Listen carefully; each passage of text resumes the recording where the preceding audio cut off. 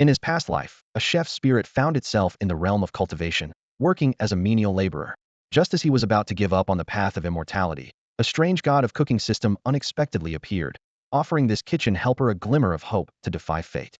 At dawn, at the foot of the divine sword peak of Taoyi Sect, Yi Chongqing sat in front of the servant quarters, sighing. It had been half a month since he transmigrated, yet he had neither a system to rely on nor an elder in a ring to guide him, and his basic cultivation talent was abysmal. In his previous life, he was a chef running a small tavern, but now he had been reduced to the lowest rung of the cultivation world as a kitchen servant. The Yi family had exhausted their resources and called in favors with the stewards to get him into Taoyi Sect. Yet after a year, he had only managed to reach the entry level of the body refining stage, unable to even approach the thresholds of sensing qi, opening meridians, forming a core, the purple mansion, or the nascent soul. In a world rampant with demons and monsters, lacking talent meant he could never rise above his station.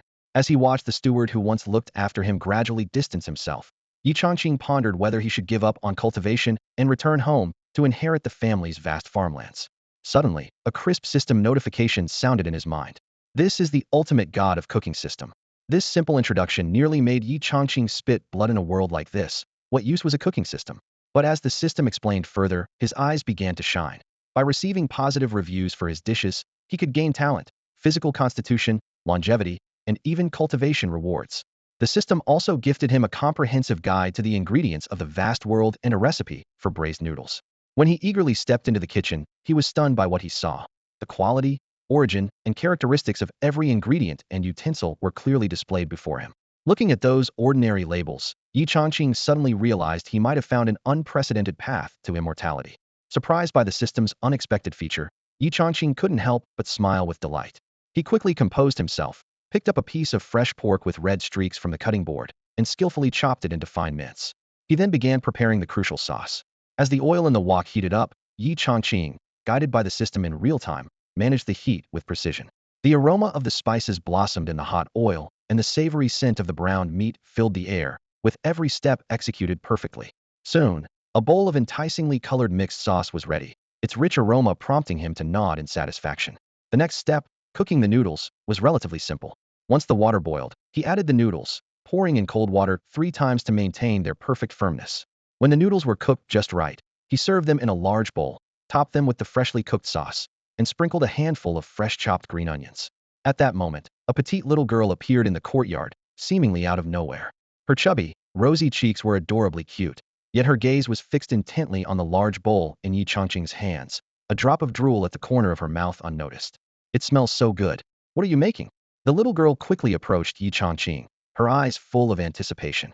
"This is braised noodles," Yi Chongqing replied, gently reminding her. "And by the way, you're drooling." "Oh, sorry." The little girl quickly wiped her mouth. "It smells so good, I couldn't help it. Could you make a bowl for me? I really want to try it." She blinked her big eyes, looking pitifully adorable. Yi Chongqing smiled slightly and handed over the bowl in his hand. "I haven't eaten yet, but if you don't mind." Before he could finish his sentence, the bowl was snatched away by the little girl in a flash. Watching her eagerly dig into the noodles, Yi Chongqing couldn't help but advise, "You're eating it wrong. You need to mix it first so the sauce and noodles blend well." Following Yi Chongqing's demonstration, the little girl finally grasped the right way to eat. When she tasted the well-mixed braised noodles, a look of delight flashed in her eyes, and she immediately began devouring them. "Slow down, there's no rush," Yi Chongqing chuckled, feeling genuinely pleased to see his cooking so appreciated. He turned back to the kitchen to cook another serving of noodles. When he returned with a freshly cooked bowl, the little girl had already polished off the first one, and her eyes were once again drawn to the new bowl in his hands. Her cheeks flushed slightly, but she couldn't help but ask, "Could you make me another one? It's just so delicious." Seeing this, Yi Chongqing laughed, "Hand me the bowl." Having cooked a bit extra earlier, the little girl happily handed her bowl to Yi Chongqing upon hearing his offer. At the kitchen door, the two of them, one big and one small, sat side by side as the aroma of steaming noodles filled the air. Yi Chongqing elegantly picked up the noodles with his chopsticks, while the little girl devoured hers as if she hadn't eaten in days. Although the noodles had a slight effect on enhancing physical strength due to the system's influence, the effect was subtle and barely noticeable unless one paid close attention. Yi Chongqing knew that since binding with the system, every dish he cooked had special effects, though the effect of these noodles was indeed not very strong. "I don't usually eat this much," the little girl explained sheepishly after finishing 2 large bowls, patting her full belly. "It's just that your cooking is so delicious, I couldn't help myself." Her explanation was hardly convincing, But Yi Changqing simply smiled warmly and said, "There's no need to be embarrassed. I'm glad you enjoyed it." "Of course I did. It's the best thing I've ever eaten," the little girl exclaimed, her eyes lighting up. Then, with a hint of nervousness, she asked, "But, can I come back again?" Yi Changqing was a bit surprised. "This is the kitchen of Shenzhen Peak, meant for the disciples of Shenzhen Peak. You can come anytime." Hearing this, the little girl was momentarily stunned, then beamed with a radiant smile. "So this is the kitchen. I never knew. All right, I'll come every day from now on." She skipped towards the door, but suddenly turned back before leaving. "Oh, by the way, my name is Lu Yuyu. Thank you for the noodles." With that, she cheerfully ran off. Yi Changqing didn't pay much attention to the unfamiliar name, but after Lu Yuyu left, the system's notification sounded. Ding! Received one positive review from Lu Yuyu. Current progress, 1100. Talent increased by 1 point. Cultivation increased by 1 point. Once the positive review count reaches 100, new dishes can be unlocked. As a chef, can't be known for just one noodle dish. Yi Changqing quietly checked his personal panel. Host, Yi Changqing. Identity, menial disciple of Taoist Sect. Cultivation, entry level of body refinement, 81100. Reputation, unknown. Talent, mid-low grade 51100. Root bone, high-low grade 301000. Comprehension, mid-high grade 2010000. Aside from the recently increased talent and his fairly decent comprehension, the other attributes were quite poor. However, Yi Changqing wasn't worried. With the system at his disposal, breaking through bottlenecks was merely a matter of time. Moreover, in the safe environment of Taoist Sect, slowly improving was just fine. At this moment, Yi Changqing felt fortunate to have joined Taoist Sect. As the leader of the righteous path in the Eastern continent, Taoist Sect not only ensures the safety of its disciples, but is also renowned for its strict rules. The most commendable aspect is its unique entry test, the Mirror of Reflection. This precious artifact can discern good from evil, and anyone wishing to join Taoist Sect, whether as a formal disciple or a servant, must pass its test. Only those with a goodness score of 90 or above are qualified to proceed to the talent assessment. This stringent screening process ensures there are no treacherous individuals within the sect, creating a particularly harmonious atmosphere. Taoist Sect is situated among 36 peaks, maintaining a refined yet not overly large scale. There are about 70 to 80,000 outer disciples and just over 10,000 inner disciples, while the number of servant disciples exceeds 100,000. In the major sects of the Eastern continent, this is considered streamlined, aligning with Taoist Sect's philosophy of quality over quantity. Every inner disciple is exceptionally powerful, with the weakest being at the foundation establishment stage, and many reaching the purple mansion or even nascent soul stage. Although the entry requirements for outer disciples are relatively relaxed, requiring only high aptitude, physique, and comprehension, those who fail to reach the pulse opening stage by 30 will be assigned to manage worldly affairs, forever severing their ties to cultivation. As for servant disciples like Yi Changqing, although they are not selected based on talent, they serve to maintain social connections. Even being a servant in Taoist Sect is a coveted opportunity, as even the lowest servants are treated with respect, allowing everyone to cultivate in peace. With the time nearing noon, Yi Changqing headed towards the kitchen on Divine Sword Peak. Although thousands of servant disciples are on the peak, only fewer than 100 actually come to eat. He decided to make some braised noodles for lunch and turned to the kitchen to begin preparing. At the same time, midway up the mountain, two pretty young girls were cleaning the courtyard for an outer disciple. They had been busy since morning and finally completed their tasks. One of the girls wiped the sweat from her forehead, showing a satisfied smile on her face. "It seems we won't have time to cook today. Let's go eat at the dining hall." The dining hall on Shenzhen Peak is usually quite deserted. Most of the labor disciples cook in small groups, while the outer disciples are content with a simple 5 grains pill to satisfy their hunger. For them, reaching the core formation stage and advancing to inner disciples is the top priority. Because of this, the dining hall managed by Yi Changqing is almost invisible on Shenzhen Peak, except for instances like now when these two busy girls have no time to cook and settle for a meal there. The dining hall, huh? One of the girls frowned slightly, her tone tinged with disdain. "The food there is terrible, I don't want to go. But we really don't have time now, and I'm so tired." After working all morning, both were exhausted. After a moment of hesitation, the previously opposing girl relented. "All right then, let's just get by with it for now, and we'll cook ourselves tonight." "Okay." As they spoke, the owner of the courtyard came out. He was a handsome young man, considered one of the outstanding figures in Taoist Sect. In this sect, it seemed there was no one with average looks. Even the labor disciples were attractive. In terms of appearance, Yi Changqing was at a peerless level, unmatched in the entire sect, only slightly surpassed by the readers themselves. "Thank you for your hard work." The young man smiled warmly at the two girls. The two girls quickly greeted him respectfully. "Senior Brother Wu, you're too kind. This is just our duty." Senior brother Wu was friendly and approachable, without any air of superiority, which was common among Tao Sect disciples. Although the labor disciples were responsible for the daily needs of many outer and inner disciples on Xinjian Peak, as long as they completed their duties, they had the rest of the time to themselves. After leaving senior brother Wu, the two girls headed down the mountain path. At this time, there were also a few labor disciples heading towards the dining hall, about 50 to 60 in total, all planning to have their meal there for various reasons. At the kitchen entrance, Yi Changqing had set up a large pot and placed a big table beside it. The water in the pot was boiling, ready for cooking. On the table was a large bowl of mixed sauce, accompanied by various ingredients like green onions and cucumbers. To maintain the flavor, he adhered to the principle of cooking and eating fresh, drawing on his past life experiences. Soon, the first batch of guests arrived, three young men who came together. Junior brother Changqing, what are you doing? Seeing the setup, the three looked puzzled. Usually, the food was already prepared for them to take. Why the special setup with boiling water today? I've invented a new dish, and I'm making it for you to try. Yi Changqing replied with a smile. Three of you, right? Yes, three of us. They nodded, but without much expectation. They had tasted Yi Changqing's cooking before, which was just barely edible, ordinary, and unremarkable. Filling their stomachs was all they hoped for.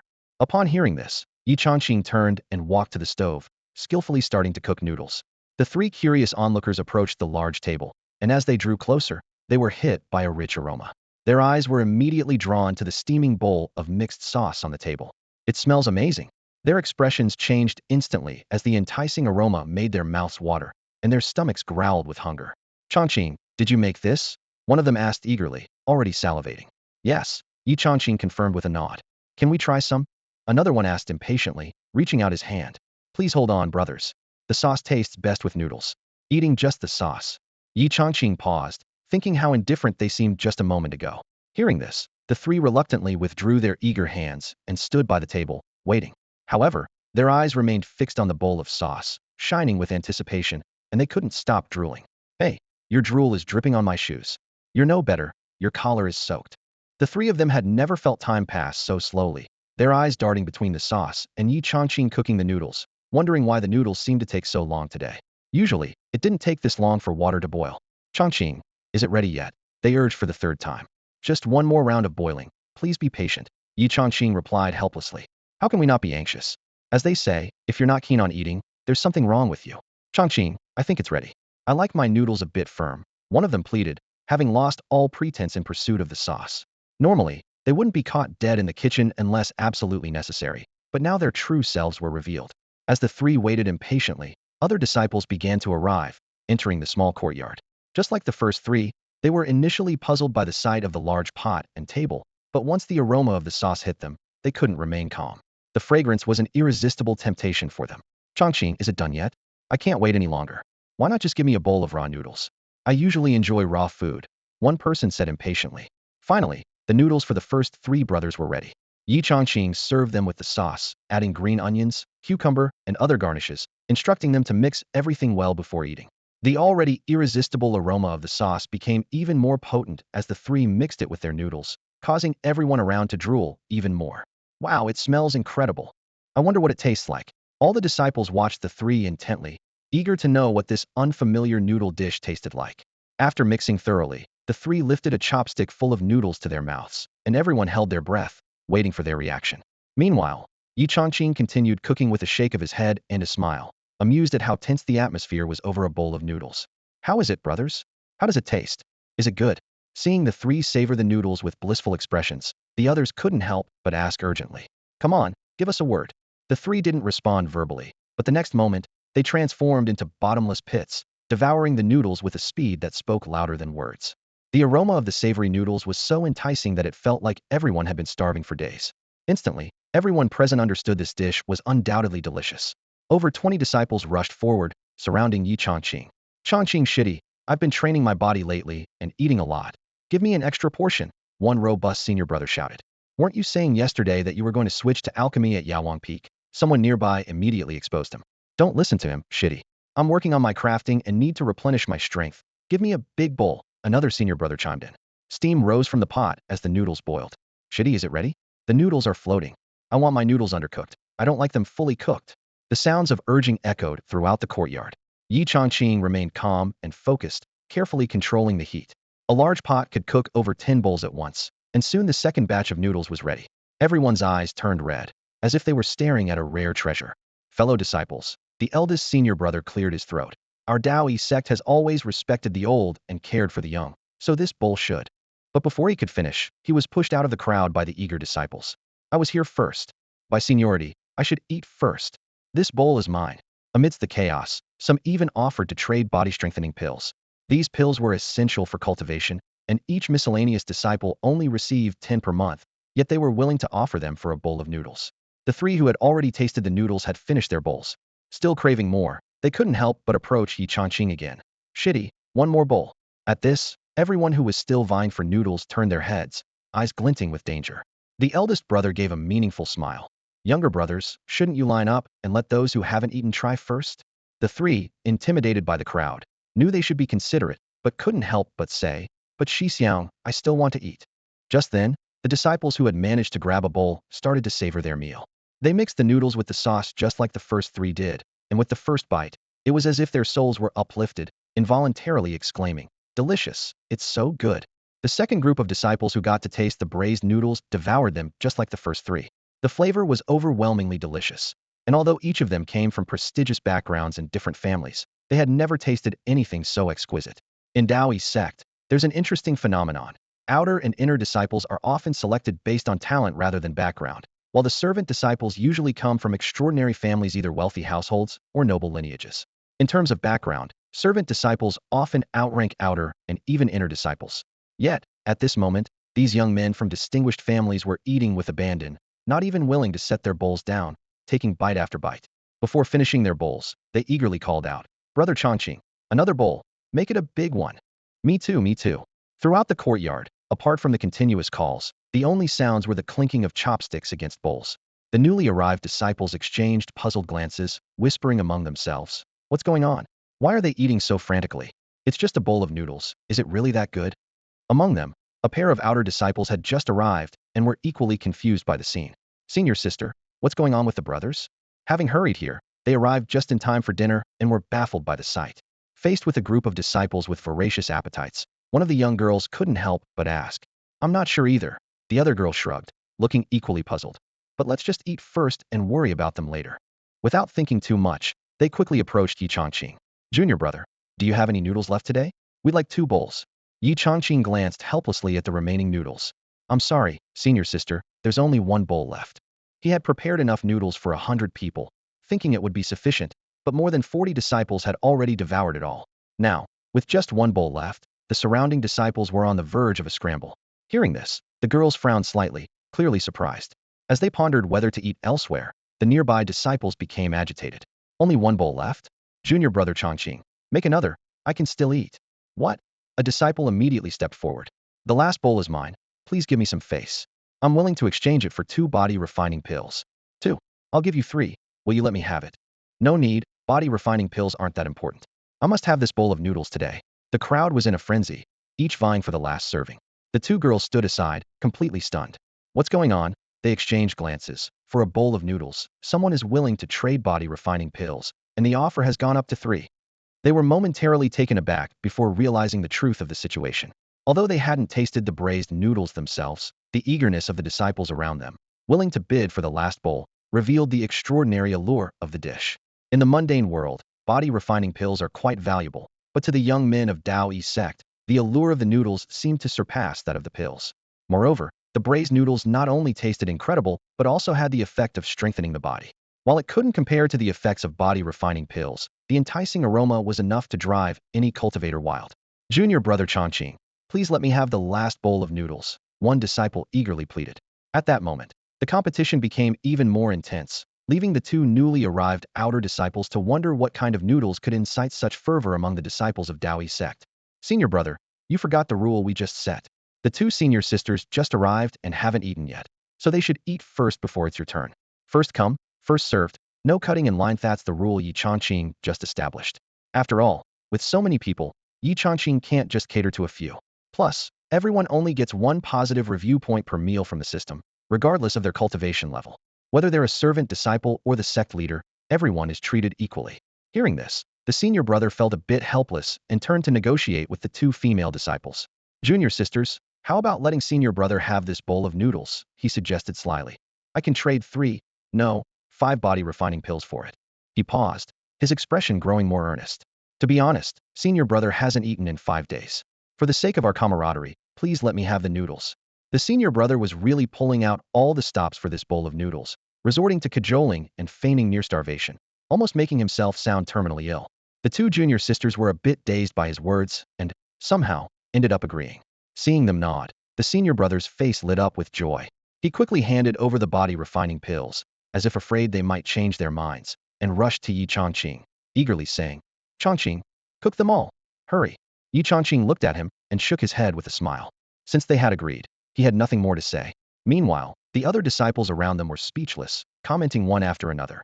Junior sisters, you were too naive. Sigh, trading 5 body refining pills for a bowl of braised noodles. Do you realize how foolish that decision was? Lacking experience, too innocent. It's surprising you gave it to him. People can be deceiving. When it comes to Chongqing's braised noodles, even our own brothers wouldn't trust each other. The 2 junior sisters were even more confused by these remarks. They wondered if there was something seriously wrong with that bowl of noodles. Besides, trading 5 body refining pills for a bowl of noodles didn't seem like a loss at all. However, when the senior brother picked up the bowl and the aroma wafted up as he stirred, the 2 sisters were stunned. The fragrance was so enticing it seemed to draw their very thoughts towards it. They couldn't help but drool, their eyes fixed on the senior brother holding the noodles, suddenly feeling they might have made a mistake. Junior sisters, you promised to give me the noodles. The senior brother quickly guarded the bowl, wary of their gaze. Don't go back on your word now. Senior brother, how about we return the pills to you? No way. He gave them no chance to negotiate, coldly tossing out the words before dashing off to a secluded corner to devour the noodles. Watching him eat with such relish, the 2 junior sisters felt a complex mix of emotions. They suddenly felt as if they had missed out on something irreplaceable. Elder sister. The younger sister looked at her elder sister with teary eyes, feeling wronged. She turned to Yi Chongqing for some comfort, but he just shook his head helplessly, indicating there were no more noodles left. She regretted it a bit. Why did she give up the bowl of braised noodles so easily for just 5 body refining pills? Watching his senior brother devour the noodles with abandon, his lips gleaming with oil, the 2 women nearby couldn't help but drool. The tantalizing aroma rising from the noodles whetted their appetite, deepening their regret about their deal with Yi Chongqing. They couldn't resist murmuring, why did we agree to that? Oh, Yi Chongqing, is there really none left? Just 1 bowl. Can you spare us one? The younger woman pouted, tugging gently at Yi Chongqing's sleeve, her voice so soft, it was almost melting. Despite the warmth of her touch, Yi Chongqing shook his head. Sister, there's really none left. How about you come a bit earlier this afternoon? I promise no overtime. Even beauty won't sway me. Reluctantly, the young woman lowered her head, unable to counter Yi Chongqing's firm stance. After the noodles were finished, everyone helped clean up the dishes, a rule set by Yi Chongqing himself. He had a strong aversion to washing dishes, a distaste that persisted even after adapting to life here. However, his fellow disciples didn't mind, given the delicious meal. Some even joked, I'll help wash. Eating this bowl is worth 3 days of dishwashing. Senior brother, let me wash. Tonight's noodles are on junior brother you. Get lost, I'll wash them myself. Watching his fellow disciples squabble over a bowl of noodles, Yi Chongqing smiled. He tidied up the dishes himself and, as everyone reluctantly left, he found himself alone in the courtyard. As a miscellaneous disciple of the Taoist sect, Yi Chongqing's daily routine wasn't particularly busy. Apart from preparing 2 meals, he had plenty of free time. Just then, the system's notification sounded. Host received a positive review, rewarded with 1 point in physique and 1 point in cultivation. Host received a positive review, rewarded with 1 point in talent and 1 point in cultivation. Host received a positive review, rewarded with 1 point in bone structure and 1 point in cultivation. Host received a positive review, rewarded with 1 point in comprehension and 1 point in cultivation. The notifications kept coming, and Yi Chongqing felt his cultivation level rise rapidly, breaking through the initial stage of the body refining realm to reach a small accomplishment stage.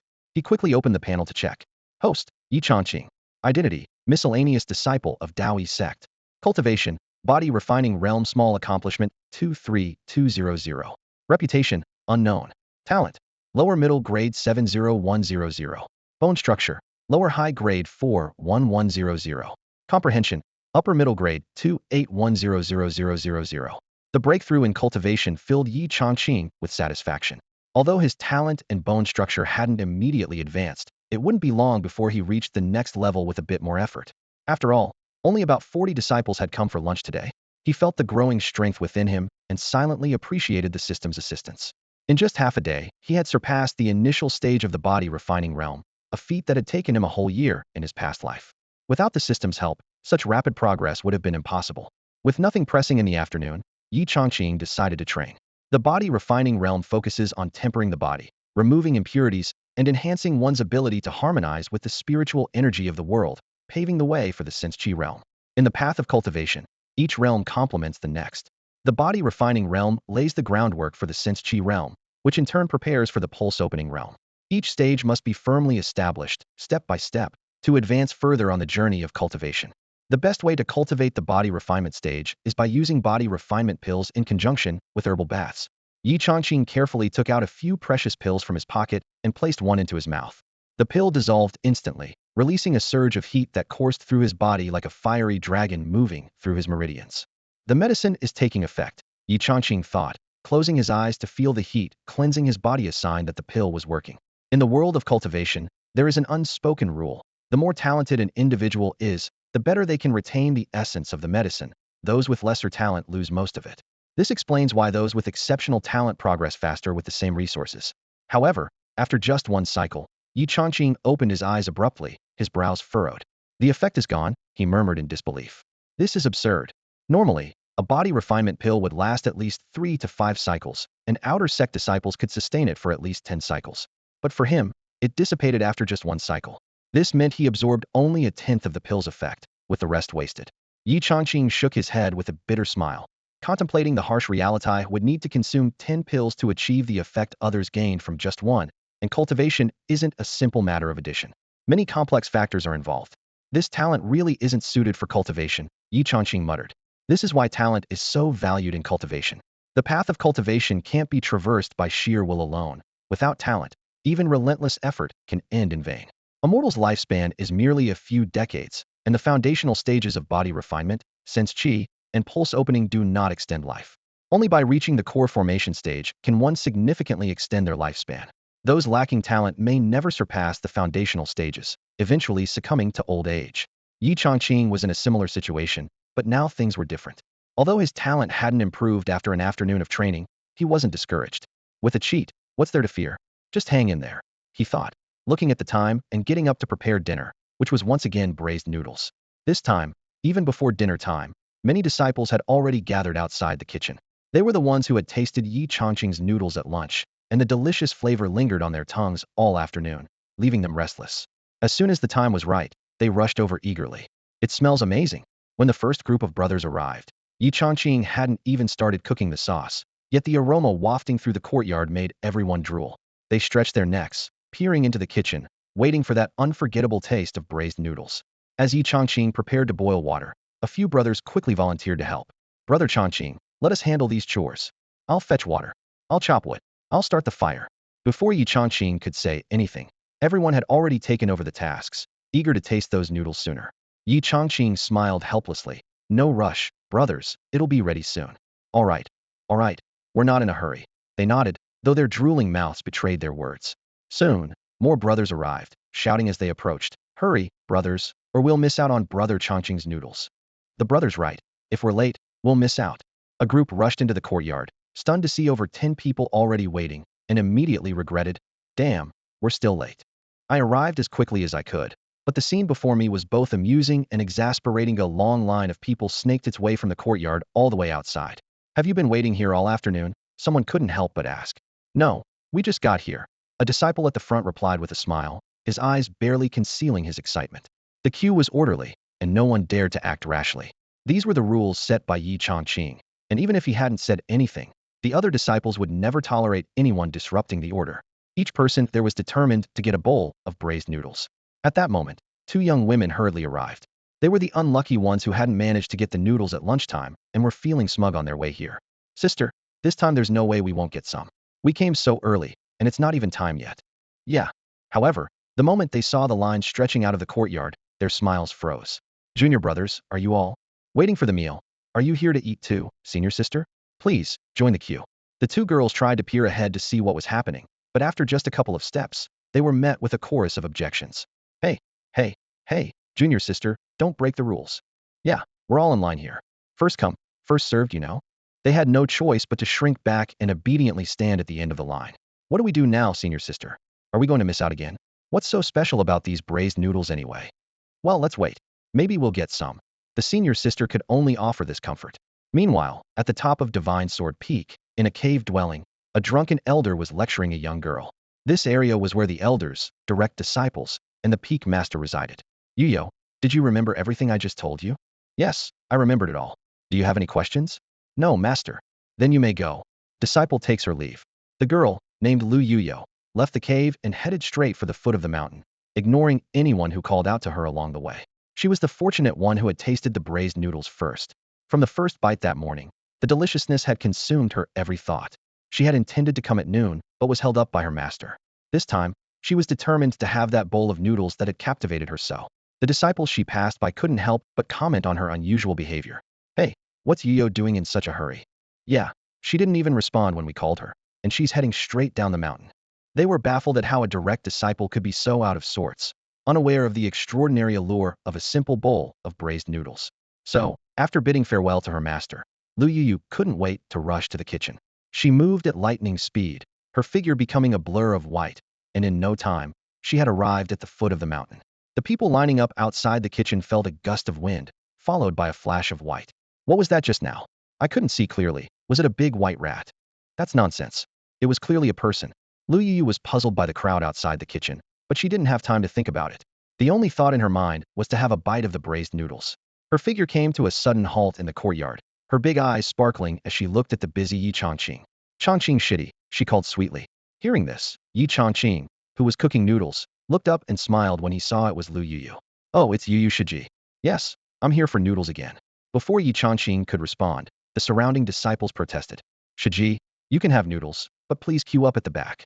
Although it was clear that Lu Yuyu was not a servant disciple, her lack of attire indicating a direct disciple left them unsure of her status.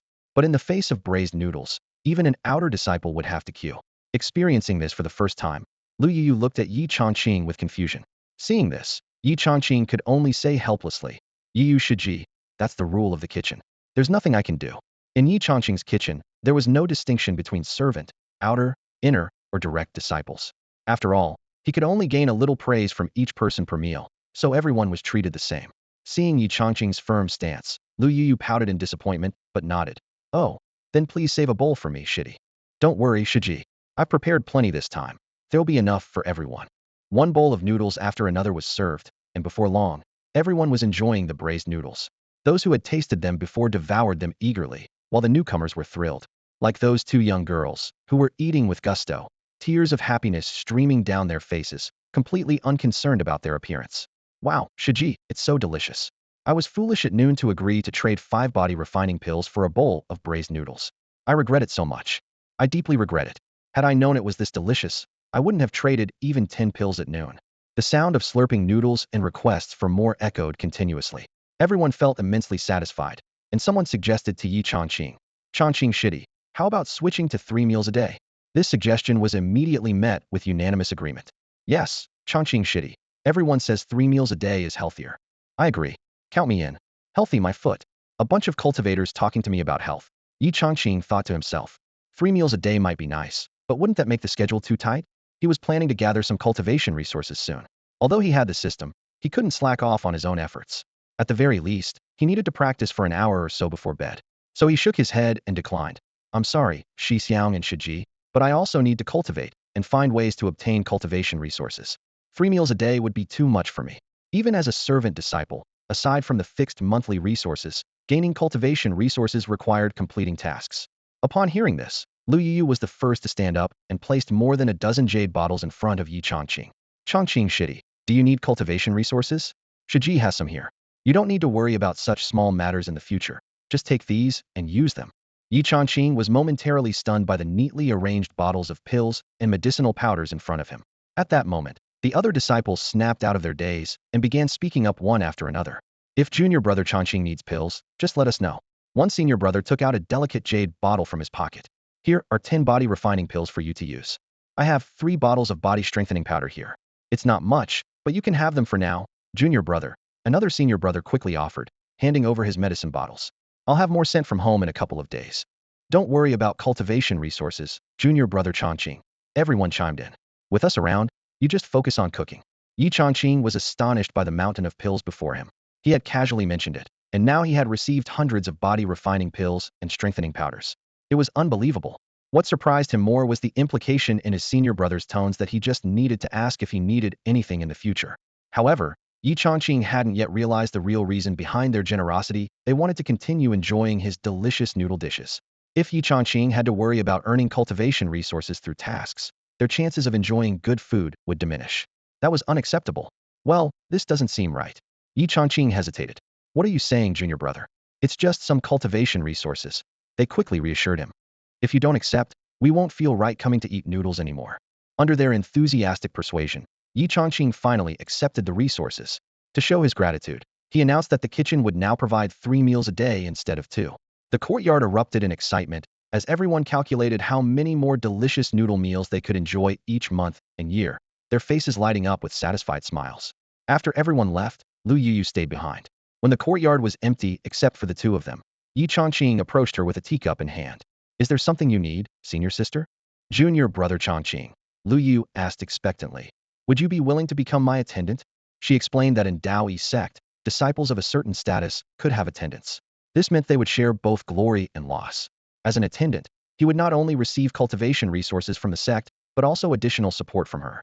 Don't worry, junior brother, I will take care of all your cultivation resources, Lu Yu quickly added, worried he might refuse. Yi Chongqing was surprised to learn that the girl in front of him was actually a personal disciple. Only the personal disciples have the privilege of having Attendant's well-known rule on the Divine Sword Peak. At this moment, Yi Chongqing looked at the seemingly petite Lu Yu in front of him and couldn't help but feel a bit surprised. Who would have thought that she was one of the 7 personal disciples on the Divine Sword Peak? Such a status made her second only to one person and above all others on the peak. To become an attendant to a personal disciple is akin to being a close minister in a secular dynasty, an opportunity countless disciples vie for.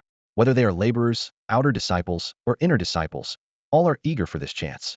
Moreover, Lu Yuyu's outstanding appearance was an additional rare advantage. However, faced with this tempting offer, Yi Chongqing almost immediately shook his head and politely declined. Thank you for your kindness, senior sister, but I currently have no such intentions. He was well aware of Lu Yuyu's intentions. It was nothing more than her appreciation for his cooking skills. But if he agreed, he would then be confined to cooking solely for her. This would not aid his personal growth, and more importantly, Yi Chongqing cherished his current freedom in the kitchen. As for cultivation resources, he wasn't lacking at the moment. Lu Yuyu, although somewhat disappointed, did not insist. Instead, she playfully said, well, then I'll come to you for meals every day. No problem. This is the Divine Sword Peak's kitchen after all. Senior sister Yuyu is welcome anytime. Yi Chongqing replied cheerfully. Lu Yuyu flashed a smile, showing her dimples, nodded, and then left. Soon after, the familiar sound of the system notification rang. The number of diners that night had reached over 50, more than during lunchtime. Host, Yi Chongqing. Identity, Taoist Sect Labor Disciple. Cultivation, Body Refining Stage, Minor Achievement 76200. Reputation, Unknown. Talent, Lower Grade, Upper Tier 3100. Constitution, Lower Grade, Upper Tier 61100. Comprehension, Upper Grade, Middle Tier 301000000. Although his cultivation hadn't broken through, his talent had advanced to a lower grade, upper tier. Even more gratifying was the fact that the approval rating for his braised noodles had reached 100,100, and the system rewarded him with a new dish, stir-fried pork, 0100. Coupled with the previously obtained pills, today's gains were quite substantial. After an hour of cultivation and a medicinal bath, Yi Chongqing peacefully went to sleep. However, other disciples found it hard to rest, tossing and turning, some even murmuring in their sleep. Why isn't it morning yet? Braised noodles, slurp, who's stealing my noodles? We're brothers. I can let you have anything else, but you can't take my braised noodles. At the break of dawn, dozens of laborer disciples were already up, an unusual sight that left others puzzled. These typically lazy individuals were now full of energy, quickly washing up before heading en masse to the kitchen. When invited by fellow disciples to eat elsewhere, they refused without hesitation. Brother Chun, come have breakfast at my place. Not going. Brother Wang, where are you off to so early? To eat. Seeing this group with eyes aglow, like hungry tigers descending the mountain, other laborer disciples were astonished, unable to comprehend why these people were acting so unusually. In the early morning, just as the sky was beginning to lighten, dozens of disciples had already gathered outside the kitchen. Each one was full of energy, their eyes fixed intently on the closed door. When Yi Changqing opened the door, the sight before him truly startled him. Brothers and sisters, you've come quite early, haven't you? Not too early. Indeed, the morning is the best time to start the day. Everyone shook their heads, their faces filled with anticipation. They had tossed and turned all night, dreaming of the rich taste of the braised noodles. Seeing this group of people so desperate for good food made Yi Changqing smile. He gestured for everyone to enter the courtyard and went to prepare the sauce. The disciples immediately sprang into action, some chopping wood, others fetching water, and some starting the fire, working in perfect harmony to enjoy the long-awaited braised noodles as soon as possible. Soon, the enticing aroma of the sauce filled the courtyard. Groups of disciples from Shunjian Peak squatted together, devouring the food without worrying about their image, like villagers in the countryside, with no trace of their usual dignified demeanor. Changqing, another bowl of noodles. 2 bowls over here. I need one too. The calls for more noodles came one after another, with even the female disciples having at least 2 bowls, let alone the male ones. Changqing, make sure to prepare more noodles for lunch, someone said while tidying up the bowls and chopsticks. These braised noodles are never enough. This immediately received agreement from the others. Yi Changqing shook his head. No noodles for lunch. I've been working on a new dish. He explained that eating noodles every day could become tiresome, and coincidentally, the system had rewarded him with a new dish, stir-fried pork, the previous day. This home-cooked dish used top-quality marbled pork, perfectly balanced with lean and fat, and paired with rice, it was sure to be delicious. Hearing about a new dish, the disciples' eyes lit up. Since tasting Yi Changqing's braised noodles, they completely trusted his culinary skills. Great, great. If you need help, just let us know. Oh, and here are some body-refining pills for you to use in your training. Thank you, senior brother, but I already have plenty of pills. That's fine. If there's too many, just treat them like candy. Everyone vied to offer help or give medicinal pills. Yi Changqing repeatedly declined, but in the end, he had to accept these candies. No need for help, just be here on time. After breakfast, the disciples with chores gradually left, except for Lu Yuyu, who stayed behind. Doesn't Yuyu have anything to do today? Yi Changqing asked. I never have anything to do, Lu Yuyu replied with a smile. Yi Changqing smirked. I meant, don't you need to train Yuyu? Well, I do, but I can train at night. Anyway, do you need help, junior brother? As a direct disciple, Lu Yuyu was supposed to focus on her cultivation, but her mind was elsewhere, eagerly anticipating the new dish she could enjoy at noon.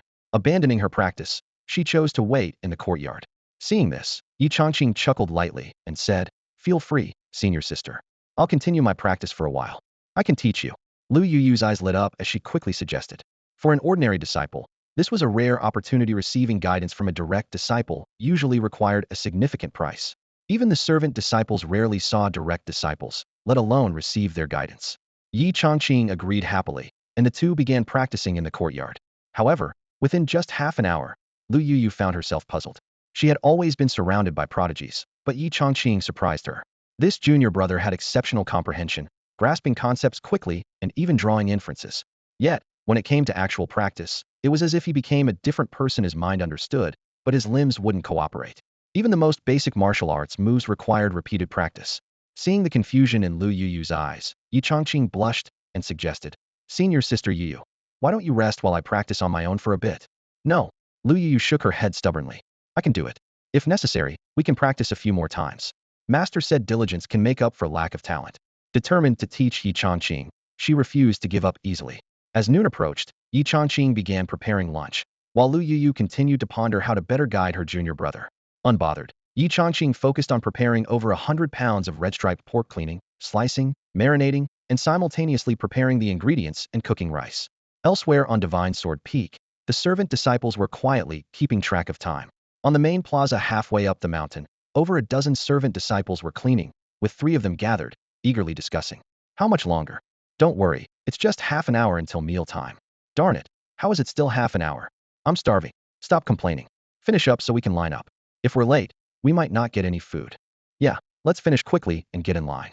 The 3, energized as if on a sugar rush, swept with such speed their brooms seemed to blur. The other servant disciples watched, dumbfounded, exchanging bewildered glances. Are they okay? They seem strange. I don't know. Are they practicing some martial art? No way. What martial art involves a broom? Oh no, look, it's on fire. Following a pointed finger, everyone saw one person's broom sending up sparks, leaving them all stunned. How could sweeping set a broom on fire? The broom on fire in the hands of this servant disciple was like a flaming wheel, with flames tracing bright orange arcs in the air as he moved frantically. It's on fire, Brother Chong. The broom's on fire, exclaimed the surrounding servant disciples, their voices a mix of anxiety and amusement. Hearing this, Brother Chung looked down and realized that the broom in his hand was mostly engulfed in flames. He had been so focused on finishing sweeping the courtyard quickly so he could go eat that he hadn't noticed. Snapping back to reality, he quickly threw the broom to the ground, stomped out the flames, then crouched down and scolded the now charred broom with a look of disappointment. Useless thing, almost ruined my plans. With that, he tossed the broken broom aside and turned to the other servant disciples, extending his hand. Brother, can I borrow your broom? Uh, are you okay, brother? An older servant disciple asked as he handed over his broom, concern evident in his eyes. This guy seemed a bit off. Brother Chung just shook his head, and after taking the broom, he immediately got back to sweeping, moving even faster than before. The other servant disciples were unaware of Brother Cheng's intentions. They hadn't been to the dining hall and didn't understand the simple yet compelling motivation of finish sweeping and go eat. It wasn't just Brother Chung. The other servant disciples also quickened their pace, eager to complete their tasks and get in line for food. Interestingly, everyone who had been to the dining hall maintained a tacit silence. They all knew that with only Yi Changqing in the kitchen, it was already hard to meet the demand with just a few dozen people. If more people showed up, there might not even be a drop of soup left. Fewer mouths to feed meant more food for them. Sylvia's simple and undeniable truth. Meanwhile, in the area for personal disciples, a woman in a white dress was hurrying between the buildings. She had a cool and aloof demeanor, but her expression showed a hint of urgency as she searched for someone. Have you seen Junior Sister Yuyu? She asked a passing disciple. As a personal disciple, she hadn't seen Lu Yuyu all morning and had searched the entire area with no success. The disciple shook his head. I haven't seen her, but yesterday evening Junior Sister Yuyu seemed to rush down the mountain. No idea what it was about. Upon hearing this, the woman nodded and turned to head down the mountain. She had already searched the mountaintop area and could only try her luck at the base. She was puzzled, though what was that girl doing at the foot of the mountain? That was the area for servant disciples. As the last disciple taken in by the Sword Peak Master, Lu Yu was highly favored by her senior brothers and sisters, so her sudden disappearance was naturally concerning. At that moment, Lu Yu was in the dining hall, her eyes fixed on a freshly cooked dish of stir-fried meat. The enticing aroma made her swallow involuntarily, and she had already cast aside all other concerns. It smells so good, she murmured, unwilling to take her eyes off the enticing dish. Sister, would you like to try some? Yi Changqing offered with a smile, handing her a pair of chopsticks. Lu Yu hesitated for a moment, then accepted the chopsticks, asking uncertainly, is it okay? Of course, Yi Changqing confirmed, and without hesitation, Lu Yu picked up a piece of the stir-fried meat and tasted it. Instantly, the rich flavor exploded in her mouth, an indescribable deliciousness sweeping over her, causing her to close her eyes in delight. It's delicious, so much better than braised noodles, she exclaimed, then keenly noticed. And this stir-fried meat even has the effect of enhancing qi and blood. Though for someone of Lu Yu's cultivation level the boost was negligible, for body-refining cultivators, such food would be a valuable aid in their training. Consuming meals like this regularly could significantly accelerate their progress in body refining. With one bite, Lu Yu was completely won over.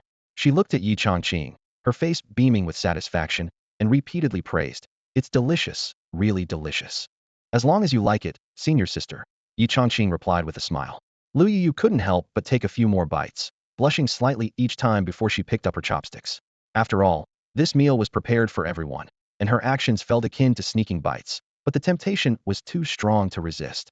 Just one last bite, really the last one, she silently told herself, yet she kept finding the same excuse to sneak another bite. Before long, Yi Changqing brought a large pot of cooked rice and some stir-fried meat to the kitchen door, expertly setting up a big table. Meanwhile, the first batch of disciples arrived at the courtyard. As soon as they stepped through the gate, they were drawn in by the mouth-watering aroma, instantly whetting their appetites. Is this Junior Brother Changqing's new dish? It smells amazing, someone exclaimed. Seeing people arrive, Lu Yu swiftly moved to the front of the line. Even though she had already sneaked quite a bit, it was nowhere near enough for her, and she wanted more of that delicious food. The others naturally lined up behind her, with no one objecting to her cutting in line. As time passed, more disciples came for the meal, and soon the line extended outside the courtyard. Everyone eagerly awaited their turn, their expressions filled with anticipation. At this moment, a woman flew across the sky, puzzled by the crowd gathered below. Why were so many people lining up here? Upon recognizing Lu Yu at the front of the line, the woman paused for a moment, then descended gracefully into the courtyard. Junior sister, she called coldly. Hearing this, Lu Yu turned around, her face breaking into a sweet smile. Second senior sister. The woman, named Lu Shuang, was also a personal disciple at the Divine Sword Peak of Daoyi Sect. Finally found you, Lu Shuang said expressionlessly. Junior sister, what are you doing here? Lu Shuang was naturally aloof and had rarely connected with others throughout her years at Divine Sword Peak. Even her fellow personal disciples rarely spoke with her, except for Lu Yuyu, with whom she shared a closer relationship. Waiting for lunch, Lu Yuyu answered without thinking, leaving Lu Shuang momentarily stunned. Lunch? You're a personal disciple, and you're here for lunch? Lu Shuang looked at Lu Yuyu suspiciously for a long time before finally asking, Are you serious, junior sister? Yes, don't underestimate junior brother Chongqing, second senior sister. His cooking is really good, Lu Yuyu replied enthusiastically. Both Lu Yuyu and Lu Shuang were cultivators who had long since overcome the need for food. Who would have thought that Lu Yuyu could be tempted by such delicious flavors again? This made Lu Shuang involuntarily glance at Yi Chongqing, seeing that he was only at the early stage of body refinement. With nothing remarkable except for his handsome appearance, she frowned slightly. Stop fooling around, junior sister. Come back with me. Master is still waiting for you, Lu Shuang insisted, not believing Lu Yuyu's words. Though the aroma in the courtyard was indeed enticing, Lu Shuang, as the second senior sister of Divine Sword Peak, wouldn't be swayed by mere scents. However, Lu Yuyu resolutely shook her head, insisting on finishing her meal before leaving. The conversation between the two didn't draw the attention of the many disciples present. Even though Lu Shuang had pointed out Lu Yuyu's status as a personal disciple, all eyes were on the food, and no one cared about her rank. Some even whispered to Lu Yuyu from behind. Senior sister Lu, if you have something to attend to, you should go. Don't keep the peak master waiting. Yes, senior sister Lu. If you have matters to handle, please go ahead and don't delay important business. Many of the disciples present began to persuade her, their faces showing concern, seemingly all for Lu Yuyu's sake. In truth, each had the same little scheme in mind. Fewer people at the table meant more food for each of them. In this kitchen, every disciple was an undeniable competitor. Lu Yuyu ignored their advice, her attention fully captured by the delicious food before her. Important matters? To her, what could be more important than eating? Especially today, with junior brother Chongqing's new stir-fried pork dish, its enticing aroma already making her mouth water. Sister, I'll go back once I've finished eating, Lu Yuyu said firmly to Lu Shuang. Lu Shuang was momentarily speechless, secretly amazed. The usually obedient and well-behaved junior sister was now daring to disobey the master's order for a meal. She suspiciously eyed Yi Chongqing and the large bowl of fragrant stir-fried pork, having to admit that the aroma was indeed tempting. Fine, I'll stay and eat with you. Then we'll return together, Lu Shuang said, suppressing her own growing appetite and feigning calmness. Sure, but you'll have to queue, senior sister, Lu Yuyu replied cheerfully. What? Lu Shuang's eyes widened in disbelief. A personal disciple has to queue for a meal in the kitchen? Yes, that's the rule here. Regardless of status, everyone must queue, Lu Yuyu said matter-of-factly. The other disciples, though silent, nodded in agreement. Under Lu Yuyu's urging, Lu Shuang eventually found herself at the end of the line outside the courtyard. As mealtime arrived, she watched as Lu Yuyu was the first to serve herself, a large ladle of stir-fried pork covering her entire bowl of rice. Yi Chongqing sat by the kitchen door, observing the disciples as they served themselves. To Lu Shuang's shock, each disciple's bowl was piled high, and even the female disciples didn't eat less than the males. The scene made her wonder, was life as a menial disciple really so tough? Though the sect traditionally didn't pay much attention to menial disciples, basic sustenance should not have been an issue. Yet these people looked as if they hadn't eaten in days. When it was Lu Shuang's turn, she served herself a bowl of rice and added a small portion of stir-fried pork, her serving notably restrained compared to others. Second senior sister, you're eating just that little? Lu Yu asked in surprise as she devoured her food. I've been fasting. If it weren't for you, I wouldn't be eating today, Lu Shuang replied calmly. Lu Yu gave a knowing look. Trust me, you'll regret it soon. Regret? Did you really think I, the second senior sister of Xinjian Peak, would regret something? Over a meal, no less? Lu Shuang skeptically took a bite of the food, the rice mixed with slices of meat, the rich flavor of the meat sauce bursting on her taste buds. In that moment, it felt as if she had been struck by a powerful force, leaving her stunned. It was delicious, unbelievably so. One bite, and she felt as if her soul had been elevated. She quickly abandoned her restraint, devouring the food with the speed of a bottomless pit, even faster than Lu Yuyu. As the rice in her bowl quickly disappeared, her expression turned complex. Lu Yuyu chuckled beside her, having predicted that the second senior sister would regret it. Now she knew. Lu Shuang was still reeling from the astonishing flavor, rushing to the large table outside the kitchen with eager anticipation in her eyes. But her gaze froze. There was nothing left on the table. She looked at the empty rice container with a hint of undisguisable disappointment in her voice. Is it gone? It's gone, Yi Chongqing nodded indifferently. These guys can really eat. One person can eat enough for two. Yet, he glanced at Lu Shuang, a bit surprised her appetite didn't seem that large. But Lu Shuang couldn't care less about that now. She was filled with regret. Such a large container of rice, gone just like that? She looked at Yi Changqing pitifully, all her previous aloofness gone. Yi Changqing shrugged, helplessly saying, "Senior sister, don't look at me like that. Even if I wanted to make more now, it's too late. Come back in the evening." Lu Shuang returned to Lu Yuyu, who had already finished eating and was looking at her with a smug smile. "So, senior sister, I wasn't lying, was I? Why didn't you tell me earlier?" Lu Shuang sighed, casting a sidelong glance at her. "I knew it." Yet, she couldn't withstand Lu Yuyu's teasing, and eventually her mood was lifted by her constant reassurance. After tidying up the dishes, they agreed to return in the afternoon and left the kitchen together. The other disciples had already departed, and Lu Yuyu followed, leaving Yi Changqing alone in the silent courtyard. At that moment, the system notification sounded. Host received a positive review. Awarded Talent 1, Cultivation 1. Host received a positive review. Awarded Bone Structure 1, Cultivation 1. Host received a positive review. Awarded Physique 1, Cultivation 1. Yi Changqing opened the panel to check his stats. Host: Yi Changqing. Identity: Daoyi Sect Miscellaneous Disciple. Cultivation: Body Refining Stage 146200. Reputation: Unknown. Talent: Lower grade upper level 36100. Bone structure: mid grade lower level 21,000. Comprehension: upper grade mid level 691000000. With the breakthrough in bone structure, Yi Changqing felt a surge of warmth within him, a subtle yet profound change occurring. Although this breakthrough wasn't remarkable in Daoyi Sect, it would be considered mid-level in other sections. Feeling the changes within, Yi Changqing couldn't help but murmur, "Time to train." He began half an hour of intense cultivation, finding his efficiency much higher than before. If his talent could also reach mid-grade, his progress would be even faster, though it was only a matter of time. Not bad, he muttered to himself as he stopped cultivating, thinking it was time to rest. Cultivation required a balance of exertion and relaxation, and after half an hour of intense training, his body needed to rest to avoid straining his foundation. With that in mind, he decided to take a short nap. Meanwhile, Lu Yuyu and Lu Shuang had returned to the mountaintop, where they met their master Jin Hongzun, the wine sword immortal. At the peak of the divine sword mountain, inside a humble cave dwelling, there was little more than a few simple tables and chairs. The most noticeable items were the numerous wine jars and an ancient meditation cushion.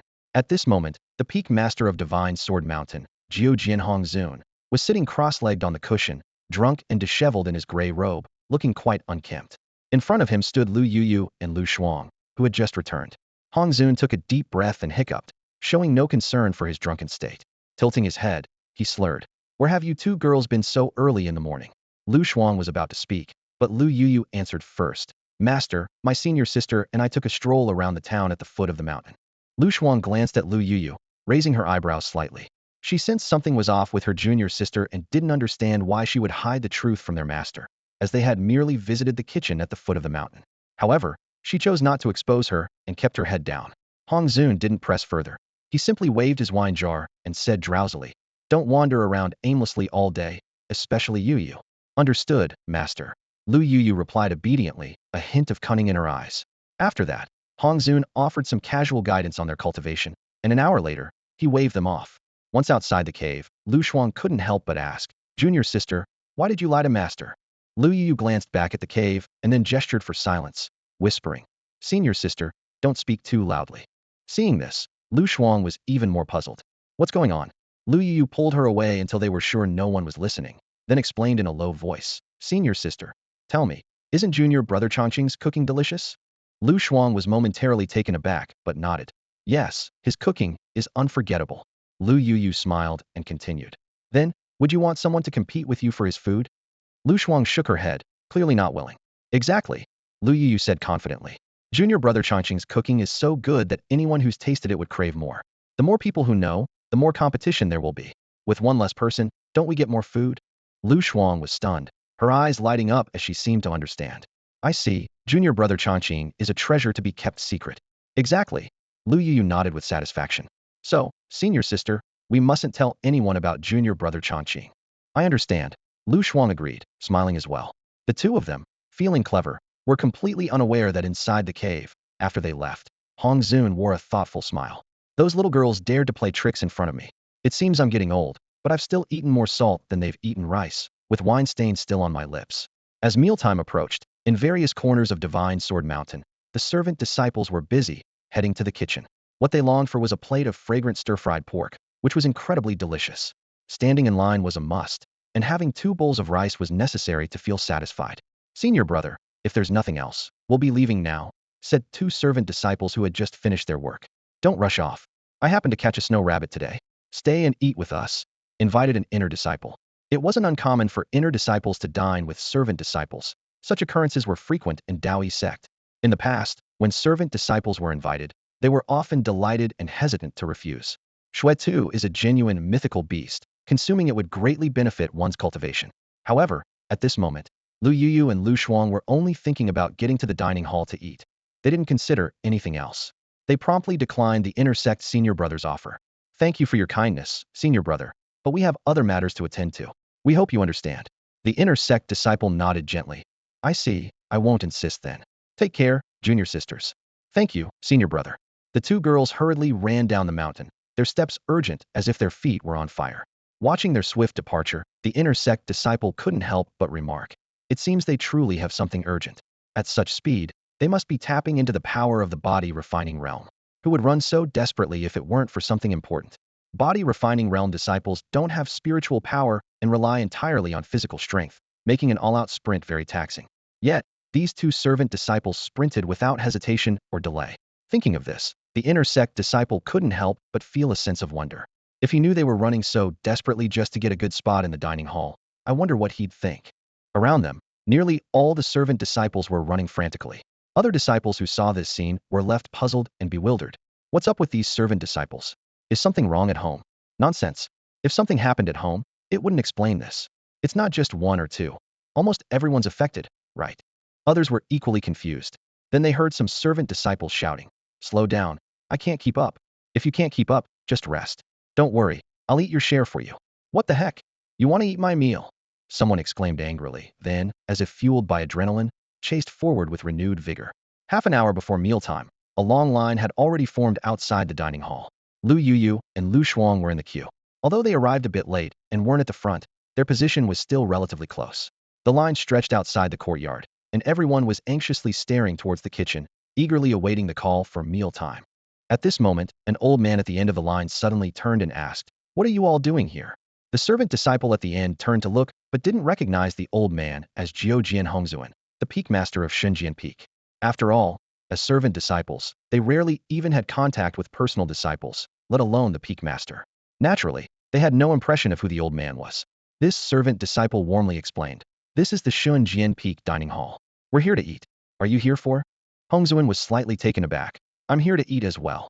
He hadn't expected that Lu Yuyu and Lu Shuang, the 2 girls who rushed here, were so eager for a meal, and that the dining hall was on Shenzhen Peak. Hongzuan couldn't help but feel curious and decided to investigate further. "Oh, there's no problem with eating, but there's a rule here that everyone needs to line up." Hongzuan raised an eyebrow. "Line up? Even I need to line up?" The servant disciple, unaware of the old man's identity, remained respectful yet firm, even pointing to Lu Yuyu and Lu Shuang ahead. "You see them? They're personal disciples, and they still have to line up and follow the dining hall rules." After hearing this, a look of surprise appeared on Hongzuan's face. Really? His curiosity only grew, and he decided to follow along to see what kind of dining hall could attract his 2 personal disciples so much that they rushed here. The personal disciples of each peak in Taoist sect indeed hold a status comparable to that of the elders. This is evident from the fact that even the 2 personal disciples before us have to line up obediently. Not even the elders of Shenzhen Peak have any special privileges. Hongzuan, however, is carefree. He takes a swig from his wine jug and stands patiently behind the service disciples. Dinner's ready. With this shout, the line begins to move forward slowly. The disciples at the front are eager, wishing they could turn their bowls into basins, piling each scoop into a small mountain until it can't hold any more. "Shendaniu, that's enough. Leave some for the brothers behind." Those at the back stomp their feet anxiously, yet when it's their turn, they all become gluttons, trying their best to pile more food into their bowls. Even Lu Yuyu and Lu Shuang are no exceptions. Lu Shuang, looking like she has a grudge against the food, repeatedly packs her bowl full. Yi Changqing can't help but tease, "Senior sister, do you have a vendetta with this rice?" "No, it's just that I have a big appetite, and this bowl is too small." Lu Shuang replies without looking up, focused on her rice-packing mission. Yi Changqing looks at the bowl, which is bigger than a human head, and his mouth twitches. "That bowl is as big as your head, and you still think it's small?" Although everyone wants to scoop more rice, Yi Changqing has prepared enough for everyone, more than sufficient for the 50 or 60 people to eat their fill. 15 minutes later, it's finally Hongzuan's turn. He had already noticed his two disciples devouring food from bowls larger than their heads, so engrossed they didn't even notice their master. As the kitchen draws nearer, the aroma becomes more enticing. By the time Hong Zun steps forward, the venerable elder's beard is soaked with drool, and his chest is wet with anticipation. Serve the food quickly. Hong Zun's eyes glint green, fixated on the dish of stir-fried meat like a starving wolf. His expression even startles Yi Changqing, who is used to seeing all sorts of food fanatics. Senior, are you alright? Bowl, give me a bowl. Hong Zun is single-mindedly focused on eating. Once he has a bowl, he goes even further than Lu Shuang, using his cultivation power to compress the rice just to fit a few more scoops. This scene leaves Yi Changqing dumbfounded. Lu Yuyu and Lu Shuang sense the fluctuation of spiritual power, and when they look up, they see it's their master. Watching their master use spiritual power to crazily compress the rice, and seeing the pot of rice dwindling, Lu Yuyu quickly shouts, "Master, you can't use spiritual power when serving rice. It breaks the rules." As Lu Yuyu's words fell, all the disciples raised their heads in unison. The master of a direct disciple, wasn't it the esteemed Hong Zun, the head of the Divine Sword Peak? Such a prominent figure was actually dining at the same table with them. However, when everyone saw the mountain-like heap of rice in Hong Zun's hand, their eyes immediately turned red. Lu Shuang stepped forward right away. "Master, the kitchen has its rules." Though the other servant disciples remained silent, their intense gazes spoke volumes. Under everyone's watchful eyes, the amount of rice in the bucket visibly decreased. Hong Zun's old face flushed as he chuckled awkwardly. He couldn't help myself, couldn't help myself. Even though he restrained his spiritual energy, he didn't forget to ladle a generous scoop of stir-fried meat over his rice. He strode over to Lu Yuyu and Lu Shuang, devouring his meal with a lack of decorum. "Delicious, delicious." His muffled voice was filled with enjoyment. Despite his age, Hong Zun's eating speed was no less than others, and he even surpassed them.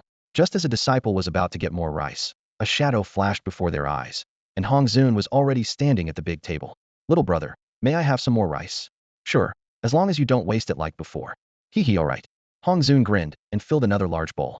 The disciples behind him were stunned this old man had used his martial arts.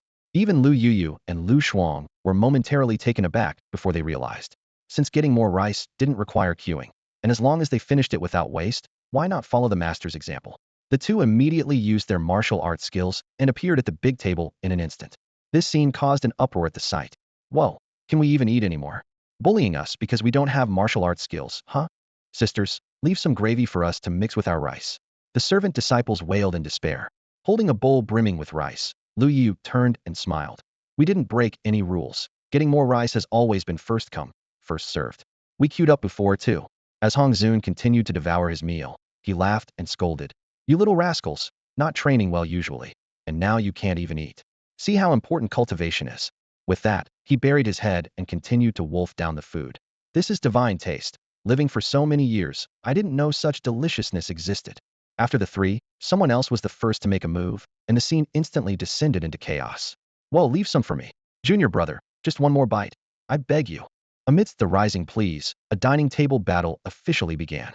Hong Zun, Lu Yuyu, and Lu Shuang had such advanced cultivation that no one else could compete with them.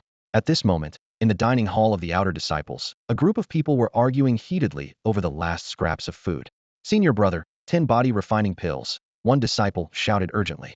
"Junior brother, you saved me from a monster last year, and today I must repay this life-saving favor," another assured, patting his chest. "Don't throw the bowl. Let me have a lick." "Lick what? It's already been licked clean." The food bowls were polished to a shine, reflecting the light like bronze mirrors, showing distorted reflections of everyone around.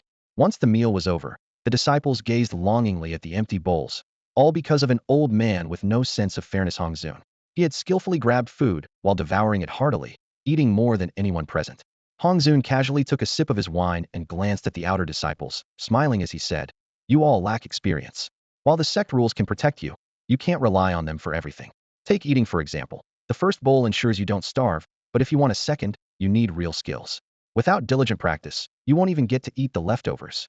His words left the disciple speechless. "Disperse now. If you want more, you have to fight for it with strength. Whether it's cultivation resources or food, it's the same. Otherwise, you're only fit for one bowl."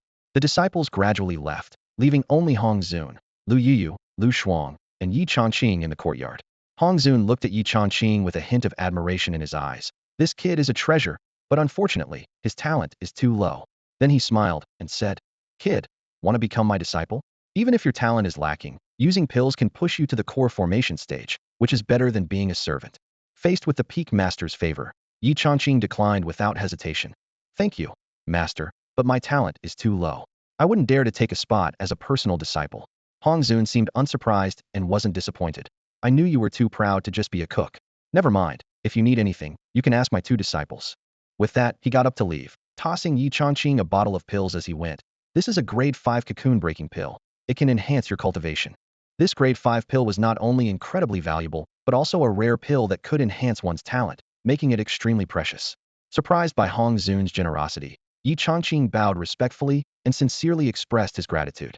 There's no need for thanks. Consider it an apology from this old man. Hong Zun waved his hand dismissively, a subtle glint in his eyes. I have my reasons, so don't blame me. Hong Zun was referring to taking Yi Changqing as his disciple. After exchanging a few more pleasantries, Hong Zun left the courtyard with his two disciples. Watching their departing figures, Yi Changqing thought to himself that the peak master was actually a decent person, not at all disagreeable. After closing the courtyard door, a familiar system notification sounded in Yi Changqing's ear. He opened his personal panel, and the information was clear. Host, Yi Changqing. Identity, Dao Yi Sect servant disciple. Cultivation level, body refining stage. Grade accomplishment, 3300. Reputation, unknown. Talent, lower grade, upper rank 45100. Root bone, middle grade, lower rank 161000. Comprehension, upper grade, middle rank 9810000. Stir-fried pork approval, 100100. Reward, new dish mapo tofu, 0100. Yi Changqing's lips curved slightly upward. Not only did he gain a new dish, but his cultivation level had also advanced to the great accomplishment of the body refining stage, significantly enhancing his internal strength. As night fell, Yi Changqing took out the breaking cocoon pill given by Hong Zun and consumed it without hesitation. The medicinal power quickly spread throughout his body, and as expected, his talent broke through from lower grade, upper rank to middle grade, lower rank. With this, both his talent and root bone reached the middle grade level. He attempted to cultivate and immediately felt the benefits of his improved talent and root bone. The speed of his cultivation was at least 5 times faster than before. After half an hour of intense practice, Yi Changqing took a medicinal bath and casually ate a few body refining pills. To him, these pills were like candy. He would pop a couple when idle, enjoying their taste. The night passed without incident. The next morning, as Yi Changqing opened the courtyard door, he found many disciples gathered outside. Among them were 3 familiar faces: Hong Zun and his 2 disciples. Breakfast was braised noodles. Trying them for the first time, Hong Zun was so amazed by the unique flavor that he nearly bit his tongue. You've got some skill, kid. This noodle dish is exceptional. Hong Zun nodded repeatedly. As he left, full of praise, Hong Zun had completely fallen in love with Yi Changqing's culinary skills and made the same decision as Lu Yuyu and Lu Xuan. He specifically instructed his 2 disciples, don't tell anyone about Changqing's situation. Rest assured, master. We understand. The 2 disciples replied respectfully. After breakfast, Yi Changqing took stock of his supplies and realized that the kitchen's consumption had skyrocketed recently. Meat, vegetables, rice, and noodles were nearly depleted and needed restocking. He headed straight to the outer Sect steward hall to find Qian Yukai, the steward in charge of the kitchen. Steward Qian, Yi Changqing greeted respectfully. Changqing, what's the matter? Steward Qian asked with a kindly smile. The kitchen's out of ingredients. We need to stock up, Yi Changqing stated directly. As a servant disciple, he didn't have the authority to purchase supplies, so he had to get an approval slip from Steward Qian every time the kitchen needed restocking. Hearing this, Steward Qian frowned slightly. It seems like the last restock was just half a month ago. This was true. The kitchen usually had few visitors, and each restock could last over a month. Needing another restock after just half a month was indeed unusual. Qian Yukai scrutinized Yi Changqing, his tone tinged with concern. You better be careful, kid. Some things shouldn't be done. If the law enforcement hall catches you, no one can protect you. He seemed to suspect something, worried that Yi Changqing might take desperate measures or engage in some illicit activities, which could ruin his future and be a foolhardy move. The rules of Dao Yi Sect are strict, and the members of the discipline hall are known for their impartiality, with no room for favoritism or corruption. If Yi Changqing were to be involved in anything shady due to greed, no one would be able to protect him. Seeing Qian Yotsai's worried expression and furrowed brow, Yi Changqing shook his head helplessly and explained, Deacon Qian, what are you thinking? Even if I'm struggling, I wouldn't stoop so low as to embezzle food supplies. It's not worth much money. It's just that more people have been coming to the kitchen recently, so the ingredients are being used up faster. Upon hearing Yi Changqing's explanation, Qian Yotsai's tense expression relaxed slightly, and the suspicion in his eyes faded. He thought to himself, indeed, Even though Yi Changqing wasn't born into a top family, he wouldn't resort to petty theft over some ingredients. They're not worth much. The kitchen supplies are mostly basic and inexpensive. However, Yi Changqing mentioned that more people are coming to the kitchen lately, which piqued Qian Youcai's curiosity. He frowned and asked, "Why are there suddenly more people? I remember not many went to the kitchen before. Maybe my cooking skills have improved." Yi Changqing replied with a confident smile, which only earned him a playful eye roll from Qian Youcai. "Come on, I'm well aware of your cooking skills. It's a good thing if it's edible," Qian Youcai remarked, dropping the subject as long as Yi Changqing wasn't up to anything wrong. He quickly wrote out a procurement list and handed it to Yi Changqing, saying, "Here you go." "Thank you, Deacon Qian." Yi Changqing accepted the list with both hands, expressing his gratitude. "If you're free this afternoon, I'll come to the kitchen and try your cooking to see if it's really improved," Qian Youcai joked. "You're welcome anytime," Yi Changqing replied with a smile. "All right, take care on your way." Qian Youcai waved him off. After exchanging a few pleasantries, Yi Changqing left the outer door Deacon Hall with the procurement list in hand. As he walked down the stone steps, he reflected on how much he appreciated the atmosphere at Daoi's Sect.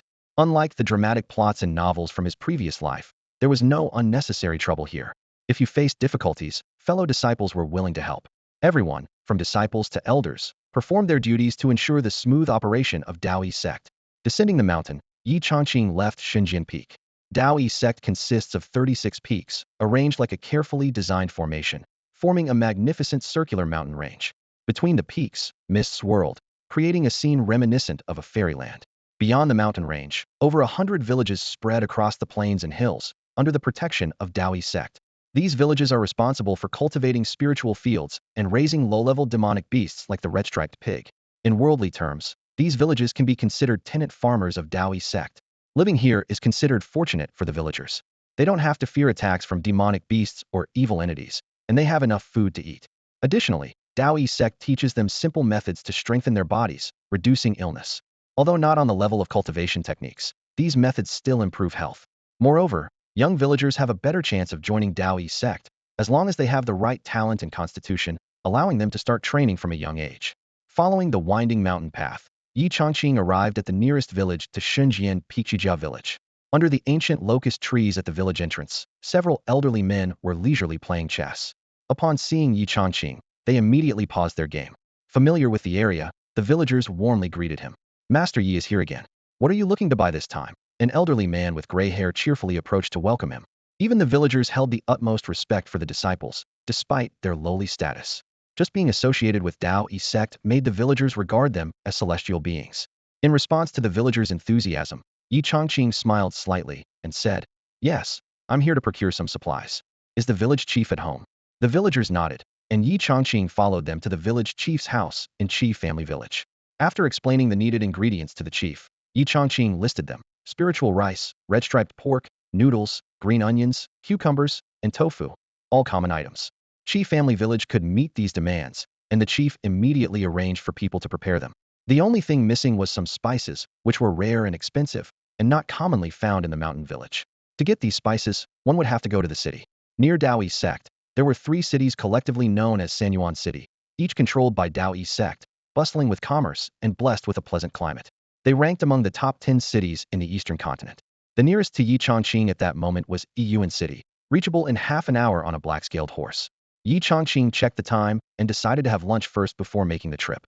Once everything was prepared and the ingredients stored in his storage bag, he bid farewell to the villagers and set off back to the sect. He returned just in time for the meal and headed straight to the kitchen. "Looks like mapo tofu is off the menu without pepper. I'll have to make do," he muttered to himself as he got busy. As mealtime approached, the disciples gathered, and Hong Zun, Lu Yiyu, and Lu Shuang arrived on time. Hong Zun quickly positioned himself at the front of the line. "Peak Master Yu," a disciple began, but Hong Zun interrupted confidently. "What's the matter? My skills may be lacking, but I earned my place here. What's the problem?" The other disciples, though annoyed, could only swallow their frustration silently, resolving inwardly to improve their skills and gain an advantage among their peers. As the others felt a surge of determination, Hong Zun was already devouring his meal with a hearty appetite, his large size and voracious eating astonishing those around him. Even the younger ones couldn't hide their surprise. He's still going strong at his age. After the meal, upon hearing that Yi Changqing planned to visit Yiyuan City in the afternoon, Hong Zun showed concern. "You're heading to Yiyuan City? Do you know there have been sightings of demonic cultivators there recently? The sect is actively hunting them down. Maybe it's best not to go." Yi Changqing paused, frowning. That's troublesome. Without the right spices, many dishes can't be made. Just as he finished speaking, Hong Zun's eyes lit up. New dishes? That's great, but don't worry. Demonic cultivators are a nuisance, but what can they really do on Dao Yi Sect's turf? Hong Zun patted Yi Chongqing on the shoulder. You don't have a mount, do you? I'll lend you one. Before he finished speaking, with a thought from Hong Zun, two celestial cranes gracefully descended from the sky, landing in the courtyard. Lu Yuyu and Lu Shuang were stunned, and Lu Shuang couldn't help but ask, Master, you're not thinking of. Hong Zun laughed heartily, interrupting, Haha, young Chongqing here is responsible for the kitchen and occasionally needs to go out for supplies. A decent mount saves a lot of time. He explained with confidence. It's definitely not because I'm greedy for food. Two celestial cranes stood in the courtyard, their sizes starkly different. The larger one towered over 5 meters, while the smaller one was around 3 meters tall. Each had a striking red patch on their heads, and their necks were pure white, contrasting with the orderly black stripes on their wings and bodies. Yi Chongqing knew well what these majestic creatures represented. They were the most esteemed flying mounts of the Dao Yi sect. Within the sect, ordinary disciples could at most ride black-scaled horses. Only personal disciples or elders had the privilege of riding celestial cranes. This father-and-son pair of cranes was personally raised by Master Hong. Master, what is this? Yi Chongqing looked at Hong Zun in disbelief. The smaller one is for you, Hong Zun said casually. It'll make it easier for you to go out and procure ingredients. With that, he personally helped Yi Chongqing form a master-servant bond with the young crane. As the bond was completed, Yi Chongqing immediately felt a subtle connection with the young crane. Even with his calm demeanor, Yi Chongqing couldn't help but feel a surge of excitement. This was akin to owning a luxury car in his past life. Moreover, the young crane was still growing, and nurturing a bond from a young age would surely lead to a deeper connection. True to form, as soon as the bond was formed, the young crane affectionately nuzzled Yi Chongqing with its head, emitting a fresh grassy scent, entirely devoid of the stench common to other mythical beasts. Yi Chongqing gently stroked its feathers, rewarded with a contented coo from the young crane. I'll call you Xiaobai, Yi Chongqing said, immersed in joy, unaware of the envy flashing in the eyes of Lu Yuyu and Lu Shuang. Chongqing, we'll be off now and return tonight, Hong Zun said, having helped Yi Chongqing bond with Xiaobai. He then left with his two disciples. Yi Chongqing escorted them to the gate, where the large crane bid farewell to Xiaobai before soaring into the sky and disappearing from view. Master, you're biased. Lu Yu couldn't help but complain on the way. You already have your own mount, don't you? Hong Zun replied. But it's not the same. Xiaobai isn't just any celestial crane, but one with the bloodline of a red-crowned celestial crane. In Dao Yi sect, celestial cranes are categorized into 3 levels. Ordinary cranes can reach the purple mansion realm. Black-crowned cranes can reach the nascent soul realm. And if properly nurtured, red-crowned cranes can rival the strength of a peak master. There are only 10 red-crowned cranes in the entire sect. Apart from the sect leader and the grand elders, only Hong Zun among the 35 peak masters possesses one. Xiaobai is even more precious, with its parents being the cranes of Hong Zun and the sect leader, boasting an extraordinary pedigree. Naturally, Lu Yu was envious since her mount was merely a black-crowned crane. Do you not want to eat Chongqing's meals anymore? I do. Then there you have it. Chongqing often needs to go out for supplies, and his cultivation level is low. Having Xiaobai with him ensures his safety. Or would you rather never taste Chongqing's cooking again? Upon hearing this, Lu Yuyu was taken aback. Instinctively, she worried that if something happened to Yi Chongqing, her heart would sink. She had grown accustomed to his craftsmanship, and the thought of never experiencing that familiar taste again was something she dared not dwell on. She nodded repeatedly, responding softly, Master, you are truly considerate. As for the classification of the cranes, she was unaware, as Yi Chongqing's current cultivation level had not yet reached such heights. After resting for about half an hour, Yi Chongqing prepared for departure. Xiaobai, understanding his intentions, lowered its body and wings to make mounting easier. As Yi Chongqing climbed on, he nearly slipped off as Xiaobai took flight, quickly clinging to its neck to steady himself. He had seen the elders of the sect ride cranes with ease, standing confidently on their backs like celestial beings.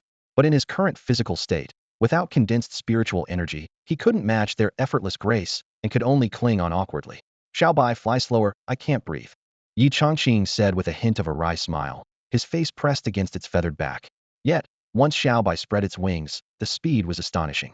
Despite Yi Chongqing's pleas, Xiaobai only slightly reduced its pace. Yi Chongqing sighed inwardly, realizing his cultivation was still too weak to endure Xiaobai's full speed without spiritual protection. Nevertheless, this was the first time since his transmigration that he truly soared through the sky. The feeling was entirely different from flying on a plane in his past life. Looking down, the entirety of Dao Yi sect was laid out below 36 peaks piercing the clouds, forming an intricate pattern. Streams meandered like silver ribbons, lush trees shaded the landscape, and mist wove between the mountains, sketching a celestial paradise. Beyond lay countless villages, crisscrossed rice fields, and rising smoke, depicting a serene ink painting. The picturesque scenery lifted Yi Changqing's spirits. He murmured, "This is what it means to be a cultivator, riding the wind and clouds, free to roam the world." Although he was still far from achieving such freedom, his eyes shone with determination.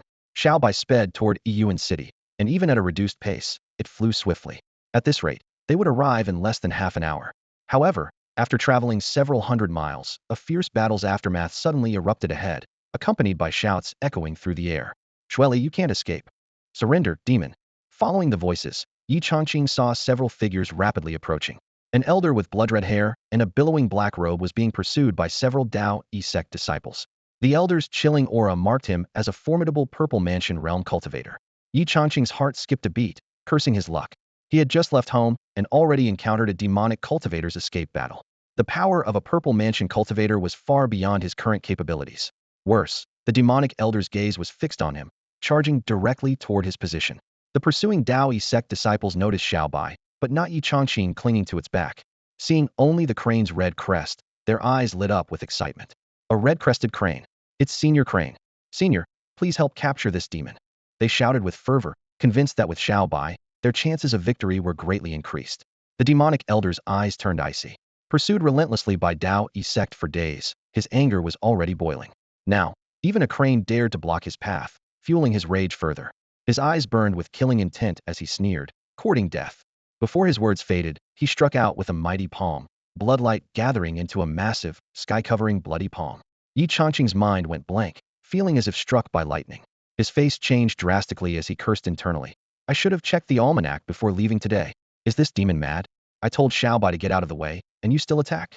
Clinging desperately to Xiaobai's back, faced with the overwhelming bloody palm, a single thought surged through his mind: am I really doomed? As the blood-red hand came crashing down towards him, Yi Changqing felt a chill run through his body. Faced with such an overwhelming power disparity, he found himself unable to muster any thoughts of resistance. Just as he thought his life was about to end, Xiaobai suddenly spread its wings, emitting a green glow. In an instant, countless sharp green wind blades shot out, colliding head-on with the blood-red hand. To everyone's astonishment, the seemingly invincible hand was as fragile as paper under the assault of the wind blades and was shredded to pieces in no time. This unexpected turn of events left both Yi Changqing and the blood demon Old Devil stunned. The Old Devil, staring in disbelief at his destroyed spell, let out a cry of terror, but before it could end, he was torn to shreds by the relentless green blades. The crisis ended as quickly as it had begun. Only then did Yi Changqing realize the incredible power of Xiaobai. Breathing a sigh of relief, he turned to Xiaobai with excitement. "Wow, Xiaobai, you're amazing." With such a powerful companion and protector, his situation was completely transformed. Xiaobai seemed to enjoy the praise, letting out a joyful chirp. At that moment, several disciples from the Sect hurried over. They were about to pay their respects to Xiaobai, thinking it was the legendary Crane Elder. However, they halted abruptly upon seeing Yi Changqing perched on its back, a mere body refinement stage cultivator. Yi Changqing cleared his throat and stood up as Xiaobai paused, bowing to the group. "Yi Changqing from Shunjian Peak, greetings to you, senior brothers." The leading disciple, observing the handsome young man dressed in servant's attire with some confusion, returned the greeting. "So, it's junior brother Changqing." Noticing their puzzled expressions at his presence with Xiaobai, Yi Changqing explained, "I am on an errand to Yiyuan City on the orders of the Peak Master." This explanation somewhat eased the disciples' confusion. Although it was unusual for a servant disciple to ride the red-crested crane, given that it was an arrangement by Xinjian Peak, they refrained from questioning further. After all, besides the main peak, only Xinjian Peak had the red-crested cranes raised by Master Hong. Yi Changqing lay back on Xiaobai's back with a casual motion that made the senior brother's mouths twitch, feeling the celestial aura from before vanish instantly. He wrapped an arm around Xiaobai's neck and waved to the group. "Farewell, senior brothers." Xiaobai soared into the sky, quickly disappearing from view. The journey was uneventful, and after arriving at Yiyuan City, Yi Changqing dismounted with a smile, patting Xiaobai's head. "Wait for me outside the city." Xiaobai chirped in acknowledgement, watching as Yi Changqing walked into the city. Yi Changqing wasn't very familiar with the Yiyuan City. Having joined the Sect for over a year, his visits to Yiyuan City were few and far between. Nevertheless, as one of the most prominent cities in the entire eastern continent, Yiyuan City's bustling prosperity left a deep impression. The city walls stood tall and majestic, and once inside, the crowded streets buzzed with activity. Shops lined both sides, offering a vast array of goods. What astonished Yi Chongqing the most was the presence of numerous cultivators within the city. Yiyuan City had a population of several million, similar to Eryuan City and Sanyuan City.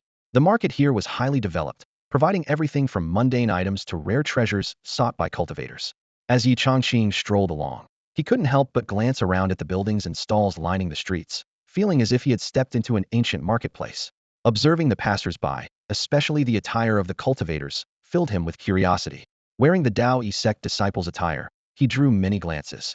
Though most people merely speculated about his identity, once they realized he was only a menial disciple of Tao Sect, they lost interest, especially the cultivators. Yi Chongqing didn't mind at all. Since he had no intention of socializing with them, there was no need to pay them any attention. Along the way, he sampled various local snacks unique to Yiyuan City. While the flavors varied, for Yi Chongqing, the experience was all about the novelty. Soon, he found himself in front of a spice shop. It wasn't large, and an old sign reading "Flavor Spices" hung at the entrance. As he stepped inside, the shopkeeper greeted him warmly. "What can I get you, immortal master?" The shopkeeper's eyes lit up, quickly recognizing Yi Chongqing's attire as that of a Tao Sect disciple. Despite Yi Chongqing being a menial disciple, the Tao Sect's reputation in Yiyuan City was significant, prompting the shopkeeper's respectful attitude. Yi Chongqing glanced around, noting the shop's comprehensive selection of high-quality spices. He picked out a few that he needed, paid for them, and stored them in his storage pouch before leaving. The shopkeeper enthusiastically bid him farewell, and Yi Chongqing nodded slightly before departing. Meanwhile, atop the Divine Sword Peak, Lu Yuyu was sparring with her third senior brother, Su Jie. Although her cultivation level was lower, Su Jie deliberately suppressed his to match hers. Yet, after several exchanges, Lu Yuyu repeatedly lost focus and was easily defeated. Noticing something amiss, Su Jie paused after breaking through her defense and asked, "Junior sister, is something on your mind?" "Oh, no, nothing." Lu Yuyu quickly shook her head, trying to conceal her distraction. How could she admit to her senior brother that she was thinking about Yi Chongqing? They had just had lunch, and not even an hour had passed, yet she already felt hungry and couldn't stop thinking about him. Su Jie was unconvinced, raising an eyebrow as he glanced at her mouth. "Really? It seems like something's up with your mouth." "No, I'm not." Lu Yuyu blushed, hurriedly wiping her mouth before rushing off without looking back. Watching her flee, Su Jie frowned slightly, more puzzled than ever. This girl has been acting strange lately. Why is she always missing around this time? Lu Yuyu hurried back to her room, muttering softly to herself. "Yi Chongqing, hurry back." Lu Yuyu was indeed not good at lying. Watching her flee in a panic, Su Jie became increasingly certain that something was amiss. Lu Yuyu jogged back to her place, and after closing the door, she leaned against the wall, her chest heaving. She patted her chest and murmured to herself with lingering fear. That was close. Almost got caught by third senior brother. She took a few deep breaths to calm herself down and then, almost unconsciously, glanced out the window, eagerly anticipating dinner. Looking at the hourglass on the wall, she couldn't help but pout. Why hasn't it reached dinner time yet? For Lu Yuyu, the most anticipated part of her day was undoubtedly her 3 meals. Meanwhile, Yi Chongqing returned from Yiyuan City and gracefully landed in the courtyard on his small, white crane. The white crane folded its wings and landed lightly. Yi Chongqing took a crystal-clear body-refining pill from his pocket and casually tossed it into his mouth. Seeing this, the crane immediately leaned over, its eyes fixed on Yi Chongqing's pocket with a longing expression that seemed to say, "I want some too."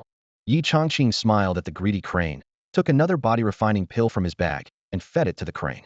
"Go play in the backyard. I need to prepare dinner," he said, gently patting the crane's head. It was about time for dinner. Yi Chongqing took out the ingredients he had bought in Yiyuan City and neatly arranged them on the kitchen counter before starting to prepare the meal. Today he planned to make 2 dishes, stir-fried pork and mapo tofu. As the aroma wafted from the kitchen, the crane couldn't resist following the scent to the kitchen door. It craned its neck, watching Yi Chongqing skillfully stir-fry the pork slices, its mouth watering and eyes gleaming, fixed on the freshly cooked stir-fried pork. Yi Chongqing turned around and saw the crane's eager expression, laughing helplessly. "You want some too?" The crane nodded repeatedly, flapping its wings eagerly to show its desire. Yi Chongqing found a small bowl, scooped some stir-fried pork into it, and placed it in front of the crane. "Here, eat." The enticing aroma was irresistible, even for a mythical beast like the crane. It took a bite, and the unprecedented deliciousness burst in its mouth, causing the crane to chirp excitedly, its wings fluttering with delight. As a red-crowned crane, its usual diet was by no means poor, but compared to this bowl of stir-fried pork, it was in a league of its own. Unable to contain its excitement, the crane devoured the pork in no time, and then looked at Yi Chongqing expectantly. "No more. This is dinner for everyone. If you eat more, there won't be enough for the others." Yi Chongqing shook his head, refusing. Who would have thought a crane could have such a fondness for this dish? But if it ate it all, there would be none left for anyone else. Hearing this, the crane drooped its head, looking dejected. Just then, a system notification sounded in Yi Changqing's mind. Received a positive review. Awarded talent 1, cultivation 1. Even mythical beasts can give positive reviews. Yi Changqing turned to the crane, surprised. Any living being can give positive reviews, the system confirmed. This was unexpected, a pleasant surprise indeed. Looking at the crestfallen crane, Yi Changqing thought for a moment and said, "If you want more, you'll have to wait and queue up at mealtime." Upon hearing this, the crane's eyes lit up, and it flapped its wings gently, relieved to have another chance. Even a mythical beast like the crane was now eagerly awaiting mealtime. As time slowly passed and mealtime approached, the miscellaneous disciples scattered across Xinjiang Peak couldn't help but become restless. "Dinner's almost ready. Come on, let's finish up here and head to dinner." At the back mountain logging site, several miscellaneous disciples were vigorously swinging their axes. These weren't ordinary trees, but black ironwood, with trunks as black and hard as steel. Sweat dripped down their faces, but the thought of the delicious meal ahead kept them going, their chopping rhythm even quickening a bit. The black ironwood is the primary material used for building houses on Xinjiang Peak due to its durability and resistance to damage. It requires immense effort to cut down, with 5 labor disciples needing an entire day to fell just 3 trees. The tree they were working on was the third one, and once it was down, their task for the day would be complete. As they were gasping for breath, they suddenly heard the call for a meal. Despite being exhausted and barely able to move, the labor disciples seemed to be invigorated, swinging their axes with renewed vigor. Another group of labor disciples watched in astonishment.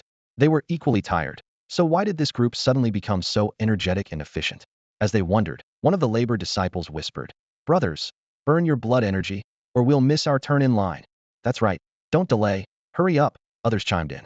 Soon, a strong aura of blood energy emanated from them, filling the air with a sense of urgency. The nearby labor disciples were dumbfounded, unable to comprehend what they were witnessing. Is it really necessary to go all out like this just to chop down black ironwood? It seems more like they're fighting for their lives against the tree.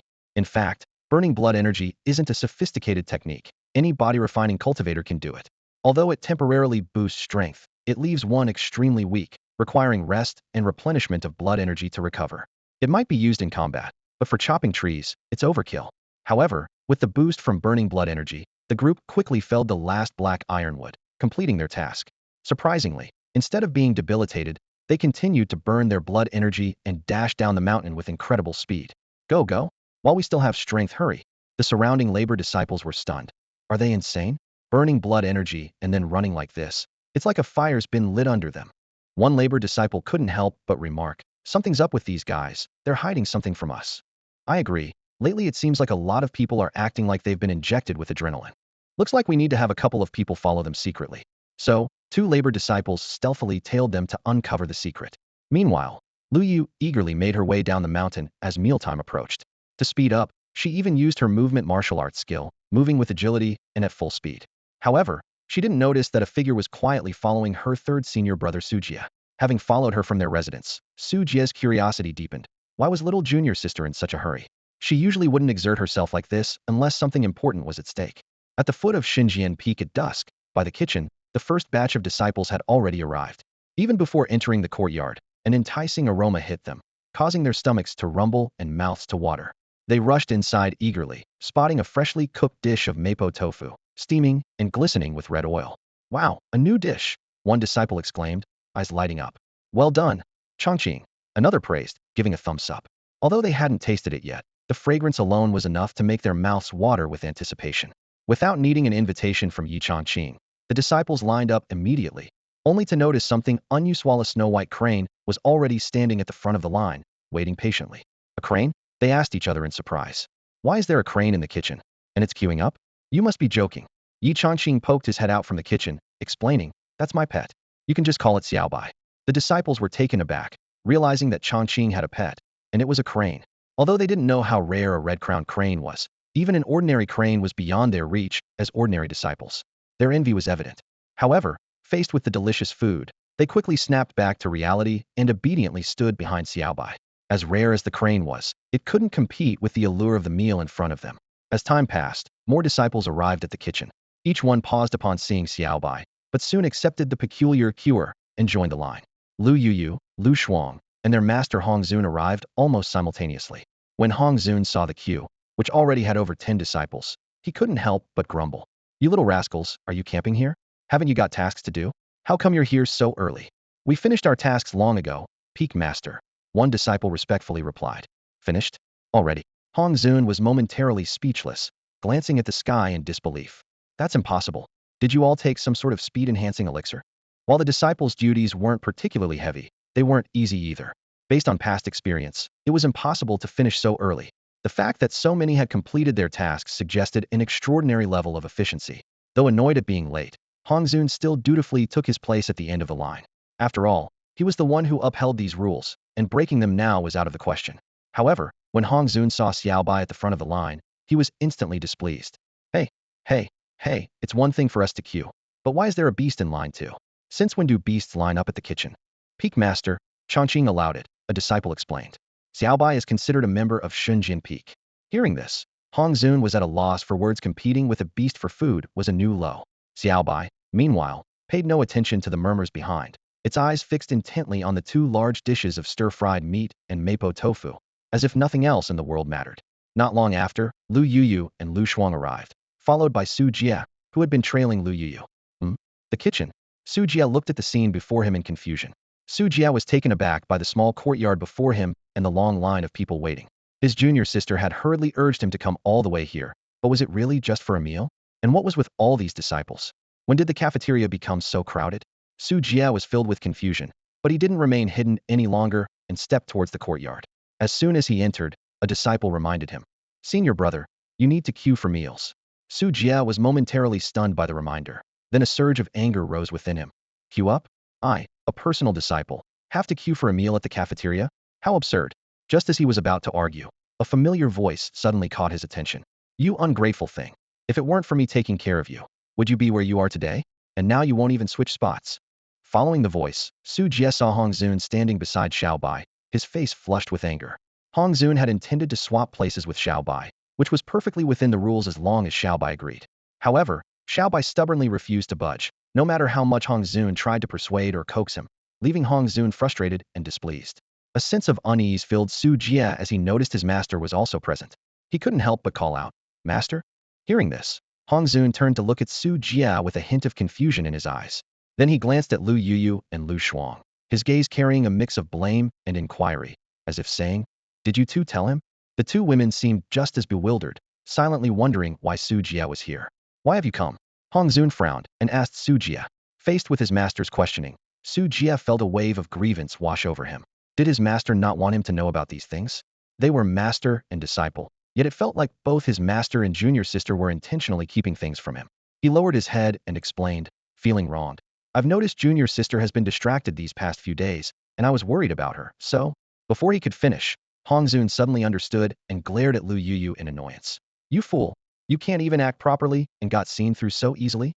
Lu Yuyu was at a loss for words. It wasn't intentional, but since Su Jie was already here, Hong Zun couldn't scold her further. He just waved his hand dismissively and coldly said, If you want to eat, go to the back of the line. Queue again? This time it was his master speaking, so Su Jie didn't dare to argue and obediently went to the end of the line. Meanwhile, more people began to arrive outside the courtyard. They had sensed something unusual and followed the other disciples, most of them being servant disciples. Although they were puzzled as to why so many were rushing over, seeing that the destination was just the cafeteria only added to their questions. Is there really something urgent? One person muttered under their breath. It's probably just for the cafeteria food, another replied indifferently. All this rush just for a meal? Someone chuckled. However, when the rich aroma of food wafted over, several servant disciples couldn't help but exclaim, Smells amazing. The others sniffed the air, equally enchanted. The fragrance was indeed irresistible. Without further hesitation, they joined the queue, which had unknowingly grown even longer. Suddenly, with so many new faces around, the older disciples couldn't help but secretly curse. They had been cautiously keeping this hidden, fearing that this day would eventually come, but they didn't expect it to arrive so quickly. Looking around, there were almost 200 people now, which was quite an expense and meant they would have to cut back on their own meals. Hey, how did you all find this place? Someone finally couldn't hold back and asked, looking curiously at the group of new disciples.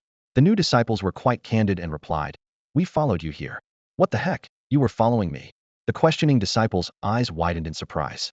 Well, you were always acting so secretive and always showing up at meal times. It was hard not to get suspicious. The response left him speechless, realizing how obvious he had been.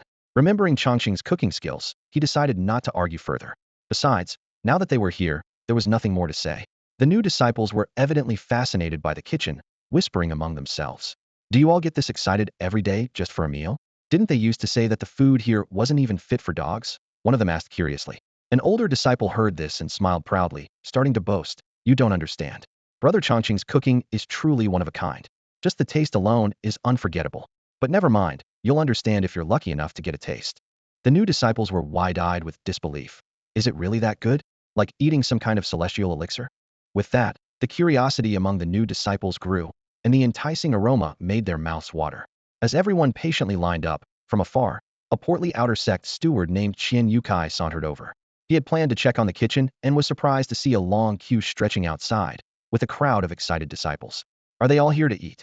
Qian Yukai was taken aback, not expecting the situation to be this serious. Earlier, Yi Chongqing had mentioned the increasing number of people at the kitchen, but he hadn't paid it much mind until now. What are these disciples saying? Chongqing's cooking is unmatched in the world? He chuckled, a bit skeptical, having tasted Yi Chongqing's cooking himself and not finding it particularly delicious. This kid, he muttered with a smile, heading towards the courtyard, thinking, I'll just have to taste it to see for myself. But before he could take a few steps, several servant disciples blocked his way. Steward Qian, you need to queue up for meals at the kitchen, one disciple said respectfully. Yes, it's the rule, another chimed in.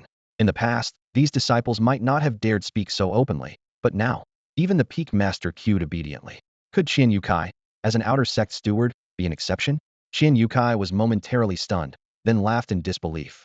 You little brats, I'm the outer sect steward, overseeing the kitchen. Do I need to queue to inspect it? As he spoke, he tried to move forward, but before he could finish, Su Jie suddenly appeared in front of him, blocking his path. Steward Qian, although you oversee the kitchen, it's mealtime now. If you're not here to eat, you don't need to queue. But if you're here for a meal, you must follow the rules, Su Jie said expressionlessly. Qian Yukai was taken aback, surprised to see Su Jie, a direct disciple, here. Su, a direct disciple? Am I seeing things? Why is a direct disciple here? Why would a highly esteemed personal disciple come all the way down to the kitchen at the foot of the mountain? Standing at the kitchen door, Qian Yukai frowned. In his view, someone of a personal disciple's noble status, even if wanting to satisfy their appetite, shouldn't come to such a place, let alone queue with the servant disciples. Deacon Qian, aren't you going to line up? Su Jie said coldly, feeling a sense of balance in his heart. Even I, a personal disciple, am queuing up honestly, and you, an outer sect deacon, want to cut in line? Qian Yukai snapped back to reality and quickly smiled apologetically. Yes, lining up, right away. With that, he obediently went to the end of the line. Dinner is served. With a shout, the line began to move forward slowly. The disciples who got their meals were thrilled to see there were actually 2 dishes today. Wow, is it New Year's today? 2 dishes. And there's a new dish. The wait was worth it. Stop dawdling. Hurry up and get your food. Yi Chongqing sat cheerfully with a large mug in front of the kitchen door, watching the lively scene. The senior disciples, familiar with the process, moved swiftly. The new disciples, however, were clumsy, prompting him to remind them, serve yourself, don't waste food, and move on once you're done, don't block others. Under the guidance of Yi Chongqing and the senior disciples, the new disciples finally got their meals. The aroma was so enticing that they finally understood why the senior disciples were so enthusiastic. This is delicious. What we had before was pig slop. You traitor, you never told me there was such tasty food here. But the senior disciples were too busy devouring their food to respond, each eating as if in a race. While the new disciples were still marveling at the taste, the seniors had already finished and were up for seconds. Hey, why didn't you give me a heads up? A new disciple complained. A heads up? A senior disciple sneered. You're dreaming. By the time it was Qian Yotsai's turn, there was barely any food left. Seeing everyone around him eating voraciously, he wondered if he was in the wrong place. But when he spotted the 4 figures in the corner, he froze. Peak Master. He stared in disbelief at the Peak Master, Lu Yiyu, Lu Shuang, and the Su Jie he had just encountered. At that moment, his mind buzzed. What on earth is happening in this kitchen? Upon seeing Hong Zun, Qian Yukai couldn't even focus on eating. His stomach was already rumbling with hunger, but when faced with the Peak Master, manners couldn't be ignored. He quickly stepped forward to greet him. Just as he approached Hong Zun, he noticed the Peak Master shoveling the last bite of rice into his mouth. Suddenly, Hong Zun stood up abruptly, completely ignoring Qian Yotsai's attempt to speak. At that moment, a servant disciple was rushing towards the large table, which held just enough leftover rice, stir-fried pork, and mapo tofu for 1 person. Seeing this, Hong Zun's eyes turned red with determination.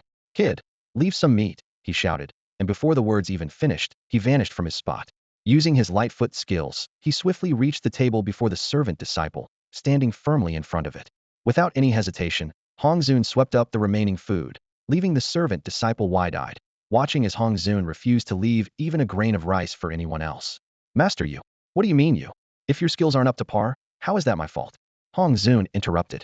The disciple could only stare longingly, drooling. At least leave some soup. However, Hong Zun's actions were even more astonishing. Poured the rice into the dish bowl, ensuring every drop of sauce clung to the rice grains, leaving nothing behind. Didn't get any? Who's to blame?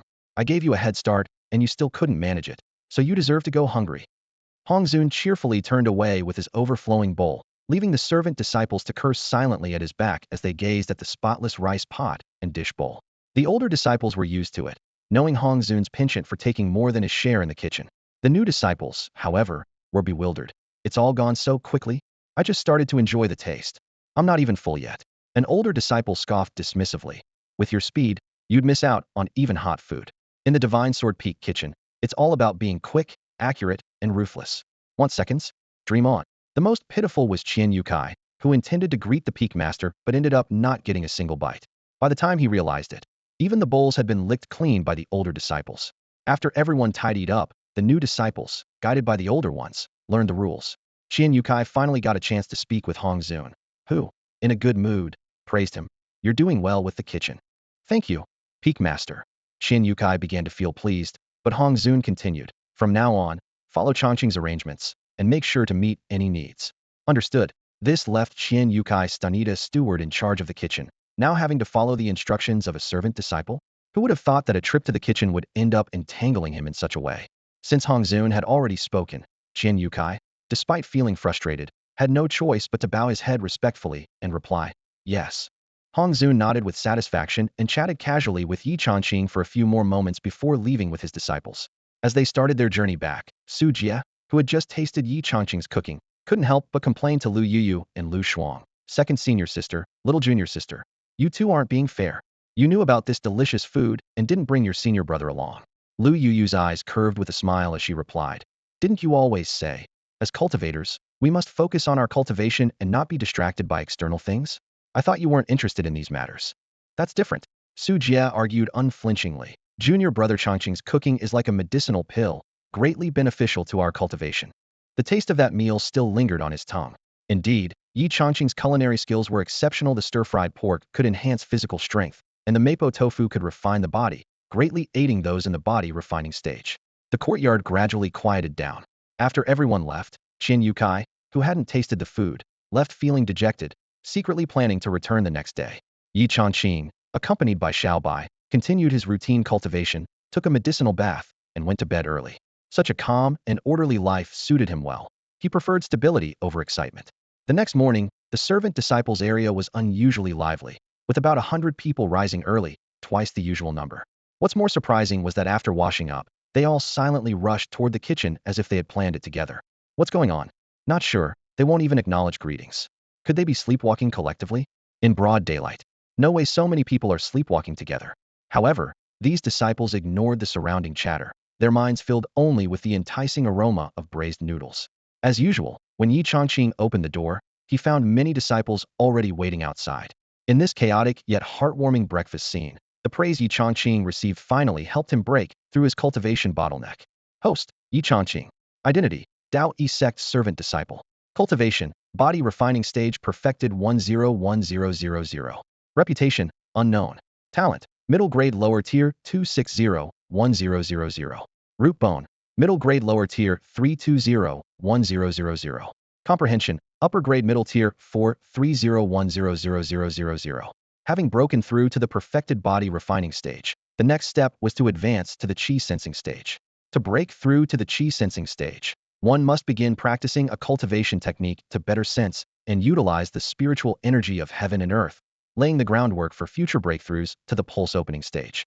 According to the Dao Yi Sect rules, servant disciples who reach the perfected body refining stage can go to the technique hall to obtain an introductory cultivation technique.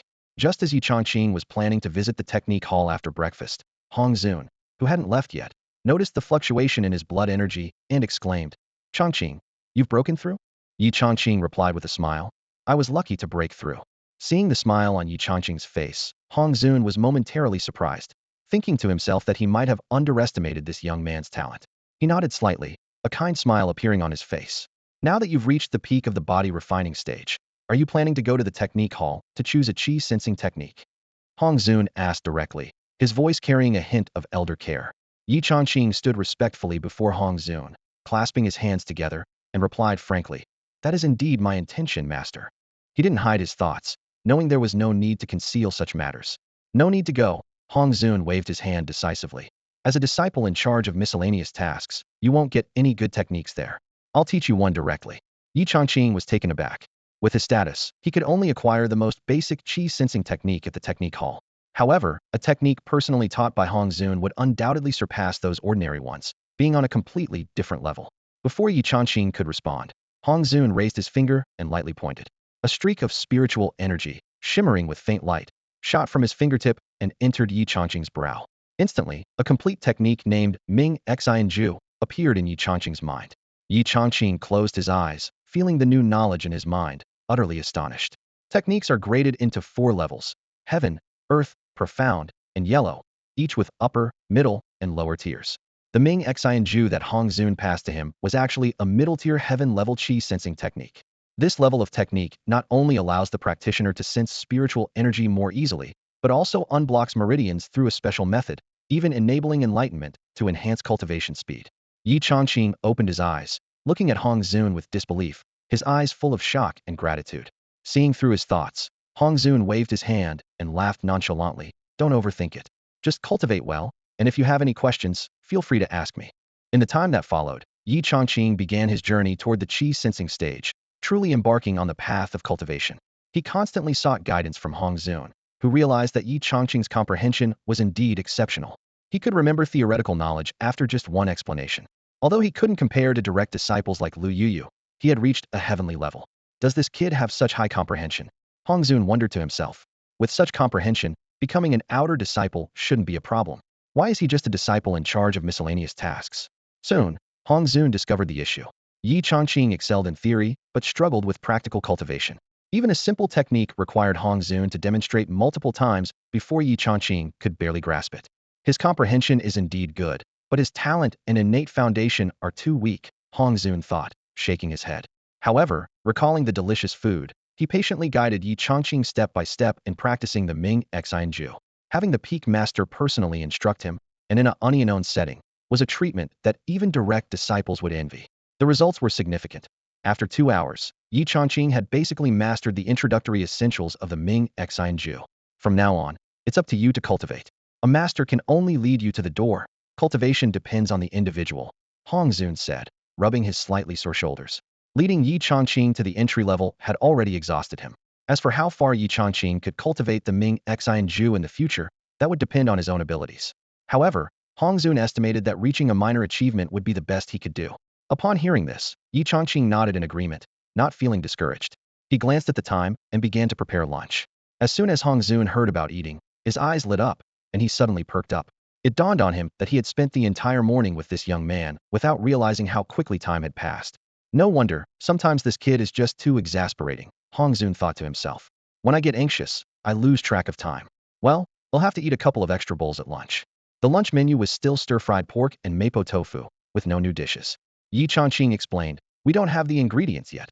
We'll have to wait for Qian Yukai to deliver them this afternoon." The mapo tofu had already garnered 100 positive reviews the previous day, and the system had rewarded him with a new dish: braised pig trotters. Once Qian Yukai delivers the ingredients this afternoon, I can start making it. For now, we'll have to make do. However, as lunchtime approached, the number of people pouring in left Yi Changqing stunned. Over 1,000 people showed up. As lunchtime neared, Yi Changqing was still busy in the kitchen, while Hong Zun waited alone in the courtyard. He vaguely heard the sound of dense footsteps, clearly indicating a large crowd. Extending his senses, Hong Zun was shocked. So many people? There were only 200 yesterday, and now suddenly over 1,000. Reacting quickly, Hong Zun swiftly moved to the first spot at the large table, followed closely by Xiaobai. Then, a crowd of people flooded in through the courtyard gate. "Wow, why are there so many people today?" an astonished servant disciple exclaimed. "No idea. Even outer and inner sect disciples are here. Did someone spill the beans? Who couldn't keep their mouth shut? I remember Li Dazue came to eat yesterday. It must be him. His mouth never stops." Li Dazue was notorious among the servant disciples on Xinjian Peak because his mouth was unmatched. Anything he knew would spread across the entire peak by the next day. The servant disciples were furious, while the outer and inner sect disciples looked around curiously. Is it really as good as they say? It shouldn't be bad. Look how excited these servant disciples are. The disciples crowded together, forming a human wall. Just then, Su Jie, Lu Shuang, and Lu Yuyu arrived, surprised by the unexpectedly large turnout. Su Jie was the first to recover, urgently saying, "Senior and junior sisters, use your movement techniques. If we're slow, we might not get any food. Yesterday, being slow just meant no extra helpings, but with over 1,000 people today, we might not even get soup." As soon as he finished speaking, Su Jie moved first, spirit concealment step. Falling flower technique. Lu Shuang and Lu Yuyu weren't far behind. The trio accelerated instantly, slicing through the crowd like the wind, quickly entering the courtyard. Feeling a breeze pass by, the servant disciples were still reacting, but a few inner sect disciples' faces changed. Movement techniques? So fast, I couldn't even see them. Never mind that. They're using movement techniques to grab spots, someone realized, prompting the outer and inner sect disciples to follow suit, each employing their own techniques. Wow, almost got outdone by them. Charge. Hey, who kicked me?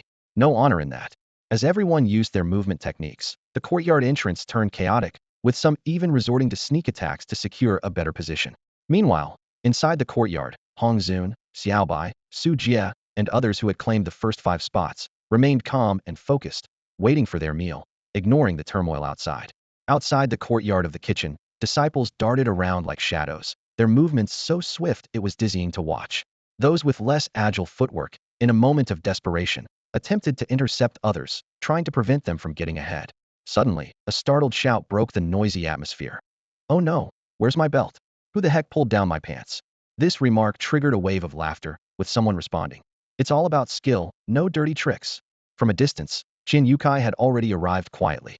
Seeing the scene before him, he was momentarily stunned. Why were there so many people today?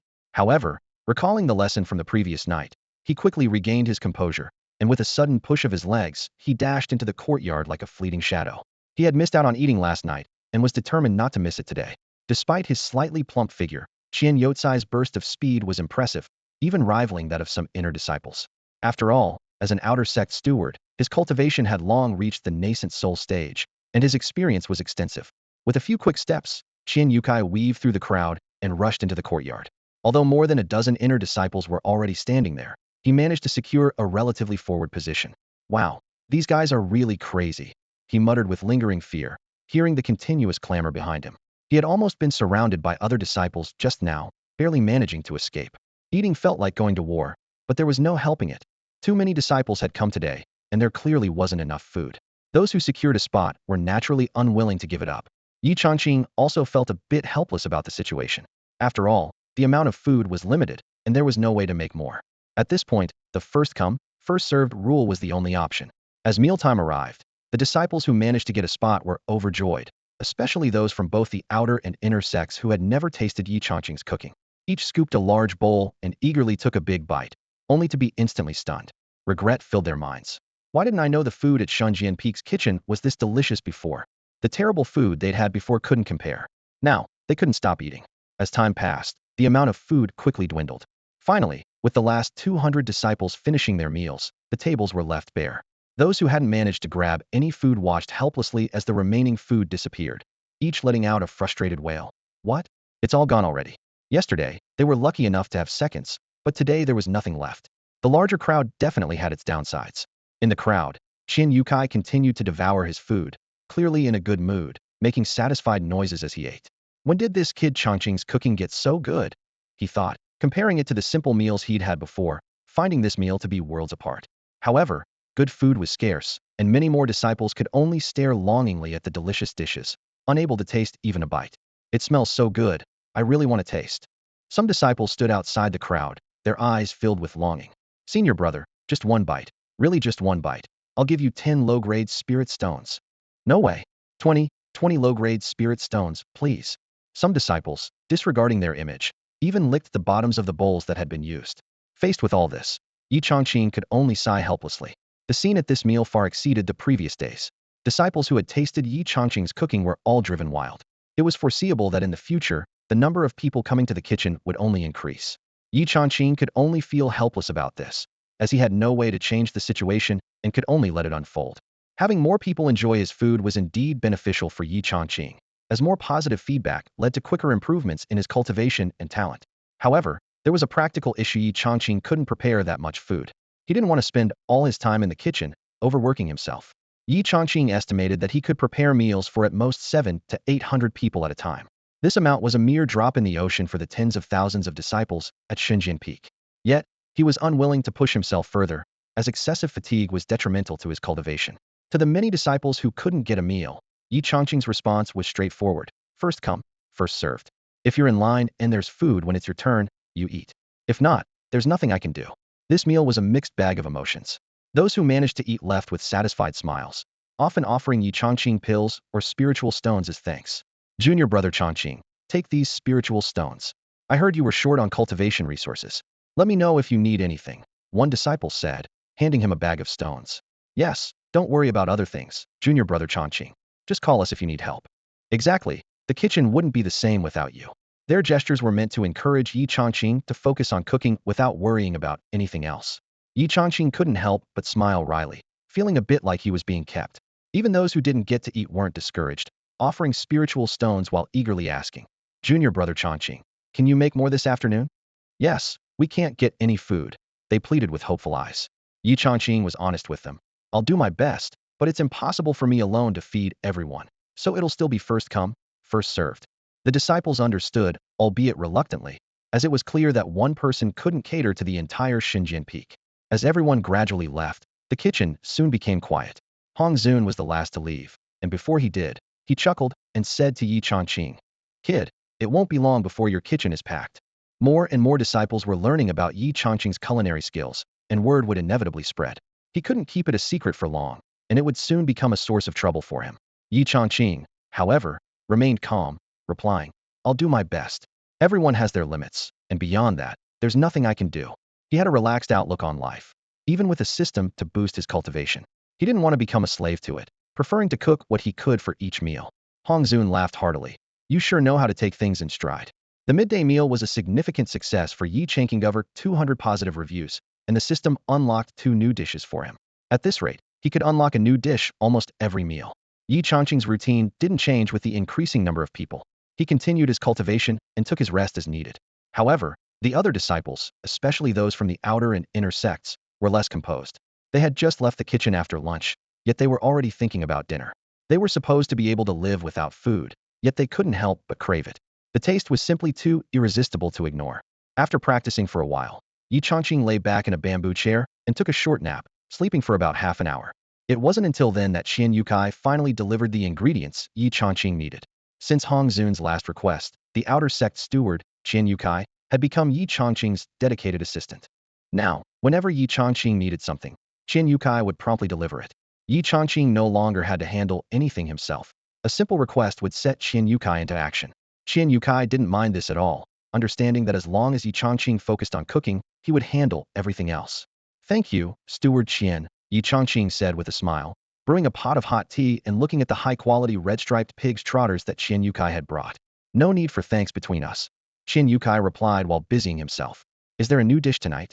Yes, I'm planning to braise some pig's trotters, Yi Changqing nodded, clearly in a good mood. I'll help. Qian Yotsai's eyes lit up at the mention of a new dish. Although he had just tasted Yi Changqing's cooking at noon, he couldn't help but look forward to dinner. As an outer sect steward, he rarely had the chance to assist like this. Seeing Qian Yotsai's eager expression, Yi Changqing felt a bit helpless. Eventually, he asked Qian Yukai to chop some firewood. After cleaning the pig's trotters, Yi Changqing began cooking. Knowing that braised pig's trotters needed time to absorb flavor, he started preparations early. First, he blanched the pig's trotters, boiling them to remove blood and impurities, then drained them. Next, he poured oil into the pot, added rock sugar, and stirred over low heat until the sugar caramelized. Then, he added spices, poured in water, brought it to a boil, and then simmered it. As time passed, a tempting aroma gradually filled the courtyard, making mouths water. Qian Yukai stood nearby, eyes fixed on the pot, swallowing involuntarily at the delicious scent. It smells amazing, he couldn't help but exclaim. Does it? Yi Changqing asked leisurely, a hint of amusement in his eyes. Yes. Qian Yukai nodded eagerly, full of anticipation. Changqing, is it ready yet? I'm getting anxious. He was clearly eager to sneak a taste, but didn't dare make a move. Yi Changqing shot him a glance. Be patient, just wait. Faced with Yi Changqing's refusal, Qian Yukai could only pout in resignation, keeping his eyes glued to the fragrant pot as if it were his most treasured possession. Meanwhile, Yi Changqing lounged lazily in the bamboo chair, lightly tracing the rim of his teacup with his finger, while Qian Yukai stood at attention, unwilling to leave the pot's side. Time ticked by, and the evening light grew dim. Finally, Yi Changqing decided it was time to finish up. He walked over to the pot, lifted the lid, and an even richer aroma wafted out. Qian Yukai took a deep breath, eyes wide with anticipation. It's almost ready, Yi Changqing said softly before beginning to reduce the sauce. The aroma grew even more intense, making it nearly irresistible. Meanwhile, in the outer sect disciples' hall, an elder was giving a lecture, and the scene was lively. Opportunities like this were rare, so the disciples cherished the chance and listened intently. However, as time went on, some disciples' patience wore thin, especially the three sitting in the back row, who had lost focus. They began whispering among themselves, discussing what to do. What should we do? It's almost mealtime, one disciple murmured. Yeah, at this rate, we'll miss it and have nothing to eat, another chimed in. But the lecture isn't over yet, the third said, frowning. By the time it ends, there probably won't be any seats left. I don't know. The last disciple sighed in frustration, growing increasingly anxious and wishing they could dash out immediately. There's less than half an hour left. What are we going to do? One disciple fretted, glancing around nervously. I have no idea, the other two replied, exchanging helpless looks. I'm done with all of you. I'm leaving first to grab a good spot. The three of them appeared a bit anxious. For obvious reasons, lunchtime was approaching. The only thing on the disciple's mind was the taste of stir-fried pork and mapo tofu, completely ignoring everything else. With a flutter in his heart, he quietly slipped out of the hall. During the elder's lecture, no one usually leaves midway, as getting the chance to listen to the teachings is rare, and leaving would be wasting this precious opportunity. So, no one expected someone to walk out in front of everyone. The other disciples in the hall were stunned, their eyes all turning to the outer sect disciple. They couldn't help but wonder, is this guy crazy? After all, obtaining a spot to listen to the teachings requires a significant sacrifice, and he just left?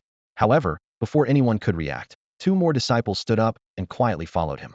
Even the elder giving the lecture started to feel suspicious. Was his teaching not good enough? Why were these disciples leaving one by one? The departure of three people left him feeling a bit uneasy. The atmosphere in the hall turned slightly awkward, with almost every gaze fixed on the three departing disciples. Yet, the three of them were unfazed. Outside the hall, they quickened their pace. Without any hesitation, they used their movement techniques and swiftly headed towards the kitchen at the foot of the mountain. Their figures streaked through the air like flashes of lightning in the wind. Meanwhile, similar scenes unfolded across different areas of Divine Sword Peak. At the mountain's summit, several streaks of light sped by, each one seemingly racing against time. Even the chore disciples were sprinting with all their might. At the same time, Yi Changqing in the kitchen had already prepared dinner, with the aroma of the dishes on the table making mouths water. At that moment, disciples from all directions gathered at the kitchen courtyard gate. Their eyes met instantly, and the atmosphere was on the verge of exploding. No one wanted to back down, and no one wanted to miss out on a good spot. Suddenly, a soft hum broke the silence. Watch my glimmering step. Then, a disciple executed a movement martial art, his figure flickering rapidly. Following that, a low shout was heard. A trivial skill, cotton palm. A gust of wind carrying palm shadows then struck another disciple. Everyone began to reveal their trump cards, and the scene quickly descended into chaos. Not only movement martial arts, but even more powerful control-type martial arts were displayed. Some disciples even immobilized their opponents, trying to seize the advantage. In the scramble for the best spot, their minds seemed to become more cunning, employing all sorts of tactics. The struggle between outer and inner sect disciples grew more intense, with little regard for the present chore disciples. Those chore disciples could only stand aside helplessly, watching the fight unfold, unable to participate. They could only watch, their faces full of helplessness and anxiety. At this point, the scene became even more chaotic. Watch my cotton palm, a loud shout echoed, followed by a disciple swiftly unleashing a palm strike. Another disciple quickly reacted, his body flickering in an attempt to dodge, but just then, a sudden gust of palm wind swept through. Various martial arts and techniques echoed outside, turning the courtyard into a battlefield. Just as the chaos was about to spiral out of control, a few figures suddenly flashed by. They were the three personal disciples, Lu Yuyu, Su Jie, and Lu Shuang. Their arrival seemed to hit the pause button on the brawl. Oh no, it's senior brother Su and the others. One Sharpie disciple immediately recognized the trio. At those words, all the disciples' eyes instantly focused on them. The next moment, someone shouted, "Let's join forces and stop them." Seeing Lu Shuang, Su Jie, and Lu Yuyu about to use their martial arts skills to dash into the courtyard, their usually courteous fellow disciples suddenly blocked their path. In front of the kitchen, With its tantalizing aromas, no one was willing to give an inch. Stop them! A shout ignited the scene.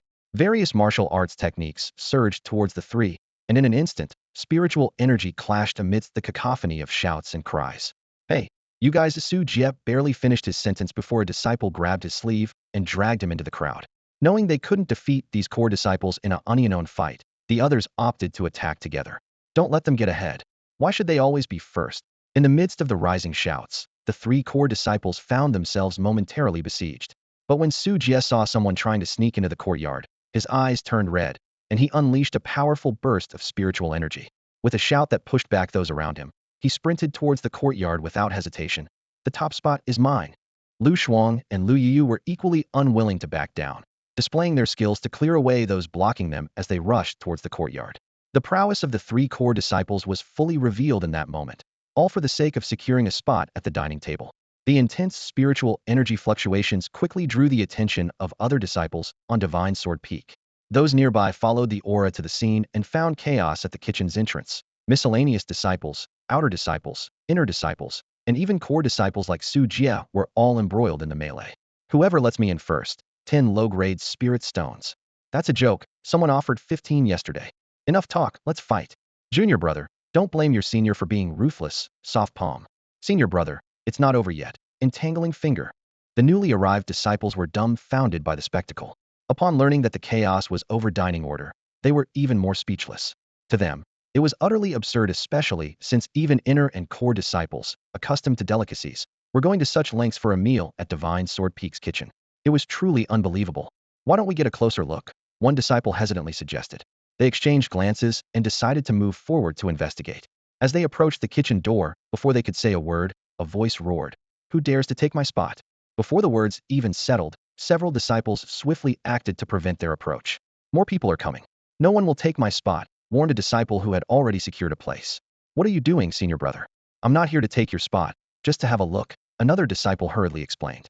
But instead of a response, he was dragged into the escalating chaos. The dining area quickly turned into a battlefield. After several rounds of scuffles, the final victors managed to sit down, satisfied as they began to devour their meal. Yi Changqing had anticipated a large crowd tonight, so he prepared plenty. Yet, even so, it was far from enough for the disciples' appetites. Moreover, there was a new dish tonight, a perfectly braised pork trotters, which instantly became the focus of the struggle. The disciples who had secured spots couldn't stop grinning, the sight of the glistening pork trotters before them almost irresistible. Those who hadn't managed to get a spot could only watch enviously. Delicious, Su Jie exclaimed, munching on a large pork trotter, his mouth greasy with satisfaction. Beside him, Lu Shuang and Lu Yu were also wolfing down their food, thoroughly enjoying the feast. Those who hadn't secured a seat could only watch, drooling. Despite this, the disciples who hadn't found a place didn't leave. They stood by, watching intently, as if waiting for an opportunity. If I can't have the meat, at least I can gnaw on the bones, one disciple muttered to himself, eyeing the finished pork trotters. Sure enough, once the disciples with seats finished their trotters, the leftover bones became treasures in the eyes of those watching. Before anyone could react, one outer disciple discreetly stashed the bones into his spatial ring. Seeing this, the onlookers were stunned. Seriously? They even took the bones after eating the meat. One disciple couldn't believe his eyes. What do you care? I'm taking them back as a midnight snack. The outer disciple replied nonchalantly, a hint of smugness in his eyes. This is outrageous. We've been waiting so long, and they won't even leave us the bones. The disciples who hadn't secured spots were fuming, but what angered them more was seeing others follow suit, leaving nothing behind. Su Jie finished his pork trotter and turned to Lu Shuang and Lu Yu, saying, Senior sister, junior sister, the disciple has a point. Don't throw away the bones. Take them back for a late-night snack to satisfy our cravings. Hearing Su Jie's suggestion, Lu Shuang and Lu Yu didn't hesitate to nod in agreement. Our brother is right. We should do the same. The three quickly gathered their leftover bones. Meanwhile, from a distance, the outer steward Qian Yukai observed the scene, quietly mimicking their actions, carefully collecting the bones with a satisfied smile. Hee, tonight's late-night snack is sorted, he mused to himself. Witnessing this, disciples who had never seen such behavior were dumbfounded. What's going on? Fighting over food is one thing, but not even leaving the bones. They couldn't believe their eyes, especially when they saw Su Jie, Lu Shuang, and Lu Yu's actions. Some inner disciples even began to question if there was some rare elixir in the food, or perhaps it was made with some precious dragon meat. The crowd's confusion, envy, and even anger mixed with the aroma of the food, creating a unique scene. The unusual behavior of Lu Shuang and Lu Yu, who are revered as fairies by many disciples of Xinjian Peak, caused quite a stir in the kitchen. They were seen devouring their food with little regard for their image, even carefully setting aside the bones they had finished, a stark contrast to their usual graceful demeanor. The disciples present exchanged bewildered glances, with some rubbing their eyes in disbelief, as if they could hear the sound of their dreams shattering. Many others, however, became intensely curious about the kitchen's meals, secretly deciding to come and taste it for themselves the next day. Meanwhile, Yi Changqing, who was busy cleaning up, remained oblivious to the commotion. It wasn't until after everyone had finished their dinner and left that he noticed the absence of Hong Zun, who usually attended. Lu Yu explained, "The master had some matters to attend to today, so he couldn't come." After seeing off the last group of diners, a system notification sounded. Received 4 positive reviews, increasing talent, physique, and comprehension by 1 point each. The Mingxin technique advanced by 1 level, and cultivation increased by 1 point. This meal garnered a total of 800 positive reviews, even enhancing his cultivation technique. Yi Changqing opened his status panel, where all his attributes were clearly listed. Host, Yi Changqing. Identity, menial disciple of Daoyi Sect. Cultivation, body refinement realm, complete 823-1000. Technique, Mingxin technique, minor accomplishment 161000. Reputation, unknown. Talent, mid-tier, lower level 6301000. Physique, mid-tier, lower level 749100. Comprehension, upper tier, mid-level 8311000. The Mingxin technique advanced from beginner to minor accomplishment in just 1 day, an extraordinary pace. With the breakthrough, Yi Changqing's understanding of the technique deepened, and he felt a marked improvement in its execution. As usual, he practiced for an hour, took a medicinal bath, and then went to sleep peacefully. Yi Changqing always maintained a balance between work and rest in his cultivation. With the system's support, he neither slacked off nor pushed himself too hard. Having experienced the intense 996 work culture in his past life, he now sought a more relaxed existence, neither idle nor harsh on himself. Under the night sky, Xinjian Peak remained brightly lit, the mountain paths dotted with the gentle glow of night pearls, with disciples occasionally passing by. The training grounds were still bustling with those diligently practicing. Throughout Xinjian Peak, Yi Changqing seemed to be the only one maintaining a normal routine, while other disciples were tirelessly cultivating, now with an added pursuit good food. Meanwhile, in the cave dwelling at the peak, Hong Zun looked helplessly at the young man before him. This was his eldest disciple, the senior brother of Xinjian Peak, and the reason he couldn't attend the kitchen gathering that evening. As the senior disciple, Zhao Jingping holds a high level of prestige at Xinsword Peak. This respect is not only due to his position, but also his strong sense of justice and integrity. In every aspect, Zhao Jingping is considered a model senior disciple. However, his personality is sometimes seen as rigid and stubborn. For instance, after completing a mission and returning to the sect, instead of simply reporting back, he insists on detailing every aspect of the mission to Hong Zun, leaving Hong Zun somewhat exasperated. As dinner time slips away, Hong Zun grows increasingly anxious and dispirited. Zhao Jingping's report is concise. He successfully hunted down a powerful evil spirit that had been terrorizing a region, even going as far as massacring a city, which had drawn the attention of the sect. Zhao Jingping personally dealt with the threat. However, through his investigation, he discovered that a mysterious force, possibly linked to the Ghost King, was behind this spirit. Learning this, Zhao Jingping became more vigilant and reported to Hong Zun, hoping the sect would take serious action to locate and eliminate this force. With a weary expression, Hong Zun listened to Zhao Jingping's account and softly replied, "Jingping, I understand. If there's nothing urgent, you should rest. You've worked hard these past days." Yet Zhao Jingping remained relentless, insisting, "I am not tired. Protecting the world and defeating demons is the duty of us cultivators." His words were all too familiar to Hong Zun. Zhao Jingping was always so rigid and persistent, yet his heart was just and selfless. Hong Zun sighed, unwilling to argue further. His mind was preoccupied with the meal prepared by Yi Changqing that he had missed, which was truly disappointing. Finally, with a hint of fatigue, Hong Zun said, "All right, Jingping, I'll inform the sect of your report. Leave the rest to us. Go and rest." "Yes, I take my leave," Zhao Jingping replied formally, bowing and exiting Hong Zun's room with a serious demeanor. After sending Zhao Jingping away, Hong Zun glanced at the darkening sky, sighed, and closed his eyes to meditate, already thinking about the next day's breakfast. As the first rays of sunlight illuminated Xinsword Peak, the disciples began to stir, heading down the mountain. Both outer and inner sect disciples left their quarters, all with the same destination, the dining hall. An outer sect disciple, finishing his night of cultivation, hurriedly rushed out of his courtyard, thinking he was early, only to find others doing the same. "Wow, so many people," he thought, quickening his pace. Despite his efforts, everyone was racing, and no one gained an advantage. Even the inner sect disciples were caught up in this rush. An inner sect disciple darted out of his courtyard, swiftly joining the crowd, all converging on the main path down the mountain.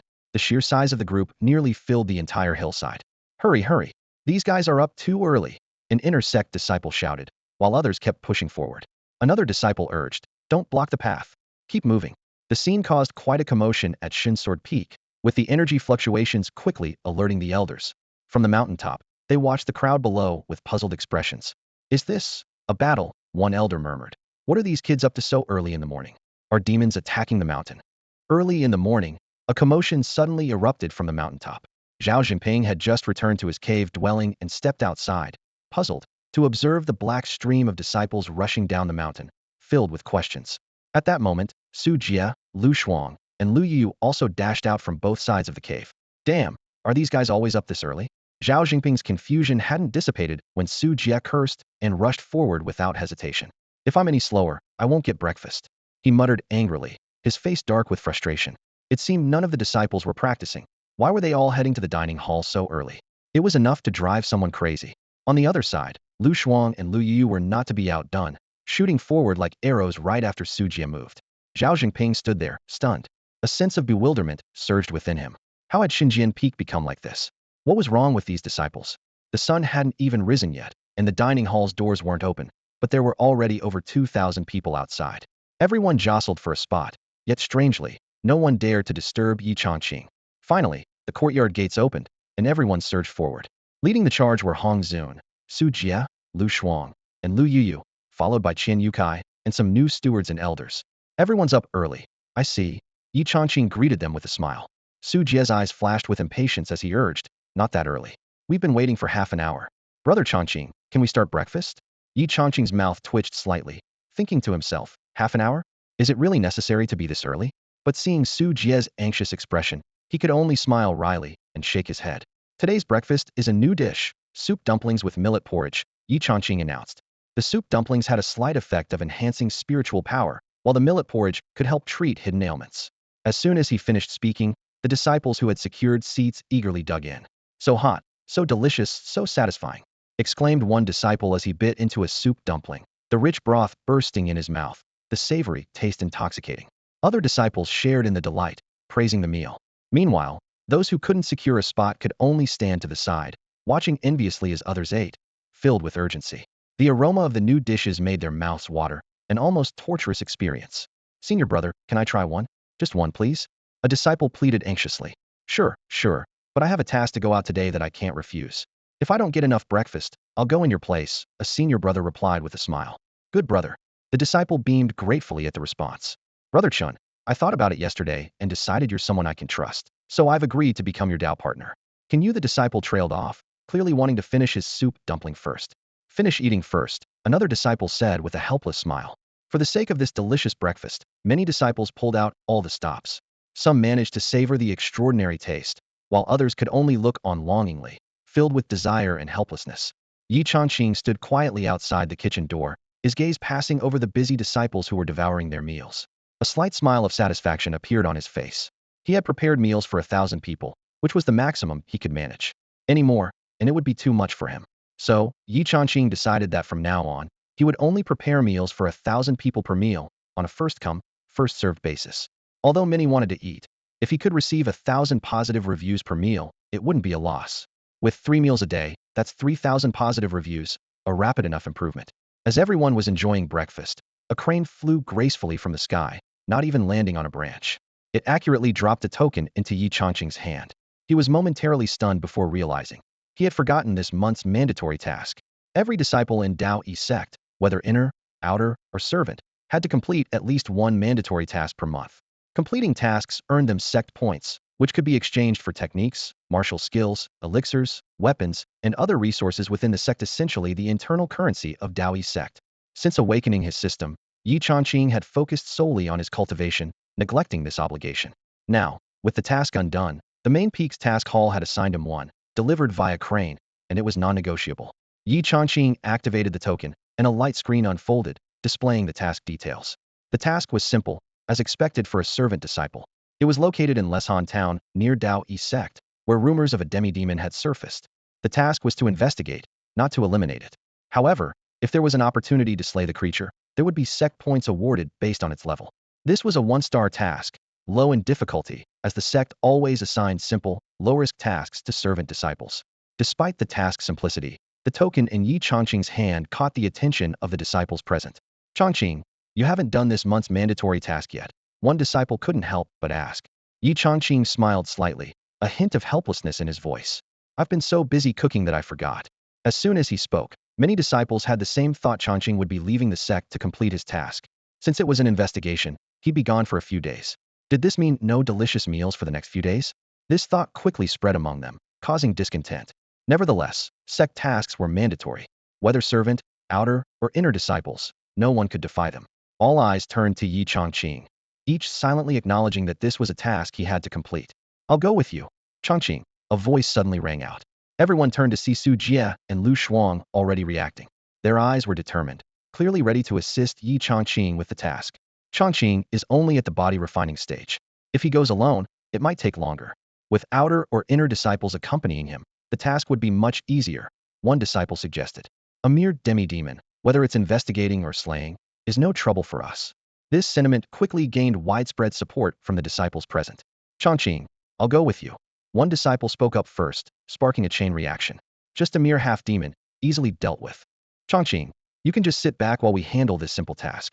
The disciples were eager to volunteer, more so than for their own duties. They couldn't let Changqing be bothered by something as trivial as a half-demon.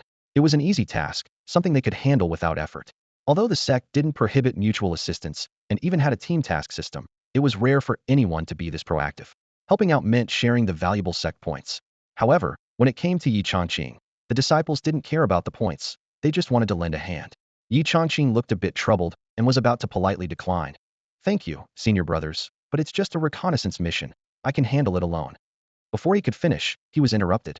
Changqing, it's only right for us to help each other. I'm heading to Leshan town anyway, it's convenient. I'm just looking for an excuse to get out. Everyone chimed in, not giving Yi Changqing a chance to refuse. Finally, it was Hong Zun who stepped in and assigned the inner sect disciple Jin Min to accompany him. Changqing, let Jin Min go with you. Her skills in reconnaissance are unmatched, even better than Yu Yu's, which will save a lot of trouble, Hong Zun explained. Although Jin Min's combat strength was average among the inner sect disciples, and her cultivation was only at the peak of the foundation establishment stage, her cultivation technique granted her an exceptionally keen sense, making her perfect for reconnaissance missions. With Xiaobai around, safety wasn't a concern, it was mainly about efficiency. Before their departure, Hong Zun specifically reminded them, try to return early. Clearly, he was worried about Yi Changqing missing a meal. The disciples gradually bid farewell, knowing they'd miss out on today's feast, but were more concerned about Yi Changqing's safety. Changqing, come back soon, they said, reluctantly. Yi Changqing could only smile wryly at the fuss. It was just a regular mission, and with Xiaobai and Jin Min accompanying him, was all this really necessary? After seeing everyone off, Yi Changqing turned to Jin Min. This senior sister from the inner sect was tall and attractive, a few years older than him. Sister Jin, please wait a moment while I gather my things. Of course, junior brother, Jin Min replied with a sweet smile, dimples appearing charmingly. Jin Min had no objections to accompanying Yi Changqing on the mission. Her thinking was simple. The sooner they completed the task, the sooner they could eat. This mindset was shared by all the disciples, including Hong Zun, the peak master. After quickly packing their gear, Jin Min leapt onto Xiaobai, with Yi Changqing following closely behind. The two of them departed from the Divine Sword Peak, heading towards Leshan town. With Jin Min's presence, Yi Changqing finally experienced what it was like to ride on Xiaobai's back. Spiritual energy enveloped them like a shield, effectively blocking the fierce winds around. Xiaobai's speed had increased significantly since last time, resembling an untamed horse racing through the sky. Their figures quickly vanished from the horizon of Divine Sword Peak, speeding towards Leshan town. Meanwhile, deep within the mountains outside of Leshan town, there was an unassuming peak. To outsiders, it seemed ordinary, but upon closer inspection, the mountain had been hollowed out to form a vast space, resembling a spacious hall. In the center of this hall, 5 figures were sitting together. These figures appeared human but bore distinct animal traits, revealing them to be transformed beasts. Their cultivation levels ranged from low to high. Huayao, Fanyao, Xianyao, Ziyao, and Yuanyao, corresponding to human cultivator stages of condensation, pulse opening, core formation, purple mansion, and nascent soul. Beasts capable of transformation were at least at the Ziyao level. indicating that these 5 beasts had reached the Xiao realm. Their gathering outside Leshan town suggested that something unusual was afoot. Through their conversation, Yi Changqing soon uncovered the true situation in Leshan town. Leshan town falls under the jurisdiction of Daoyi Sect. If we beasts show ourselves, the sect will surely take notice, one beast said solemnly. So what? Should we just give up on that relic? Another beast retorted with a sneer. Relax, we've already sent a half-demon to scout secretly. Even if Daoyi Sect notices, they'll just think it's a half-demon causing trouble and send some outer disciples. It's nothing to worry about. The 5 Xiao beasts were their greatest asset, and they knew that as long as they remained hidden, Daoyi Sect would not take them seriously. By controlling a half-demon, they had roughly located the relic of a great beast. All they needed to do was quietly retrieve it and disappear afterward. They were confident in their plan. However, due to Leshan town's proximity to Daoyi Sect, they had to proceed cautiously to avoid detection. The 5 Xiao beasts devised a covert plan. Control a half-demon to infiltrate the town, making it appear as if a half-demon was causing trouble while secretly searching for the crucial relic. Once the time is right, we can act, one of the beasts whispered. So far, everything was progressing smoothly.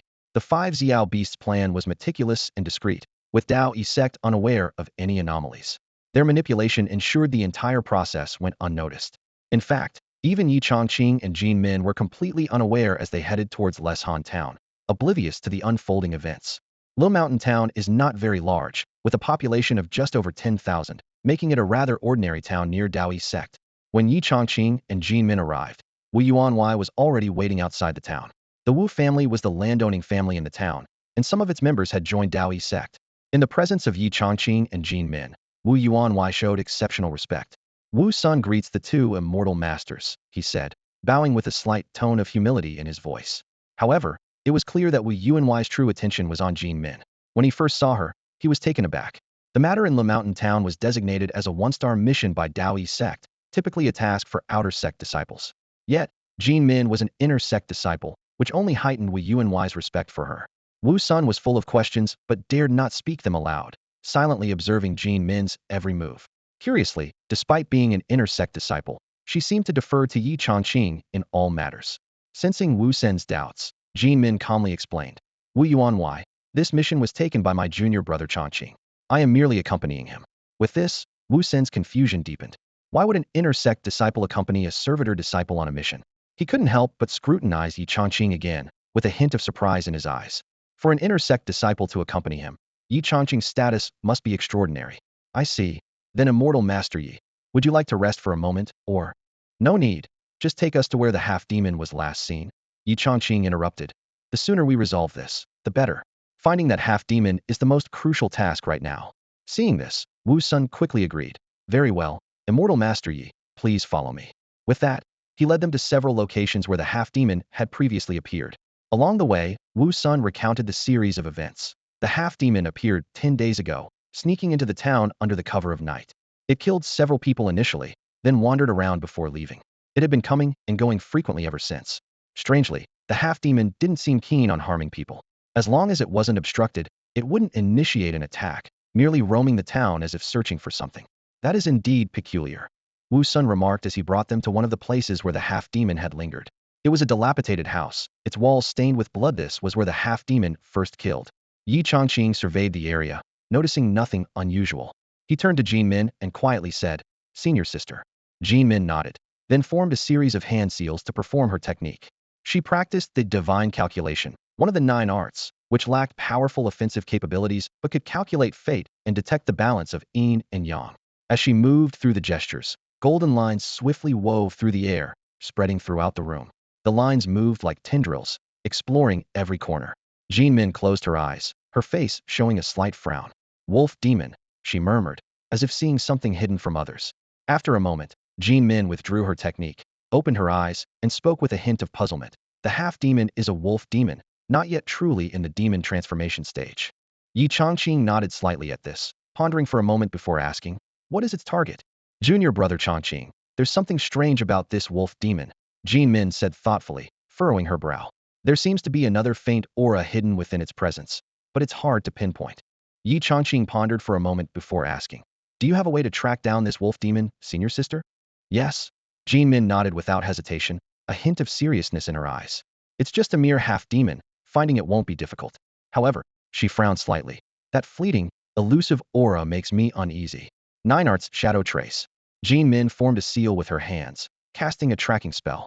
Instantly, a shadow the size of a palm separated from her own shadow and darted off into the distance like an arrow. Let's follow it, she said, and the two of them quickly pursued the shadow's lead. Meanwhile, Wu Sun and the other townsfolk stayed behind, waiting for good news. Watching the two cultivators from Dao E Sect swiftly lock onto the demon's location filled the townspeople with awe. Guided by the shadow, Yi Chongqing and Jin Min soon left the small town and entered the mountain's depths. About 15 minutes later, they finally located the troublesome half-demon. However, at that moment, 5 purple demons lurking in the shadows became aware of their presence. Deep within a cave, the 5 purple demons sat around a blood-colored mirror, which clearly reflected the images of Yi Chongqing and Jin Min. Why is there an inner disciple here?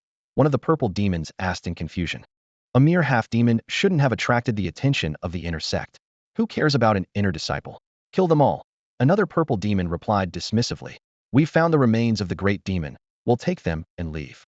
To them, an inner disciple at the foundation establishment stage was no different from an outer disciple. Black Ape, go and finish this quickly. As Yi Chongqing and Jin Min got a clear view of the wolf demon, Jin Min's expression changed dramatically. The aura that had unsettled her was now unmistakable. Light was the aura of a purple demon. This half-demon is being controlled, Jin Min exclaimed in shock. There's a purple demon behind this. Upon hearing this, Yi Chongqing wasted no time in taking out a distress token and crushing it.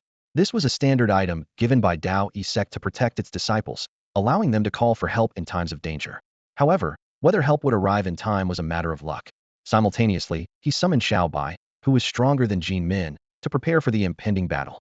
The afternoon sun bathed the training grounds of the Shenzhen peak of Dao E Sect. Many disciples, having missed the kitchen's lunch, appeared weary.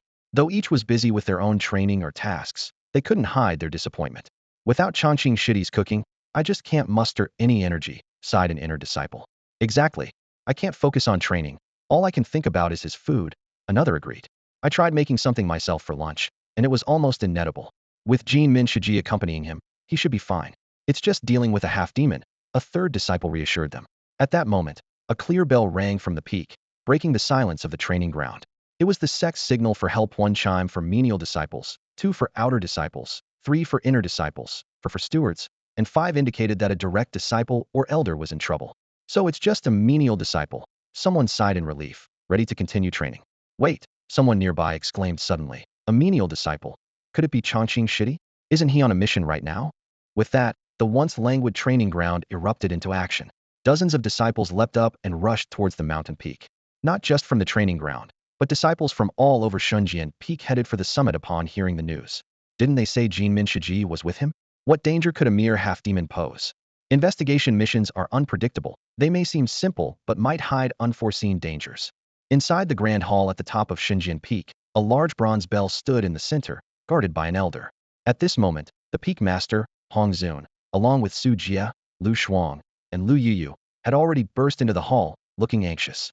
Who used the distress signal? They all asked in unison. The elder guarding the bell looked puzzled. It's just a menial disciple named Yi Chongqing. But why is even the peak master? Damn it! The faces of the 4 immediately changed upon hearing this. Su Jia cursed under his breath and vanished in the blink of an eye. Immediately after, Lu Yuyu, Lu Shuang, and 3 direct disciples rushed out of the hall, transforming into streaks of light as they sped towards Leshan town. A nearby elder was utterly stunned by the sudden commotion. Was it really necessary for such a reaction just because a disciple was in danger? What on earth was going on? He turned to seek guidance from Elder Hong, only to find that even Hong's presence had disappeared. The elder was left completely bewildered, filled with questions. Could it be that the entire Divine Sword Peak was mobilizing just because a menial disciple was in jeopardy? Was a direct disciple really worth such attention? But the situation was far from over. Somehow, news leaked out confirming that the person who used the distress signal was none other than Yi Chongqing. Once this information spread, Divine Sword Peak erupted like a powder keg. From inner disciples to outer disciples, nearly everyone was heading towards Leshan town. Inner disciples soared through the sky, cutting swiftly through the air towards Leshan town. Outer disciples either flew on swords or piloted spirit boats, streaking across the sky with sword lights like rainbows. In an instant, Divine Sword Peak seemed to enter a wartime state, with beams of light shooting across the sky in a grand display. Standing atop the peak, Zhao Jinping was completely dumbfounded. He stared blankly at the scene, filled with questions. What on earth was happening? Neither he nor the other elders had witnessed Yi Chongqing's abilities firsthand, so they couldn't understand the reason behind all this. The situation before them left them confused and shocked. Because Yi Changqing, a menial disciple, had used a distress signal, the entire divine sword peak seemed to be in an uproar, involving everyone from the peak master downwards, causing a dramatic upheaval. It wasn't just divine sword peak. Even the other major peaks of Dao E Sect began to take notice of the commotion at divine sword peak. The peak masters of each peak started inquiring about what was going on. Was divine sword peak planning to attack another sect? Was a sect war about to break out? They had no idea what was happening, and no news had reached them. After several rounds of questioning, the answer left all the peak masters completely dumbfounded. Are you saying that divine sword peak is in this state because a menial disciple used a distress signal? Are you joking? This news was almost unbelievable, that one menial disciple's call for help could mobilize the entire divine sword peak. The scale of divine sword peak's response was beyond imagination. The bell had barely rung for half an instant stick's time before figures from all over the peak were rising into the air. The scene left everyone watching in stunned silence. It was as if someone had disturbed the ancestors of divine sword peak, with all disciples rapidly deploying, as if the entire sect was preparing for an earth-shattering battle. Not only were the peak masters bewildered, but even the sect master of Dao E Sect on the main peak, along with the chief elders, were at a loss, unable to comprehend what was happening at divine sword peak. What's going on at divine sword peak? What are they planning? One of the chief elders anxiously asked. Sect master, we don't know. It appears to be because a menial disciple used a distress signal. What a joke. A menial disciple can mobilize the entire divine sword peak. What on earth is happening? Sect master Qi Xiong's face was ashen, his teeth clenched in anger. How could the people of divine sword peak not inform me in advance? I can't believe it's escalated to this. At that moment, the senior disciple of divine sword peak, Zhao Zhengping, also arrived with a group of elders. Master, senior brother Zhao Zhengping from the divine sword peak has been brought here. Let him in. Qi Xiong's voice was deep, his gaze sharp as he looked towards the hall's entrance. Before long, Zhao Zhengping entered the grand hall, led by a steward from the main peak. His steps were steady, but his brow was furrowed, his face full of confusion and anxiety. Facing the stern expression of Master Qi Xiong, he bowed respectfully. Before he could speak, Qi Xiong coldly questioned, what exactly happened at Divine Sword Peak? Zhao Jingping was taken aback by the question, his expression growing even more perplexed. He shook his head, full of helplessness. I am not sure, master. It happened suddenly, without any warning. My master did not send any message, nor did he explain anything to me. Then, with a loud bang, the main hall of Divine Sword Peak just exploded. His voice was urgent, still carrying a hint of shock. The disciples seemed to have gone mad, shouting and rushing out of the mountain gates uncontrollably. No one knows what happened. He spread his hands, his tone dry. I still haven't figured it out. Qi Xiong was silent for a moment, his brow furrowing deeper, his gaze icy. He looked at Zhao Jingping for a long time, unable to glean any substantial information from him. Finally, he sighed and waved his hand. You may leave. Zhao Jingping bowed and respectfully withdrew, leaving the atmosphere in the grand hall even more tense. Meanwhile, within the Dao Yi sect, chaos had erupted due to the strange events at Divine Sword Peak. Disciples were buzzing with speculation, stewards were bustling around, and the entire sect was like boiling water in a pot, impossible to calm. At the same time, far outside Le Mountain Town, a fierce battle was quietly unfolding. Amidst the rustling forest, Xiaobai was engaged in a fierce fight with a black-furred purple-ter demon beast, a black ape. As claws clashed, the air surged with energy. Astonishingly, Xiaobai was holding his own, surrounded by spiritual energy that revealed his cultivation at the purple demon level. The black ape's expression was grave as it coldly spoke to Xiaobai, a red-crowned crane. Its eyes were full of disbelief. A mere servant disciple, accompanied by a red-crowned crane? The black ape stared at Xiaobai, its eyes filled with shock and wariness. Even the direct disciples of the Dao Yi sect had never been accompanied by such a rare beast. This encounter was extremely bizarre. Meanwhile, in a distant cave, 5 other purple demons were observing the battle through a blood mirror. Strange, why is the red-crowned crane of Dao Yi sect here? No matter why it's here, kill it quickly before things get complicated. Agreed. Blue bird, phosphorescent python. You two attack immediately, make it swift. Deep in the forest, 2 chilling auras suddenly rose. The blue bird spread its wings and soared, while the phosphorescent python slithered forth, quickly closing in on the battle. Their arrival dramatically shifted the balance of the fight. Jean Min's face turned pale, her body trembling slightly, her voice low. This isn't good. Originally, just one purple demon was enough to unsettle her, and now with 2 more formidable foes, it was clear that the situation in Le Mountain Town was far more complex than it seemed. The blue bird swooped toward Xiaobai, its wings transforming into countless feathered blades, slicing through the air. The phosphorescent python targeted Jean Min and Yi Changqing, its blood-red eyes flashing as it hissed coldly. "You two ants, think you can escape?" With that, the phosphorescent python darted forward like a black lightning bolt towards the pair, its eyes gleaming with a bloodthirsty glint, its fierce momentum suffocating. Jean Min reacted instantly. "Junior brother, run." However, the phosphorescent python gave them no chance to flee, its murderous intent surging. At the critical moment, the phosphorescent python's heart suddenly trembled. A wave of extreme danger crashed over it, as if some terrifying presence had quietly arrived. It abruptly halted, its gaze freezing. In front of Yi Changqing and Jean Min, an elderly man had appeared at some point. His steps were unsteady, his demeanor drunken, exuding a strong scent of alcohol, as if he had just crawled out of a wine barrel. The old man held a rusty, ordinary-looking iron sword, yet his drunken eyes were now slightly narrowed, slowly fixing on the phosphorescent python, his tone lazy. Are you looking at me? How dare you, vile creature, harm a disciple of Taoist sect? You old fool, courting death." Upon hearing this, the phosphorescent serpent's killing intent surged, its eyes glowing with a bloodthirsty red light. It glared at the old man standing not far away, surprised to find no trace of spiritual energy emanating from him, as if he were a mere mortal. Yet, just moments before, a fleeting cold aura from the man had sent a chill through the serpent, though it had now completely dissipated.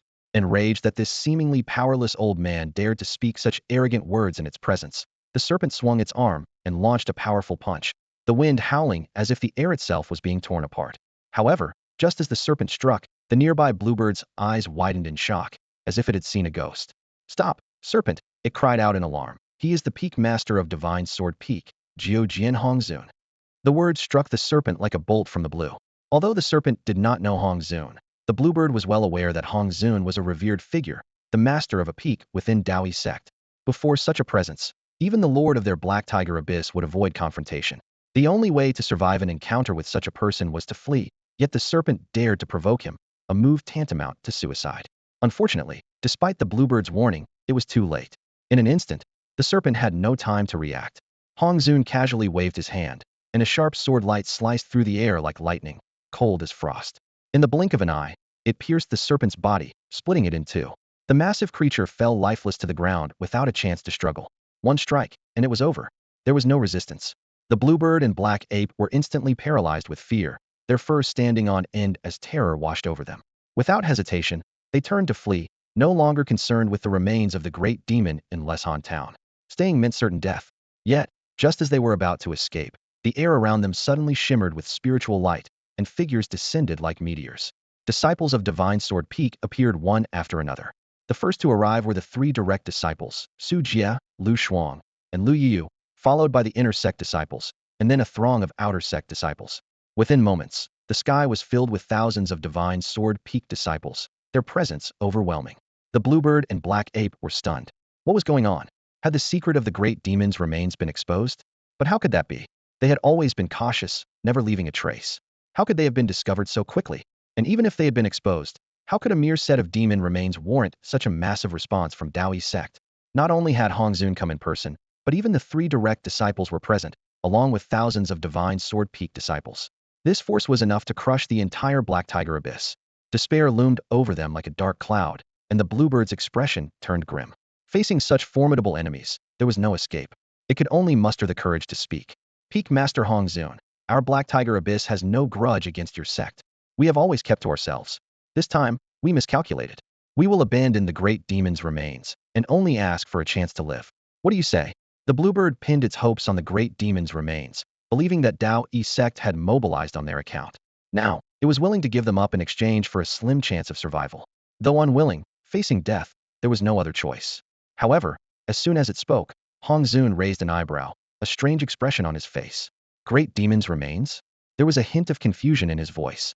Meanwhile, Su Jie, high above, coldly rebuked, his killing intent palpable. "You wretched creature, on the brink of death and still trying to deceive us? You dared to attack our Taoist sect disciples, and now invent tales of so-called great demon remains to escape this disaster? Do you take us for children?" These words struck the bluebird like a thunderclap, leaving it silent. From Su Jie's reproach, it keenly sensed they were not here for the demon's remains at all. Taoist sect wasn't even aware of its existence. The Taoist sect seemed unaware of the ancient demon's remains. If that's the case, then what was the reason for their arrival? Qingyao's gaze unconsciously shifted to Yi Changqing and Jean Min behind Hongzun. Even Qingniao found it hard to believe that such a large contingent was assembled just for an inner disciple. But apart from this explanation, there seemed to be no other reason. Could this inner disciple be the offspring of an influential figure within the Taoist sect? Qingniao's eyes lingered on Jin Min, realizing it had never paid attention to Yi Chongqing until now. However, as Lu Yuyu and Lu Shuang landed beside Yi Chongqing and began to express their concern, Qingniao's expression became more intriguing. Chongqing, are you alright? Are you hurt? Lu Yuyu asked with concern. Luckily, Xiaobai was with you. Or it could have been dangerous. Next time you go on a mission, make sure to tell me, and I'll accompany you personally. Listening to the two women's concern, Qingniao suddenly understood. Could it be that these disciples were here for this young man? The thought was hard to accept, and Qingniao turned to Hong Zun, gritting its teeth. You all came for this boy? Just because of a menial disciple, even the master of divine sword peak came, along with thousands of disciples. This is absurd. Hong Zun, however, appeared very calm. In the Taoist sect, we don't differentiate between high and low. Once someone joins our sect, they are family. So what if it's a menial disciple? We would still save them. Though his words were righteous, Qingniao couldn't help but twitch its lips, thinking to itself, who would believe that? Over the years, many menial disciples have died outside, and even outer and inner disciples never elicited such a reaction from the Taoist sect. Finally, Qingniao understood the truth, though the answer was hard to accept. All of this was because of a single menial disciple, who drew so many people here, thwarting their plans completely. Had they known, they would have acted directly rather than hiding. Even if a personal disciple intervened, it might not have provoked such a response from the Taoist sect. Qingniao's cold gaze fixed on Yi Chongqing, who was conversing with Lu Yuyu and Lu Shuang. Sensing the chill, Yi Chongqing looked back at Qingniao, realizing it intended to remember him and seek vengeance later. With a sigh, Yi Chongqing thought, don't look at me. I have no idea why this happened. I only used a distress signal, not expecting such a huge response. As he brooded, Qingniao's words left him even more exasperated. Despicable human, disguising as a menial disciple. Fine, very well. We'll remember this at Black Tiger Abyss. To Qingniao, Yi Chongqing wasn't a menial disciple, but was pretending to lower their guard. What a cunning human, and they hadn't noticed a thing. Facing Qingniao's seemingly all-knowing look, Yi Chongqing's lips twitched as he cursed inwardly. You sure are dramatic. I really am just a menial disciple. There's no disguise. But before he could speak, Lu Yuyu and Lu Shuang, having heard Qingniao's words, immediately shouted angrily. You've got guts, threatening Brother Chongqing at the brink of death. You're asking for it. A glint of coldness flashed in Lu Yuyu's eyes, her voice as sharp as a blade. To her, the threat from the bluebird was nothing short of a death wish. This monster clearly has its sights set on Yi Chongqing. In that case, let's finish it off. We can't let Brother Chongqing be in any danger. Before her words even faded, Lu Yuyu and Lu Shuang moved simultaneously, not giving the bluebird any chance to respond. Their movements were swift as lightning, their sword energy crisscrossing. Seeing this, Su Jia immediately raised his arm and shouted, Protect Brother Chongqing, attack! Attack! Protect Brother Chongqing! The shouts rose like a tidal wave, and thousands of disciples from Shenzhou Peak instantly formed a battle formation. Sword light rained down, sweeping towards the bluebird and the black ape.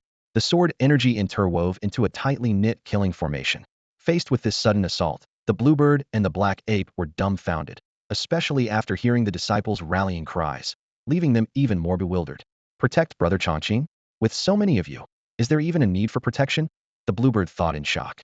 With this kind of formation, who could even touch a hair on Yi Chongqing's head? It wanted to explain, but had no opportunity. Under the combined assault of the disciples, even with their purple demon realm cultivation, the bluebird and the black ape were soon engulfed by the sword lights, their bodies sliced to pieces. Even in death, the bluebird's eyes remained open, glaring fiercely at Yi Chongqing, muttering, Despicable humans. Seeing the mix of unwillingness, regret, and resentment in its gaze, Yi Chongqing could only shake his head with a wry smile. I really am just a humble servant disciple. I'm not lying, believe me. Unfortunately, the bluebird could no longer hear him. Meanwhile, the last two purple demons in the cave, upon seeing Hong Zun appear, didn't hesitate for a second and instantly transformed into two beams of purple light, fleeing without any intention of staying. With the crisis averted, many disciples gathered around Yi Chongqing, expressing concern and offering medicinal herbs, checking if he was injured. The attention left Yi Chongqing feeling overwhelmed, and he could only repeatedly express his gratitude, unsure of how to react.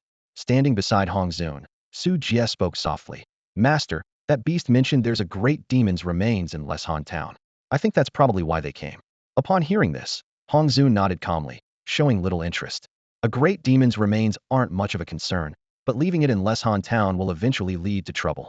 You should go personally, and bring those remains back to Shenzhou Peak. Clearly, Hong Zun was unconcerned about why the great demon's remains were in Leshan Town.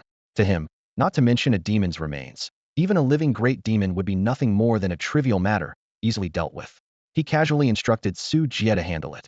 Su Jie nodded respectfully, then turned and sped towards Leshan Town. Meanwhile, in front of Yi Changqing, the disciples were discussing, shifting the topic to Black Tiger Abyss. I think that beast clearly holds a grudge against Brother Changqing, one disciple said worriedly. Do you think Black Tiger Abyss will make a move against him? It's possible, another replied. These monsters are incredibly cruel and vengeful. If that's the case, we must be cautious. Brother Changqing, you should be careful. A burly disciple slammed the table. You can't guard against a thief for 1,000 days. Sooner or later, you'll slip up. If Black Tiger Abyss holds a grudge against Brother Changqing, we should strike first and take them out. Wouldn't that solve everything? Senior Brother Wang is right. Exactly, you can't guard against a thief forever. If Black Tiger Abyss wants to attack Brother Changqing, let's preemptively eliminate them. Listening to his enthusiastic fellow disciples, Yi Changqing, the main character in this scenario, was already exasperated. He looked at the group, full of fighting spirit, and sighed inwardly. Weren't we just talking calmly a moment ago? Why are you all suddenly ready to wipe out Black Tiger Abyss? Yi Changqing felt utterly helpless.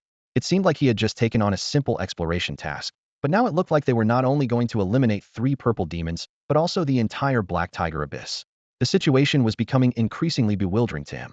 Many disciples clamored to flatten Black Tiger Abyss, and even Hong Zun nodded in agreement. Indeed, if there's a potential threat lurking in this area, it's best to eliminate it entirely as a precaution. Amidst the disciples' angry outcry, Yi Changqing stood to the side, hesitating to speak, realizing he wasn't being noticed. It seemed everyone had already made up their minds, leaving no room for him to interject. Seeing the decision made, with a command from Hong Zun, the disciples took to the air once more, swiftly heading towards Black Tiger Abyss. Lu Yuyu and Lu Shuang followed closely, confidently assuring, "Don't worry, junior brother Changqing. This time we'll definitely flatten Black Tiger Abyss." Yi Changqing finally spoke, "Senior sister, actually, there's no need to worry, Black Tiger Abyss is nothing to fear. Just follow along." However, before he could finish, Lu Yuyu and Lu Shuang, without waiting for him to say more, urged, "Hurry up, don't delay." They gave him no chance to argue further. Yi Changqing had no choice but to reluctantly mount Xiaobai and follow the main group. Along the way, the disciples of Divine Sword Peak had fierce, determined gazes, as if the outcome of the battle was already decided. The sword energy in flight seemed to tear through the sky, whistling past, creating an intense atmosphere. Meanwhile, the 2 escaping purple demons finally returned to Black Tiger Abyss. Surrounded by steep cliffs, this natural chasm appeared particularly treacherous. Inside the abyss, several caves lay scattered, the largest of which housed 2 kneeling purple demons before a burly man. This man was none other than the master of Black Tiger Abyss Shahu. Shahu, a tiger demon of Yuan Yao rank, possessed power equivalent to a human cultivator's nascent soul realm. Facing his 2 failed subordinates, Shahu's gaze was cold and his voice low. "So you failed." "Mercy, master," the 2 purple demons quickly explained. This time, Divine Sword Peak acted unexpectedly, launching a full-scale assault, with even Peak Master Hong Zun personally appearing. Qing Yao and the others were outmatched in battle with Divine Sword Peak's disciples and were killed on the spot. "We barely escaped." Upon hearing this, Shahu furrowed his brow and remained silent for a moment before saying coldly, "Divine Sword Peak launched a full-scale attack?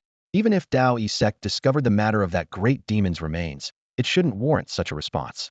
Who did you provoke?" The purple demons exchanged glances, recalling but unable to identify anyone, and shook their heads.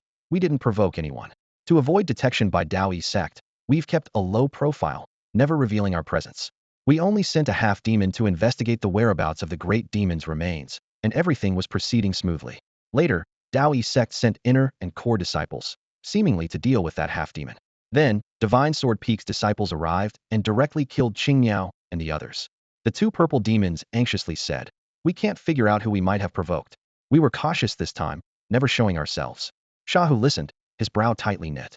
Since they hadn't directly provoked anyone, why did Divine Sword Peak react this way? Was it really because of that inner disciple? Though this guess seemed plausible, Shahu's heart was still filled with questions. In such a brief battle, losing 3 capable subordinates was a painful blow. He then coldly spat out 2 words, "Dao Yi Sect." Well. Although Black Tiger Abyss's strength couldn't compare to Dao Yi Sect, Shahu's tiger lineage gave him a connection to Tiger Ridge. Perhaps this was why he continued to endure. Normally, Shahu would never provoke Dao Yi Sect, so Dao Yi Sect usually ignored him. If it weren't for the remains of the great demon, Sha Hu wouldn't have risked sending people into Dao Yi Sect's territory. But now, the sacrifice of the three purple demons had ignited his fury, and he couldn't let this go. Since he couldn't confront Dao Yi Sect directly, he could at least target a few of their disciples secretly, especially the inner disciple and the servant disciple, as it seemed they were the cause of all this trouble. Sha Hu was determined that, if given the chance, he would eliminate these two to avenge the three purple demons.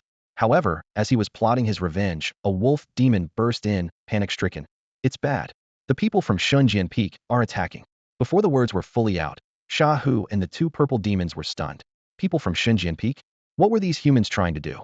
Not only had they slaughtered the three purple demons, but now they were attacking directly. Were they planning to wipe out Black Tiger Abyss entirely? What kind of deep-seated grudge could drive them to such lengths? Sha Hu's eyes were cold as he quickly glanced at the two purple demons, a chilling aura emanating from him. He spoke in a cold tone. Tell me honestly, who did you offend? If you hadn't crossed someone important, why would Shunjian Peak be so relentless in wanting to destroy Black Tiger Abyss? The two purple demons were in a panic, shaking their heads repeatedly. Master, heaven and earth bear witness, we truly didn't provoke anyone. Why would the people from Shunjian Peak act this way? We really don't know. It was only after that inner disciple and servant disciple came that things turned out like this. The two purple demons were bewildered, unable to comprehend why Shunjian Peak had suddenly become so aggressive. Just as they were anxiously trying to explain, the sounds of battle surged from outside. Shouts and cries echoed all around. Attack! Avenge Brother Chongqing! Protect Brother Chongqing! Flatten Black Tiger Abyss! How dare you harm Brother Chongqing! Charge! The name Brother Chongqing reverberated through the battle cries. Hearing this, Sha Hu's heart skipped a beat, his gaze sharpening as he asked coldly. Who is this Chongqing? What did you do? Why are the people from Shunjian Peak pursuing us so fiercely, determined to obliterate Black Tiger Abyss? The two purple demons were on the verge of tears, shaking their heads desperately. Master, we don't know anyone named Chongqing, and we certainly didn't provoke him. We truly have no idea why the disciples of Shunjian Peak are avenging Chongqing. Despite Sha Hu's repeated questioning, they remained clueless, unable to provide any useful information. By this time, the disciples of Shunjian Peak had already breached the outskirts of Black Tiger Abyss, drawing ever closer to the cave entrance. Knowing he could delay no longer, Sha Hu led the two purple demons out of the cave to confront the attackers. As soon as he emerged, he saw Hong Zun, Lu Yuyu, Lu Shuang, and dozens of Shunjian Peak's inner disciples approaching menacingly. Seeing Hong Zun's presence, Sha Hu's heart sank, his expression turning serious. He quickly scanned the surroundings, noting the overwhelming tide of Shunjian Peak disciples. The situation was dire. Sha Hu took a deep breath and spoke up. Senior Hong Zun, members of Shunjian Peak, has Black Tiger Abyss done something to offend you? What? They've gone to Black Tiger Abyss. Inside the main hall of Dao Yi Sect's main peak, Qi Xiong's voice echoed throughout the chamber. He had just received news that the men he sent to Leshan Town to search for the members of Divine Sword Peak had come back empty-handed, only to find out they had headed to Black Tiger Abyss. The news made Qi Xiong's eyelids twitch rapidly, and his face darkened. What on earth is Hong Zun up to? He muttered, clenching his fists. Turning to the Great Elder beside him, he commanded sharply. Great Elder, you must go personally. By any means necessary, bring those people back to me. The Great Elder nodded silently, and with a flicker, he vanished from the hall. Meanwhile, within Black Tiger Abyss, sword lights flashed, and the air was thick with killing intent. The disciples of Divine Sword Peak showed no fear toward the fierce tiger before them, especially Lu Shuang, known as the Frost Fairy, who held her sword firmly and spoke coldly. Enough talk. Face my sword. Even before her words faded, a sharp sword light was already piercing toward the fierce tiger's chest. The fierce tiger's expression grew grim, muttering through clenched teeth, Lu Shuang. Naturally, the fierce tiger dared not underestimate Lu Shuang, the second disciple of Divine Sword Peak. Lu Shuang's strength was no less than her own, leaving no room for complacency. The two were instantly locked in a fierce battle, with sword light and demonic energy intertwining, creating powerful shockwaves. Around them, other disciples of Divine Sword Peak were also engaged in battle, fighting fiercely against the numerous beasts of Black Tiger Abyss, their roars echoing thunderously. Lu Shuang, what is Dao Yi Sect's intention? We at Black Tiger Abyss have never offended your sect. The fierce tiger defended, trying to fend off the relentless sword strikes. Huh? Lu Shuang sneered, her sword strikes unrelenting. Then why did you go to Leshan Town? The words Leshan Town struck the fierce tiger like a bolt of lightning. She was taken aback. Could it really be about that great demon's remains? But it didn't make sense. While the remains were valuable, they weren't top-tier treasures for a major sect like Dao Yi Sect. Only the remains of a beast king might warrant such a large-scale operation. No time to ponder further, the fierce tiger quickly explained. Yes, I did send people to Leshan town, but only because there are remains of a great demon there. I haven't done anything to your sect. Even if it's for the demon's remains, it shouldn't warrant such a large mobilization of Divine Sword Peak disciples. Besides, you haven't suffered any losses. Humph. Never mind the demon's remains. Lu Shuang's sword strikes intensified, the cold light flashing. Your men tried to harm senior brother Chongqing, and that is a crime punishable by death. Chongqing again. The fierce tiger's face grew darker, roaring in anger. Chongqing. Chongqing. Who the hell is Chongqing? I don't even know who that is. She was truly at a loss, having already asked the two purple demons earlier, who also claimed not to know this Chongqing. Just then, Yi Chongqing, standing beside Hong Zun, heard someone calling his name and instinctively responded, "Who called me?" The voice wasn't loud, but to the fierce tiger, with her demon-level cultivation, the faint response was clear as day. In the midst of battle, she abruptly turned her gaze toward the source of the voice, spotting a young man in rough clothing standing there, clearly a menial disciple. The fierce tiger was dumbfounded, incredulously shouting, "You're Chongqing?" "My name is Yi Chongqing," the young man answered honestly. "If nothing unexpected, that would be me. Are you messing with me?"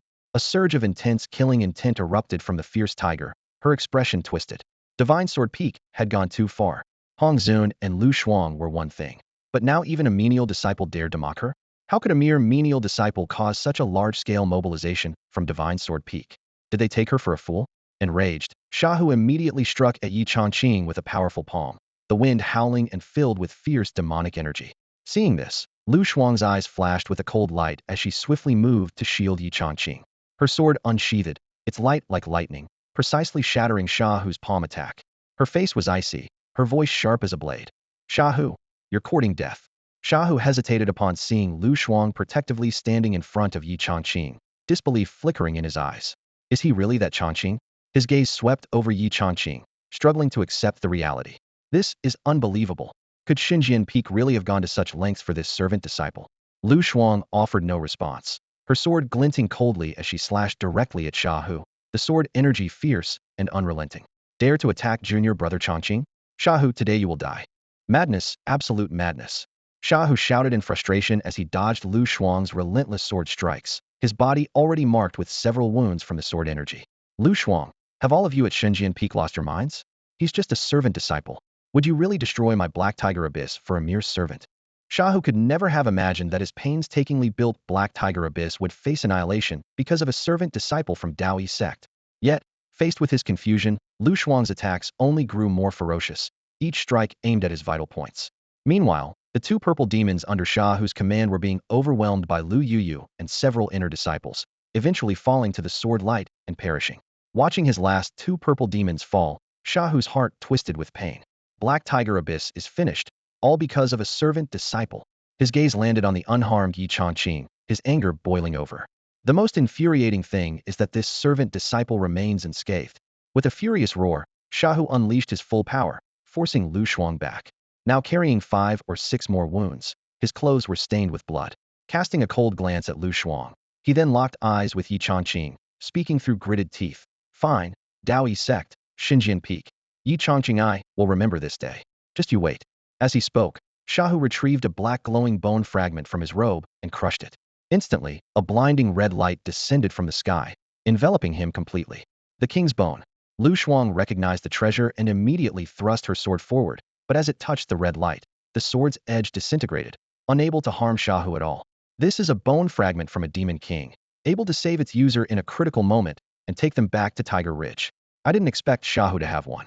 Lu Shuang frowned, watching as Shahu's figure gradually disappeared within the red light, unable to stop him in time. With Shahu's escape, the remaining beasts of Black Tiger Abyss lost their leader and scattered in all directions, offering no further resistance. Unable to capture Shahu, Lu Shuang returned to Hong Zun and Yi Chongqing with a look of frustration. "Master, he had the king's bone. It's no surprise you couldn't stop him." Hong Zun wasn't overly concerned, his tone calm. Moreover, Tiger Ridge is entirely different from Black Tiger Abyss. It's a true demon sanctuary capable of rivaling Daoyi Sect. In the Eastern continent, there are 4 great demon sanctuaries, each incredibly powerful, and Tiger Ridge is one of them. This was precisely why Hong Zun hadn't intervened to capture Shahu earlier. However, not all disciples were so considerate. Seeing Shahu escape, an outer disciple tightened his grip on his sword and shouted angrily, "Let's storm Tiger Ridge and kill Shahu." With this disciple's shout, the battle-hardened disciples of Xinjiang Peak raised their swords in agreement. Storm Tiger Ridge, kill Shahu. Storm Tiger Ridge, kill Shahu. The thunderous cries echoed throughout Black Tiger Abyss, and the newly arrived Grand Elder of Daoyi Sect, hearing these words from afar, stumbled in shock, his face changing dramatically. Madness! These disciples of Xinjiang Peak have truly gone mad. Destroying Black Tiger Abyss isn't enough. They actually want to storm Tiger Ridge. What on earth are they thinking? Listening to the surrounding clamor, Yi Chongqing was utterly bewildered. He hadn't done anything. Yet why did the fierce tiger harbor such hatred towards him? Heavens knew, he truly hadn't said anything, nor was he responsible for the destruction of Black Tiger Abyss. Standing there, his brows furrowed, he felt inexplicably targeted by a Yuan demon. What puzzled him even more was the situation unfolding before him, which was completely beyond his comprehension. It wasn't enough that they had destroyed Black Tiger Abyss. Now they wanted to attack Tiger Ridge? What on earth was going on? As Yi Chongqing was lost in confusion, the air suddenly thickened. The figure of the Grand Elder of Daoyi Sect's main seat appeared out of nowhere, his face grave, brows tightly knitted, and his gaze sharp as he surveyed the disciples of Divine Sword Peak, who were clamoring to attack Tiger Ridge. Silence! The Grand Elder roared, his terrifying spiritual energy sweeping across Black Tiger Abyss. The disciples instantly felt immense pressure bearing down on them, and the shouting ceased abruptly. All eyes turned to the suddenly arrived Grand Elder. What are you doing here, old man? Hong Zun, looking tipsy, swayed as he spoke with a hint of disdain. Seeing Hong Zun's flippant demeanor, the Grand Elder's expression darkened further, fury nearly spilling from his eyes. Junior brother, your Divine Sword Peak disciples have really outdone themselves. Destroying Black Tiger Abyss wasn't enough. Now you want to attack Tiger Ridge? Are you planning a collective suicide for Divine Sword Peak? Despite the Grand Elder's anger, Hong Zun remained nonchalant, leaning lazily against a wall, showing no signs of tension. It's not my fault. Divine Sword Peak was just completing a task. Black Tiger Abyss sent 5 purple demons to Leshan Town, breaching the rules. Divine Sword Peak's actions were justified, weren't they? Justified. The Grand Elder's lips twitched with anger, letting out a cold laugh. You mobilized thousands of Divine Sword Peak disciples. Does that seem justified to you? It's utterly ridiculous. Unwilling to argue further with Hong Zun, the Grand Elder issued a direct order. We'll discuss this later. For now, immediately take your Divine Sword Peak disciples and return. His tone was authoritative and brooked no dissent. Allowing the disciples to attack Tiger Ridge would spark a human-demon war with unimaginable consequences. Hong Zun, seeing this, didn't argue further, casually nodding. All right, no big deal. You get so worked up.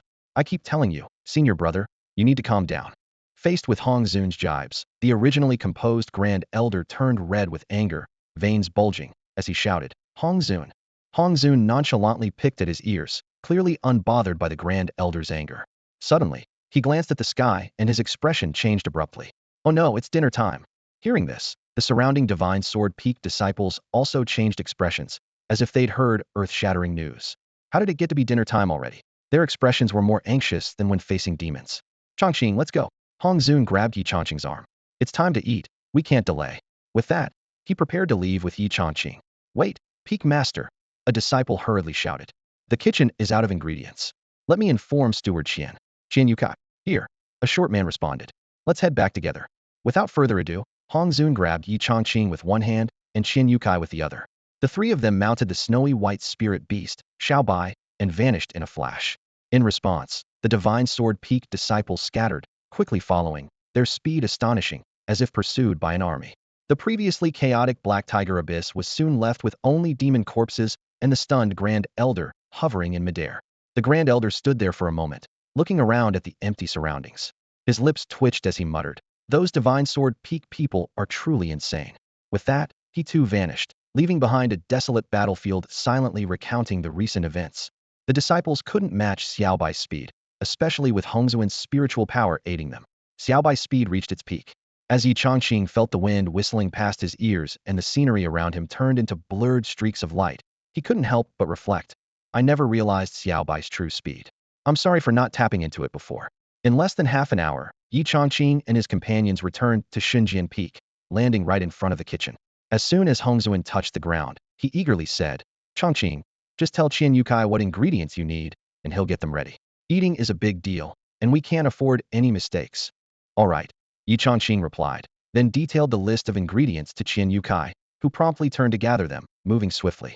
Yi Chongqing immediately got busy in the kitchen. Although today's events had left him a bit bewildered, The actions of the Xinjian Peak disciples warmed his heart. To repay their camaraderie, he decided to make an extra sumptuous dinner. He planned to make a new dish, steamed chicken in a clay pot. Considering that many disciples were injured in the battle, and this dish aids in healing, it was a good choice. Normally, time would be insufficient, but with Hongzuan's assistance, it wasn't an issue. Hongzuan formed seals with his hands, channeling spiritual power to expedite the cooking process significantly. He agreed to help without hesitation, believing that any effort was worth it for good food. Yi Chongqing set up over 100 large pots, preparing enough food for 6,000 people, ensuring that every disciple who had helped that day would be fed. Besides the steamed chicken, he also prepared 2 new dishes, stir-fried fragrant celery and horned beef, and spicy and sour shredded potatoes. Horned beef, being a genuine beast, was far more valuable than red-striped pork. In the past, Qin Yukai would never have agreed to use such precious ingredients for cooking. However, the situation was different now. Not only did they have Hongzuan's approval, but Yi Chongqing's standing among the disciples had significantly risen. Qin Yukai resolved that as long as Yi Chongqing requested an ingredient, he would go to any lengths to procure it. Soon, the aroma of the steamed chicken filled the courtyard, mingling with the rich scent of horned beef, making everyone's mouth water. After about an hour, the disciples began returning to Xinjian Peak, all looking pale from exhaustion. It was no surprise, as they had pushed themselves hard to return quickly, disregarding their spiritual power consumption. As soon as they arrived at the mountain gate, they headed straight for the kitchen without even pausing to rest. Line up, line up. I must get a taste of this meal today, one disciple shouted. You only killed 1 beast, and you think you're worthy of eating Brother Chongqing's food? Another retorted disdainfully.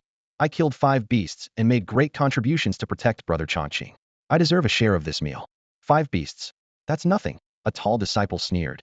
If you didn't kill at least 10, don't even bother going to the kitchen. Just go home and reflect on your performance. I didn't kill any beasts, but I stayed by Brother Chongqing's side, so I definitely qualify for a share, another disciple argued. The disciples jostled and argued as they surged toward the kitchen, on the brink of another fierce struggle. However, when Yi Chongqing announced that anyone who went to Black Tiger Abyss would get a share, everyone erupted in cheers. Great! Brother Chongqing is generous. As expected of Brother Chongqing, I always knew you'd achieve great things. With the assurance that there was enough for everyone, the disciples showered Yi Chongqing with praise. Yet, he was too busy to pay attention to their flattery. Despite Hongzuan's help, preparing food for 6,000 people kept him immensely occupied, sweat beading on his forehead. After 2 whole hours of busy work, the sky had fully darkened, and the meals for 6,000 people were finally ready. Yi Chongqing, exhausted, slumped down to the side. The disciples eagerly helped themselves to the food, their eyes shining with anticipation as they noticed 3 new dishes. Each person had a bowl of steamed chicken and a large, heaping bowl of rice, eating with great satisfaction. Perhaps it was due to the day's exertions, as everyone's appetite seemed to have increased. Those who weren't full began to resort to little tricks. Junior brother, look, a monster from Tiger Ridge, someone exclaimed, causing everyone to turn their heads, only to find nothing. When they turned back, half the beef in their bowl was gone. You stole my meat, one disciple protested indignantly. Junior brother, you can't just accuse people like that. When did I steal your meat? Another disciple retorted. Senior brother, could you at least swallow the meat in your mouth before lying? You're not even speaking clearly, another disciple chimed in. And then there are those who repay kindness. Junior brother, didn't I save you from a monster at Black Tiger Abyss today? One disciple took the opportunity to say. Senior brother, don't say that. Besides this bowl of rice, I'd give you anything, even my life, without batting an eye. Another disciple responded defiantly. What would I want with your life? Enough nonsense, just give me a bite of chicken. Don't even think about it. Are you ungrateful? I saved your life. I said, aside from this bowl of rice, anything is fine. Just say the word, senior brother. I just want this bowl of rice, give me half. Impossible. I'd rather lose my head or spill my blood than share my rice. Thousands of disciples were causing a commotion inside and outside the courtyard, each racking their brains to get an extra bite. Listening to the clamor and laughter, Yi Chongqing, lying on a deck chair, couldn't help but smile. When he first crossed over, he felt a bit anxious. After all, suddenly finding himself alone in a completely unfamiliar world, even with the memories of his predecessor, the vast land felt just as alien to him. Like a rootless duckweed, he couldn't find his place. However, now Yi Chongqing felt a sense of belonging. It was the comfort of knowing that whenever he needed something, there would always be people standing by his side, making him realize that he was not alone in this world. It's really nice, he murmured softly, and just as he finished speaking, Lu Yuyu's voice came from beside him. What's really nice? It's nothing, senior sister, what's up? Yi Chongqing turned his head, noticing Lu Yuyu and Lu Shuang had somehow appeared beside him, and casually responded. Nothing, just came to chat after eating, Lu Yuyu replied with a smile. The relationship between the three of them was gradually becoming more familiar. Even the usually aloof Lu Shuang could exchange a few words in Yi Changqing's presence. Of course, most of the conversation was between Yi Changqing and Lu Yuyu. They chatted idly, and the other disciples around them took notice of the scene. "Look at senior sister Lu and senior sister Lu," one disciple whispered. "What's the matter? Isn't it normal?" Another disciple asked, puzzled. "I mean, don't you think senior sister Lu and senior sister Lu seem to have a bit of a thing for junior brother Changqing?" It does seem like it." Senior sister Lu even smiled just now. The disciples of Xinjian Peak gathered outside the kitchen, eagerly discussing Yi Changqing and the two senior sisters. "Junior brother Changqing's charm is truly exceptional," one disciple remarked. "Even at my peak, I couldn't compare to his looks. He deserves the title of Xinjian Peak's most handsome man." "You've been hiding for a lifetime," someone teased nearby. "I actually think senior sister Lu, and junior brother Changqing make a good match," another disciple chimed in. "It's just that junior brother Changqing's cultivation is a bit lacking." "What does cultivation matter? With senior sister Lu and senior sister Lu supporting him, it's fine," someone immediately responded. "With junior brother Changqing's cooking skills, with the women handling the outside affairs, and the man managing the home, isn't that a good life?" This discussion happened to be overheard by Lu Yuyu, Lu Shuang, and Yi Changqing. The cheerful atmosphere suddenly froze, and the two senior sisters blushed, lowering their heads in silence. Yet their minds couldn't help but linger on the conversation. Women handling outside affairs, men managing the home. It doesn't sound bad. Lu Yu murmured involuntarily. "Sister, what did you say?" Yi Changqing asked. "Nothing, it's nothing. It's getting late, I should go." Lu Yu hurriedly got up, not daring to look Yi Changqing in the eye, and left quickly, with Lu Shuang following closely behind. The disciples watching this exchanged knowing smiles. See, the two senior sisters' feelings for junior brother Changqing are obvious, aren't they? As the saying goes, the way to a woman's heart is through her stomach. Where did you hear that? I've never heard it before. I made it up myself. Get lost. The disciples joked as they left the kitchen, each bidding farewell to Yi Changqing, who nodded in response to each of them. Once the courtyard was quiet again, Yi Changqing silently thought. Open the panel. Host, Yi Changqing. Identity, Dao Yi Sect servant disciple. Cultivation, early stage of Qi sensing, 5216-10000. Technique, Ming Xin Ju, great accomplishment 98210000. Reputation, growing fame.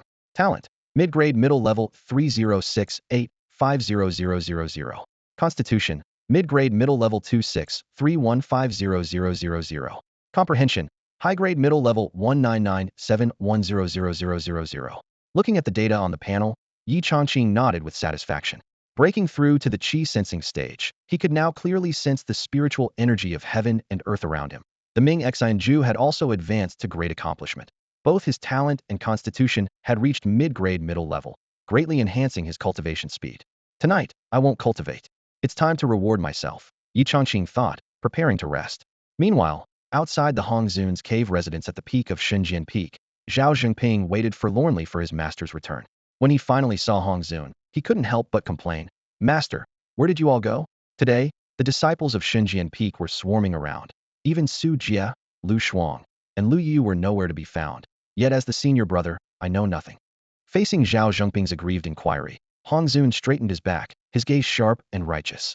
"When a disciple of Xinjian Peak is in danger, it's only natural for me to intervene and help," Hongzun declared with authority. Zhao Jinping frowned slightly and cautiously asked, "But master, even so, isn't this reaction a bit over the top?" "Nonsense." Hongzun's eyes flared, and his voice rose sharply. "Jinping, do you remember how I taught you? Any disciple who joins Xinjian Peak becomes family. When family is in danger, how can we not help? No matter who it is, as long as there's danger, I am duty-bound to assist. As the senior disciple, you should do the same." Despite Hongzun's reprimand, Zhao Zhengping's brows remained furrowed, feeling something was off but unable to pinpoint it. After a moment of thought, he realized his master was right. Supporting fellow disciples is indeed the proper way. Seeing Hongzun's righteous demeanor, Zhao Jinping straightened his back and said earnestly, "Master, you're right. I understand now." "Good. Then leave and focus on your cultivation. Don't let me down." Hongzun nodded in satisfaction. "Yes," Zhao Jinping replied respectfully before leaving. Once Zhao Jinping was gone, a satisfied smile crept onto Hongzun's face as he headed towards his cave, his steps light. However, before he could go far, a message entered his mind. Sect leader Qi Xiong summoned him to the main peak's hall for a meeting. Hongzun halted, frowning slightly. He didn't need to guess. It was surely about today's events. Reluctantly, Hongzun turned towards the main peak. Upon entering the hall, he found that the main seat's elders and more than half of the peak masters were already present, all eyes fixed on him. At the head seat, Qi Xiong's expression was dark, his brows furrowed. Junior brother, don't you have anything to say about today's events? His words were full of reproach. Yet Hong Zun seemed unfazed, making his way to his seat and sipping from a cup, replying nonchalantly. Explain what? Did something happen today? Qi Xiong's eyes blazed with anger. Your Shunjian Peak disciples swarmed out today without a word of explanation. Enough, enough, Hong Zun interrupted. It was urgent. No time to notify you. Our disciple was in danger. Any delay would have been troublesome. Hearing this, Qi Xiong snorted. Even if it was a rescue, was such a grand commotion necessary? Which disciple was in danger? Oh, just a servant disciple, Yi Changqing. Hong Zun replied casually. A servant disciple? At these words, the faces in the hall turned peculiarly. They had been speculating who was in such peril that Hong Zun would react so strongly, only to learn it was merely a servant disciple. Barely containing his anger before, Qi Xiong could no longer hold back, shouting at Hong Zun. You caused such a scene for a servant disciple? You. Brother, that's not fair, Hong Zun leisurely interrupted, sipping his drink. What's wrong with a servant disciple? Are they not also disciples of Daoist Sect? As long as there are disciples, the sect is obliged to protect them. What I did was for. Get out, just get out. Qi Xiong's temple throbbed with veins, finally unable to suppress his fury any longer. Without a moment's hesitation, Hong Zun stood up from his seat, wearing his signature smile, and said, All right, senior brother, you should get some rest too. Before he finished speaking, his figure had already vanished from the hall, leaving behind the echo of Qi Xiong's furious roar and the sound of furniture being smashed. This scene was nothing new to the other members of Daoist Sect. As fellow disciples, the peak leaders and elders were used to smoothing over conflicts with Qi Xiong. However, Hong Zun was the exception, always managing to infuriate Qi Xiong to the point of rage, yet Qi Xiong, the sect leader, seemed helpless against him. Damn it, Master, why did you take in such a rebellious disciple? Qi Xiong cursed as he stormed out of the hall. The next morning, as dawn broke, the disciples of Shunjian Peak flocked to the base of the mountain in greater numbers than usual. They employed every trick and technique they knew to secure a breakfast portion. When Yi Changqing opened the courtyard gate, thousands of disciples had already formed a long line, but there were only 1,000 portions available. Those who succeeded were ecstatic, while those who didn't were left frustrated. Once the crowd dispersed, Yi Changqing sought out Hong Zun to express his desire to learn spells. Hong Zun was surprised to notice that Yi Changqing had advanced to the qi sensing stage. You've made a breakthrough, he exclaimed, remembering that just days ago, Yi Changqing had only reached the peak of the body refining stage. Such a rapid advancement was indeed rare. Hong Zun examined Yi Changqing's arm closely and noticed a significant improvement in his innate talents, which amazed him. You must have a special constitution, he speculated, explaining that certain special constitutions might seem weak before awakening, but would drastically improve once they did. Yi Changqing humbly replied, I don't know, master. I've just been progressing much faster recently. It would be a waste for you to remain as a servant disciple, Hong Zun concluded, convinced that Yi Changqing possessed a special constitution and offered to take him as a direct disciple. However, Yi Changqing politely declined, knowing that his progress was due to the cheat of the kitchen and not any innate ability. Though slightly disappointed, Hong Zun did not press the issue. Instead, he handed Yi Changqing a token and said, Take this token. You can choose any spell from the spell hall. But since you're only at the qi sensing stage, it's best to pick lower-level spells, no higher than the yellow rank. Remember, don't aim too high. The practice and study of magical techniques requires spiritual power as a foundation. Even the more powerful advanced techniques are beyond Yi Changqing's current ability to sense energy. Starting with the most basic techniques is not only practical, but also lays a solid foundation for future cultivation. Yi Changqing nodded in agreement. In the world of cultivation, techniques are ranked from lowest to highest as basic, yellow, mysterious, earth, and heaven, with each rank further divided into upper, middle, and lower grades. At this point, even the yellow rank techniques mentioned by Hong Zun seemed unfathomable to him. Good that you understand, Hong Zun said before leaving after handing over a token. Although Lu Yuyu and Lu Shuang offered to accompany him, Yi Changqing politely declined. Choosing a few techniques was a small task he could handle alone. After breakfast, Yi Changqing rode Xiao by towards the main peak. The main peak, though devoid of permanent disciples, housed the major power institutions of Daoist Sect, including the Hall of Law Enforcement, Hall of Missions, Hall of Techniques, Hall of Elixirs, and Hall of Divine Weapons, each managed by an elder of equal rank to the peak master. On the way, Yi Changqing, riding a red-crowned crane, attracted much attention. Wow, who is that? Riding a celestial crane. That's a red-crowned crane. The exclamations from the crowd made Yi Changqing feel a bit self-conscious. Upon arriving outside the Hall of Techniques, the steward was momentarily taken aback when Yi Changqing presented the Shunjian Peak token. A young man dressed in a servant disciple's attire, yet riding a red-crowned crane, sparked a flurry of discussion among the surrounding disciples. I get it. He's playing the fool to catch the wise. Is that really a thing? Sure is. The big families over in Yinfeng country love this game. Hearing the increasingly wild speculations, Yi Changqing couldn't help but twitch his lips. Even the gatekeeper's gaze had taken on a knowing look. With the Peak Master's token, you may freely enter the Hall of Techniques. But remember, the techniques must not be shared, the steward cautioned. Understood, Yi Changqing replied. As he stepped into the Hall of Techniques, Yi Changqing found it divided into 6 levels, with the first level containing basic techniques, followed by higher-level techniques like yellow and mysterious as he ascended. As for the 6th floor, it's where techniques beyond the heavenly level are stored, representing the core heritage of Taoyi Sect. Even with the Peak Master's token, entry is impossible. Standing on the first floor of the scripture pavilion, Yi Changqing scanned the neat rows of bookshelves. This was the basic technique area, with tens of thousands of techniques perfectly aligned, just right for his purpose here. He had a plan in mind: 1 offensive technique, 1 movement technique, and 1 defensive technique, which would suffice. After careful comparison, he finally settled on 3 techniques. For offense, he chose Shadow Blade. As a chef, a blade seemed fitting. For movement, he picked 7-star steps, a highly practical technique for close combat. And since he had Xiao Bai for traveling, there was no need for another. For defense, he chose the unique Ling Bai. Although difficult to master, reaching the 5th level of this defensive technique could elevate it to an astonishing heavenly high-grade level. Due to its difficulty, Taoyi Sect divided it into 5 parts, corresponding to different grades, and few disciples practiced it. However, for Yi Changqing, who had the system, the difficulty was not an issue. After registering and obtaining printed copies at the affairs office, Yi Changqing began a disciplined training routine. Besides 3 meals a day, he devoted nearly all his time to cultivation. With the system's support, his progress was remarkable. Host, Yi Changqing. Identity, Taoyi Sect servant disciple. Cultivation, Qi sensing realm perfection 836010000. Cultivation method, Mingxin technique perfection 100.001.0000. Techniques, Shadow Blade advanced 3586100000. 7-star steps advanced 281310000. Lingbai intermediate 689300000. Talent, mid-grade mid-level 32044500000. Foundation, mid-grade mid-level 40886500000. Comprehension, high-grade mid-level 6697410000. In the afternoon, Yi Changqing lay in the courtyard, checking his status panel.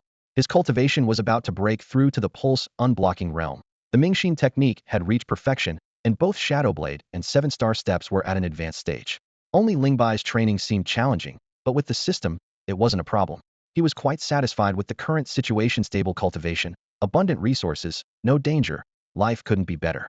As he was immersed in this tranquility, a vibrant figure suddenly entered the courtyard. Sorry, mealtime is over, Yi Changqing said without looking up.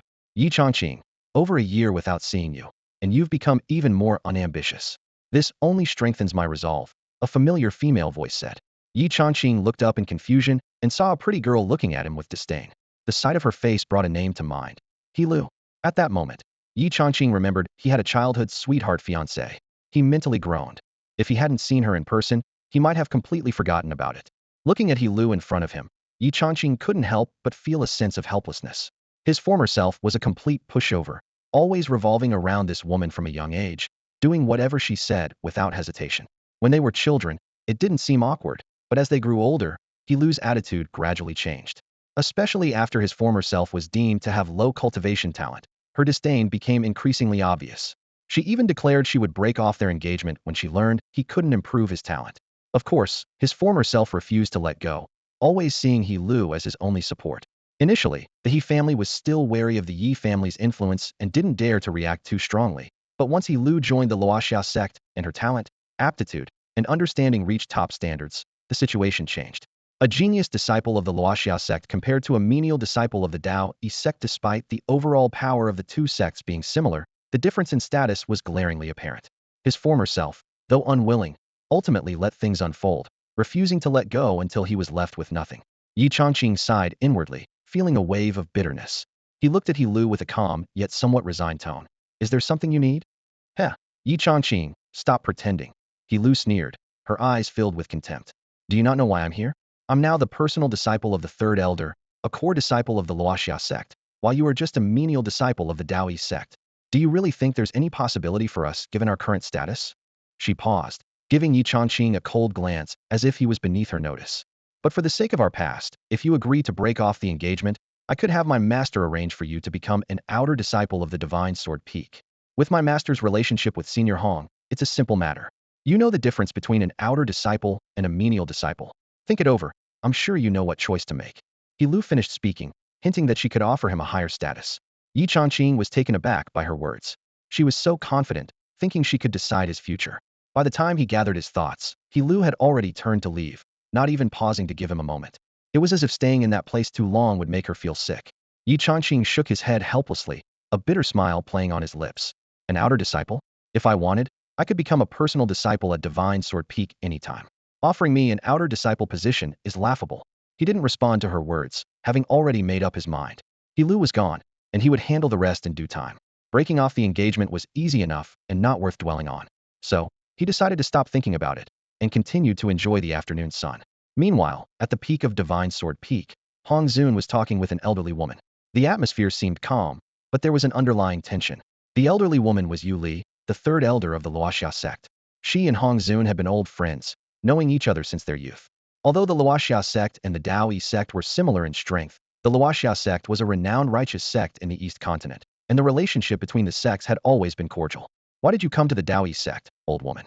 Why not visit my senior on the main peak and instead come to Divine Sword Peak? Hong Zun teased. Yu Li smiled, her eyes calm. This time, it's not about sect matters, but a personal issue. A personal issue? Hong Zun's eyes flashed with a strange look, pausing as he glanced at Yu Li's wrinkled face, feeling a vague sense of unease. What personal issue do you have with me? Yu Li's gaze was deep, carrying an indescribable meaning. Hong Zun really didn't want any personal matters with this old woman.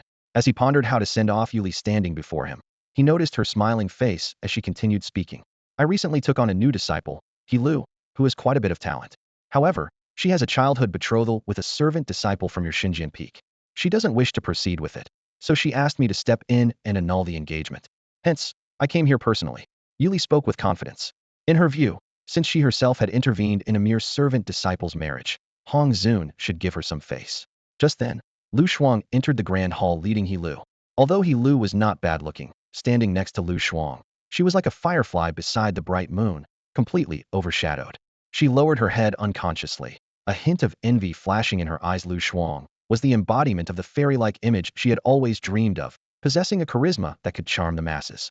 Lu Shuang maintained a cold demeanor throughout, barely speaking to He Lu on the way. Upon reaching Hong Zun, she simply greeted him, Master, and then sat aside, adopting an indifferent posture.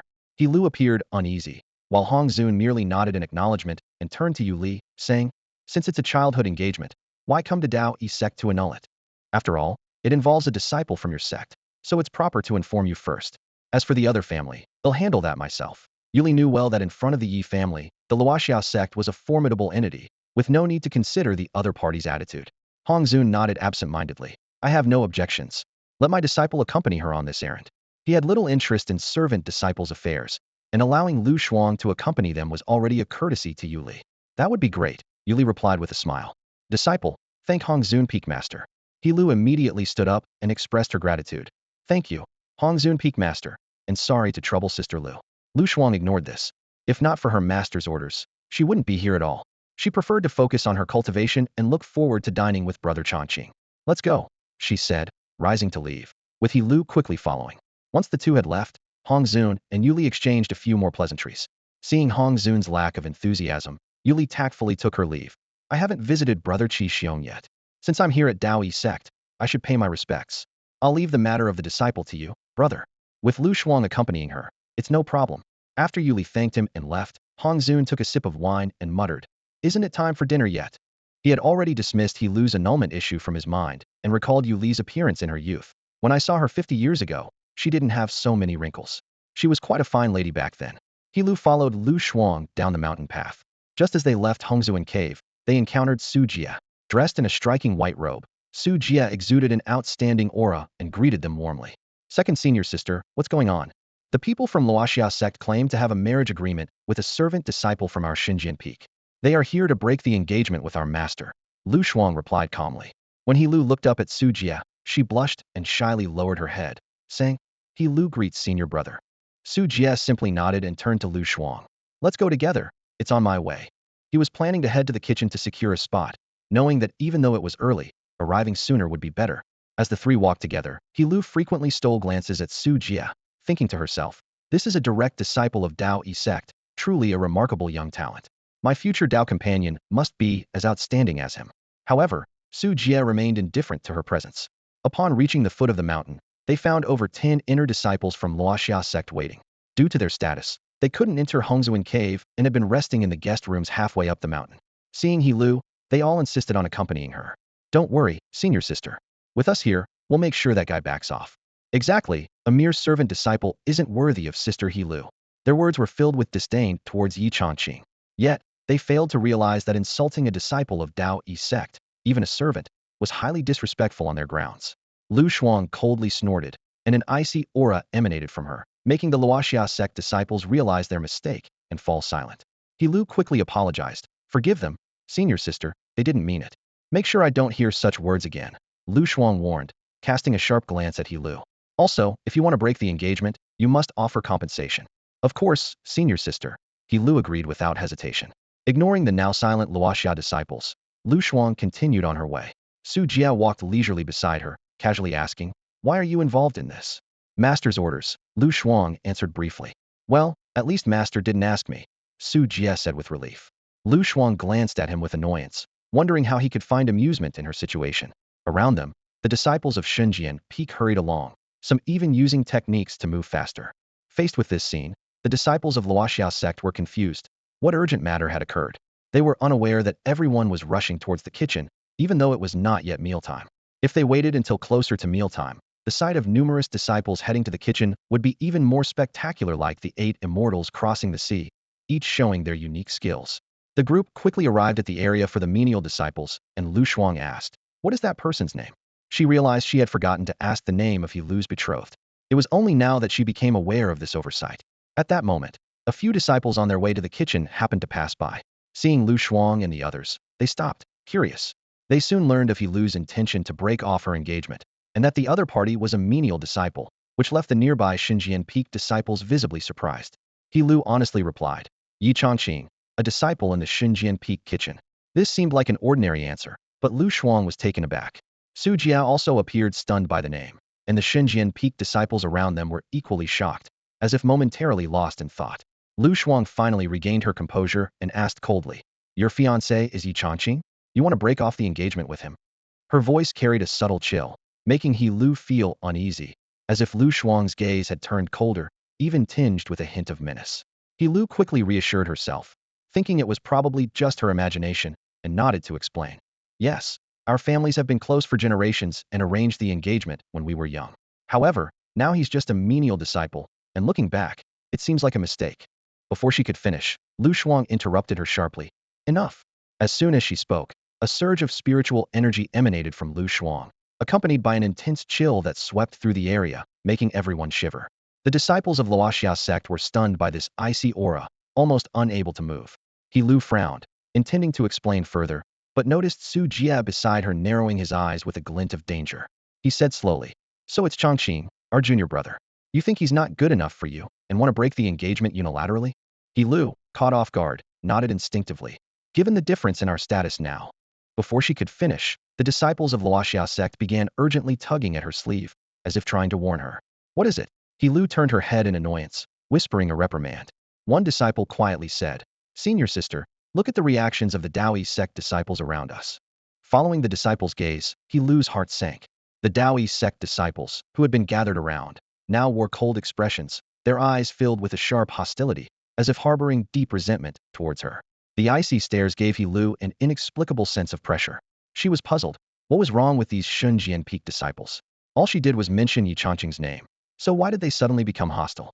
She hadn't had time to sort things out when another Luoxia sect disciple quietly reminded her. Senior sister, is your fiancé really just a menial disciple?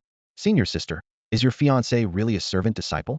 As soon as He Lu finished speaking, the expressions on the faces of the Divine Sword Peak disciples turned serious at the mention of Yi Changqing. Their demeanor changed drastically, especially Lu Shuang and Su Jie, and the atmosphere became tense. Everyone's attention seemed to fixate on that statement. as if the air had frozen. He is indeed a servant disciple. I just went to the kitchen and saw him myself, He Lu stated firmly, without a hint of hesitation. She was quite certain about Yi Changqing's status, even with a touch of disdain in her voice. If Yi Changqing isn't a servant disciple, then what is he? But as soon as she spoke, the reaction from the Divine Sword Peak disciples left her puzzled. If not because of Yi Changqing, then why did their expressions change? They hadn't said anything particularly offensive before. He Lu looked around in confusion, and the disciples from Luoxia sect behind her were equally bewildered. At that moment, the icy aura emanating from Lu Shuang grew stronger, seemingly dropping the temperature in the entire hall.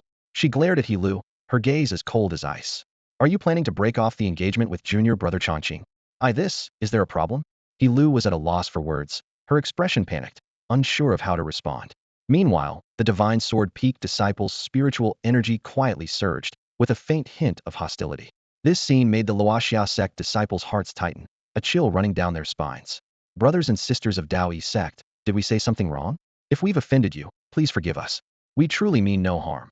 A Luoxia sect disciple quickly stepped forward, bowing respectfully, their tone extremely courteous. They could clearly sense something was amiss with the atmosphere from Divine Sword Peak, but they had no idea what the problem was. At that moment, Su Jie's words exploded like thunder in everyone's ears. Daring to come to our Dao Yi sect to break off an engagement is wrong, and insulting junior brother Changqing is even more wrong. Yi Changqing? Is it really because of him? He Lu's mind buzzed, stunned, unable to comprehend the situation. She just wanted to end an engagement. How did it lead to such a storm? Wasn't he just a servant disciple? How did he suddenly become so formidable? But she had no time to ponder further, as the Divine Sword Peak disciples' fury was already upon them. I think they have ulterior motives, intending to harm junior brother Changqing, a disciple shouted angrily, their voice like thunder. Indeed, they aim to destroy junior brother Changqing's spirit. How dare they commit violence in Dao Yi sect, harming our disciples? I suspect they've colluded with demons, plotting against us, attempting to overthrow Dao Yi sect. Traitors to humanity, a disgrace to our kind, capture them first. The crowd erupted with angry shouts, their voices rising with intensity. He Lu and her companions were left speechless, their faces pale. They hadn't even had a chance to explain, and they were already accused of colluding with demons and betraying humanity. Brothers and sisters, you've misunderstood, A Luoxia sect disciple began, only to be coldly interrupted by a Divine Sword Peak disciple. Still trying to argue? Do you think we'll believe you? Brothers, capture them. Before the angry shout had faded, the Divine Sword Peak disciples moved in unison, surging toward the Luoxia sect group like a tidal wave. He Lu and her companions' expressions changed drastically as they turned to flee, only to find themselves surrounded on all sides. Resistance? Impossible. Within moments, they were overwhelmed and knocked to the ground. Fists rained down like a storm, feet moved like the wind, landing on them mercilessly. Though they didn't aim to kill, the ferocity of the attack was still excruciating. Even He Lu, being a woman, wasn't spared, surrounded by several Divine Sword Peak female disciples, their strikes like a relentless storm. Still thinking of breaking off the engagement with junior brother Changqing? Humph. You should consider yourself lucky to be with junior brother Changqing. How dare you call off the engagement, you little wench. A disciple from Shenzhen Peak swung a fist towards He Lu's face, causing blood to trickle from the corner of her mouth. It's not my fault. I'm just accompanying them. I don't even know Yi Changqing, pleaded a disciple from Luoxia sect, trembling with fear on his knees. But their pleas were useless. The disciples from Shenzhen Peak continued their assault, raining punches and kicks without mercy. If it's none of your business, why did you come along? You're asking for it. One disciple sneered. Enough talking, just take them down. Another interrupted impatiently. Be careful, don't actually kill them. Damn, why are you drawing your sword, junior brother? Just use your fists. Oh, got carried away, my bad. The disciple awkwardly sheathed his gleaming sword. After a brutal beating, He Lu and the others lay on the ground, bruised and groaning.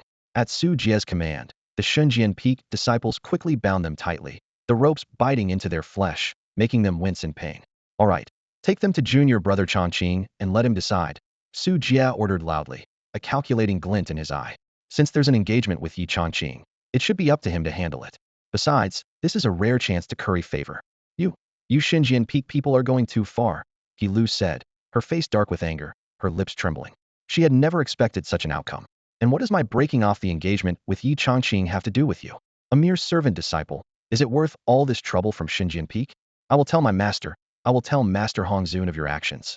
Before she could finish, a foul-smelling cloth was stuffed into her mouth. MMPH. He Lu struggled frantically, her eyes filled with tears of humiliation. Shut up, will you? Tell your master? You might not even leave Shenzhen Peak, And you dare talk about breaking off the engagement? A male disciple sneered, leaning down. And so, under the escort of numerous Xinjiang Peak disciples, He Lu and the other Luoxia sect disciples were carried like prey towards the kitchen, drawing countless curious glances along the way. Inside the kitchen, Yi Chongqing was busy with a spatula in hand, sweat on his brow. With dinner time approaching, he quickened his pace. Suddenly, the courtyard door was knocked on urgently, and Su Jie's loud voice came from outside. Junior brother Chongqing, open up. There's a woman here who wants to call off the engagement, and I brought her for you to deal with. Hearing this, Yi Chongqing almost dropped his spatula, stunned. What woman wants to break off the engagement? He Lu, realizing what was happening, Yi Chongqing felt a headache coming on. He knew He Lu had come to Xinjiang Peak. After all, he had seen her at noon. But within half a day, she had been captured by Su Jie. Resigned, Yi Chongqing put down the spatula, wiped his hands, and went to open the courtyard door. The scene that greeted him left him speechless. 1,000 Xinjiang Peak disciples gathered outside the kitchen, all looking excited. Meanwhile, He Lu and over a dozen Luoxia sect disciples were tied up tightly like crabs, sitting on the ground covered in bruises. Senior brother Su, this. Yi Chongqing started to speak. No need to think too much, junior brother Chongqing. Su Jie immediately interrupted, his face full of a sycophantic smile. I saw that these Luoxia sect disciples were up to no good, trying to harm you and destroy your path, even suspected of colluding with demons. That's why we took them down. You decide how to handle them. Just say the word, and leave the rest to me.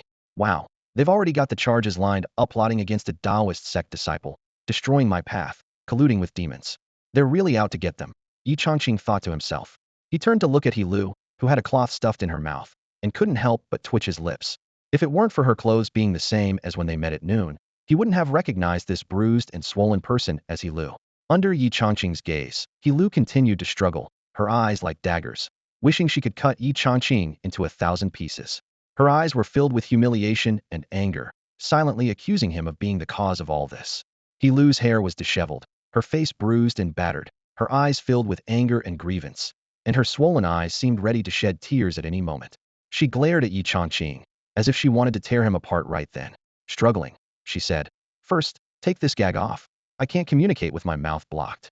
Su Jie was momentarily stunned, then nodded and shouted to the disciples around him. Whose foot wrap is this? Come and take it. He looked disgusted, unwilling to touch the filthy cloth. Seeing this, He Lu couldn't help but let out a muffled hum of frustration. You won't even touch it, yet you stuffed it in my mouth. Her voice was full of anger and hurt. Soon, a male disciple stepped forward from the crowd, clearly showing no foot wrap on his feet. As he approached He Lu and removed the gag, she immediately felt nauseated and couldn't help but retch violently. It took her a while to calm down, and she glared at Yi Chongqing angrily. Yi Chongqing, you set me up? You must have bribed them to do this, didn't you? Her mind was swirling with suspicions, convinced it was all a carefully orchestrated plot by Yi Chongqing. Yi Chongqing listened in disbelief, looking innocent yet confused. How could he, a mere servant disciple, possibly have the power to command so many people, especially those of higher status than himself? He couldn't help but frown and asked with concern, Is your head all right? Did you get hit too hard? He Lu was so furious she could almost burst into flames, but with her mouth gagged, she couldn't argue back. Meanwhile, at the main peak, Yuli hadn't met with the sect leader Qi Xiong, but was instead greeted by the third elder. Just then, a message from He Lu arrived. Yuli's expression immediately darkened. She had been smiling moments ago, but now her face was particularly grim.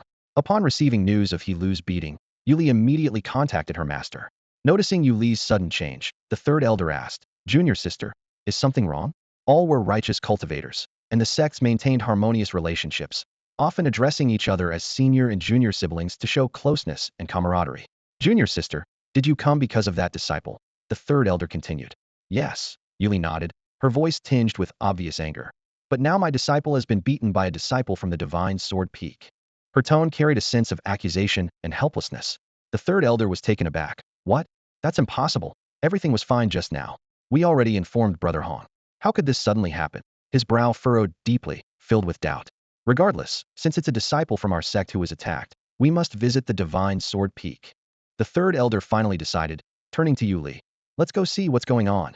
He immediately stood up and headed to the Divine Sword Peak with Yuli. In the Divine Sword Peak's kitchen, Yi Chongqing stood calmly in front of He Lu, his voice devoid of any emotion. You want to call off the engagement, and I disagree. However, he paused, looking at He Lu. I haven't done anything wrong, and I can't agree to this marriage. Yi Chongqing, stop it. I won't agree to this marriage. Your despicable tactics only make me despise you more. He Lu's eyes blazed with anger, her tone growing sharper. Don't think I'll give in. I won't compromise.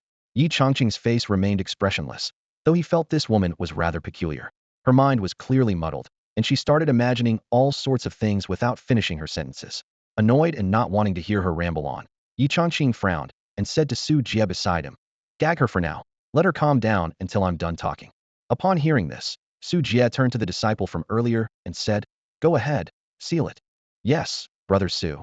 The disciple responded swiftly, without hesitation, and once again completely sealed He Lu's mouth. "You at Xinjian Peak have gone too far. I will definitely tell my master." "I. Her angry rebuke was ruthlessly muffled, and silence fell around them. As the object was stuffed back into her mouth, He Lu's struggles ceased abruptly, allowing Yi Changqing to speak clearly at last. He looked down at He Lu with a hint of disdain in his eyes and said, "Calling off the engagement is out of the question. But to be honest, I don't have any feelings for you either. How about this? I'll write you a letter of divorce. You can take it back, and the engagement will be nullified."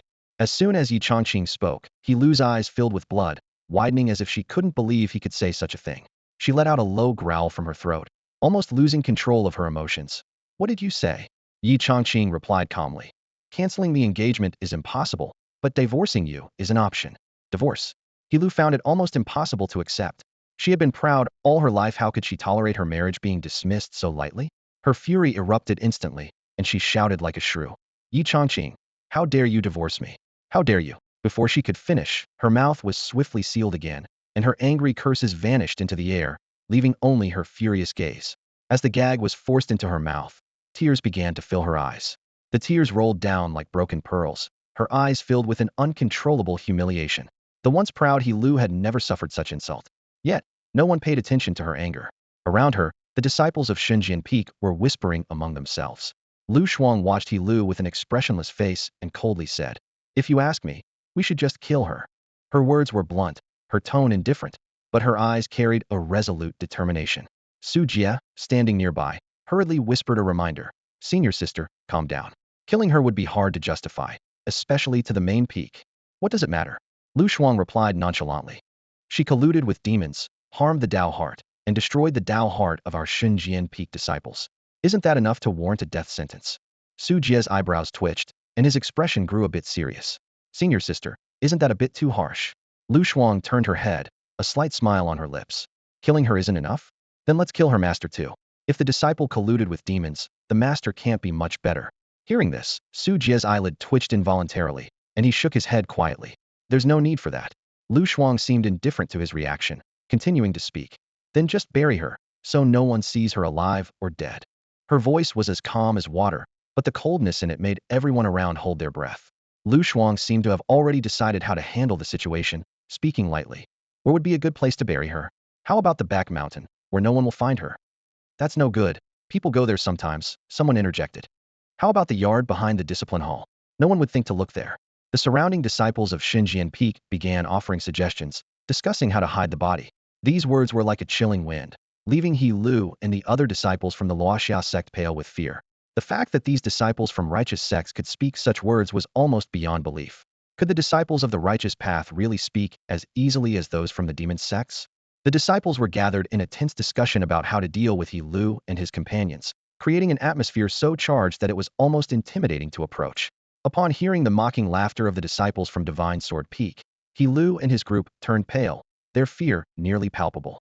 Could these really be the disciples of Dao Yi Sect, the reputed leader of the righteous path in Dongzhou? How could they talk about murder and cover-up so casually?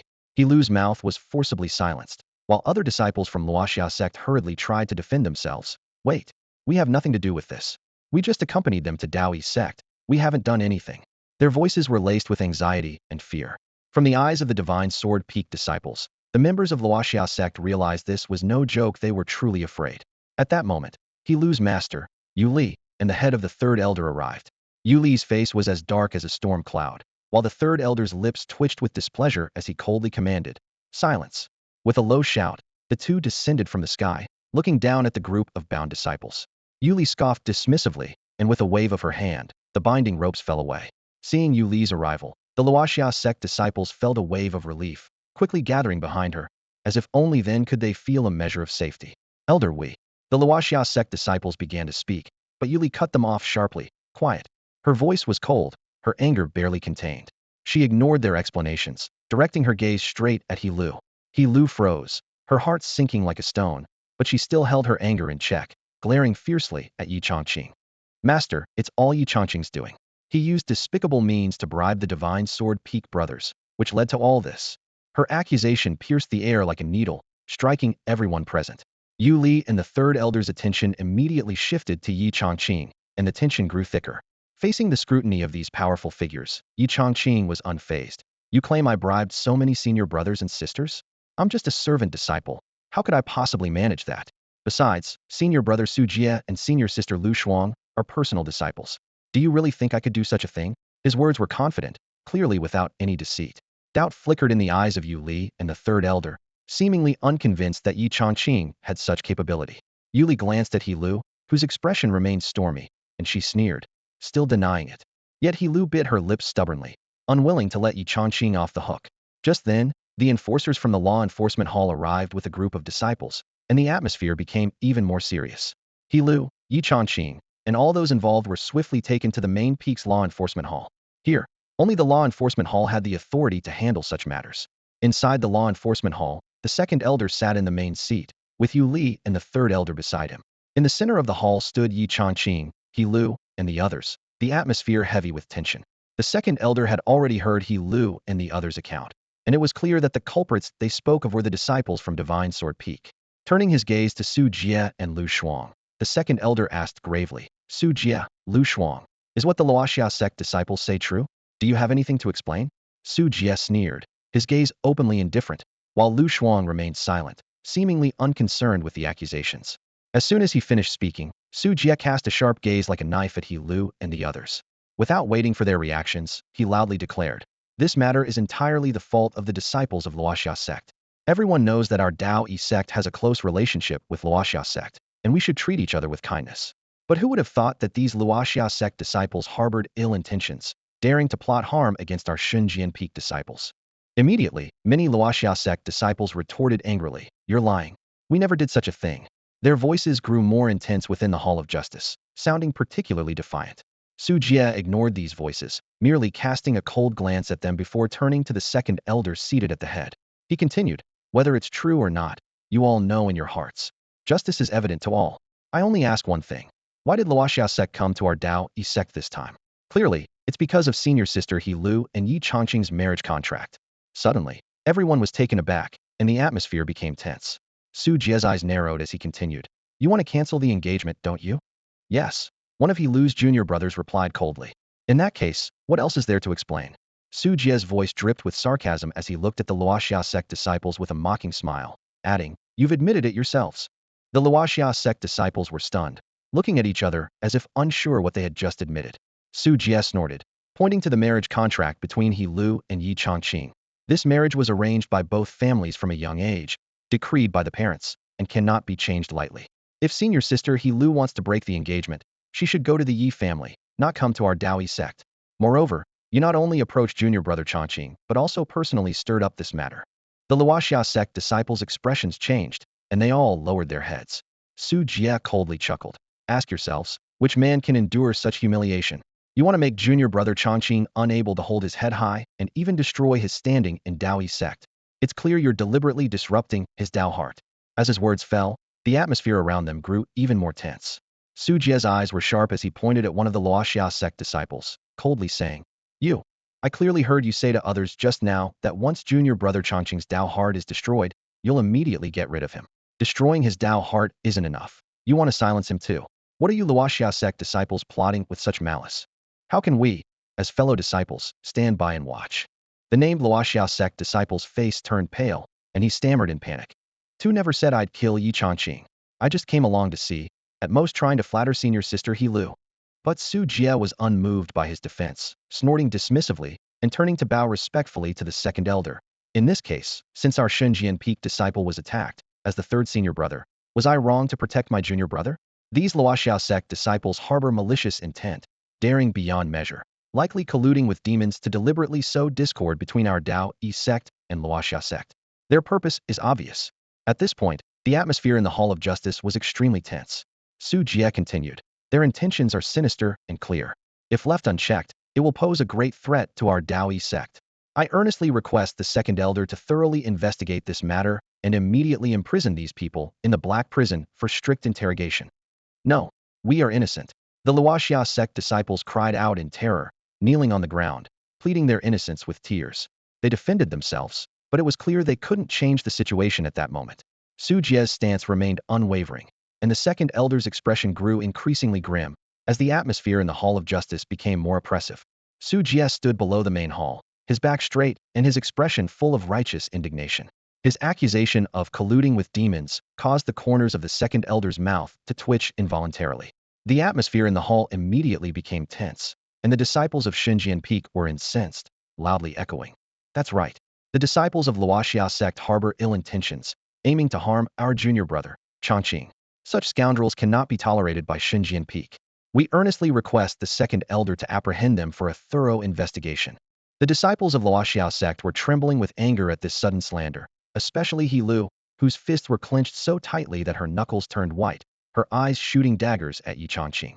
Meanwhile, Yi Changqing, at the center of the storm, remained unusually calm, or perhaps he was simply stunned by Su Jie's unexpectedly eloquent argument. When did this third senior brother become so articulate? The second elder rubbed his aching temples, troubled by the tricky situation. He Lu gritted her teeth and spoke. Elder, this is nothing but slander and a frame-up. We came here to annul the engagement precisely because of Yi Changqing's status. Upon hearing this, Su Jie sneered. Slander and frame-up? Everyone at Xinjian Peak is upright and honorable. We have no need for such underhanded tactics. Fellow Taoist of Luoxia sect, if you don't want others to know, don't do it. Just as tensions were at their peak, Hong Zun staggered into the hall. The second elder sighed in exasperation. Junior brother, why are you here? Hong Zun initially paid little attention to the matter, but upon learning that the engagement involved Yi Changqing, he hurried to the Hall of Justice. He approached Yi Changqing, feigning concern. How are you, all right? Thank you for your concern, Peak Master. I am fine. Yi Changqing replied respectfully. Hong Zun nodded, then turned to Yu Li, his drunken demeanor suddenly turning icy. Yu Li, I helped you out of goodwill, and yet your Luoxia sect harbors ill intentions, daring to harm the disciples of Xinjian Peak. Before Yu Li could respond, Hong Zun continued his aggressive questioning. Still trying to argue? You claimed your disciples were just here to meet the engagement partner, and I, out of kindness, allowed Lu Shuang to accompany you. Who would have thought you were here to annul the engagement, intending to disrupt the cultivation of our Peak's disciple? These twisted words were even more absurd than Su Jie's accusations. Yu Li was trembling with rage. She had clearly stated her intentions from the beginning, and Hong Zun had agreed, only requesting some compensation. Yet now, this old fox completely denied it, and was turning the tables. Hong Zun, I clearly stated before that my purpose in coming here was to call off the engagement. Yu Li's eyes were filled with anger, her voice carrying a repressed fury. What do you mean? She glared at Hong Zun. Even now you try to argue? I've come to realize that the disciples of Luoxia sect are so vicious, and it must be related to you, the elder. As the saying goes, a crooked upper beam will make the lower beam slanted. It's because you're corrupt that your disciples are such despicable characters. Hong Zun was infuriated, his face turning red. The second elder quickly stepped in to mediate. Junior brother, calm down. How can I calm down? Hong Zun slammed the stone table beside him. My disciple was nearly harmed, right under my nose. Luoxia sect has gone too far. If I don't give my disciple an explanation for today's events, how can I face being the head of Xinjian Peak? The second elder sighed helplessly, his gaze sweeping over the crowd before settling on Yi Changqing. Yi Changqing, disciple here. Yi Changqing was about to speak, but Hong Zun interrupted. Changqing, I know you are kind-hearted and sentimental, still unable to let go of this woman. But she is malicious and not a good match. Listen to me, cut her off decisively. If you can't bring yourself to punish her, then divorce her and don't have any further contact. He then turned to He Lu and Yu Li. Yu Li, in light of our past relationship, I'll let this matter go. But your disciple is truly unworthy of Changqing. Today, I will decide on behalf of Changqing to divorce your disciple, offer some compensation, and let's close this chapter, but only this once. Yu Li trembled with anger, her finger pointing at Hong Zun, but she couldn't utter a word. Clearly, they had suffered a great loss, but from Hong Zun's words, it seemed as if he was being lenient. Even more absurd, calling off the engagement turned into a divorce, which was a blatant insult. What, you disagree? Hong Zun sneered. I've already considered our past ties. If that's the case, then we'll have to follow the Taoist sect's rules. Second senior brother, what is the punishment for attempting to harm a Taoist sect disciple? The second elder looked troubled and was momentarily speechless. Attempting to harm a Taoist sect disciple, if caught, was a grave crime punishable by death. Yuli took a deep breath, suppressing her anger, and said coldly, "Fine, fine, fine. Hongzun, I'll remember today's events." The situation was unfavorable, and this was Dao Yi Sect's territory. She hadn't expected that everyone from the head of Xinjian Peak to its disciples would be so shameless, twisting black into white, and for a mere servant disciple, showing her no respect. Hongzun remained unperturbed as he looked at Yi Changqing. "Changqing, write the divorce letter." Under the watchful eyes of everyone, Yi Changqing wrote the divorce letter on the spot. When He Lu received the letter, she was trembling with anger. She had imagined many possible outcomes before coming, but never did she expect it would end like this. Her body trembled uncontrollably, her eyes red with anger, as He Lu stared at the divorce paper in her hand, almost unable to believe what she was seeing. It felt as if her entire world was collapsing. The final outcome was that she had been divorced with just a piece of paper. She never anticipated this, nor could she accept it.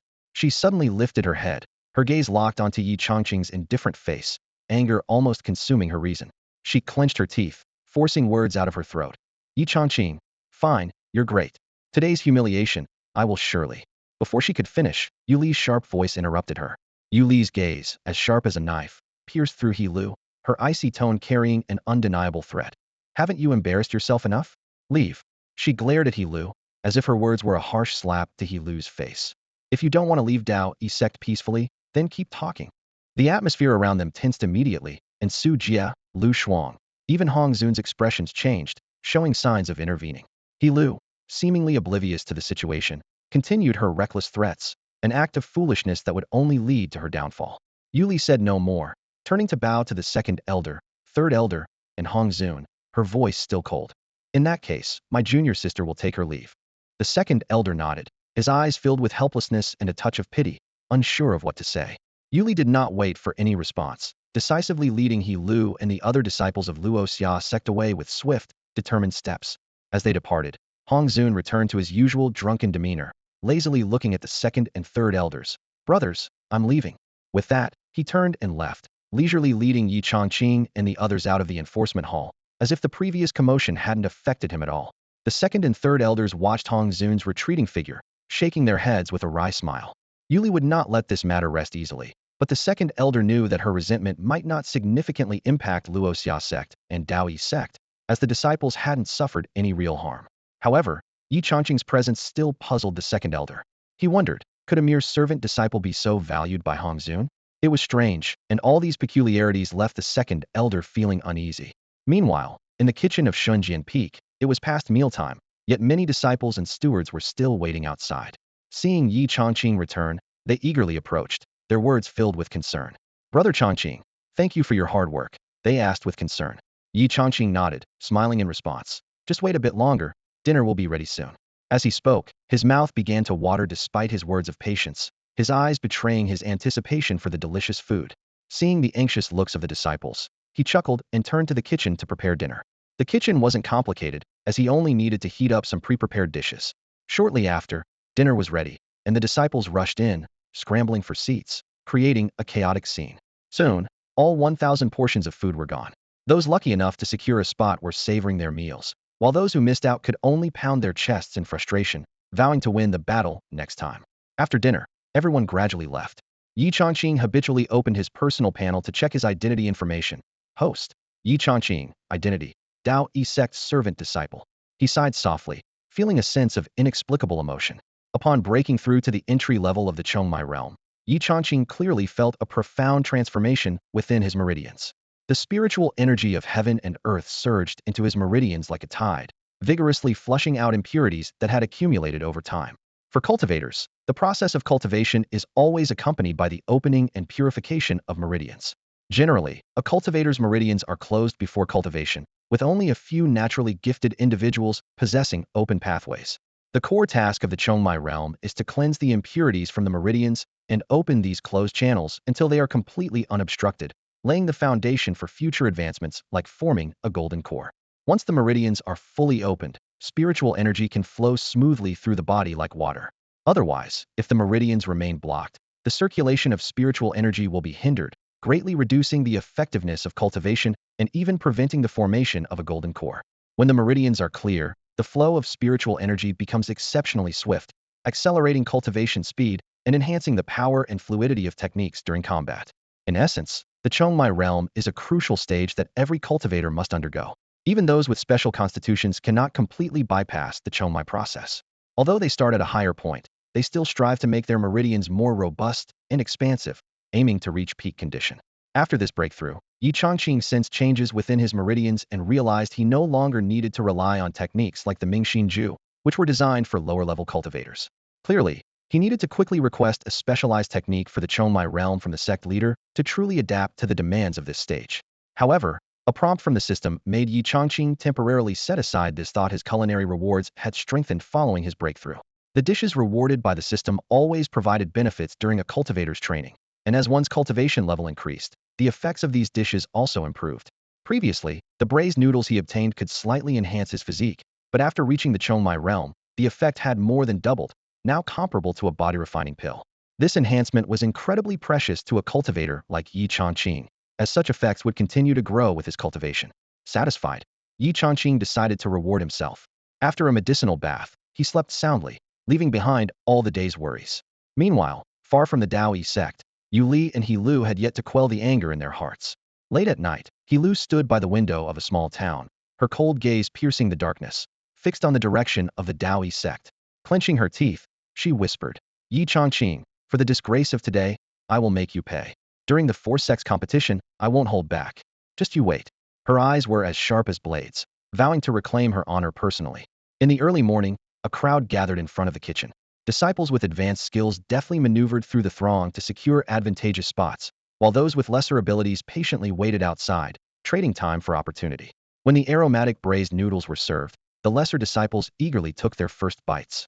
To their surprise, these were no ordinary noodles. They were akin to a bowl of potent body-enhancing elixir, and the taste was exquisite. Although the noodles' cultivation benefits were not significant for inner and outer sect disciples, who would turn down a dish that was both delicious and slightly beneficial for cultivation.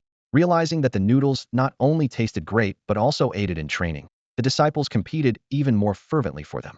After finishing a bowl, the disciples longed for more, but with the growing crowd, getting a second serving was a luxury. Being able to enjoy just one bowl was already a blessing. "Brother Chongqing, your skills have improved again. Indeed, not only does it taste better, but the effects are also much stronger than before." In response to the praise, Yi Chongqing merely smiled and nodded, "As long as you all enjoy it." After breakfast, Yi Chongqing sought out Hong Zun. The latter immediately noticed that Yi had broken through to the Chongmai stage, and he was quietly amazed. With a flick of his finger, Hong Zun transmitted a mid-tier heavenly cultivation technique called Nine Veins Art into Yi Chongqing's mind.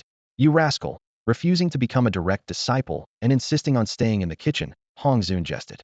Yi Chongqing glanced at the disciples around him, who looked nervous, and joked, "Even if I agreed, I doubt my fellow brothers and sisters would allow it." By now, Yi Chongqing was no longer an ordinary servant disciple. Many senior brothers, sisters, and Hong Zun provided him with abundant cultivation resources, and even his spirit pet, Xiaobai, consumed body-enhancing elixirs like candy. Although these elixirs were no longer very effective for Yi Chongqing, he enjoyed their taste and would indulge in a few during his free time, considering it a way to strengthen his body. Although the two techniques are of the same rank, the Nine Veins technique is considerably more challenging than the Mingxin technique. It took Yi Chongqing an entire day just to grasp the basics, but even that was sufficient, as the system would naturally enhance his skills from there. There were no concerns about thresholds or bottlenecks, which was quite comforting for Yi Chongqing. In the following days, Yi Chongqing's life returned to its usual calm routine. However, the number of people visiting the kitchen increased steadily. With so many disciples aware of the commotion during meal times, it was impossible to keep it a secret. Even some of the inner sect elders who lived at the mountain peak had become regular visitors to the kitchen. Among the entire Xinjian peak, only the senior brother and the fourth senior sister had yet to visit.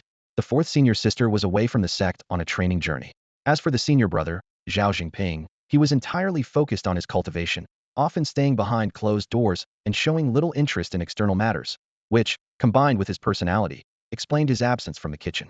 Apart from these two, mealtimes at Xinjian Peak resembled a battlefield with fierce competition. From the mountain peak, figures would dash madly towards the base, utilizing all their skills and sometimes employing little tricks. The competition intensified with the participation of the inner sect elders. Despite their age, these elders were still vigorous and competitive, often outmatching the younger disciples in both strength and cunning. Old age indeed comes with wisdom, and these elders were certainly more adept in their methods. Hong Zun, for instance, never left the kitchen empty-handed. He always secured a spot and never failed. However, This was quite challenging for many disciples. Not only the servant disciples, but also the outer and inner sect disciples risked leaving empty-handed if they weren't careful. Each meal was limited to portions for 1,000 people, and no spot meant no food. Another fierce scramble unfolded, with Hong Zun and the inner sect elders at the forefront, followed by the three personal disciples, Lu Shuang, Su Jie, and Lu Yuyu. Further behind were the outer sect stewards, inner disciples, outer disciples, and servant disciples. Those who failed to secure a spot looked on with resentment, unable to help but grumble. What beasts? How can they move so fast? It's not just their speed. Someone used a binding technique to hold me back. How can they be so underhanded? Damn it, I haven't eaten in 3 days. Can't these beasts show some courtesy? What happened to our sect's traditional virtues? Courtesy? That's nonsense. Instead of complaining, we should focus on our training. I've heard many are pushing themselves to the limit just to have a better chance at securing a spot. Who would have thought that the entire Xinjiang peak would be so caught up in this competition, all for a meal? Whether inner or outer sect disciples, even servant disciples, everyone was training fiercely, driven solely by the desire to eat in the kitchen and secure a better position. Now, apart from eating, almost every disciple at Xinjiang Peak is consumed with training, their dedication almost despairing. But there's no choice. Without effort, you won't even get a bite to eat. Just watch others while you drool. Some disciples lamented. It's getting tougher by the day. I just want a meal. As Yi Chongqing's culinary skills became widely known throughout Xinjiang Peak, the scene in front of the kitchen grew increasingly chaotic. Every mealtime, the elders were the first to appear, closely followed by personal disciples like Su Jie, Lu Shuang, and Lu Yuyu. Even the inner disciples would arrive early. For the low-ranking servant disciples, securing a spot was nearly impossible. Another day of just smelling the delicious food, a servant disciple said with a wry smile, shaking his head helplessly at the bustling crowd before him. This can't go on. We don't stand a chance, someone complained. No matter how hard we train, we can't catch up to those inner disciples, another chimed in. We're servant disciples because of our lack of talent, after all. Just as they were feeling hopeless, someone suddenly had a bright idea. If we can't match their strength, why not use external help? You mean talismans? This suggestion immediately caught everyone's attention. Talismans, special treasures that only talisman masters could create, could greatly enhance the user's attack or defense abilities, depending on their grade. Talismans were divided into 3 main categories: offensive, defensive, and supportive. Supportive talismans included various types like speed and binding. But talismans aren't cheap, someone worried aloud. As long as we can get a meal, what's a little cost? I'll write to my family to send some spirit stones. Though these servant disciples lacked the talent of the outer and inner disciples, they came from prominent families in the mundane world. Soon, the talisman market in Sanyuan City experienced an unexpected buying frenzy, especially for supportive talismans, which sold out within days, leaving merchants astonished. Finally, at a mealtime, the servant disciples arrived well prepared. Without a word, they unleashed binding talismans on the unsuspecting outer and inner disciples, immobilizing them. Helplessly, they watched as the servant disciples, boosted by speed talismans, dashed towards the kitchen, leaving only afterimages in their wake. Those guys, the trapped disciples shouted angrily, but they could only watch as the servant disciples claimed the best spots. Damn it, are you guys playing dirty? Can't handle the competition? Using talismans, really? Damn, save me a spot. I didn't get to eat yesterday. Brother, give it a rest. Not just yesterday, we haven't eaten in 3 days, so today's meal is a must for us. With the help of the talismans, the many servant disciples finally managed to get their meal. Even Yi Chongqing was puzzled as to how so many servant disciples got spots today. Could it be that the outer and inner disciples didn't show up? But soon enough, as a group of outer and inner disciples burst into the courtyard with bloodshot eyes, angrily glaring at the feasting servant disciples, Yi Chongqing understood the truth. Against fellow disciples, you're playing dirty, aren't you? Using talismans. That's low. Facing the reprimands from the outer and inner disciples, the servant disciples continued to eat voraciously, mumbling through mouthfuls. Brother, we had no choice, we can't compete otherwise. Yeah, brother, your strength is far beyond ours. Without some special means, we'd never get a meal. The servant disciples were helpless. If not for the food, who would want to resort to this? Do you think talismans are cheap? Each use costs a shiny spirit stone. And recently, the merchants in Sanyuan City, seeing how well talismans are selling, collectively raised the prices, making people furious. Listening to the argument between the two groups of disciples, Yi Chongqing furrowed his brows in the distance. The disparity in cultivation and strength between different levels of disciples was significant, something he had previously overlooked. Competing for spots together was indeed unfair to the servant disciples.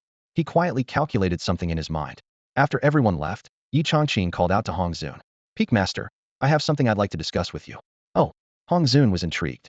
Could this kid have suddenly come to his senses and decided to accept me as his master? With interest, he looked at Yi Changqing and said, "Speak." Beside him, Su Jie, Lu Shuang, and Lu Yuyu also curiously stayed behind. Then, Yi Changqing shared his idea of changing the kitchen rules with Hong Zun. Competing for spots together, considering the different levels of disciples, was unfair and could easily lead to unnecessary disputes. Servant disciples have already started using talismans, and the outer and inner disciples won't just stand by, they will definitely retaliate. Who knows what it might escalate to? Hearing Yi Changqing's words, Hong Zun nodded in agreement. You're right. I noticed it today too. Should we ban the use of external forces? But if we do, the servant disciples will have no chance. Yi Changqing replied, What do you suggest, kid? I plan to separate the disciples of Shunjian Peak into queues according to their levels: servant disciples, outer disciples, inner disciples, and then the peak master, elders, and stewards, making 4 groups. Each group queues separately, and people from different groups can't compete with each other. This way, even the servant disciples can secure a spot based on their own abilities. It was impossible for Yi Changqing to prepare food for tens of thousands of people. That would be exhausting. After breaking through to the Chongmai stage, Yi Changqing could now provide meals for up to 2,000 people. This was due to his improved cultivation and the mastery of the shadow blade technique.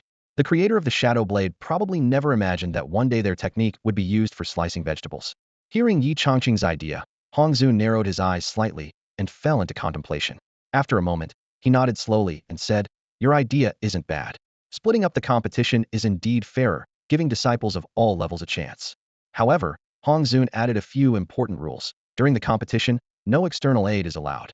To prevent disciples from waiting in advance, they are only permitted to go to the kitchen half an hour before mealtime. Also, while magic can be used in fights, no one should be seriously injured. Yi Changqing frowned at this, thinking to himself, This old man clearly wants to stir up trouble. Allowing fights? These disciples are already on the verge of madness over a meal. They might end up fighting with weapons. Seeing through Yi Changqing's concerns, Hong Zun simply chuckled without further explanation. He had his own plan currently. The disciples of Shunjian Peak were fighting fiercely over meals. By allowing combat, they would be compelled to train harder, or else they wouldn't have a hot meal. This was his way of motivating his disciples to strive forward. At dinner time, under Hong Zun's supervision, Yi Changqing announced the new rules to the disciples. The number of meals supplied would increase to 2,000 portions, with everyone divided into 4 groups: 700 portions for service disciples, 600 for outer disciples, 500 for inner disciples, and 200 shared between elders and stewards. Su Jie, Lu Shuang, and Lu Yuyu, being personal disciples, were placed in the elders and stewards group. This news immediately sparked cheers among the disciples, not only because the total food supply had doubled, but also because the grouping allowed those of similar strength to compete, giving everyone a chance. Only Su Jie and the other 2 looked at Yi Changqing with a sense of grievance. Lu Yuyu pouted and complained, Junior brother, this is too unfair. We're disciples. Why should we be with the elders? Exactly, there's a difference in seniority, the other 2 echoed. Hearing this, Hong Zun raised an eyebrow and said irritably, What seniority? If you were competing with the regular disciples, you'd eat every meal. If you don't train hard enough and can't even beat us old folks, you'll just have to watch. In truth, the 3 of them were indeed far superior to the average disciples, and even some lower-ranked stewards weren't their match. Placing them in the elders and stewards group was a way to put pressure on them. Thus, the new regulations were officially established and set to be implemented the following day. That night, Xinjian Peak was brightly lit, and the sounds of training echoed everywhere. As swords clashed with precision, sweat glistened under the moonlight, and the disciples swung their long swords with determined expressions. I am determined to get tomorrow's breakfast, one disciple muttered to himself while wiping his sword. Old buddy, whether I get a hot meal depends entirely on you. Around them, the disciples exchanged glances filled with fighting spirit. From the next day on, fellow disciples would become rivals, and for a hot meal, no one would hold back. At dawn the next day, still half an hour before breakfast, the disciples of Xinjian Peak were already converging on the dining hall from all directions. For large tables had been set up in the courtyard, designated for the servant disciples, outer disciples, inner disciples, and the elders and stewards. Even before the dining hall doors opened, the disciples had already drawn their swords. Senior brother, I'm determined to have this breakfast today. Junior brother, that depends on whether my sword agrees. As soon as the words were spoken, swords flashed, and a battle ensued. Various sword techniques were displayed, and movements shifted rapidly. Even the servant disciples fought fiercely. Su Jie, along with Lu Shuang and Lu Yuyu, specifically targeted the stewards. Don't mess with the elders, he quietly advised. Those old guys are too troublesome. Let's start with the stewards. The stewards, naturally unwilling to back down, refused to concede, as it concerned their daily meals.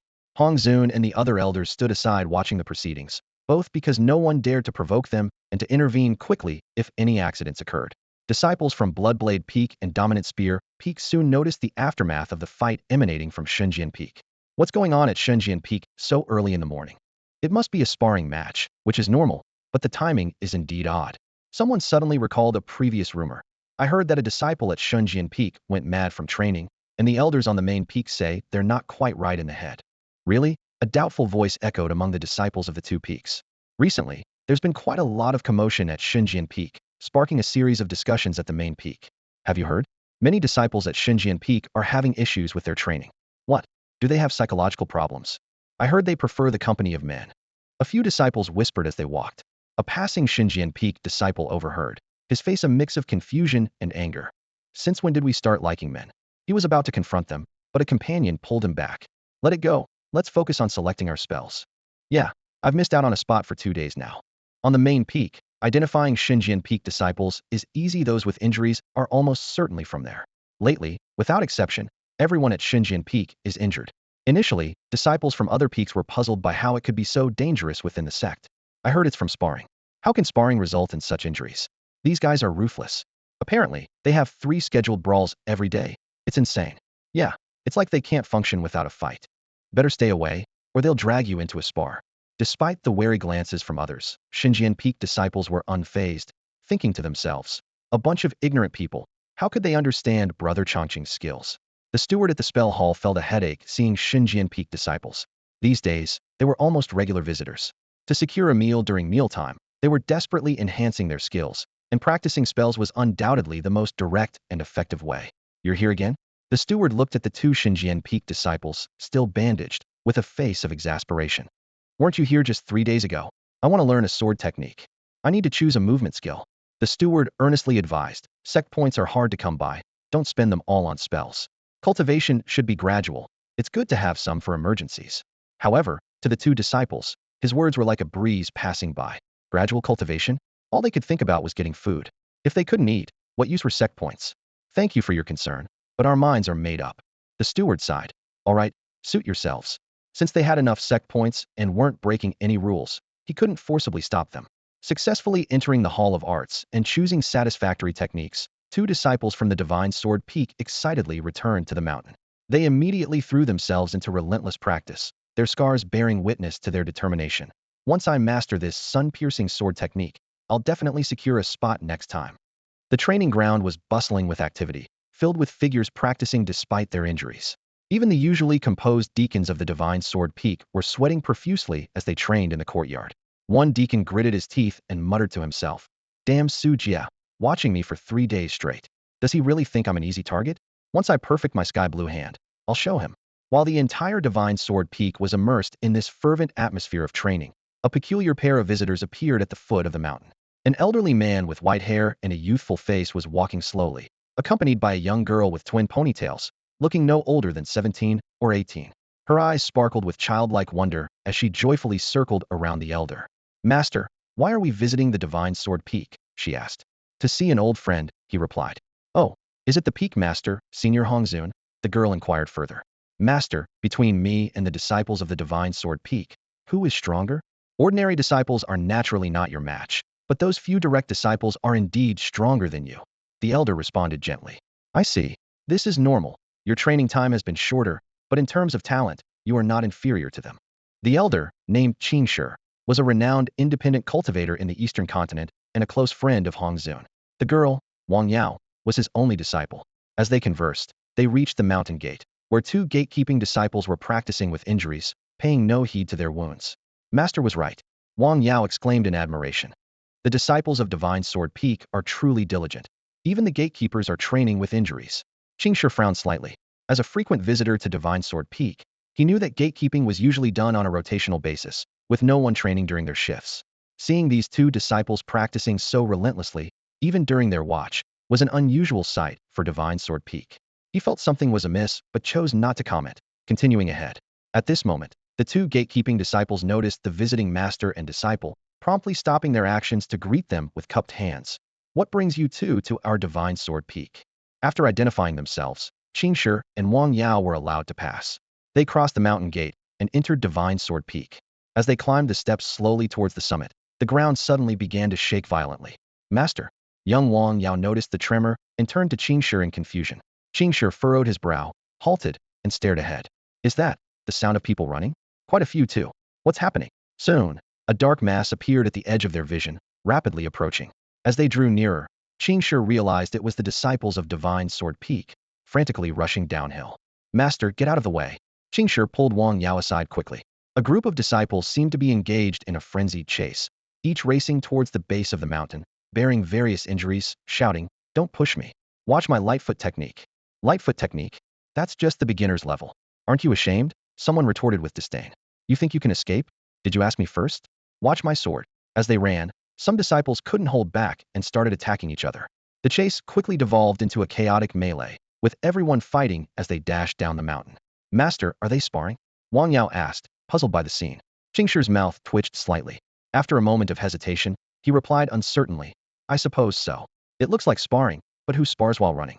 Besides, it seems like everyone has a different target. He frowned, filled with questions, trying to maintain a calm exterior despite his confusion. Just then, a swift gust of wind rushed overhead. Qingshi and Wang Yao looked up to see a group of inner disciples, stewards, and even elders swiftly crossing the sky. These stewards were also involved, casting various spells and engaging in combat. The sight left Qingshi dumbfounded. What on earth was happening at Divine Sword Peak? It was one thing for disciples to fight, but even stewards and elders were participating, each seemingly in a hurry with a clear goal. What's going on? Even the elders are rushing somewhere. Qingshi wondered, but no one paid attention to him or Wang Yao. The disciples surged past them without stopping. Wang Yao whispered, Master, did disciples of Divine Sword Peak always train like this? They all seem injured. It looks so harsh. Qingshi remained silent for a moment, unsure how to respond. Divine Sword Peak had never been like this before, with disciples acting as if they were mad. He shook his head, deciding not to dwell on it for now. They would soon meet Hongzun and get some answers. After the disciples had passed, Qingshi and Wang Yao resumed their trek to the summit. When they reached the canteen, another intense battle was taking place. Seeing each other, the disciples didn't hesitate and immediately began to fight. It was evident that in just a few days, the disciples of Divine Sword Peak, whether they were servant disciples, outer disciples, or even inner disciples, had noticeably improved their skills. Though there wasn't a significant breakthrough in cultivation due to the short time, the progress in spellcasting was evident. His execution was faster, more precise, and ruthless, greatly enhancing his combat abilities. Junior brother, you need more practice with the Sunpiercer sword technique. Step aside. Two inner disciples crossed swords, practicing the same technique. One was slightly clumsy, having only reached a minor level of mastery. The other was smooth and powerful, having fully mastered it. Unsurprisingly, the less skilled disciple was struck in the chest and staggered back, defeated and full of unwillingness. Damn it, you've reached full mastery? The defeated one asked through gritted teeth. That's right. So today's meal is on you. The victor replied smugly, sheathing his sword with a grin.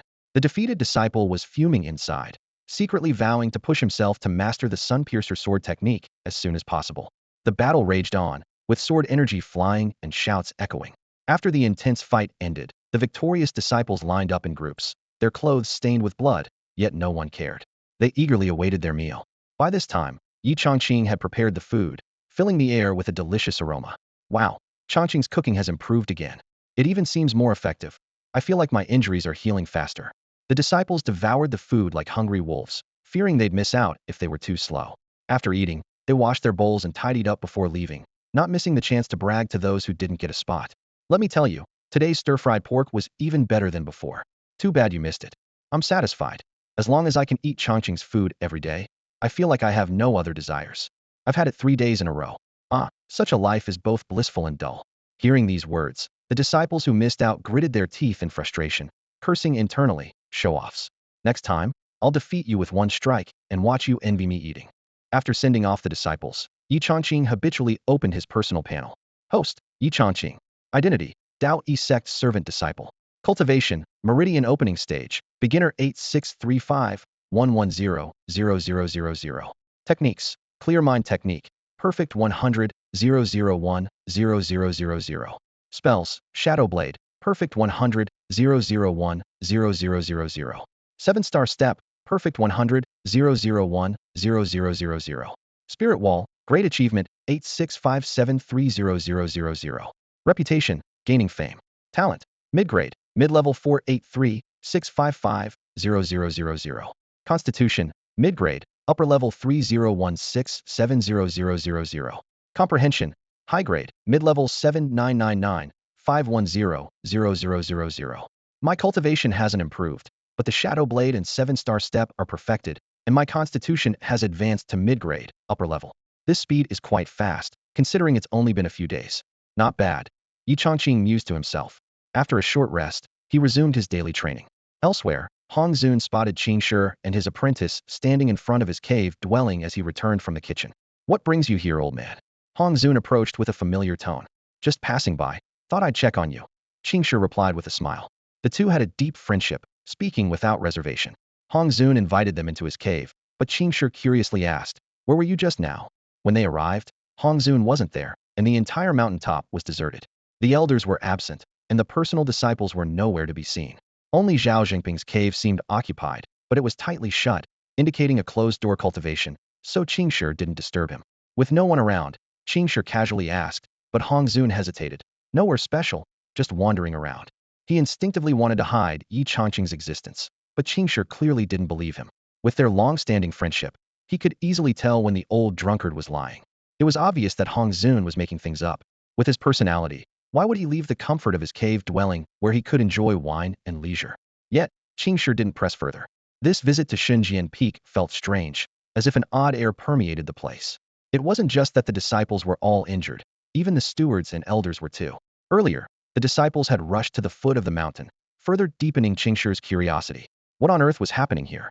He decided to observe secretly to uncover what was going on at his old friend's Xinjian Peak. With this thought, Qing Shi smiled and continued. If there's no issue, I'll stay at Xinjian Peak for a few more days. Hong Zun's reaction was surprisingly intense, and the strange look in his eyes piqued Qing Shi's curiosity even more. It seemed like a casual plan, yet Hong Zun was so startled. Sensing something amiss, Qing Shi smiled and asked, "Why? Isn't Xinjian Peak welcoming me to stay a bit longer?" Hong Zun's expression turned stiff, and his voice carried a hint of clear refusal. "It's not that you're unwelcome, just that things are quite busy lately, and I'm afraid." Despite the subtle rejection, Qing Shi pretended not to understand, lightly chuckling as he shook his head. "No worries, you go about your business. I won't disturb you." Though their words seemed cordial, both harbored their own thoughts. In the end, Hong Zun arranged accommodations for Qing Shi and Xiao Wangyao. After sharing some drinks and chatting for over an hour, Qing Shi took his leave to rest. Early the next morning, before the sky was fully lit, Qing Shi abruptly opened his eyes from meditation. That familiar sense of unease returned. The happenings at Xinjian Peak were baffling. Last night, he nearly questioned if he had done something wrong, seeing the disciples' busy figures. They trained throughout the night, making him feel a bit guilty, thinking that his sect's disciples were rather lax in comparison. Yet, the effort at Xinjian Peak seemed to exceed normal diligence, bordering on self-torture. At dawn, as the disciples trained, they suddenly seemed to receive a signal, their eyes alight as they rushed towards the mountain's base. Qing Shi's gaze fixed on them, pondering. It seems Hong Zun is up to something.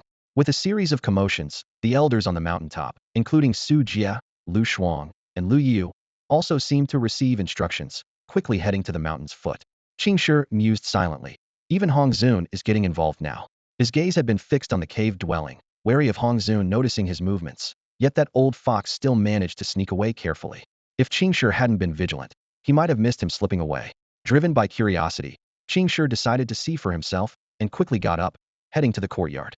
Seeing Xiao Wangyao still diligently training, Qing Shi couldn't help but reflect. In the past, he might have considered Xiao Wangyao exceptionally hardworking, but compared to the disciples of Xinjian Peak, her efforts seemed insignificant. They trained through the night, which was on a completely different level. "Master," Xiao Wangyao greeted Qing Shi with a smile. "I have something to attend to outside. Wait for me here," Qing Shi said without much explanation, disappearing as soon as he finished speaking. Following the crowd to the mountain's base, Qing Shi scanned his surroundings until his gaze settled on a small courtyard. He was dumbfounded by the scene before him. Disciples were brawling, embroiled in a fierce battle early in the morning. Since when did the disciples of Xinjian Peak become so aggressive? Even more astonishing was that the stewards were involved, and the situation was spiraling out of control. The scene was truly unbelievable. Qing Shi's keen eyes could easily discern that the chaotic battle before him was anything but trivial. All the disciples were fighting with all their might. The clash of swords and the gruesome scenes of flesh and blood left him stunned. They were truly fighting for their lives. The long swords slashed across bodies, blades cutting through skin, sending flesh flying, and the wounds were as shocking as cracked earth. Yet, Despite their severe injuries, the disciples showed no sign of retreat, fighting fiercely as if fueled by adrenaline. He couldn't comprehend what this was all for. Why were they fighting so desperately? The melee finally ended, and the victors formed 4 teams. Even though they were covered in blood and scars, they lined up neatly like obedient students and walked into the courtyard. Qingshi was momentarily stunned. It all seemed like a dream. Only then did he realize that all this struggle was merely for the chance to have a meal. Yes, it was just for a simple meal. He could hardly believe his eyes. Cultivators, fighting to the death over food? In the path of cultivation, ordinary grains and vegetables had long lost their appeal, and when cultivators ate, it was usually the meat of mystical beasts to enhance their skills. But here, these disciples were eating nothing more than ordinary food. Why was that? Qingshi lowered his head and quietly approached. Soon, the aroma of food wafted over, hitting his nose. His stomach began to churn uncontrollably, the scent acting like a catalyst, stimulating his entire body. He seemed to understand why the disciples fought so hard. For this aroma, enduring pain and battling fiercely was worth it. Watching the disciples devour their food, Qingshi nearly drooled. At that moment, he saw Hong Zun with a basket of soup dumplings, eating heartily, completely unaware of Qingshi's approach. With a swift move, Qingshi appeared beside him, snatched the basket, and stuffed the dumplings into his mouth. The heat of the soup dumplings made him wince slightly, but the taste instantly brought a sense of long-lost satisfaction, his eyes lighting up. The delicious aroma overwhelmed him, and he paid no mind to Hong Zun's angry curses beside him. Who the hell stole my soup dumplings? Hong Zun was stunned, his eyes filled with fury. Qingshi ignored him, busy stuffing a second dumpling into his mouth, his eyes dreamy as he mumbled, "Delicious." Hong Zun was instantly agitated, watching as his dumplings were devoured, his eyes nearly spewing fire. "You old thief, stealing my food." Furious, he lunged to reclaim the last dumpling. Qingshi moved faster, not even finishing the dumpling in his mouth before quickly sending the last one into it. His cheeks puffed comically. Hong Zun stood there, eyes wide, on the verge of exploding. Seeing his last dumpling eaten, he erupted completely. "You've gone too far." Before his angry shout ended, Hong Zun struck at Qingshi, who fought back while still eating. The two of them soared into the air, their battle sending shockwaves across the entire Divine Sword Peak. "Wow, Master and Senior Qingshi are fighting. Is that a fight? It's just a spar." The disciples nearby whispered excitedly, watching the clash of these powerful figures without a hint of tension, instead filled with anticipation. They watched this battle of the strong while eating breakfast, as if there was nothing more blissful in the world. Many disciples gathered in the courtyard, enjoying their breakfast while their eyes were drawn to the fierce battle in the sky. Yi Changqing was no exception, though he was unfamiliar with the expert fighting the Peak Master. It wasn't until Lu Yuyu provided an introduction that he learned it was Qingshi, the Peak Master's close friend. The battle ended as quickly as it began. Qingshi stuffed the last bite of a bun into his mouth, wiped his greasy lips, and suddenly called out, "Wait a moment." With that, he voluntarily stepped back to create distance. Seeing this, Hong Zun also paused his attack, though anger still lingered on his face as he demanded, "What more do you have to say?" Unhurriedly, Qingshi smiled meaningfully. "So, what you were hiding from me yesterday was this." Hong Zun's expression changed drastically, but he quickly regained his composure, retorting, "Nonsense. When did I ever hide anything from you? We've known each other for 1,000 years. Do you really think I can't see through you?" Qingshi said leisurely. "Are you afraid that if I find out, I'll linger at your Divine Sword Peak?" Hong Zun frowned deeply, internally wondering what scheme this old fellow was plotting and why it made him so uneasy. At that moment, several figures soared through the air toward the mother powerful figures from Dao Yi Sect, including Peak Masters and the second elder of the main peak. The commotion from their clash had naturally alarmed many experts within the sect. Initially, the second elder suspected it might be an attack by a demon king or someone from the demonic path.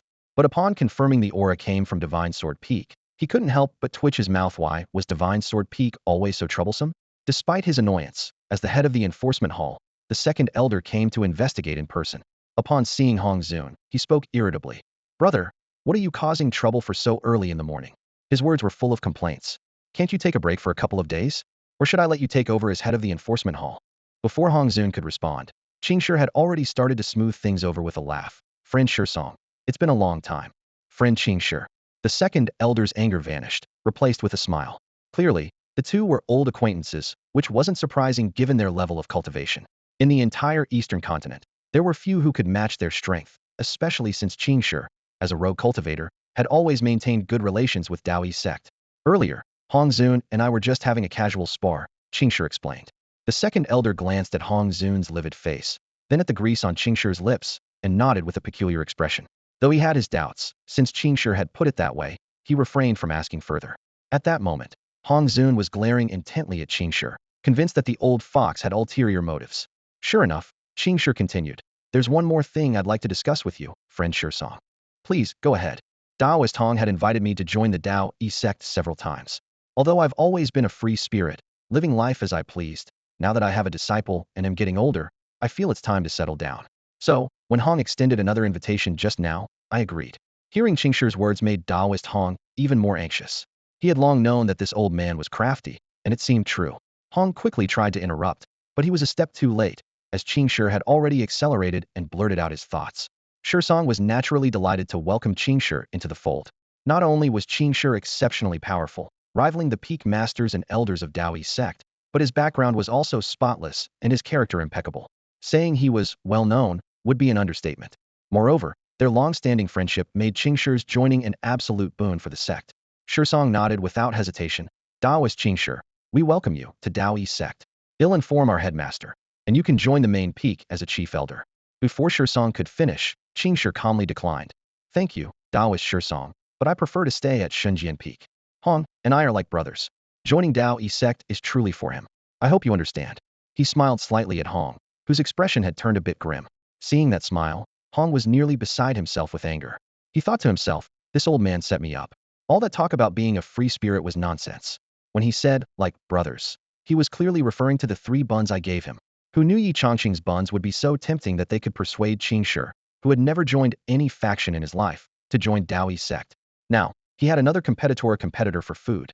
No way, I need to get rid of them all, Hong thought, lamenting as he considered quickly sending Song and the others away to prevent Chongqing's involvement from being exposed.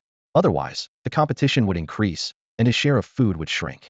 Once, he had been the sole ruler of Shunjian Peak with no competitors, ensuring his portion at every meal. But now, with Qingshi around, he wasn't willing to let others intrude, fearing he might lose even his own share. With this in mind, Hong abruptly turned to Song and said, "Senior brother, let Qingshi stay at Shunjian Peak. After all, we're all part of Tao Sect."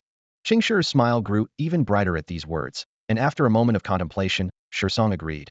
"It's not impossible, but find a time for you and Taoist Qingshi to visit the main peak and meet the headmaster.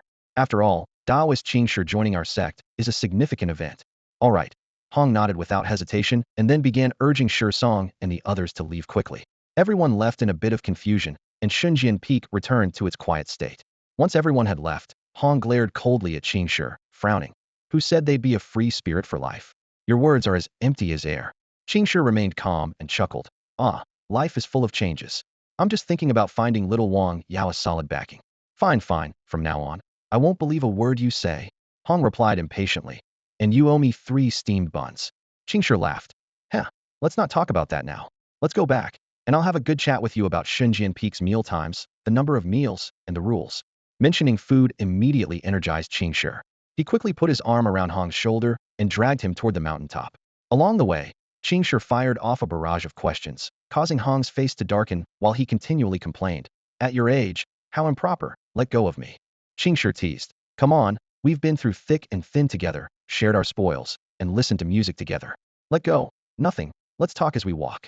Qingshi and Hong Zun made their way back to the mountaintop, and as soon as they arrived, they saw their master had returned to the sect's entrance. Xiao Wangyao immediately ran up to them, her voice bright and clear. "Master, Senior Hong." Qingshi smiled slightly and nodded. "Yes, disciple. From now on, you are a member of the Tao Sect." Hong Zun stood aside, letting out a cold snort, his eyes full of displeasure. Bringing along family, what a hassle, he grumbled internally, wishing he had kept this person outside the mountain to avoid a tangle of complications. Xiao Wangyao looked puzzled, not understanding why the elders reacted this way. Qingshi, however, remained unfazed and casually explained, "I am now the Grand Elder of Shunjian Peak. So naturally, I'm part of the Tao Sect too." Xiao Wangyao opened her mouth, her gaze shifting between Qingshi and Hong Zun, feeling even more confused. She knew her master had been solitary for most of his life, only taking her as a disciple in recent years. She hadn't expected him to join Tao Sect. She didn't mind the sect affiliation, as Tao Sect was the leading righteous sect in the Eastern continent, with many aspiring to join. Being part of such a sect was a dream for many. As for whether she truly joined or not, as long as she followed her master, that was her home. She blinked, suddenly remembering something, and asked softly, "By the way, is it all right for me to become a personal disciple?" Qingshi turned to look at Hong Zun, who still seemed irritated, and asked with a smile. Hong Zun replied impatiently. You decide? Why ask me? He didn't want to get involved in these matters anymore. They had previously agreed that as the Grand Elder of Shenzhen Peak, Qingshi was in a position of power and should handle these decisions himself. As for Xiao Wangyao, her extraordinary talent and unique constitution made her a perfect candidate for a personal disciple, comparable to others like Lu Shuang and Lu Yuyu. Although Hong Zun was somewhat displeased, he knew this was inevitable. Seeing Hong Zun was no longer paying attention to him, Qingshi chuckled and said lightly, Then I'll decide on my own. Hong Zun responded dismissively. Whatever, just hurry up. Finish up and head to the main peak. Don't miss the meal. A hint of eagerness flashed in Qingshi's eyes as he quickly got up and responded. Right. Let's go to the main peak first. We can handle the rest later. With that, the two of them flew towards the main peak, leaving Xiao Wangyao standing there, bewildered. At the main peak, apart from sect leader Qi Xiong, almost all the peak masters, elders, and high-ranking members of the sect were gathered. Everyone knew of Qingshi's identity, and today's gathering was to welcome him into the Daoyi sect. Qi Xiong even planned to invite representatives from all the major immortal sects in the eastern continent for a grand celebration. This gesture was not only to congratulate Qingshi, but also to showcase the strength of Daoyi sect. After all, the addition of someone as extraordinary as Qingshi was indeed an exhilarating event. Despite this, Qingshi was not particularly interested. Initially, he wanted to decline, but seeing Qi Xiong's enthusiasm, he couldn't refuse any longer and reluctantly agreed. However, organizing such a grand event would take time, and the earliest it could be held was several months later. Within the sect's internal affairs, Qingshi's position was already established as the Grand Elder of Shenzhen Peak. Although he should have been appointed as the Senior Elder, he adamantly refused the title, insisting only on staying at Shenzhen Peak. As for Xiao Wangyao, her outstanding talent meant that no one opposed her becoming a personal disciple. In the presence of Hong Zun and several peak masters, even the aptitude test was waived. After a lively exchange, Qingshi was still happily chatting with Qi Xiong, while Hong Zun checked the time and realized it was almost mealtime. He cast a disdainful glance at Qingshi, silently cursing. Fool, did you forget the time while talking? Without hesitation, Hong Zun stood up and cupped his hands to the group, saying, I have some matters to attend to at Shenzhen Peak, so I'll take my leave. Please keep Qingshi company and let him feel the warmth of our Daoyi sect. His words were polite, but it was clear he intended to leave Qingshi behind, implying that Qingshi wouldn't be invited to lunch. The others didn't catch on to Hong Zun's intentions and nodded in agreement. Of course, since Daoist Qingshi is joining our sect, we should treat him well. Yes, I have some Dao tea. Why don't you come over for a cup, Daoist Qingshi? I also have some Tianxiang fruit that I'd like to share. Everyone eagerly offered their treasured items to entertain Qingshi. However, Qingshi's gaze was fixed on Hong Zun, who wore a smug smile. Qingshi gritted his teeth. Did Hong Zun really think he could shake him off so easily? Ignoring Qingshi's intense stare, Hong Zun turned and left decisively, satisfied as he headed back to Shenzhen Peak. But he hadn't gone far when he heard familiar footsteps behind him. Qingshi had caught up. Going to eat without inviting me? Qingshi said with a triumphant grin, his eyes twinkling with mischief. How did you get out? Hong Zun asked, eyes wide in disbelief. I just walked out, Qingshi shrugged, as if it were the most natural thing in the world. Hong Zun was quite displeased, having missed his chance to ditch the old man. Couldn't even keep one person there, huh? Why didn't they just tie him up? He fumed internally. Seeing Hong Zun's frustrated expression, Qingshi chuckled and waved, I'll go ahead. With that, he transformed into a streak of light, heading towards Shenzhen Peak. Hong Zun quickly followed. Damn it, you old rascal, playing dirty. The two soon arrived at the Shenzhen Peak dining hall. At this moment, many disciples were also gathering, ready for the lunchtime rush. Qingshi, of course, didn't need to participate in such a scramble. With his strength, no one on Shenzhen Peak, except for Hong Zun, could challenge him, including the elders. So no one bothered him.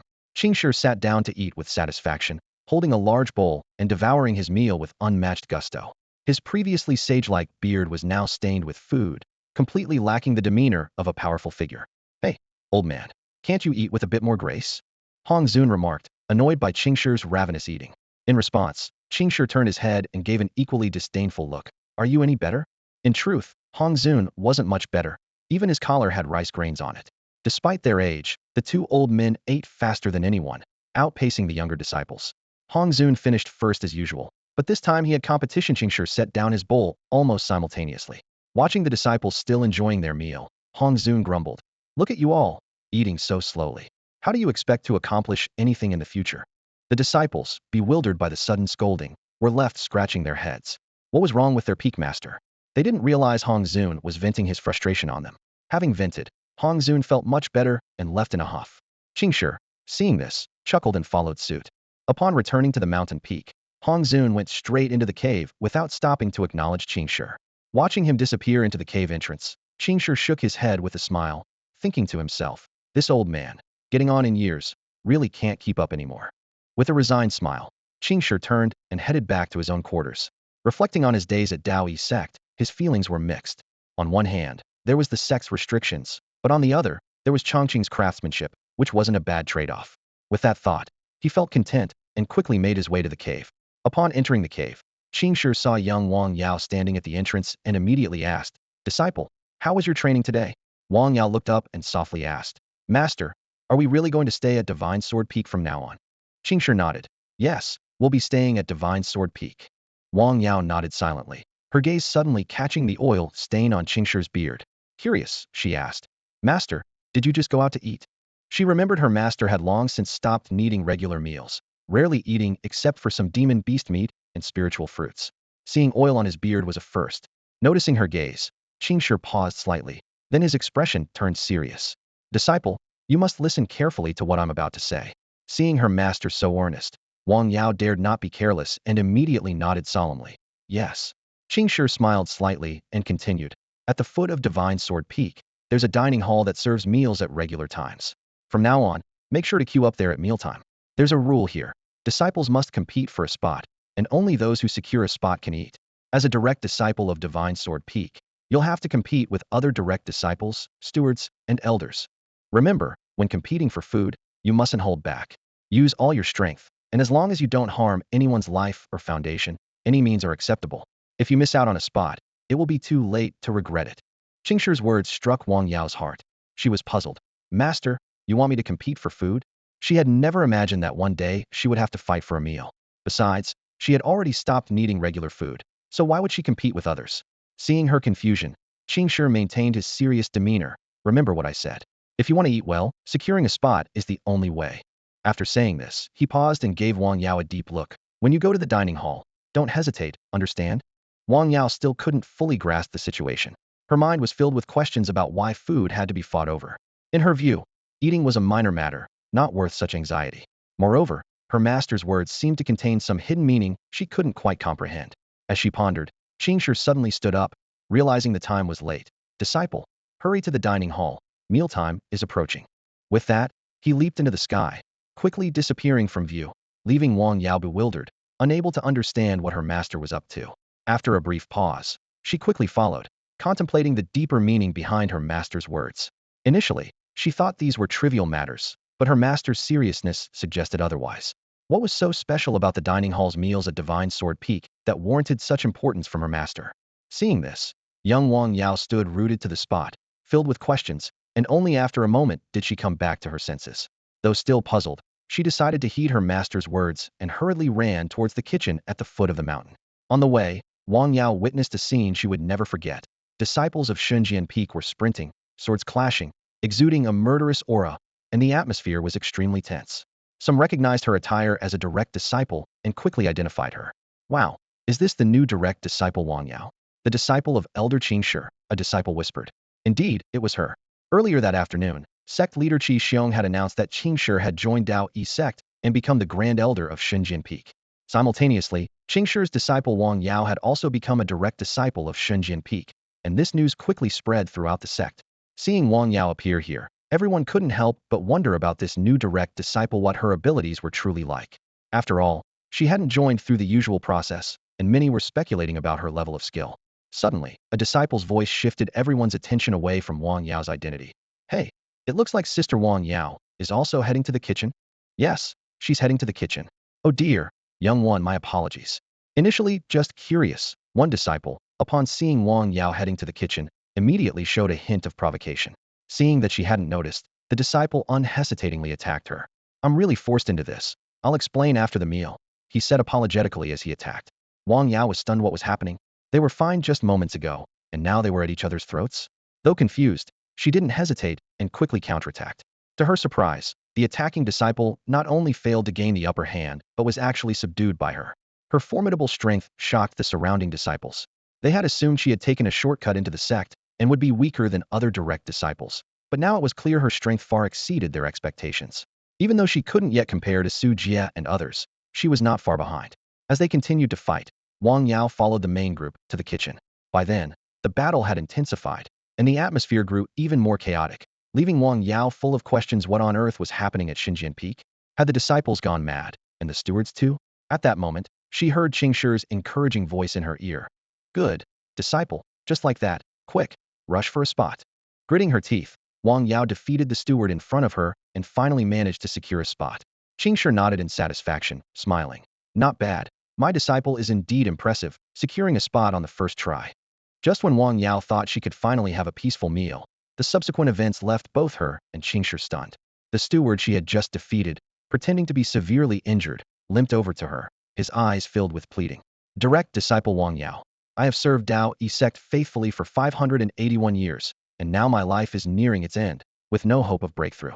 Before I die, my only wish is to taste the food of Xinjiang Peak, to see for myself that in life I was a person of Dao Yi Sect, and in death, a ghost of the sect, the steward said, his voice full of emotion and regret. Seeing his feeble appearance, Wang Yao felt a pang of sympathy. The steward was acting so convincingly, as if he might pass away at any moment. She hesitated for a moment, but eventually gave up her spot. Senior, I'm sorry, Wang Yao said apologetically. The steward, seeing this, showed a grateful expression and quickly waved his hand. It's no problem, this is my personal issue. But, could I perhaps taste a bite of that meal, in hopes of fulfilling my last wish before I go? Moved, Wang Yao, despite some hesitation, silently yielded a portion of her space, her eyes reflecting understanding and resignation. Seeing Wang Yao move aside emotionally, Qingshir was almost speechless. Just moments ago, he thought that the master and disciple had secured their positions. Who would have guessed that in the next second, Wang Yao would willingly give up her spot? It was unbelievable.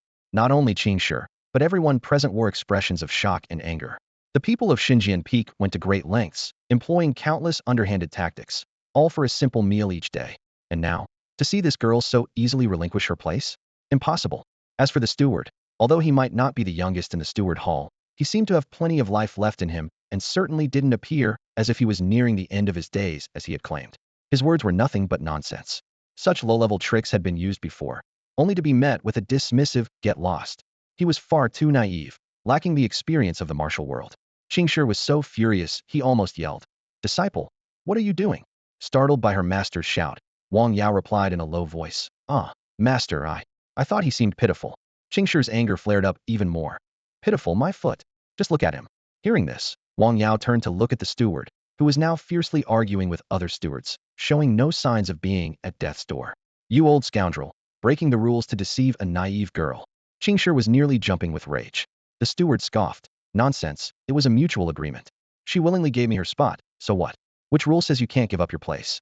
Shameful. Qingshir rebuked. You've disgraced the Dao Yi sect. Rubbish, the steward snorted. Try going 3 days without food and see how you handle it. The elder, suddenly full of energy, was aggressive and would not brook any argument. Wang Yao was stunned by this sudden change and exclaimed, Elder, you. Not giving her a chance, the steward interrupted her.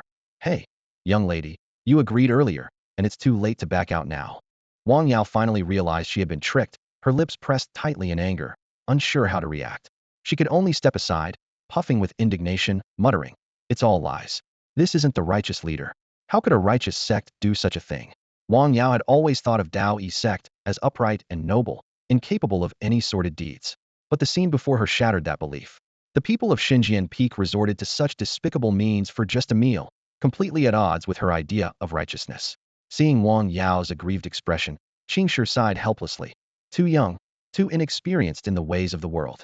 Beside them, Hongzun couldn't stop laughing at the chaotic scene, clearly in a much better mood than the others. Sister, several female disciples, seeing Wang Yao's tearful face, hurried to comfort her, offering handkerchiefs while complaining. Aren't we supposed to be the righteous leaders? How could we deceive our fellow disciples over a meal? What kind of righteous cultivators are we? Evidently, this incident had a significant impact on Wang Yao. The female disciples exchanged glances, sighing, feeling sorry for their naive junior sister. Sigh, senior sister, you'll understand eventually, said Chongqing Shidi, whose skills were unlike anyone else's. Even though explaining more to Wang Yao might not make sense to her now, soon enough, she would get it. With the call for dinner, the kitchen's courtyard gate swung open, and the disciples who had already secured their spots eagerly rushed inside. At the same time, a rich aroma immediately filled the air. Those who hadn't secured a spot inhaled deeply, trying to capture as much of the fragrance as possible. If you can't eat, at least you can enjoy the smell, so it's not all lost. Come on, junior brother. Your face is turning purple from sniffing so hard. Aren't you afraid of suffocating? Elder brother, worry about yourself first. Your face is turning blue. Even the female disciples surrounding Wang Yao were sniffing the air greedily. Sisters, stop talking. Even if we can't eat, enjoying the aroma isn't bad. Are they all crazy? Wang Yao stood dumbfounded. Did these people have a psychological problem? If you want to eat, can't you just go and get some? To her, it was just a meal. If you wanted it, you should just go for it. There was nothing complicated about it.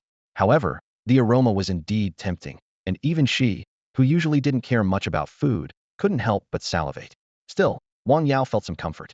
With her master's affection for her, he would surely save some for her. She believed this, since she and Master Qingshi had depended on each other for so long. He had long regarded her as his own daughter. What father wouldn't cherish his precious daughter? With this thought, Wang Yao quickly ran into the courtyard, where the aroma grew even stronger, making her mouth water. At this moment, she seemed to understand why the disciples of Xinjian Peak were so crazy about it. Soon, she spotted Master Qingshi amid the crowd. He was squatting on the steps alongside Master Hong, savoring his meal with great satisfaction. Seeing her master enjoying his food so much, Wang Yao couldn't resist and hurried over, her face full of anticipation as she asked, "Master, is it good?" "Yes, it's good," Qingshi replied, his mouth full of food, swallowing it with a gulp. Wang Yao quickly added, "I want some too, master, can I?" Qingshi paused, looked up at her, and after a brief hesitation, swallowed his food and turned serious. "Disciple, you're grown now. You can't rely on me for everything. I can't protect you forever. You must learn to fight for yourself." Wang Yao was taken aback, thinking her master was imparting a lesson.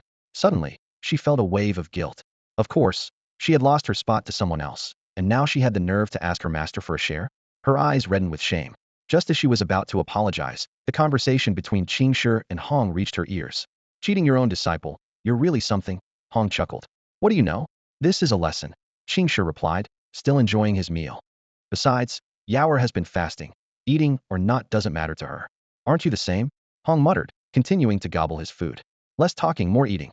With food this good, who'd want to share? There's barely enough for ourselves." The two elders continued eating heartily, joking and laughing without a care for those around them. Wang Yao heard every word clearly, and her heart warmed instantly. She felt an overwhelming sense of paternal love, like a landslide, filling her entire being. Wang Yao stood there, dumbfounded, as she watched Qingshi devour his meal without acknowledging her presence. Her eyes began to fill with tears, and she kept asking herself, "Master loves me, right? He should, shouldn't he?" But the more she thought about it, the harder it was to convince herself. Even her usual self-hypnosis failed to work. It felt as if the paternal love she once believed in had suddenly collapsed like a landslide. Qingshi finally noticed Wang Yao standing nearby. Seeing the reedy girl he had doted on for so long, he felt a pang of discomfort. Yet, he forced himself to finish the last bite of his meal before letting out a satisfied sigh. "Ah, that hit the spot." Feeling utterly content, Qingshi casually handed the empty bowl to Wang Yao. "Disciple, wash this for your master. I've eaten too much and feel a bit stuffed," he said, pushing the bowl into her hands before she could respond and leisurely stretching as he walked away. At that moment, Wang Yao could no longer control her emotions. Tears streamed down her face as she mechanically washed the dishes, her mind racing with thoughts. Everything has changed. Daoyi Sect is no longer what I imagined, and even my master has become a stranger. Yi Chongqing noticed the new disciple crying while washing dishes and wondered to himself, "What's wrong with this girl? Is washing dishes really worth crying over?" But he couldn't be bothered to intervene and instead reclined on his chair, stretching comfortably. As the other disciples gradually departed, they all left behind cultivation resources. Although each contribution was small, the collective offerings from the entire Xinjian peak resulted in a substantial benefit. Yi Chongqing had long grown accustomed to this. According to the disciples, not offering resources would make them uneasy. Over time, it became an unspoken agreement. They regularly provided him with cultivation resources, to the point where he now disdainfully ignored even body-refining pills. With his current realm in the Chongmai stage, Yi Chongqing consumed only Chongmai pills. He was too lazy to actively refine them, allowing the pills to absorb naturally, quite indulgently. He casually tossed a Chongmai pill into his mouth, savoring its rich aroma, far superior to that of body-refining pills, truly a case of getting what you pay for. As night fell on Xinjian Peak, it remained lively, unlike the other peaks, almost as if a festival was underway. Everywhere, disciples were diligently training. The next morning, they resumed their busy routines. Just then, a figure swiftly approached from outside Xinjian Peak. Dressed in the Daoyi Sect's inner disciple attire was Jin Min, who hadn't been seen for a while. Since the kitchen rules had changed, She, as an inner disciple, seemed to have been absent, reportedly on an external mission. Now, she was finally back. There's still time, Jean Min muttered to herself, checking the time with a sense of urgency, and then quickened her pace toward the kitchen. Having just returned to the sect in time for a meal, she felt it was fate. Without hesitation, she joined the ongoing scramble outside the kitchen. Wow, Jean Shimmy, exclaimed a fellow disciple after exchanging a move with Jean Min, a hint of surprise in his eyes followed by a mocking smile. You're finally back, but today's breakfast isn't for you. His confidence wasn't unfounded. Jean Min's skills among the inner disciples were indeed mediocre, making it nearly impossible for her to secure one of the mere 600 spots. However, as the battle continued, the senior disciple's expression gradually turned serious. This can't be. Jean Min, what is this? He watched in shock as Jean Min displayed the 9 arts, already at a proficient level, unable to form a complete sentence. Jean Min slightly smirked and interrupted him. Senior brother, you have no idea what I've sacrificed just to earn a meal. Her voice was firm and powerful as she continued. I've rolled in the mud, been chased for thousands of miles by great demons, faced hundreds of evil spirits alone, ventured into the 8 great forbidden lands, and narrowly survived countless life and death situations. These words left the senior brother completely stunned. He initially thought Jean Min was on an ordinary mission, but he never imagined she had ventured into the 8 most dangerous forbidden lands of the eastern continent, places where ordinary disciples wouldn't dare to tread without a peak master or chief elder. Before the senior brother could recover, Jean Min formed seals with her hands, instantly casting a spell that sent him flying. Her eyes were fierce as she looked at the closed kitchen gate, declaring, from now on, every meal from this kitchen should have a portion for me. Jean Min, I've earned it with my life. The senior brother staggered to his feet, watching the burning determination in Jean Min. He finally understood that it was the enticing aroma of the large bowls of braised noodles and rice from Xinjian Peak that had driven her. Whenever she was in peril, it was this obsession with food that fueled her will to survive. Junior sister, he called out with a complex expression. He had once not understood why Jean Min left the sect, seemingly abandoning Chongqing Shidi's culinary skills. Now he realized it wasn't abandonment. It was honing herself between life and death. Compared to Jean Min's trials, their daily training seemed ridiculously easy. Watching Jean Min stride confidently towards the kitchen, the senior brother clenched his fists and whispered with determination. If she can do it, so can I. The return of Jean Min quickly caused a sensation. She defeated several high-ranking inner disciples in succession, securing her position. This news spread rapidly among the disciples. After breakfast, Hong Zun personally sought out Jean Min, a curious expression on his face. Where have you been lately, girl? You've improved so fast. In a short time, Jean Min not only advanced her cultivation but also enhanced her techniques, with her combat abilities improving remarkably. Hong Zun was surprised, as Jean Min's talent and potential were not considered top tier among the inner disciples. How could she have improved so quickly? This raised Hong Zun's suspicions. In the world of cultivation, there are many unconventional methods to rapidly boost one's skills, often at a great cost. As the leader of the righteous sect in the eastern continent, Daoyi sect strictly prohibits its disciples from practicing such methods. After personally questioning and examining her, Hong Zun dismissed his doubts, though he still found the situation peculiar. Jean Min's experiences were indeed extraordinary, being chased by a powerful demon, entering the 8 forbidden lands, and facing so many dangers in such a short time. Although Jean Min seemed calm about these events, Hong Zun knew very well the high level of danger involved. A slight misstep could have cost her life. However, it was precisely these life-and-death experiences that allowed Jean Min to make such rapid progress. In the end, Hong Zun could only sigh deeply and pat Jean Min on the shoulder. It's good that you returned safely. After the meal, the disciples gradually dispersed, but news of Jean Min spread quickly among them. Whether they were servant disciples, outer disciples, or inner disciples, they all discussed her story. Did you hear? Sister Jean Min has become so strong. She's practically unrecognizable. Yeah, in just a few days, Sister Jean Min has become so powerful. She wasn't even considered strong in the inner sect before, right? You really don't know? I heard from an inner sect brother that the reason Sister Jean Min became stronger is because she left the sect for a while, went to the 8 forbidden lands, was chased by a demon, and even faced hundreds of evil spirits alone. Really? Of course it's true. My aunt's sister-in-law's daughter-in-law's son is an inner disciple, and he told me himself.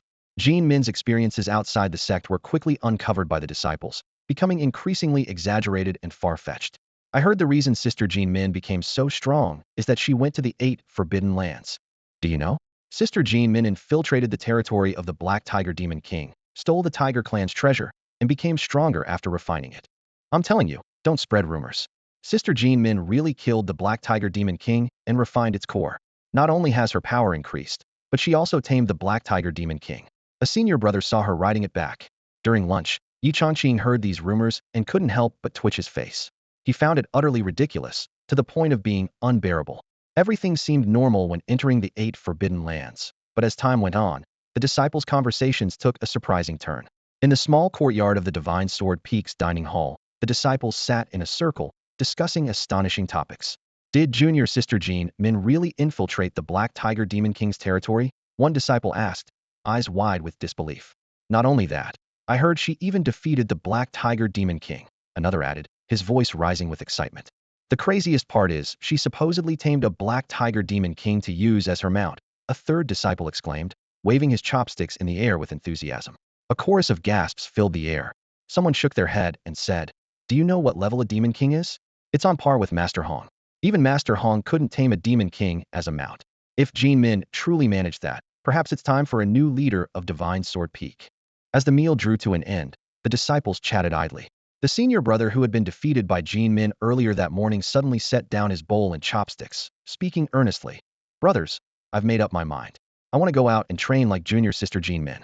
Are you crazy? Someone immediately retorted, frowning. That's not training. That's going to your death. Faced with doubt, the senior brother smirked slightly, casting a disdainful look around the group.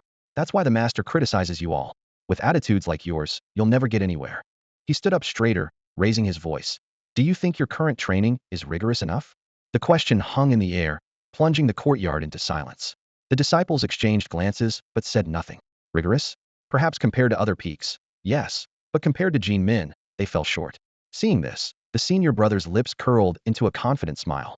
He suddenly stood up, placing his hands on his hips, his voice booming. To me, our current training is nothing more than child's play. He scanned the room, his gaze piercing. You all think you're working hard, but when mealtime comes, whether you can find a seat is purely down to luck. Isn't that true? His words struck a chord, leaving the group even more silent, their eyes fixed on their nearly empty bowls. It was true besides a few like Su Jie, Lu Shuang, and Lu Yuyu. Most disciples couldn't guarantee a seat every time. Relying solely on luck, isn't that ridiculous? The senior brother's voice echoed through the courtyard. He leaned forward, lowering his voice mysteriously. Do you know what junior sister Jean Min said to me this morning? What? A few disciples leaned in, curiosity lighting up their eyes. The senior brother straightened his back, stating clearly, she said that as cultivators, we must take control of our own fate. Especially when it comes to eating, whether or not we eat should be up to us. And when we want to eat, we should be able to, rather than leaving it to chance. His voice grew more passionate. Instead of leaving everything to luck, why not endure a bit now, take a leap of faith, and secure our future freedom to eat? Facing life and death, experiencing great fear, that's how we improve ourselves. It might mean risking our lives or missing out on junior brother Chongqing's cooking for a while. But if you persevere, when you return, there will always be a place for you at the table. He slammed his fist on the table, causing the dishes to clatter. Then it won't be a question of whether you can eat, but whether you want to. His words ignited a fire in the disciples' hearts. They flushed with determination, their eyes burning with resolve. Indeed, most disciples relied on sheer luck to eat at mealtimes, and who knew how long that luck would last? They yearned to take control over their right to eat. After a moment of silence, a disciple suddenly stood up, slamming the table. The senior brother is right. I've decided to venture out and train, to brave the forbidden lands, for the freedom to eat. As soon as he spoke, more disciples joined in, their voices rising in a unified chant. Venture out and train, brave the forbidden lands, for the freedom to eat. Venture out and train, brave the forbidden lands, for the freedom to eat. The chants echoed around the courtyard, the disciples' eyes red with fervor, veins bulging with excitement, nearly reaching a fever pitch. Standing to the side, Yi Changqing was dumbfounded, unable to comprehend the sudden shift. Weren't they just eating peacefully moments ago? How did it escalate to braving forbidden lands? Yi Changqing stood dumbfounded, staring at the absurd scene before him. At the same time, another person was equally bewildered, the central figure of the whole situation, Jean Min. She was focused on her meal, only looking up in confusion when the surrounding shouts erupted, her lips still dotted with a few grains of rice. When she spotted her impassioned senior brother in the crowd, she wanted to shout, I never said those words, don't put them on me. But before she could explain, the senior brother, accompanied by a group of disciples, approached her with sincerity in his eyes. Junior sister Jean Min, thank you for teaching me this lesson. Rest assured, if you can do it, so can I. The disciples behind him echoed his sentiment, bowing in gratitude to Jean Min. Before she could respond, they left in a grand procession, leaving Jean Min standing there, bewildered. What did I even say? Overnight, The bold declaration of venturing out and braving forbidden lands spread across Xinjiang Peak. Many disciples expressed their desire to emulate Jin Min, determined to seize their freedom to eat. After some discussion, these disciples devised a more refined plan. First, take on tasks from the main peak's task hall. This way, they could train, earn Sect points, and later exchange these points for spells, elixirs, and magical weapons. A win-win situation. Senior brother, you're a genius. Upon hearing this plan, the disciples gave him a thumbs up in admiration. The senior brother humbly replied, "You flatter me, my junior brothers. It was just a thought. But since the time away will be long, I suggest taking on more tasks." "Don't worry, senior brother, we understand," the disciples agreed. Starting the next day, the disciples of Xinjiang Peak began leaving the sect to train, ensuring they visited the main peak's task hall before departing. Within just 2 days, the task hall saw frequent visits from Xinjiang Peak disciples, some wrapped in bandages, drawing curious glances from disciples of other peaks. These Xinjiang Peak disciples are really going all out, taking on tasks even when injured? Exactly, it's like they're crazy. However, when they saw the way Xinjiang Peak disciples accepted tasks, everyone was stunned. A Xinjiang Peak disciple stood before the task display, where tasks were arranged by star level. After scanning the options, he said something that left everyone present in shock. "Please, I'd like to take all the tasks in this row." Faced with the steward's confusion, the disciple repeated, "This vertical row of tasks, I'll take them all."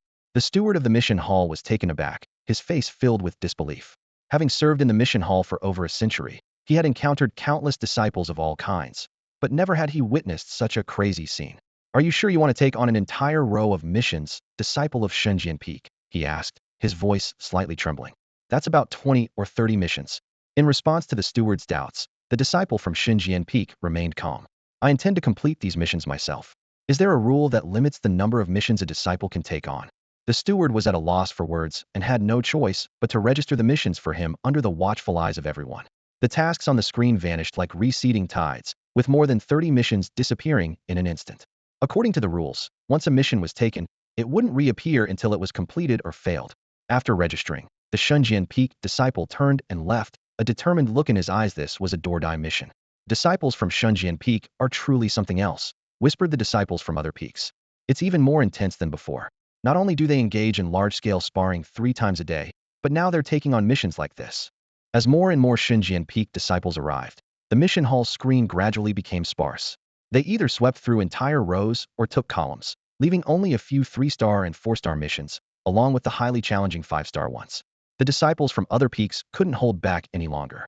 When yet another Xinjiang Peak disciple approached the screen, someone shouted angrily, "Enough is enough, Xinjiang Peak. Who takes missions like this?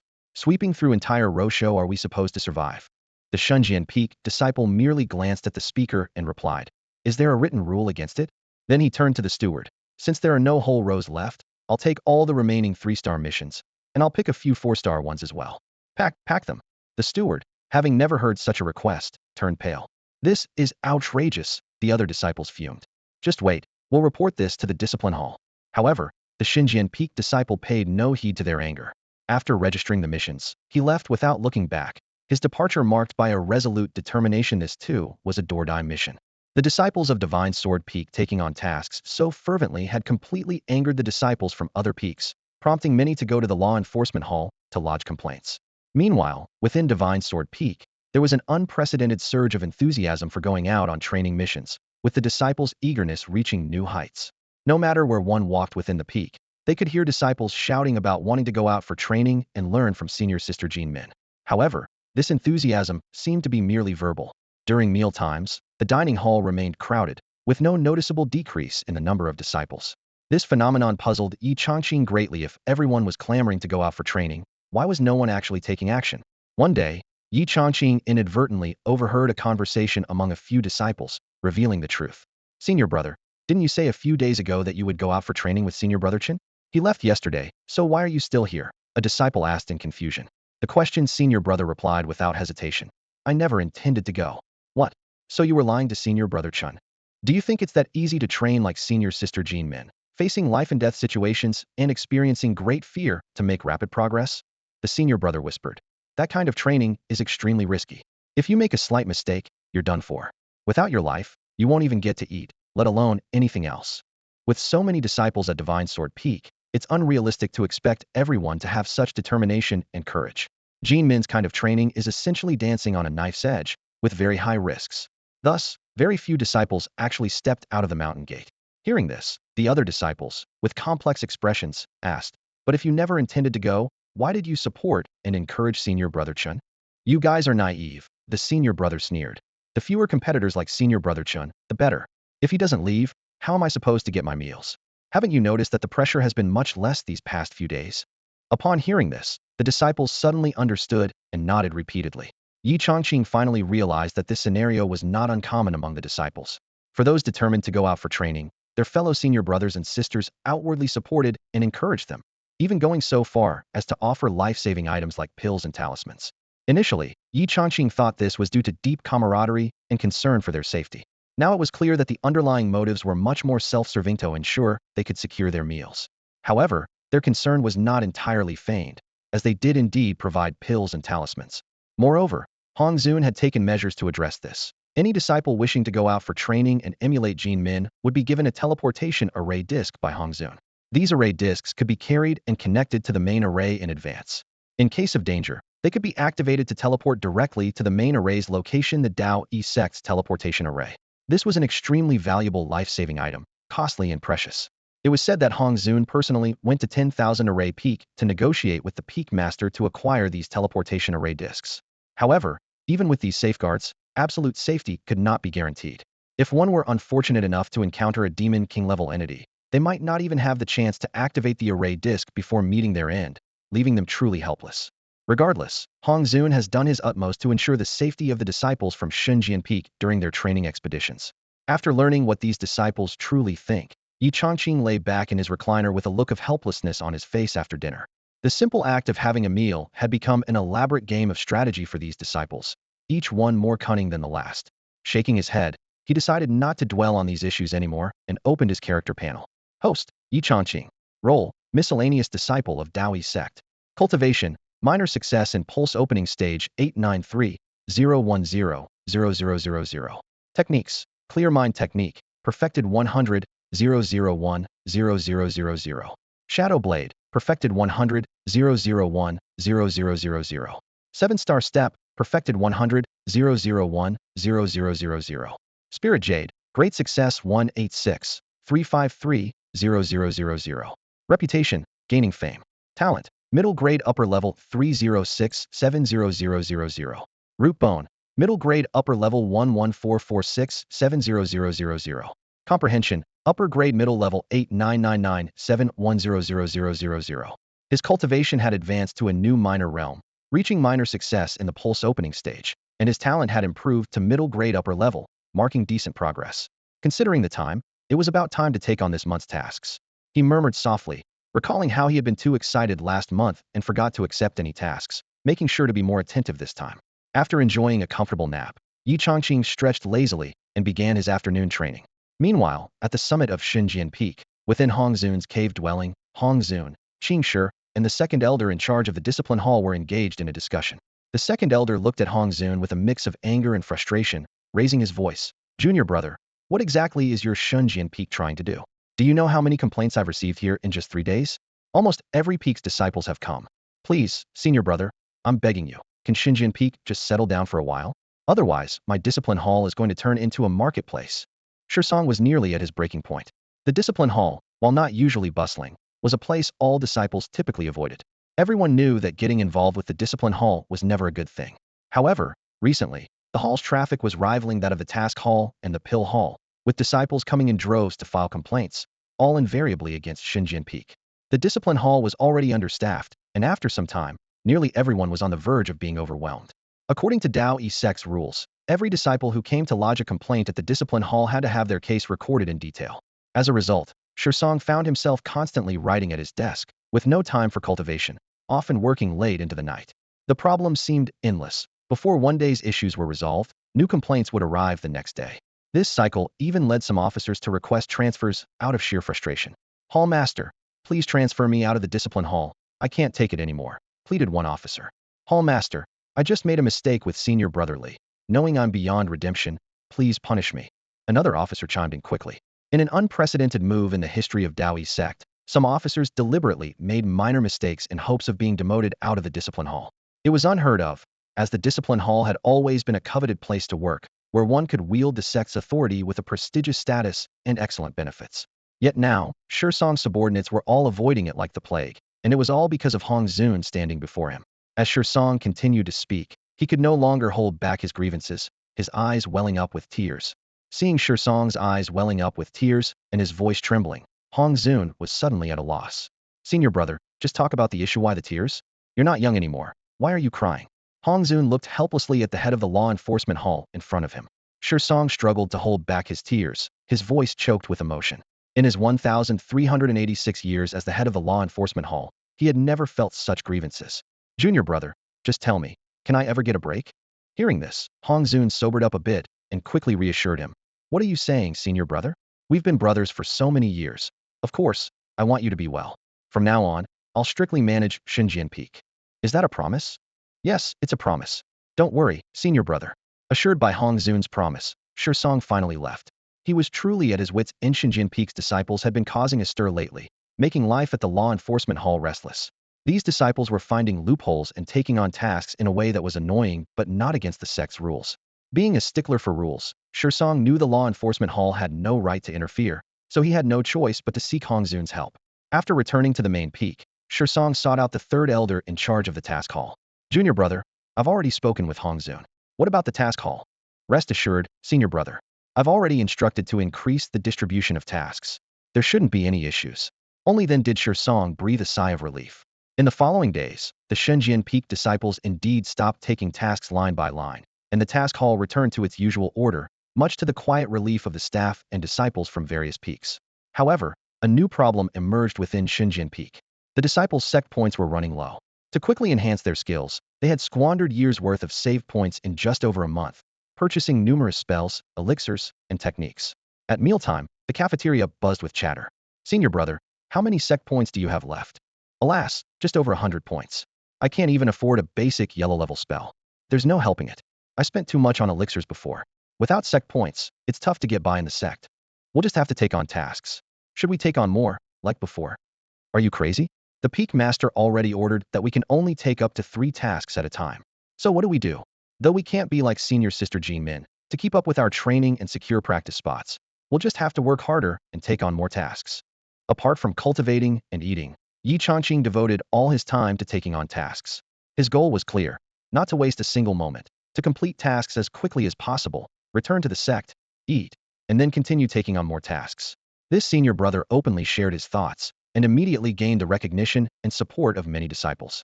Indeed, to eat, one must become stronger, and becoming stronger naturally requires resources. These resources ultimately come from the sect. And how do you obtain resources? By completing more tasks. So, everyone must work hard to complete as many tasks as possible, ensuring their cultivation is well supported. Without the courage and determination of senior sister Jean Min, one could only rely on diligence. Every minute and second couldn't be wasted to become stronger, even during task time. Hard work makes up for lack of talent. Yi Changqing sat on a nearby deck chair, listening to the disciples' discussions, and suddenly felt a familiar vibe emanating from them. He pondered, unable to pinpoint the issue, until after mealtime ended and everyone gradually left. Only then did he realize, his face changing suddenly, a twitch at the corner of his mouth. He understood the disciple's state just now was exactly like his past self. Indeed, in his previous life, he was a typical workaholic. After failing the college entrance exam, Yi Changqing had no choice but to attend a culinary school. Although filled with regret, since there was no way to change it, he could only compensate by diligently learning a craft. During this time, thanks to his strong self-discipline, he consistently ranked at the top, inadvertently dragging his classmates into a competitive state. Later, upon entering society, he remained that workaholic, always volunteering for overtime, working hard for that bit of overtime pay, forcing his colleagues to roll up their sleeves and join the effort. Even after opening a restaurant, Yi Changqing didn't stop on this competitive path. While other restaurants closed at 10, he extended his closing time to midnight to earn more business.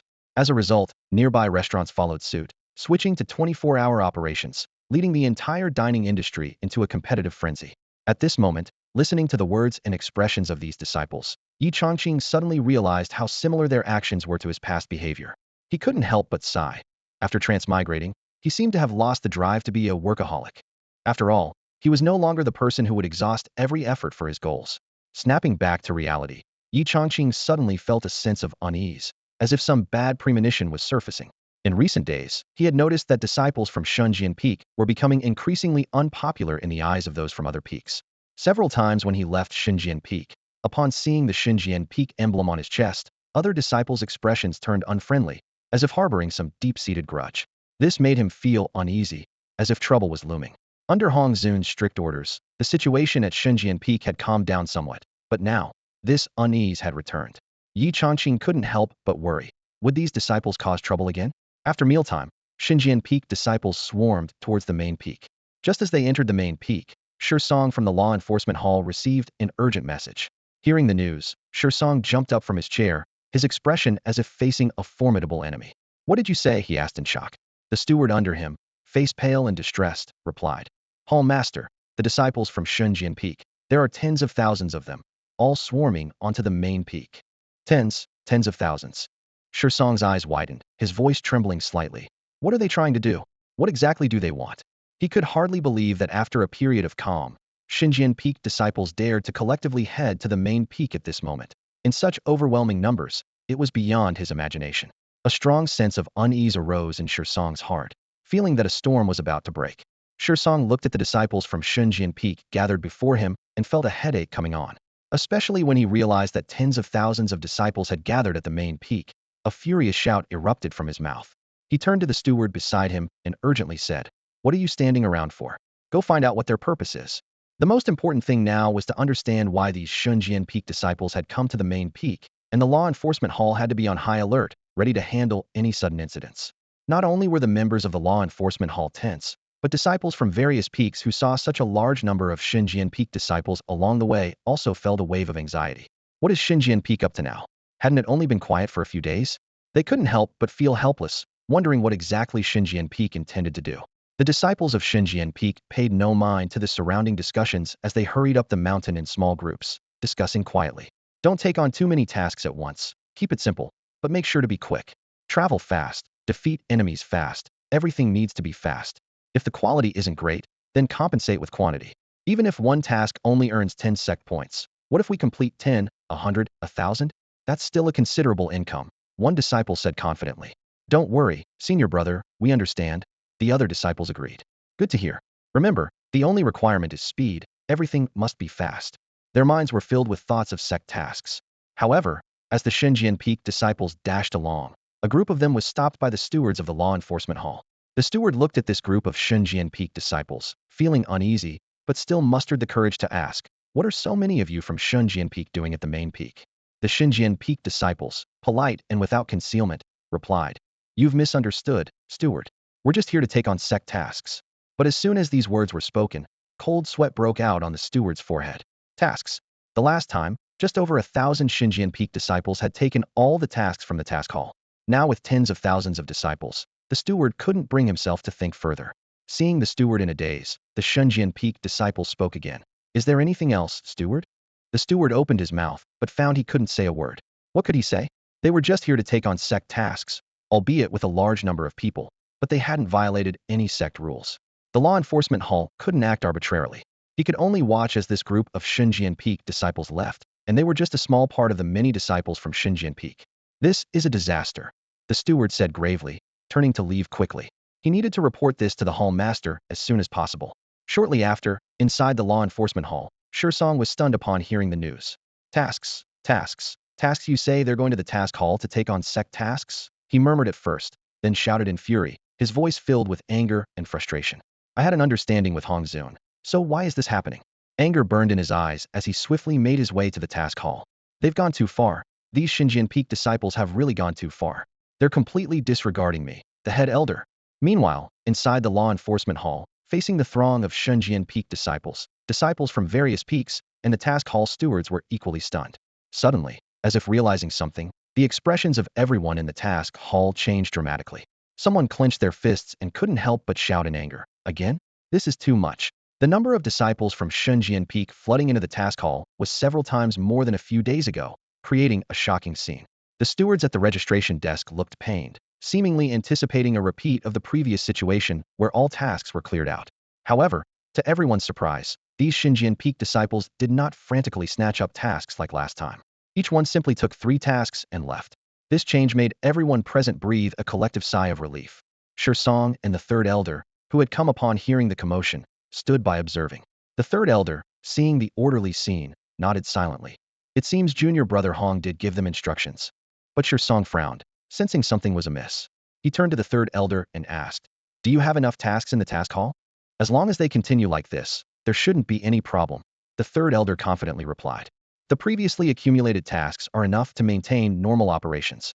However, as time went on, some Sharpie disciples noticed something unusual. These Xinjian Peak disciples lingered in front of the formation screen for no more than 10 breaths, not even taking a close look at the task details. They simply glanced at the star ratings and minimum cultivation requirements before taking the tasks. "These people aren't acting normal," one disciple murmured. "Taking tasks without even reading them? That's reckless." Even though each person only took 3 tasks, this abnormal behavior left everyone feeling uneasy. Some tried to reassure themselves, saying, "There aren't many tasks being taken, so it shouldn't be a big issue." But this optimistic thought couldn't completely dispel their doubts. The Shunjian Peak disciples ignored the surrounding chatter, swiftly completing their task acquisitions and leaving. The entire process was smooth and efficient, yet it carried an eerie undertone. Without any delay, coming and going in a rush, in less than half an hour, over 10,000 disciples from Shunjian Peak vanished from the task hall, leaving behind a mostly empty array of task screens. "Damn it! It's cleared out again," one disciple exclaimed, unable to hold back his frustration as he looked at the nearly empty task list. This scene left the disciples from other peaks exchanging bewildered glances.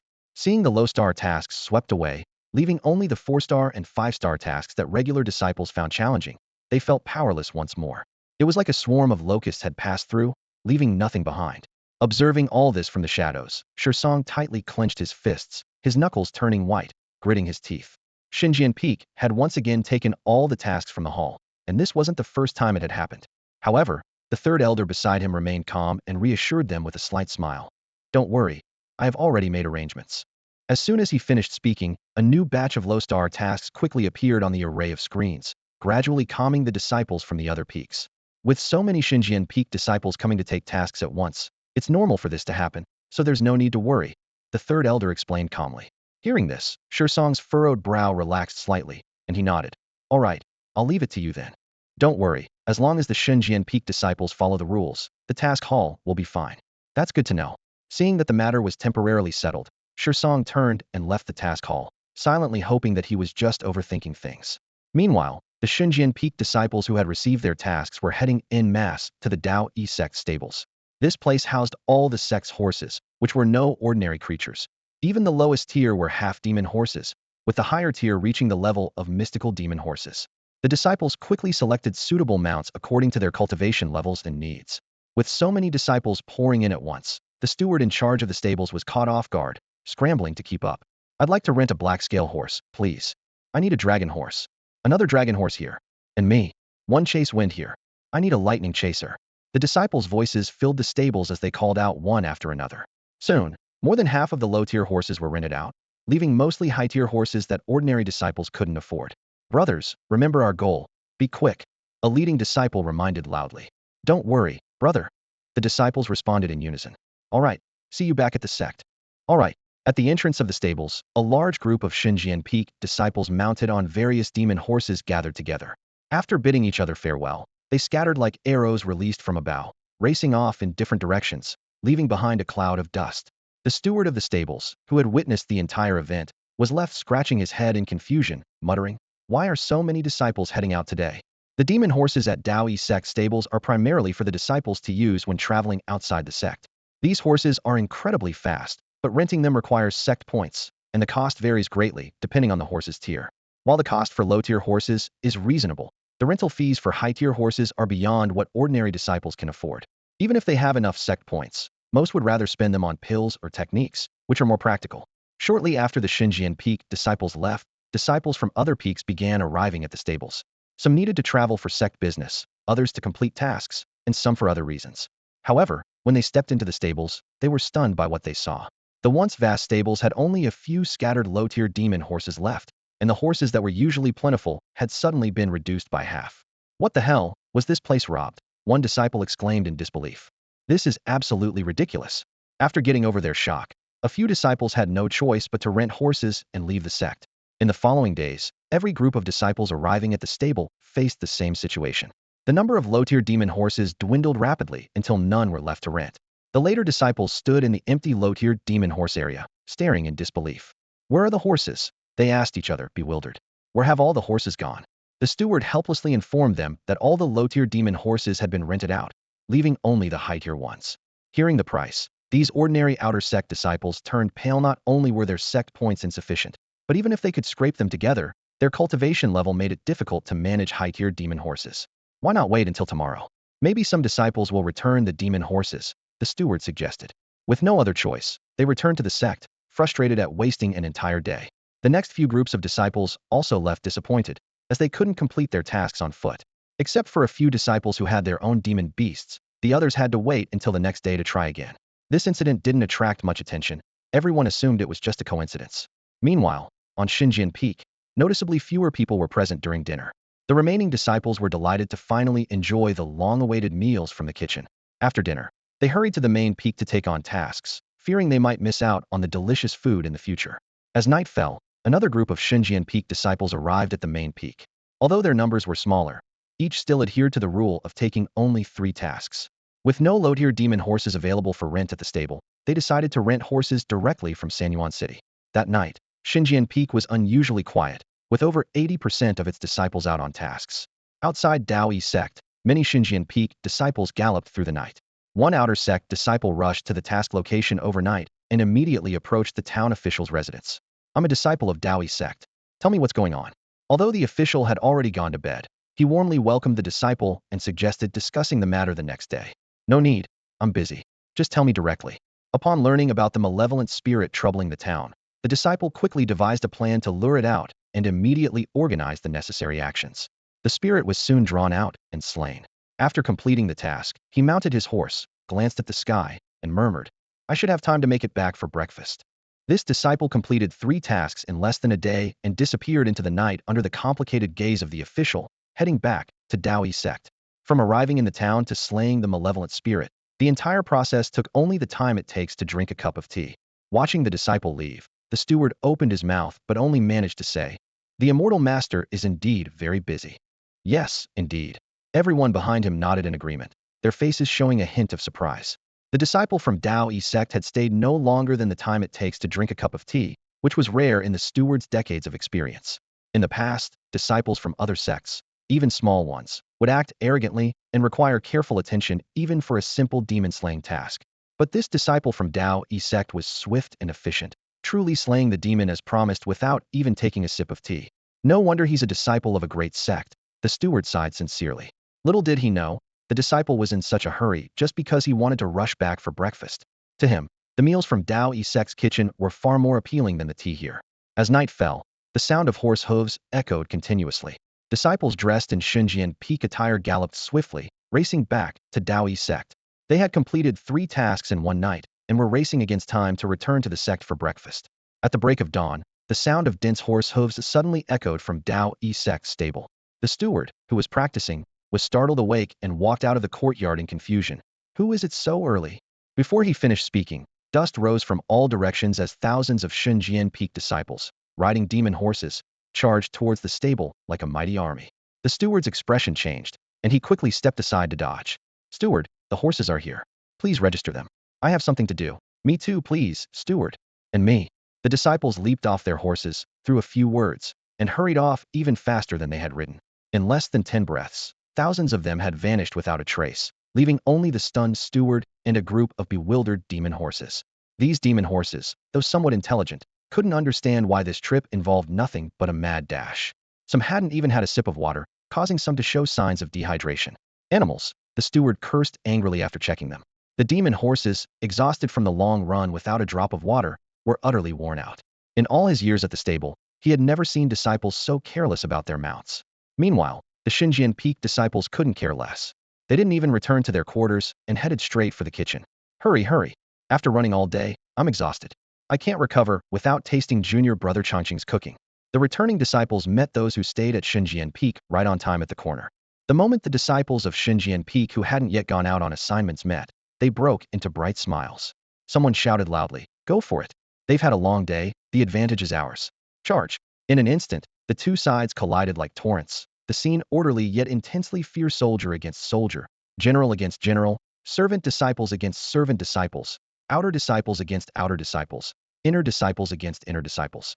Amidst the clash of swords and blades, after a brutal skirmish, the prelude to breakfast officially began. Today's breakfast was spicy and sour wontons. Steaming bowls were brought to the table, with wontons having thin skins and large fillings, and the broth being tangy and delicious. This was intentionally arranged by Yi Chongqing, who knew that many disciples had been out on assignments, so he chose a breakfast that would help restore their strength. Delicious, delicious. So tasty. Stop talking. You know the Relino talking while eating or sleeping. You're spraying spit on my face. The disciples devoured the food with gusto. Yet today was unusual. After breakfast, they didn't linger for a chat in the kitchen as they usually did, but left almost simultaneously. Normally, they would hang around for a while after eating, but today, they headed straight to the main peak's mission hall with a clear goal to hand in yesterday's tasks and take on new ones. The sky was just beginning to brighten. The stewards in the mission hall had just completed their shift change and were quietly discussing matters related to Xinjiang Peak. Nothing happened yesterday, right? No. Everyone was well behaved. Each took only 3 tasks. That's good. Before the conversation ended, a large group of Xinjiang Peak disciples surged in like a tide. The stewards blinked in surprise and asked nervously, What? What do you want? To hand in our tasks. Thousands of Xinjiang Peak disciples lined up and registered their completed tasks. The stewards looked at each other in confusion. If they remembered correctly, these tasks were only taken yesterday. Moreover, almost every disciple had taken 3 tasks, meaning they completed 3 tasks in just one day. To be precise, in less than a day. The stewards, bewildered throughout, completed the registration, and then the disciples quickly selected new tasks, again 3 per person. Once registered, the crowd surged out of the hall like a tide, all in less than half an hour. This. Should we report this to the hall master? Report what? Each person only took 3 tasks. There's no violation. What would we report? True, they're just incredibly efficient. The stewards sighed as they looked at the now half-empty array screen. Just then, disciples from other peaks arrived. It was still early, but when they entered the mission hall and saw the few tasks left on the array screen, they stopped in their tracks. Why are there so few tasks? Could it be that the Xinjiang Peak people came again? Impossible. Could they be here this early? Upon inquiry, they found out it was indeed the disciples from Xinjiang Peak. The newcomers were speechless, but fortunately, the stewards promptly replenished the tasks, stabilizing the situation. Meanwhile, at the foot of the mountain, the stewards at the stables, who hadn't rested long, saw the Xinjiang Peak disciples again. Many were familiar faces from earlier. The steward asked in confusion, Didn't you just return to the sect? Why are you heading out again? There are quite a few tasks recently. Please register us quickly. The disciples responded calmly, as if this pace was completely normal. Strange, isn't the sect's mandatory task only once a month? How come these disciples, the steward muttered, shaking his head. When did Dao Yi sect disciples become so busy? They've been back for less than an hour and are heading out again. Truly peculiar. The steward had a nagging feeling that something was off about the disciples from Xinjiang Peak. However, as a steward, it was not within his power to prevent them from renting the demon horses. He couldn't help but remind them. You can rent the demon horses, but you must not mistreat them. Things like not giving them water should never happen. The disciples of Xinjiang Peak nodded repeatedly, seemingly unfazed by the reminder, their minds solely focused on completing their task as quickly as possible. With lunchtime approaching, it was clear they wouldn't make it in time, but if they hurried, they might catch dinner. As the disciples urged him, the steward felt a twinge of frustration. It wasn't a complicated matter, yet he always encountered such people. Just yesterday, he had casually checked and discovered that over 300 of the rented demon horses had returned dehydrated and exhausted, needing several days to recover. After completing the registration and collecting the sect points, the disciples rushed to the stables to select their demon horses. However, a strange scene unfolded. As the disciples from Xinjiang Peak approached, the demon horses instinctively began to back away, appearing uneasy, as if facing a group of demons. Some horses refused to move at all, remaining still no matter how much the disciples urged them. Hey, steward, what's wrong with these horses? They're not responding at all. One disciple complained impatiently. It wasn't just 1 or 2. Almost every horse rented out the previous day exhibited the same behavior. The steward hurried over, seeing the pitiful looks from the horses, seemingly pleading for help. His mouth twitched, and he felt a deep sense of frustration. They don't seem to want to go with you, he said in a near-desperate tone. Upon hearing this, the disciples from Xinjiang Peak were immediately displeased, their eyes widening as they cast icy gazes at the demon horses beneath them. Their voices were calm, yet chilling. Listen up, I'm in a hurry. If we miss a meal, you know the consequences. The murderous intent in their tone was as sharp as an ice blade, freezing the atmosphere around them. The steward was startled, wondering if they would actually do something drastic. What do you intend to do? You cannot harm these demon horses. The steward panicked, hastily trying to stop them. However, what happened next shocked him even more. As soon as the Xinjian Peak disciple finished speaking, the previously immobile demon horses suddenly bolted, as if receiving some command, racing out of the stable and disappearing in the distance. The steward watched in disbelief, nearly jumping in frustration. Are you kidding me? They wouldn't budge a moment ago. He could hardly believe that the demon horses, which had been so stubborn, could react so swiftly to the threat of violence. If the demon horses could speak, they would likely say, "Is it a question of moving or not? If we delay their meal, we're as good as dead." That murderous intent was no joke. Beasts have instincts far sharper than humans, especially when it comes to sensing danger. From the reaction of the demon horses, they clearly understood that the disciples from Xinjian Peak meant business. If they dared to delay a meal, it was certain death. So, they chose to comply without hesitation. Moreover, many disciples, while racing, poured water from their bags for the demon horses, anxious but careful not to waste a drop. "Drink, but don't stop. I'm in a hurry," one disciple commanded in a low voice. The demon horses seemed to understand, accelerating with all their might, racing away. After the Xinjian Peak disciples hurriedly left, disciples from other peaks began arriving at the stables. Most of them hadn't managed to rent a demon horse the day before. Eagerly, one disciple asked, "Steward, are there any demon horses available today?" Faced with the inquiries of the disciples, Yi Chongqing's expression was somber. After a moment of silence, he said softly, "Still nothing. Still nothing?" The disciples exchanged glances, their faces darkening. At this point, one disciple suddenly pointed to the hundreds of demon horses in the paddock and couldn't help but speak. "Aren't these horses still left? Why can't we ride them? They all need a few days to recover." The steward approached and calmly explained. The disciples walked towards the paddock, where the demon horses lay collapsed on the ground, looking listless, as if they didn't even have the strength to stand. "How did this happen?" One disciple frowned. Knowing that Dao Yizong had always been meticulous in caring for the demon horses, and such a situation had never occurred before. The steward sighed helplessly and recounted the events truthfully. It turned out to be the handiwork of the disciples from Xinjian Peak once again. "This is infuriating," someone couldn't help but curse in anger. "They didn't even spare the horses." Another disciple gritted his teeth. The low-tier demon horses at the paddock were gone, and most of the disciples didn't have enough sect points or the ability to handle the high-tier demon horses that remained. "What should we do then?" "Let's rent horses from Sanyuan City," a disciple suggested. The others nodded in agreement, believing it was the only solution. However, when they arrived in Sanyuan City to inquire, they were told that all the low-tier demon horses had already been rented out. "What? A business as big as yours doesn't even have a few low-tier demon horses?" a disciple angrily questioned. The shopkeeper quickly explained. "Yesterday, a large group of disciples from Xinjian Peak came and rented all the low-tier demon horses. Not just from our shop, but all the others in Sanyuan City as well." "Xinjian Peak again?" The disciples gritted their teeth in anger, their fists trembling slightly. The entire Dao Yizong paddock was out of horses, and the surrounding shops in Sanyuan City were also out, all because of the Xinjian Peak disciples. What are they up to? It seemed like all the Xinjian Peak disciples were acting in unison. What was happening? Ever since Xinjian Peak wiped out Heihu Abyss, strange events had been occurring one after another. What are they trying to do? Taking on tasks from the mission hall, going everywhere to rent horses, leaving us with no options. One disciple roared in fury. "I, Li Chong, swear to be at odds with Xinjian Peak." At this moment, the shopkeeper was utterly perplexed, unable to understand why fellow disciples were so enraged, and even swearing enmity. Meanwhile, Yi Chongqing had just finished breakfast. After a short rest, he got up and headed to the main Peak's mission hall. He hadn't completed his mandatory task for the month yet, and planned to choose a suitable one. As he walked, Yi Chongqing selected a simple task not far from the sect slaying an evil spirit. The target was a Hui Xian ghost, with strength roughly equivalent to a cultivator at the Qi sensing stage. "This will do," he decided silently. He arrived at the mission hall and completed the registration at the steward's desk.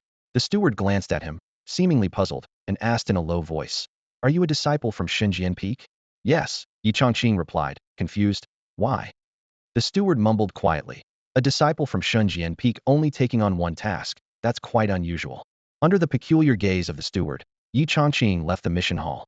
He planned to go back and finish making lunch before completing the task involving the despondent ghost. With Xiaobai speed, 2 hours should be more than enough. It was lunchtime, and although there were fewer people than usual, there were still thousands of disciples who had rushed back to the sect for their meal. The competition wasn't as fierce as before, but the disciples dared not relax.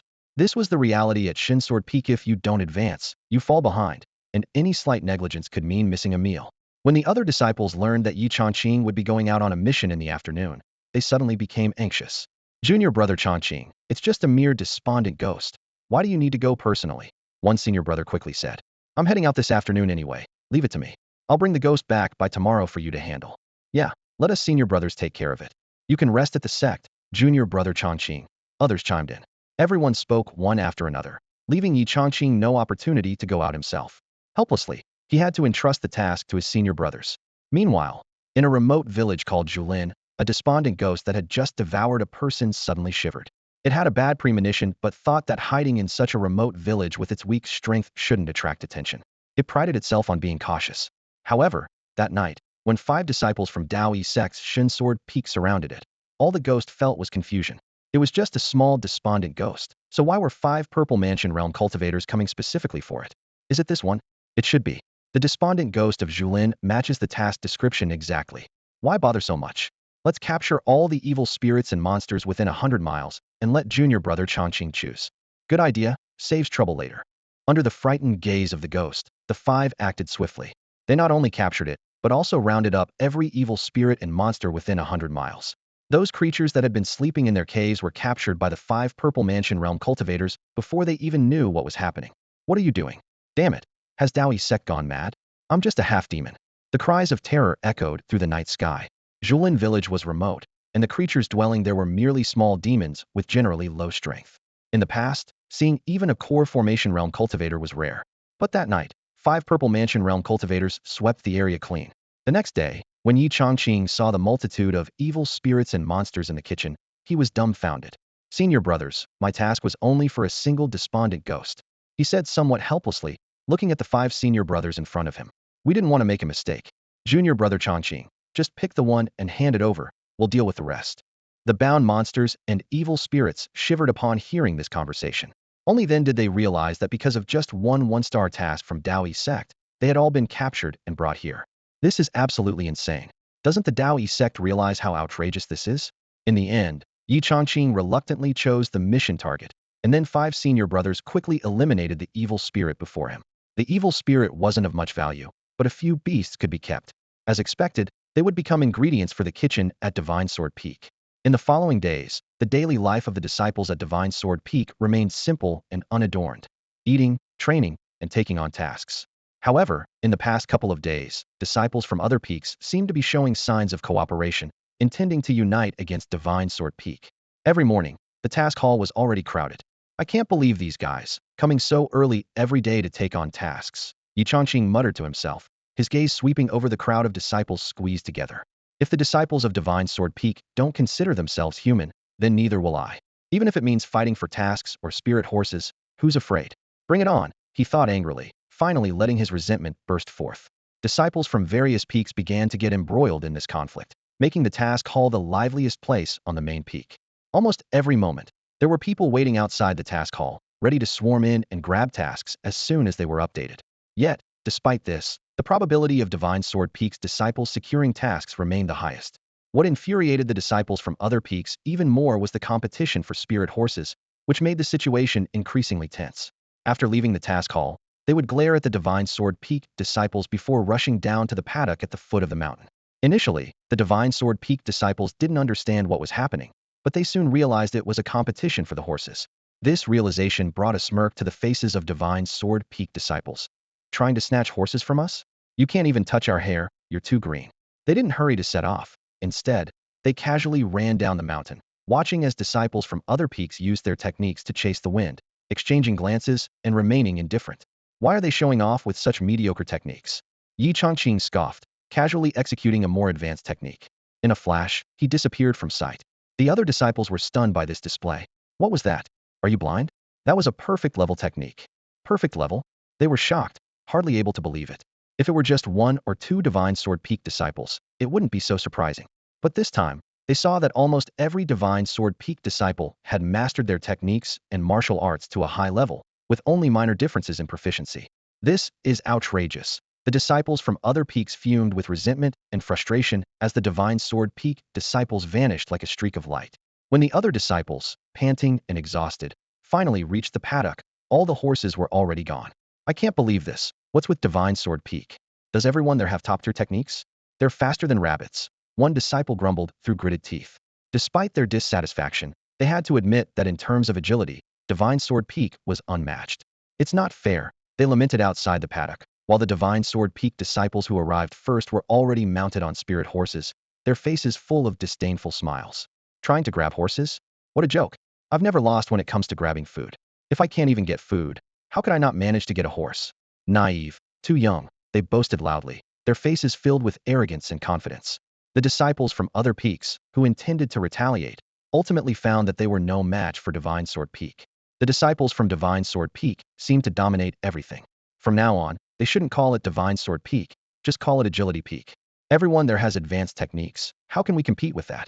The disciples from the other peaks were dumbfounded upon witnessing the superior agility of the Xinjian Peak disciples, who all seemed to have mastered their movement techniques.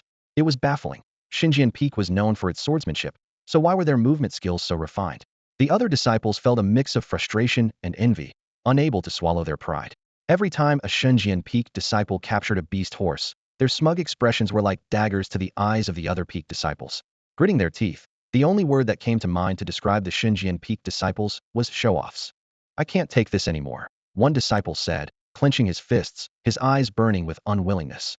What can you do if you can't take it? Another disciple asked, frowning. Do you have mastery in movement techniques? They all do. Maybe I can't, but someone else might, the first disciple said, his eyes lighting up. I refuse to believe that disciples from Yingfeng can't match them. Yingfeng, one of the 36 peaks of the Taoist sect, was the most mysterious and had the fewest members. Yingfeng was responsible for intelligence across the sect and was highly skilled in movement techniques. They might not be Xinjian Peak's match, but Yingfeng's disciples surely are. Hearing this, the other disciples' eyes brightened momentarily before dimming again. That's true, but those guys from Yingfeng are elusive, and getting them to help won't be easy. Besides, Yingfeng disciples don't take on tasks like the others. Their missions are independent. The first disciple smiled slightly. Don't worry.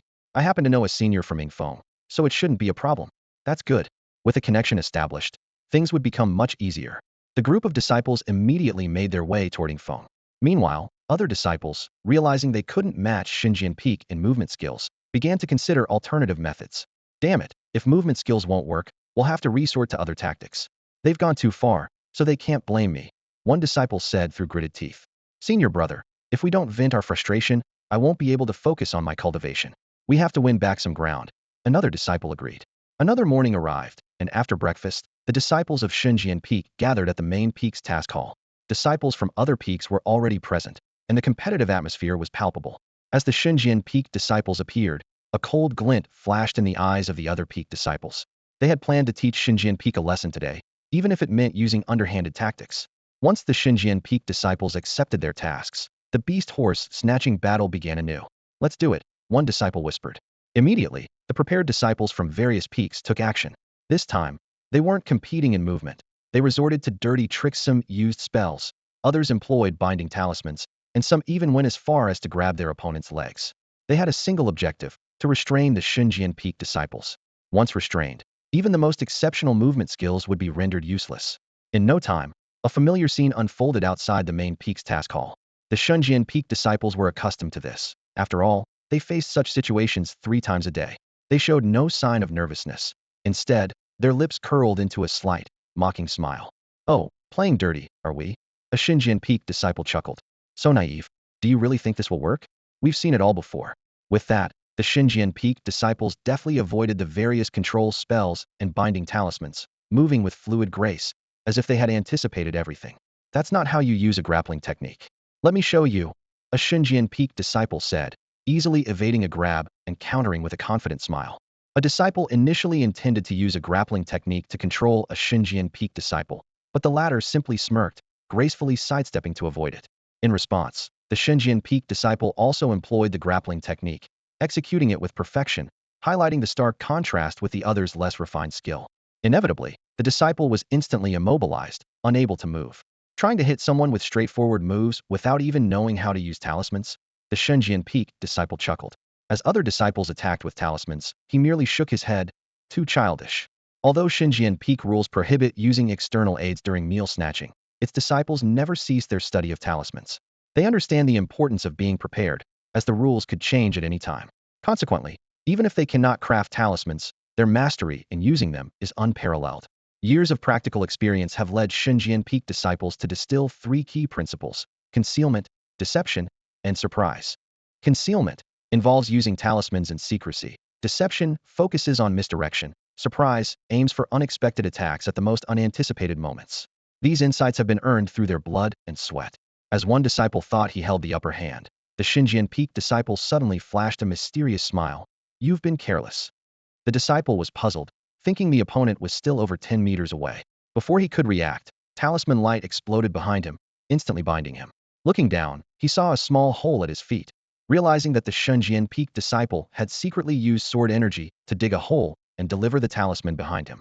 "This is the proper way to use talismans. Watch and learn," the Xinjian peak disciple said, smiling as he walked away. Elsewhere, the situation was much the same. Faced with various tactics from other peak disciples, Xinjian peak disciples handled them with ease. They demonstrated to others through their actions that in this world, there's no dirtiest tactic, only dirtier ones.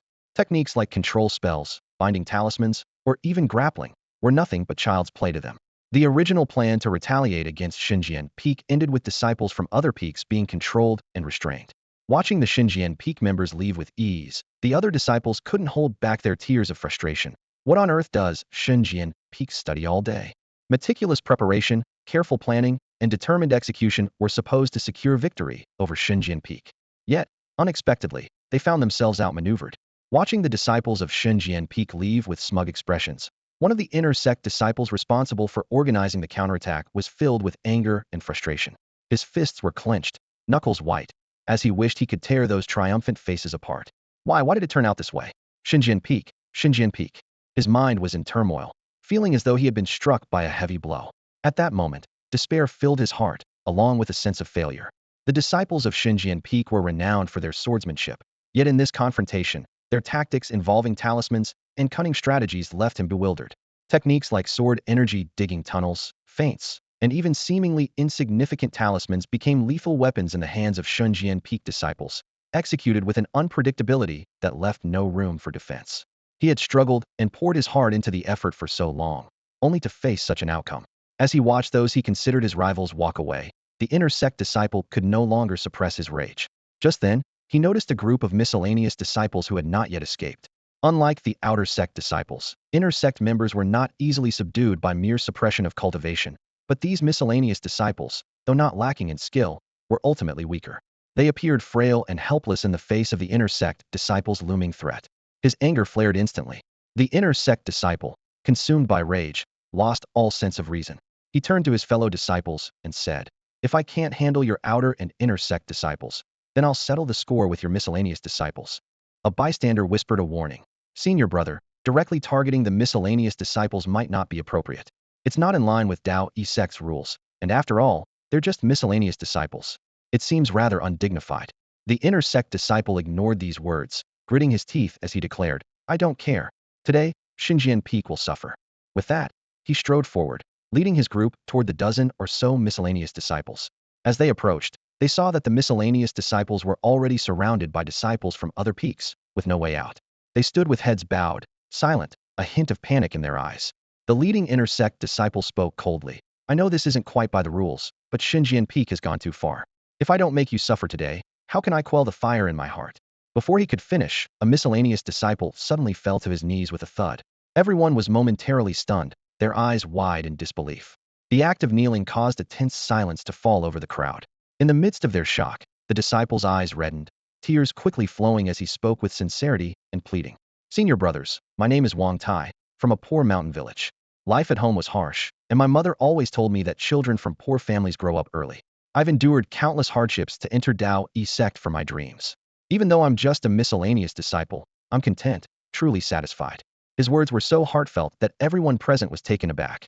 The inner sect disciple remained expressionless, but deep down, he was slightly moved. He felt a bit at a loss, and the atmosphere became complex and charged.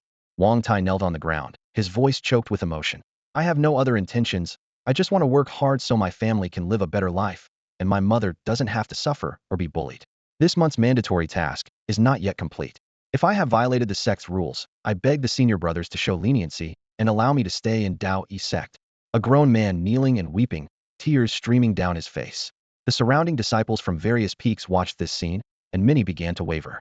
Some whispered, "Are we being too harsh? He's just a servant disciple with no background, and life is already tough for him." The leading inner disciple looked guilty and took a bag of low-grade spirit stones from his storage pouch. Although there were only a few dozen stones, for a servant disciple, it was a considerable fortune. It's my fault, brother. Go quickly. If you face difficulties, you can find me at Bachang Peak. Wang Tai accepted the spirit stones and hurriedly ran down the mountain. Other disciples from Shunjian Peak watched, their eyes lighting up. This seemingly pitiful servant disciple was actually the son of a great general from the mundane world, a privileged child who entered through connections. Soon, a second servant disciple knelt, tears in his eyes. My family situation is decent, but my childhood sweetheart has naturally blocked meridians. We promised to join the sect together and become Tao companions, but she is still in the mundane world. I've worked day and night over the years just to save enough sect points to exchange for a marrow-cleansing pill for her. His performance was even more sincere and heartfelt. The inner disciple again took out a bag of spirit stones. Say no more, brother, go quickly. This deeply affectionate disciple was actually a notorious playboy in the mundane world, with countless childhood sweethearts.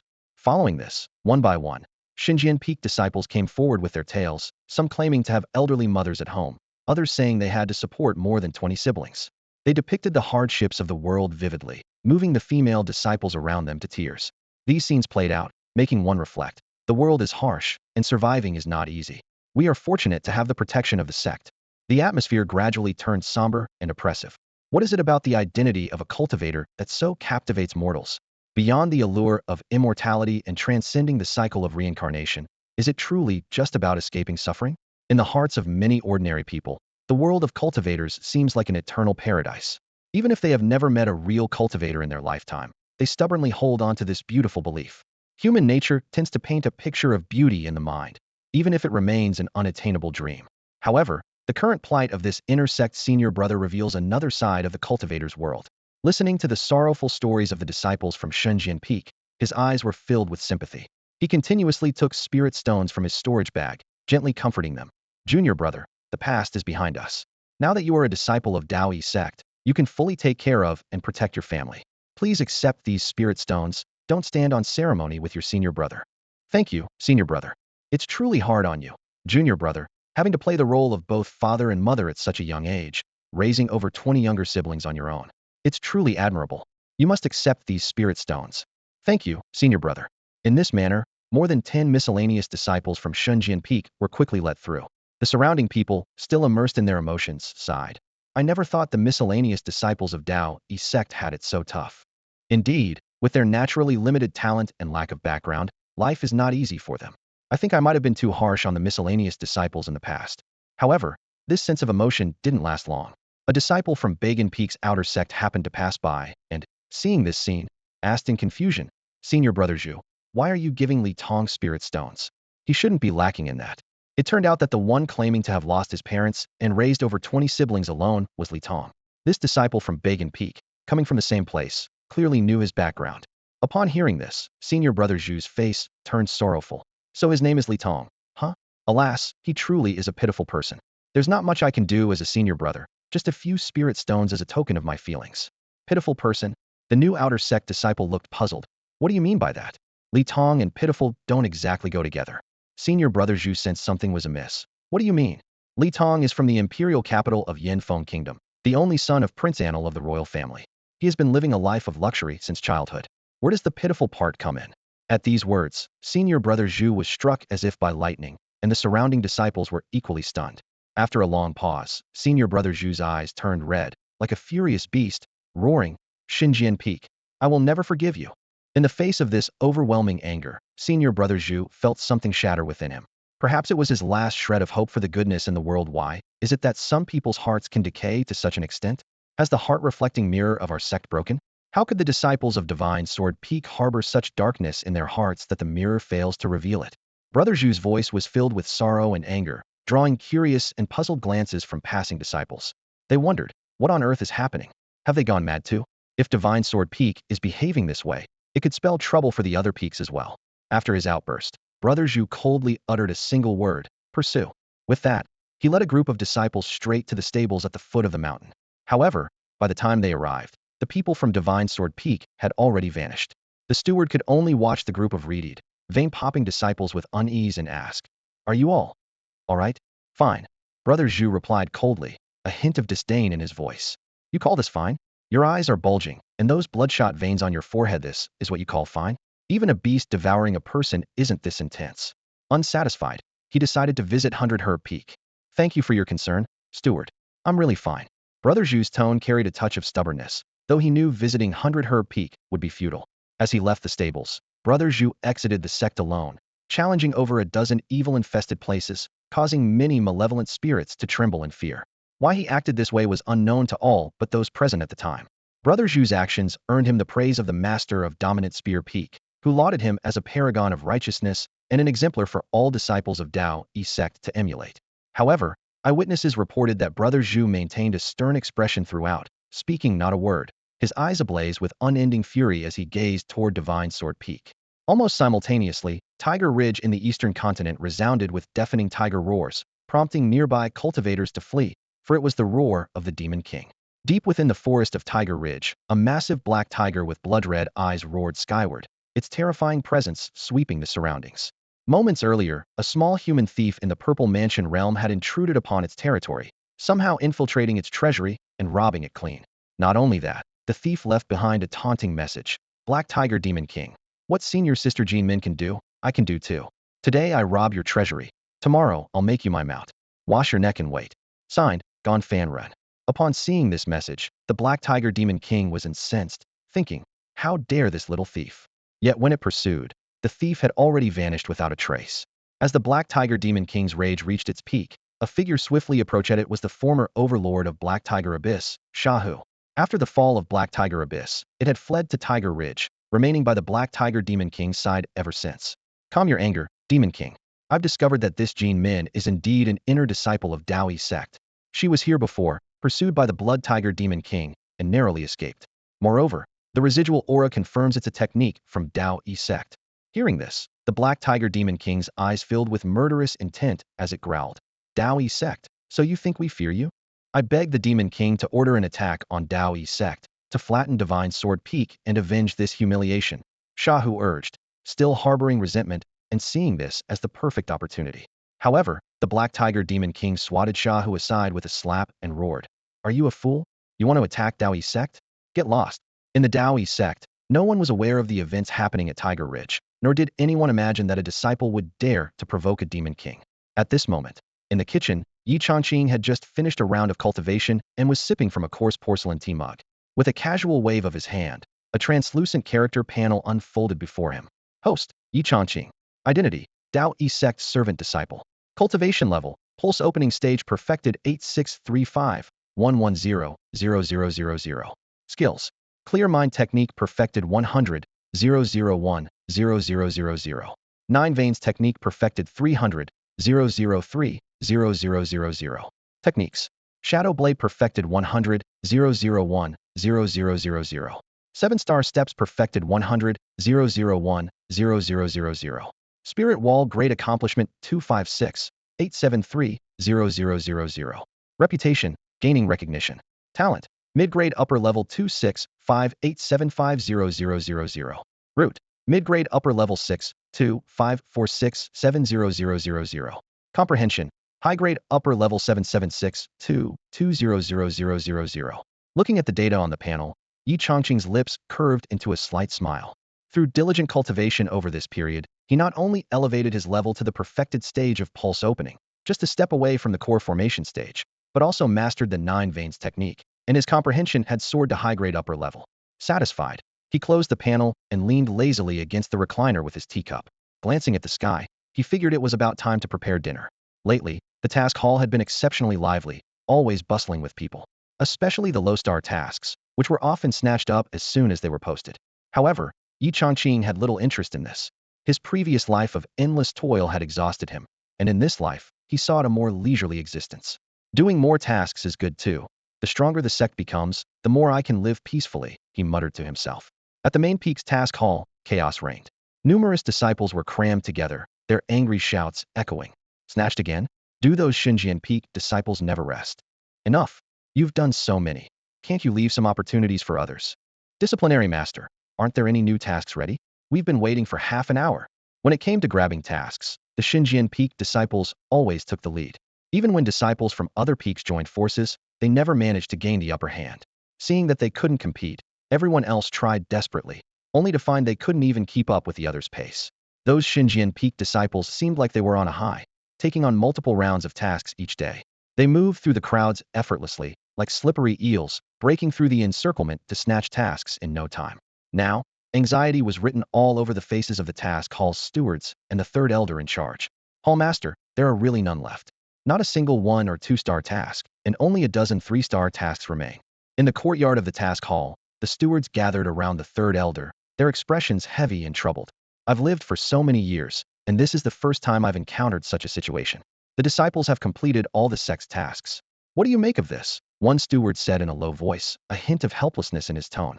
The Sect had specifically set mandatory tasks to ensure disciples completed them, but now the tasks were almost all done, leaving the task hall with nothing to do. In the past, you didn't prioritize tasks, which led the Sect to implement mandatory regulations.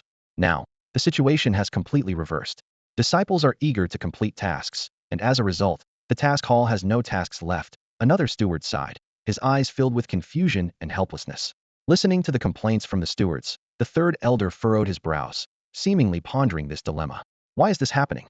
Weren't there plenty of tasks before? He asked quietly. No sooner had he finished speaking than the stewards, almost in unison, replied, it's because of Xinjian Peak. The third elder's heart tightened upon hearing this, suspecting it might lead to such a problem. Despite this, he couldn't help but ask, are they not following the rules again? No, a steward quickly explained.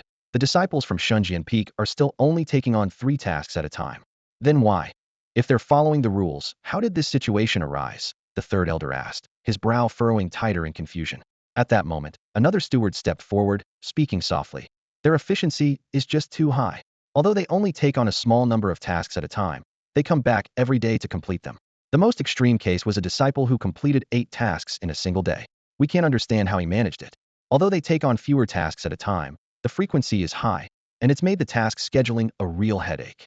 The third elder was stunned. 8 tasks in one day. He could hardly believe his ears. That's faster than eating dumplings. One after another. Initially thinking it was just an issue with Xinjian Peak, another steward quickly added, actually, the problem did start with Xinjian Peak. He paused before continuing. Disciples from other peaks have also been motivated and are following their example. The third elder fell silent, seemingly understanding the earlier concerns of his second senior brother, Song. Should I visit Xinjian Peak myself? He mused, but quickly dismissed the thought. What good would it do to go to Xinjian Peak? They're following the rules and completing tasks so excellently. This should be commended, not criticized. However, with the situation outside in disarray, the third elder contemplated briefly before making an unprecedented decision. Temporarily close the task hall. What? The stewards were taken aback by this decision, looking at each other in disbelief. The third elder, growing impatient, said, what else can we do? There are no tasks left. What's the point of keeping the task hall open? Let's close it for now. Closing the task hall marked the first time since the inception of Daoyi Sect. The stewards, resigned, left for the main hall, where the disciples were bustling with activity. Quiet. A steward ordered softly, and as the words fell, the main hall gradually fell silent. Then, the stewards began to instruct the disciples to wait outside temporarily. All disciples, please leave the main hall for now and do not gather here. Further announcements will follow. Though no one explicitly explained the reason, the disciples complied and exited the task hall. They initially thought they were just waiting outside temporarily, but to their surprise, as the last disciple walked out of the main hall, the doors of the task hall closed with a bang. What does this mean? Can't anyone understand? A disciple stood there, completely taken aback. The task hall is closed? Another disciple muttered in disbelief. As whispers spread among the crowd, a calm voice from a steward inside the main hall announced, from this moment, the task hall is temporarily closed. The reopening time will be announced later. Whoa! The announcement left all the disciples stunned, looking at each other, utterly bewildered by this sudden decision. In stark contrast to the chaos outside, the stewards inside the main hall showed expressions of relief. Though the closure of the task hall seemed disgraceful, at least for the next couple of days, there would be some much-needed peace and quiet. The news of the task hall's closure quickly caused a huge stir within the Daoyi sect. At first, the disciples from various peaks were stunned, but soon erupted into cheers. Their faces beamed with uncontrollable joy. Some clapped, others high-fived, and a few even laughed heartily. Their happiness stemmed from 2 reasons. No longer having to tirelessly run around completing arduous tasks, and the fact that the diligent disciples of Xinjian Peak would now have nowhere to showcase their efforts. Good riddance, a disciple from Qingyun Peak shouted with a clenched fist. Now no one has to take on tasks, it's fair. The third elder is mighty, another agreed, a hint of vengeful delight in his eyes. Let's see what those Xinjian Peak guys do now. The disciples of Xinjian Peak, indeed, were dumbfounded. Many had just completed tasks, eagerly heading to the task hall for handover, only to find its doors shut with a notice saying, temporarily closed. They looked at each other, at a loss. At dinner time, the dining hall of Xinjian Peak was packed with disciples wearing worried expressions. They put down their chopsticks and couldn't help but complain. What's going on with the task hall? Just closing like that? A tall, skinny disciple asked, slapping the table. I still have 3 tasks to hand in. Another said with a troubled face. 3? I have 5, someone chimed in. The problem is, what do we do now? With the task hall closed, how will we cultivate? The more they talked, the more frustrated they became, and their voices grew louder. Nearby, Yi Changqing and Hong Zun exchanged glances, their mouths twitching involuntarily. So it really is closed, Yi Changqing sighed softly. You've played with the task hall until it closed, like a knife stabbing the butt, quite an eye-opener. Hong Zun sneered, a trace of disdain in his eyes. I bet someone's going to make trouble again. Then he straightened his back. But that's none of my business. We from Xinjian Peak follow the rules and never do anything out of line. Even if the senior brother comes to ask, he can't fault us. Hong Zun already knew the whole story and felt confident. Is it wrong for Xinjian Peak disciples to be a bit more diligent? What's wrong with that? Meanwhile, at the main peak, in the cave dwelling of second elder Song, third elder sat on a stone chair with a worried face, the tea in his hand already cold. Second senior brother, what do we do? Third elder asked with a pained expression. The task hall is closed now. Song shook his head and sighed, equally helpless. What can we do? How about you have the discipline hall warn the Xinjian Peak disciples? Third elder tentatively suggested. Are you crazy? Song's eyes widened. What did Xinjian Peak do wrong? How could I even say that? Is being a bit diligent a crime? What do we do then? Third elder was almost stomping his feet in frustration. We're completely in the wrong, but that's how it is. He had no doubt that even if the task hall reopened in a few days, they would still face the same situation. This is such a mess. Third elder rubbed his temples. And you can't even go to them with a reason. I really admire that old drunk Hong Zun. Just as the atmosphere reached a stalemate, a light bulb seemed to go off in Song's mind. He turned excitedly to third elder and said, Junior brother, I've got it. What did you think of? Third elder looked up, a glimmer of hope in his eyes. The coastal camp is due for rotation, isn't it? Song's lips curled into a smile. And it's Xinjian Peak's turn. Upon hearing this, third elder was initially stunned. Then he too became excited, slapping the table. Yes. How did I forget about that? The coastal camp is located at the junction of Dongzhou and the East Sea. Countless aquatic demon beasts inhabit the East Sea, and since ancient times, they have continually harassed the coastal areas. This led to numerous wars between the Dao East Sect and the East Sea aquatic creatures, with heavy casualties on both sides. Eventually, it was the Sect's founder who intervened, setting up a grand formation along the East Sea coast to keep the aquatic creatures at bay. However, there is a crack in the formation's core, allowing cultivators and beasts with bone ages under 200 years and cultivation levels not exceeding the Dharma phase realm to pass through. Because of this, the Dao East Sect established a city here, named the Coastal Camp. Except for a few special peaks like Yingfeng and Beikafeng, all other peaks take turns sending disciples to the Coastal Camp each year, and all disciples must participate. Although some conflicts occur, overall, it isn't very dangerous. After all, the powerful beings of the East Sea's aquatic tribes cannot enter here, and the scale of disputes is usually small. Essentially, it's just a year's duty for the disciples at the Coastal Camp. For Song and another junior brother, this arrangement was exactly what they wanted. Since they couldn't directly solve the problem, they might as well send the troublemakers the disciples of Xinjian Peak away, cutting the issue off at its root. Second senior brother, you're truly brilliant, one of them mused. I just happened to think of it. Perhaps it's destiny. The two quickly agreed to find their senior brother, Qi Xiong, to discuss the matter. The coastal camp rotation was imminent. The disciples of Yinu Peak had completed their year, and now it was Xinjian Peak's turn. They hurried to Qi Xiong's cave. Upon seeing Song and his junior brother arriving together, Qi Xiong was slightly surprised and asked, What's going on? Why have both of you come to see me together? Song quickly explained, Senior brother, we're here to discuss the coastal camp rotation. In half a month, the Yinu Peak disciples will be leaving, and Xinjian Peak will be next. Though Qi Xiong listened, he seemed somewhat puzzled. That's true, but why are you suddenly concerned with this? The coastal camp rotation has never been your business before. Why are you taking the initiative this time? Song and his junior brother exchanged glances, shared a moment of silence, and then expressed their grievances together. Senior brother, you have no idea. My enforcement hall has been overwhelmed, practically turning into a marketplace with disciples coming to complain every day all because of Xinjian Peak's disciples. And me, my task hall had to close because all low-star tasks have been taken. If we don't send Xinjian Peak's disciples away, I can't continue as the hall master. Hearing this, Qi Xiong's expression grew more peculiar. Clearly, He only now realized the severity of the situation. Song and his junior brother had fire in their eyes, recalling a series of unbearable incidents, their eyes slightly wet. Before they could finish, they stood up together and pleaded, "Senior brother, please, send Xinjiang Peak's disciples to the coastal camp." Seeing the sincerity in their eyes, Xiong sighed. "Ah, you two have worked hard." "It's not about hard work, senior brother. The Xinjiang Peak disciples must leave," Song insisted urgently. "The sooner, the better." Their determination was unwavering. Xiong looked at their persistence, pondered for a moment, and finally nodded in agreement.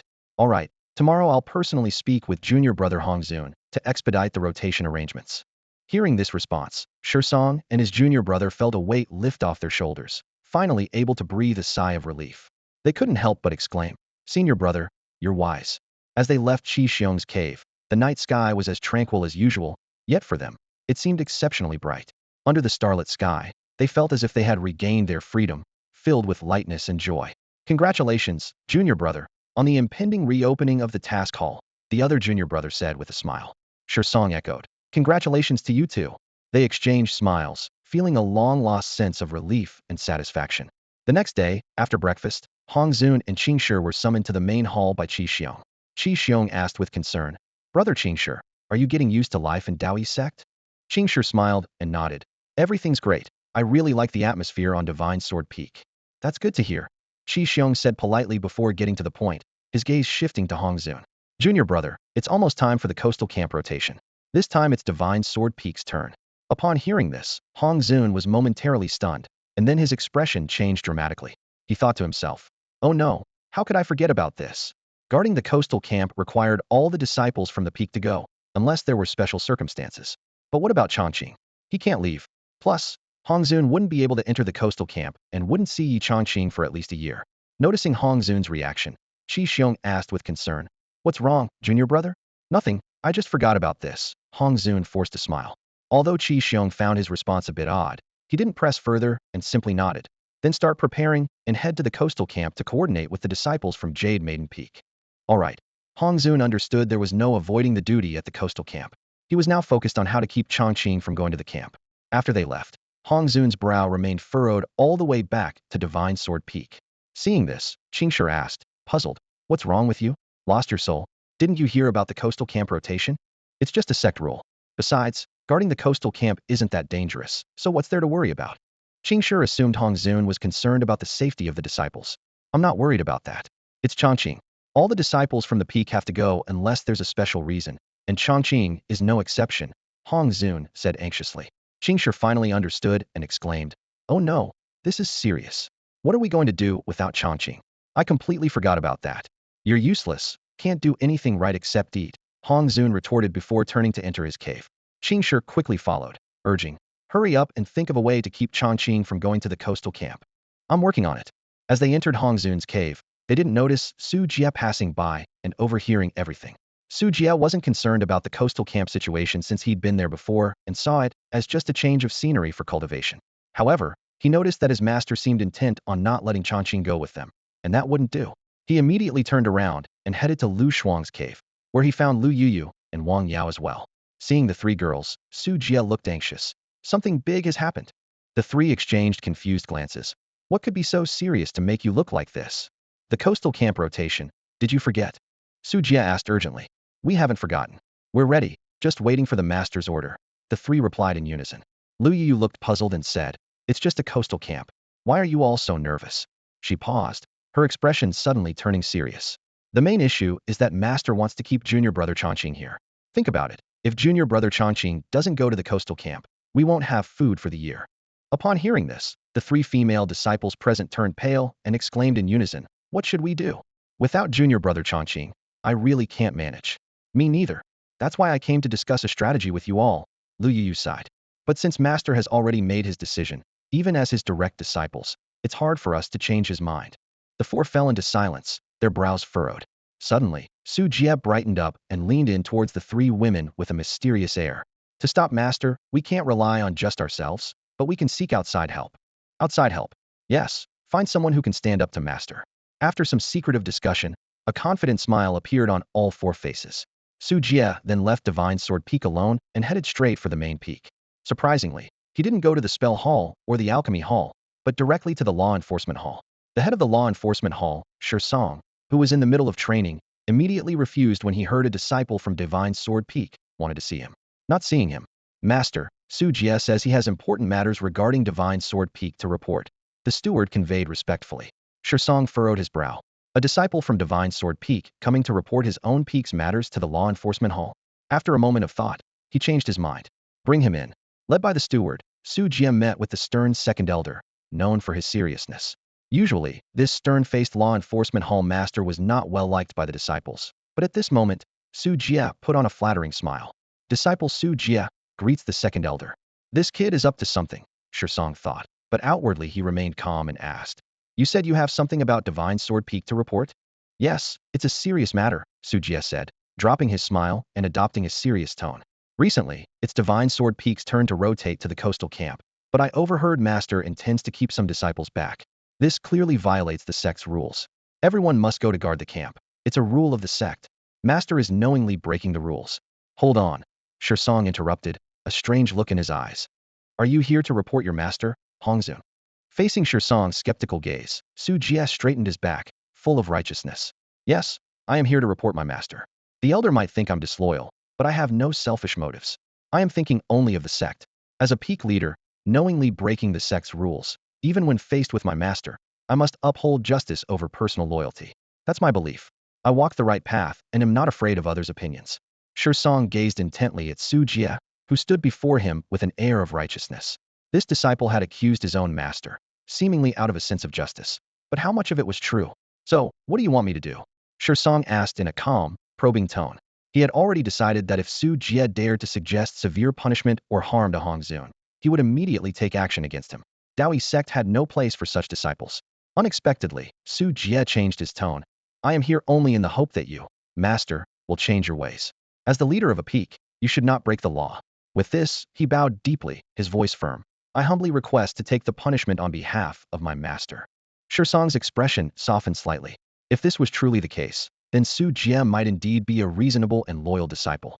However, he failed to notice the subtle smile that appeared on Su Jie's lips as he bowed his head. Master, don't blame me, Su Jie thought to himself. He had anticipated this move, not intending to harm his master, but feeling compelled by necessity. Taking away Yi Changqing was his real goal, and what was wrong with that? Stand up, Song said. I'm aware of the situation and will handle it. You may leave. Yes, Su Jie replied, departing. Although he hadn't received a definite answer, he was confident that with Song's character, he wouldn't let it go unaddressed. Back at Xinjian Peak, Su Jie headed straight to his second senior sister Lu Shuang's room. The three senior sisters quickly inquired about the outcome. Do you think there's anything I can't handle? Su Jie boasted. Now it's up to Elder Song's methods. Meanwhile, Hongzun and Qingshi had made their decision to secretly hide Yi Changqing. A mere servant disciple could be easily taken to Hongzun's cave, with just a prior notice to Changqing. That evening, Yi Changqing showcased his talents in the kitchen, roasting 200 horned mountain goats. These were true mystical beasts, and their aroma wafted through the entire Xinjian Peak, making all the disciples' mouths water. The kitchen's status had risen significantly, and the steward hall always met its demands. Inside and outside the courtyard, the scent of roasted lamb filled the air. Disciples moved towards the aroma, and with the task hall closed, they had nowhere else to go, making the competition even fiercer than usual. I, Li Big Mouth, declare today that anyone who dares to stop me from eating. Before he could finish, this cultivator, still lingering at the early stage of the core formation realm, was kicked away by someone. Brothers, I have 7 sisters, each one more beautiful than the last. Whoever gives me a spot here will become my brother-in-law, Yi Changqing said, casting a scornful glance around, a hint of a cold smile in his eyes. Get lost. Not only do you want to take my place, but you also want to take advantage of me. As soon as he finished speaking, the atmosphere in the courtyard grew tense. Many disciples were restless, and a fight was about to break out. Although it wasn't a deadly battle, the ground was stained with blood, and the wounded disciples groaned in pain, none escaping unscathed. Some were ruthless, swallowing healing pills and refusing to back down, gritting their teeth as they continued to fight. Yi Changqing watched with some helplessness. You've taken 10 healing pills, haven't you? Mind your own business. I've got plenty of pills. I'll outlast you if it kills me, the opponent scoffed, full of defiance. Who's afraid of who? Another disciple snorted, his tone as hard as iron. You think you're the only one with pills? Today, I'll scrape out your brain if I have to. Soon, it was mealtime. As the disciples scrambled for spots in the dining hall, the courtyard gates opened, and everyone held their breath. In the center of the courtyard, Piles of charcoal were neatly arranged, but the real attraction was the whole lambs roasting over them, their golden, crispy skin tantalizing. The aroma was irresistible, and the sizzling sound of the dripping fat made the disciples' mouths water. Brothers, we're having roast lamb today. The distribution method is simple, Yi Chongqing announced, carrying a jug of tea from the kitchen. There are 200 lambs, 10 people per lamb. Help yourselves to the flatbread on the side. As soon as he finished speaking, the previously quiet courtyard erupted. The disciples rushed like wolves towards the lambs, some grabbing a whole leg, causing an immediate uproar. You're too much. Share half with me. A disciple yelled angrily as his leg was snatched away. Dream on. The other disciple replied, continuing to devour his food without a care. Watching this, Yi Chongqing frowned, thinking, I made a mistake this time. I should have divided it beforehand. He sighed, regretting his decision, though his resolve remained. It wasn't laziness that led to this. Meanwhile, the allure of the roast lamb was irresistible. Some disciples were amazed to discover the meat could refine spiritual power, with astonishing results. Stop talking, the bones are almost gone, one impatient disciple shouted. Don't throw the bones away. If you can't chew them, give them to me. Another disciple replied, Can't chew? I'll gnaw them down to the marrow if I have to. As the feast continued, the courtyard gradually quieted down, leaving only a mess and a dozen breathless disciples. Not even a bone was left behind. After their ravenous eating, the scene briefly returned to silence, with only a few disciples who hadn't gotten any food staring longingly, filled with regret. They had hoped to find leftovers, even if just bones to chew, but looking around, not even a strand of wool remained. Moments later, the disciples finally left one by one, and the courtyard returned to tranquility. Only Hong Zun, Qing Shi, Lu Shuang, and Su Jie remained. Hong Zun looked at the disciples lingering and couldn't help but sneer. Why are you still here? We're leaving. Get lost if you have nothing to do. Hong Zun's tone was impatient. He had matters to discuss with Yi Chongqing, and seeing them linger, he finally lost his temper. After they were driven away, Hong Zun smiled slightly and waved Yi Chongqing over. Kid, come here. With a face full of wrinkles that resembled a blooming chrysanthemum, Hong Zun strode over to Yi Chongqing. Seeing the master with such a beaming smile, Yi Chongqing felt a twinge of unease and cautiously asked, Master, is there something you need? It turned out that Hong Zun had a sudden revelation today that filled him with delight. Since all the disciples had gone to the coastal camp, only he would get to enjoy the meals prepared by Chongqing. This thought made him chuckle with glee. That's why they say, blessings and misfortunes are intertwined, and one can't judge by appearances alone, Hong Zun said, feigning profundity. You know about the coastal camp situation, right? Yes, I've heard the senior brothers mention it, Yi Chongqing replied with a nod. Then I'll get straight to the point, Hong Zun said, putting on a serious face. I don't plan on sending you there this time. Although the coastal camp seems safe on the surface, it's near the East Sea, and anything could happen. Yi Chongqing furrowed his brow at this, and, after some hesitation, said, But master, I still wish to go. I shouldn't be treated differently. He thought to himself that if all the disciples left, he'd be stuck with the old folks, and what about his points? He had looked into the coastal camp situation and found that Hong Zun was exaggerating a bit historically. There had been minimal casualties, and any conflicts were minor, unlikely to require his intervention. Hong Zun panicked upon hearing this. That won't do. If you go, what about me? He pleaded earnestly. Boy, you must understand, I mean well. As the saying goes, ignoring an elder's advice leads to regret. My words at this age are as good as medicine. Seeing Yi Chongqing remain adamant, Hong Zun finally got anxious. I'm the master of Xinjian Peak. If I say you can't go, then you can't go. That's final.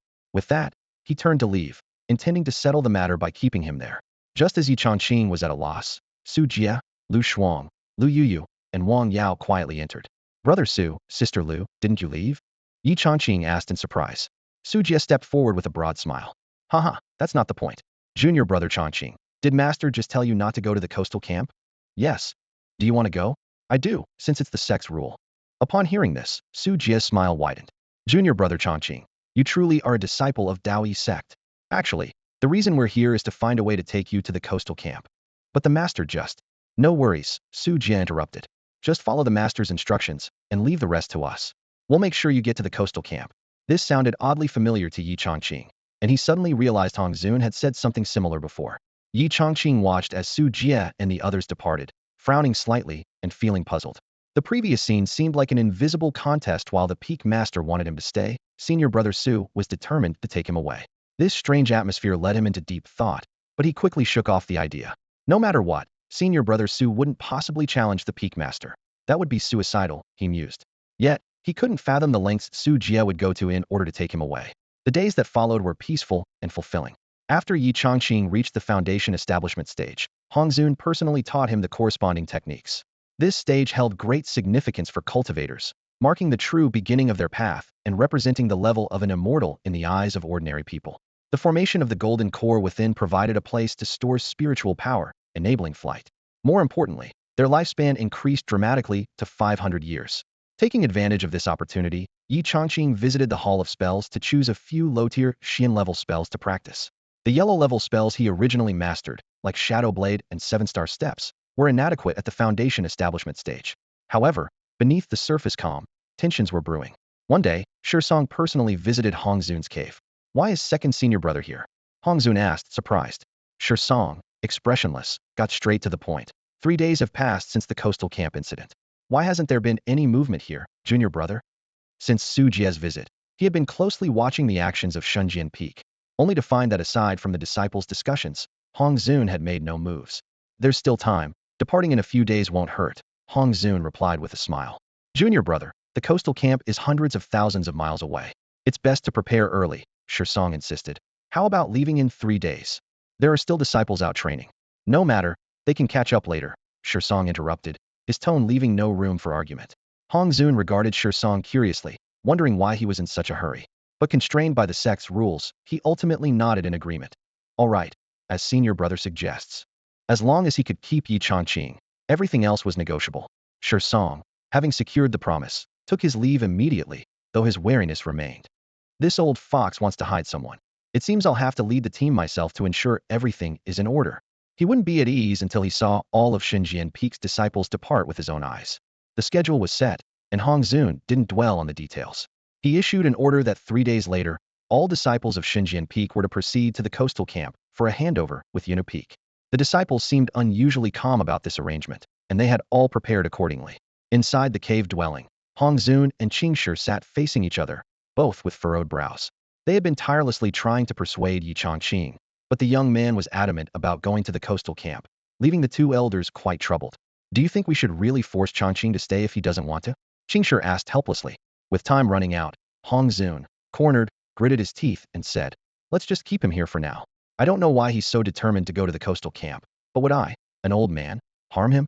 Staying in the sect is surely better than going to some coastal camp." Qingshi nodded in agreement. "Anyway, we can't let Changqing leave." After confirming their plan, Qingshi returned to his residence and saw Wang Yao diligently practicing in the courtyard. "Are you all set?" Qingshi asked with a smile, referring to the preparations for the coastal camp. "Yes, master, I'm all ready," Wang Yao replied with a smile. "Good. Remember to listen to your senior brothers and sisters at the coastal camp and don't act on your own," Qingshi advised, unaware that his once obedient disciple had quietly changed. Wang Yao, who now refrained from mentioning Yi Changqing, was secretly probing into her master's and Hongzun's plans. The little confidant had, after all, leaked some information. By now, Wang Yao and the others were fully aware of Qingshi's and Hongzun's plan. Watching her master leave, Wang Yao whispered in her heart, "Master, I'm left with no choice. Without junior brother Changqing, I really can't manage." 3 days quickly passed. On the last evening, after dinner, Hongzun and Qingshi suddenly returned. "Changqing." They directly approached Yi Changqing. "Peak master? Elder, you're leaving tomorrow, and there's no time to explain. For tonight, you're staying at my place," Hongzun said, grabbing Yi Changqing and flying towards the peak. Even Xiao Bai was subdued with a mere glance and followed along. Yi Changqing didn't resist, as Su Jie had already advised him to cooperate. However, he was puzzled. "How did you know the peak master wanted to take me back to the cave dwelling?" The recent scheming between the master and disciple was like a game of wits, back and forth, akin to an intricate spy game. Faced with his disciple's various schemes, Yi Changqing decided to take it easy. These people were full of tricks, and he was simply unable to handle them anymore. Hongzun had already prepared a room in the cave for Yi Changqing. "Changqing, you can stay here for a few days." "All right, peak master." Seeing Yi Changqing's obedient demeanor, Hongzun nodded in satisfaction. He wasn't worried about Yi Changqing trying to escape, as the entire cave was protected by powerful formations. Apart from himself and a few trusted disciples like Zhao Zhengping, Lu Shuang, and Su Jie, no one could come and go freely. The next morning, 3 massive starships landed on Xinjian Peak.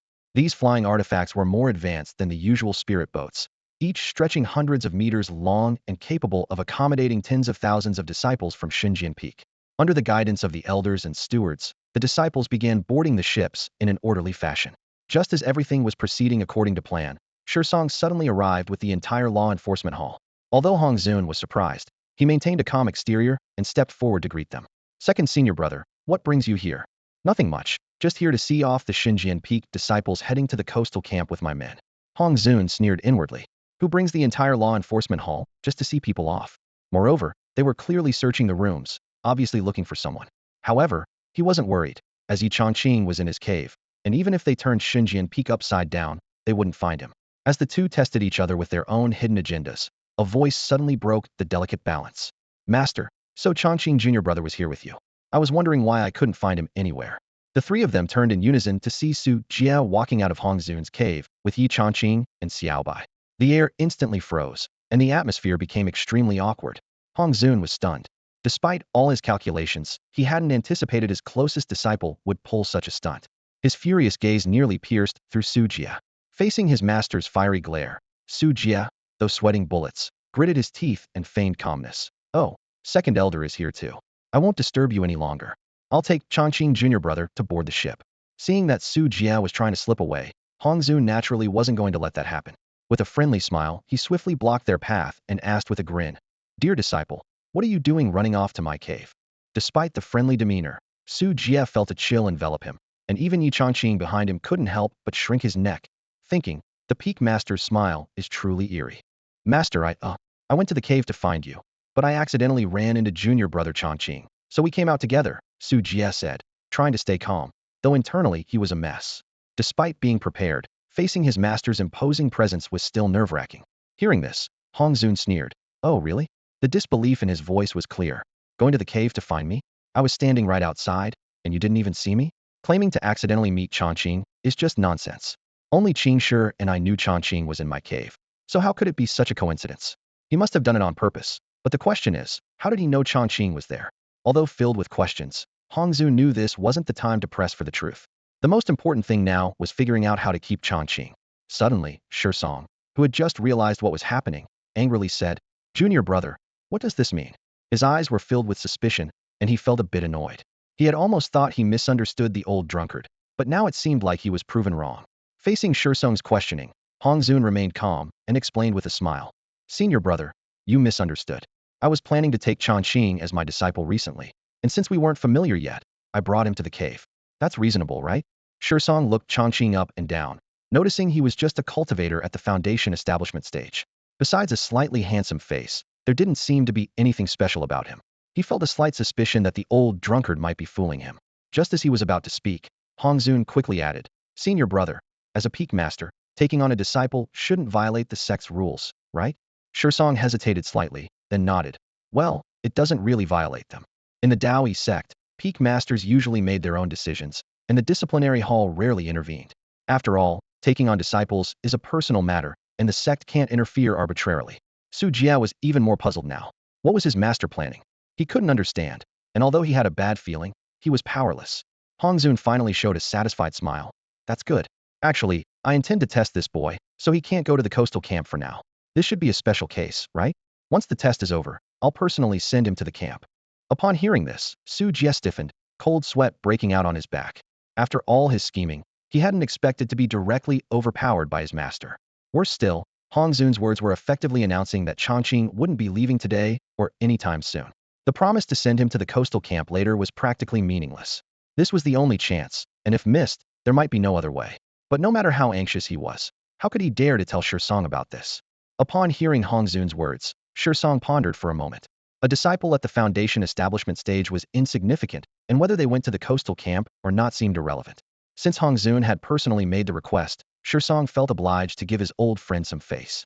After all, the matter of a single disciple was indeed trivial. Just as Song was about to nod in agreement, a voice suddenly emerged from the crowd. Master, I object. Song's eyebrows raised, and his hand, which was already lifted, paused. Who was causing trouble at such a critical moment? Hong Zun turned with a scowl, about to lose his temper, but then froze in surprise. Zhao Jingping had just exited seclusion and was striding quickly towards them, followed by Lu Shuang, Lu Yuyu, and Wang Yao. The four of them appeared together with an imposing presence. Recalling Su Jia's earlier disruptive behavior, Hong Zun felt a foreboding sense of unease. Were they all getting involved? Su Jia was also taken aback, signaling to Lu Shuang with a questioning look and quietly asking what was going on, and why the senior brother was brought along. Lu Shuang simply responded with a reassuring glance, indicating for him not to worry. The onlookers stood around, exchanging glances, their expressions filled with some brewing scheme. Zhao Zhengping approached Hong Zun, his expression solemn, and saluted. Master, I, Zhao Zhengping, have something to say. Hong Zun furrowed his brows, puzzled by what his prized disciple intended to say. Zhao Zhengping stood straight and spoke with righteousness. I do not agree. What don't you agree with? Hong Zun was momentarily caught off guard, his face darkening. What's wrong with you? What does this have to do with you? You haven't even tasted Yi Changqing's cooking, so why are you getting involved? Indeed, Zhao Zhengping had not tasted Yi Changqing's food. But just recently, Lu Shuang had approached him, explaining that the master was worried about the disciple's safety and intended to privately keep some behind during the deployment. This action clearly violated the sect's rules. Zhao Zhengping was immediately incensed. Given his upright character, how could he stand idly by? So he rushed over without hesitation. If anyone in Dao Yi sect was known for being stubborn, Shi Song was the old diehard, while Zhao Zhengping was the young diehard, increasingly surpassing his predecessor. When it came to sect rules, he never budged an inch. This was also related to his upbringing. Raised by Hong Zun from a young age, Zhao Zhengping grew up in Dao Yi sect, viewing it as his only home and cherishing its land and every rule more than anyone. Therefore, even when faced with his most respected master, Zhao Zhengping did not back down. Master, I understand your good intentions to protect the fellow disciples. However, the deployment to the coastal camp is clearly stipulated by the sect. If everyone harbors luck and is unwilling to go, should we then let the aquatic tribes run rampant and bring chaos to Dongzhou? As the leading righteous sect in Dongzhou, Dao Yi sect should take the responsibility of safeguarding the people. Hong Zun opened his mouth to speak. No, as your master, I. Since the sect clearly states that every year there should be a rotation and all disciples from each peak must go without exception. Who told you all this? I. Master, you are concerned about the disciples' safety, but as disciples of Dao Yi sect, facing demons, we should be fearless in life and death to ensure the peace of Dongzhou. Hong Zun and Zhao Zhengping went back and forth, but they were speaking on completely different wavelengths. In the end, Zhao Zhengping's voice grew increasingly firm and loud, completely overshadowing Hong Zun's, leaving the old man speechless. Senior brother is indeed impressive. Lu Shuang, Su Jie, and the others were not surprised, as if they had expected it. After all, Zhao Zhengping arguing with the master was not a first, especially when it involved sect rules. His stubbornness was like a rock. Even Hong Zun couldn't do anything about it. Scolding him? Useless. Hitting him? Even more useless. He was like a stone in a latrine, full and stubborn. It may sound unpleasant, but it was fitting. Zhao Zhengping's character always had one defining trait: stubbornness. So what does this situation mean now? Su Jie finally couldn't hold back and secretly sent a message to Lu Shuang. Lu Shuang's lips curled slightly as she calmly responded. Just a little backup plan, in case you couldn't handle it. Although Lu Shuang's exact methods were still unclear, it was evident that the senior brother had fallen into a trap. Su Jie discreetly gave a thumbs up, silently praising his second senior sister. She's really impressive. Meanwhile, Yi Changqing was stunned as he watched Zhao Zhengping and Hong Zun in a standoff. What was happening? What did this mean? A disciple daring to confront his master directly? Was he challenging authority? Yi Changqing had never interacted with Zhao Zhengping and didn't even know who he was. But from the current situation, Zhao Zhengping was undoubtedly a formidable figure. Observing Su Jie's demeanor when facing Hong Zun earlier and comparing it to Zhao Zhengping's current stance, it was clear that Zhao indeed had the confidence befitting a senior brother. In response to Zhao Zhengping's firm stance, Hong Zun was so furious that his beard quivered. He shouted angrily, "Get out! Go to the coastal camp!" "All right," Zhao Zhengping replied, surprisingly calm and composed. He turned to leave, intending to take Su Jie, Lu Yuyu, and even Yi Changqing with him. Wait a minute. Hong Zun, seeing Yi Changqing being taken away, was so angry that his eyelids twitched. "I told you to leave alone. The master has other matters to attend to. Others can go, but this boy must stay." Before he could finish, Zhao Zhengping retorted without hesitation. The sect's rules state that all disciples must go to the coastal camp.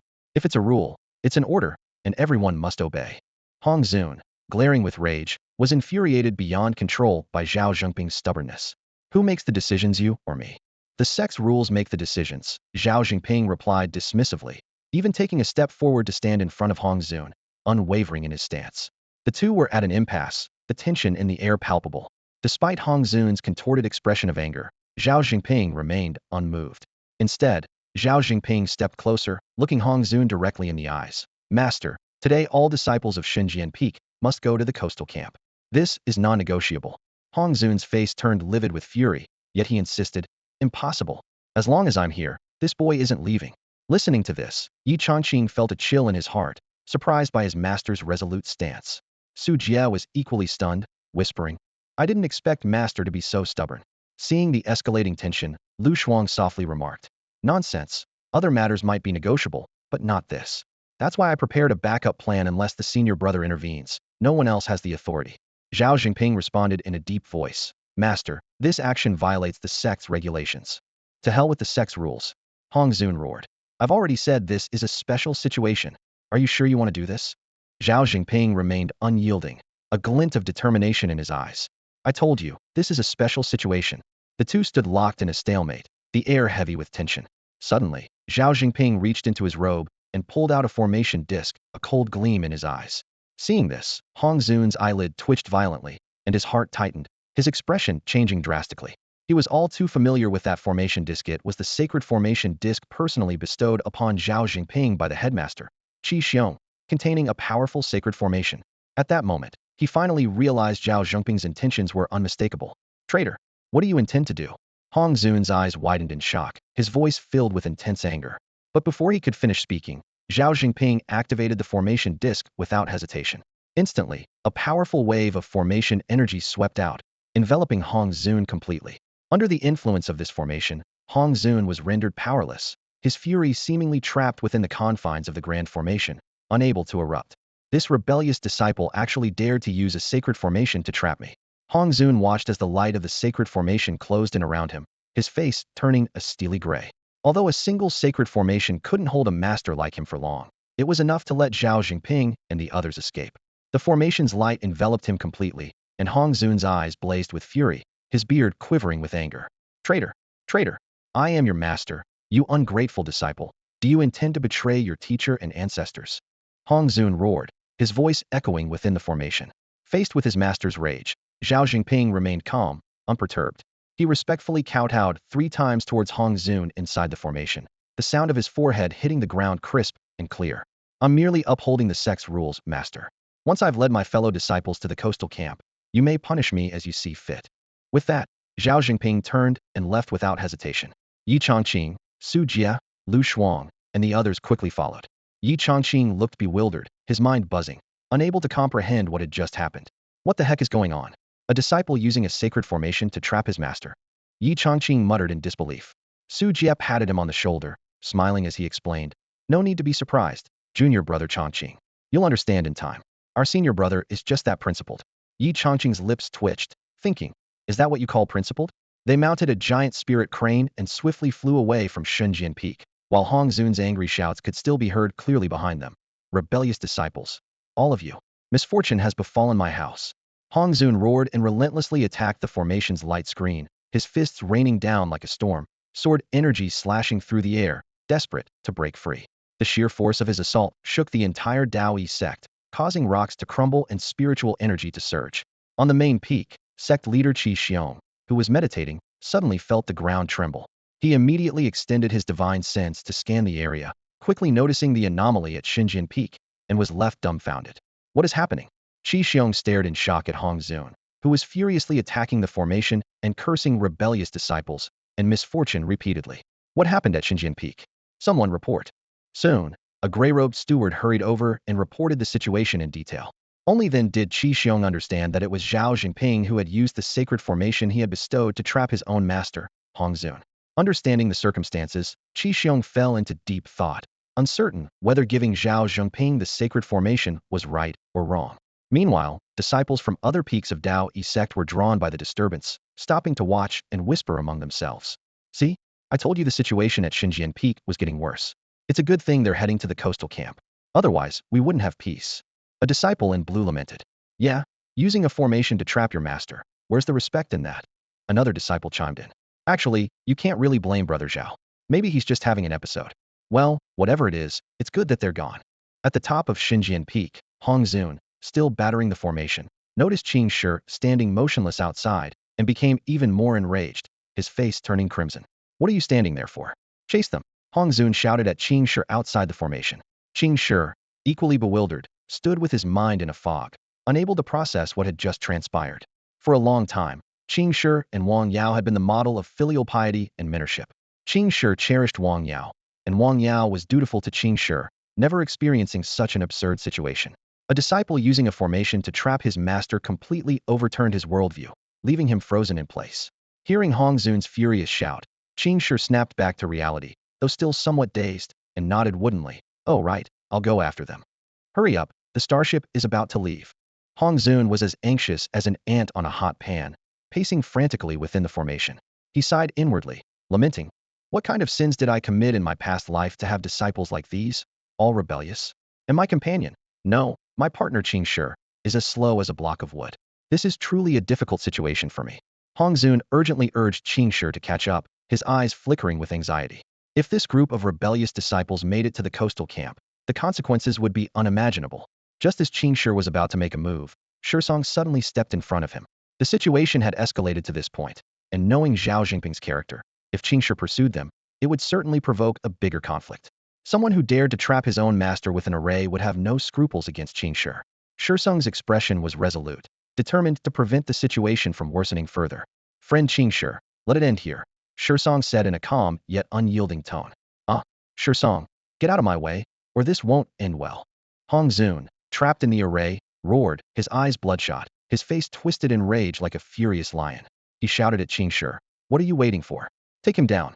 Meanwhile, the disciples of Shenzhen Peak had successfully boarded the starship. Seeing the starship slowly ascending, Hong Zun grew even more anxious. Qing Shi finally snapped out of it, and immediately engaged Song in a fight. Senior brother, what should we do? A disciple on the starship asked, watching the two fighting below. Without hesitation, Zhao Jinping ordered, ignore them, let's go.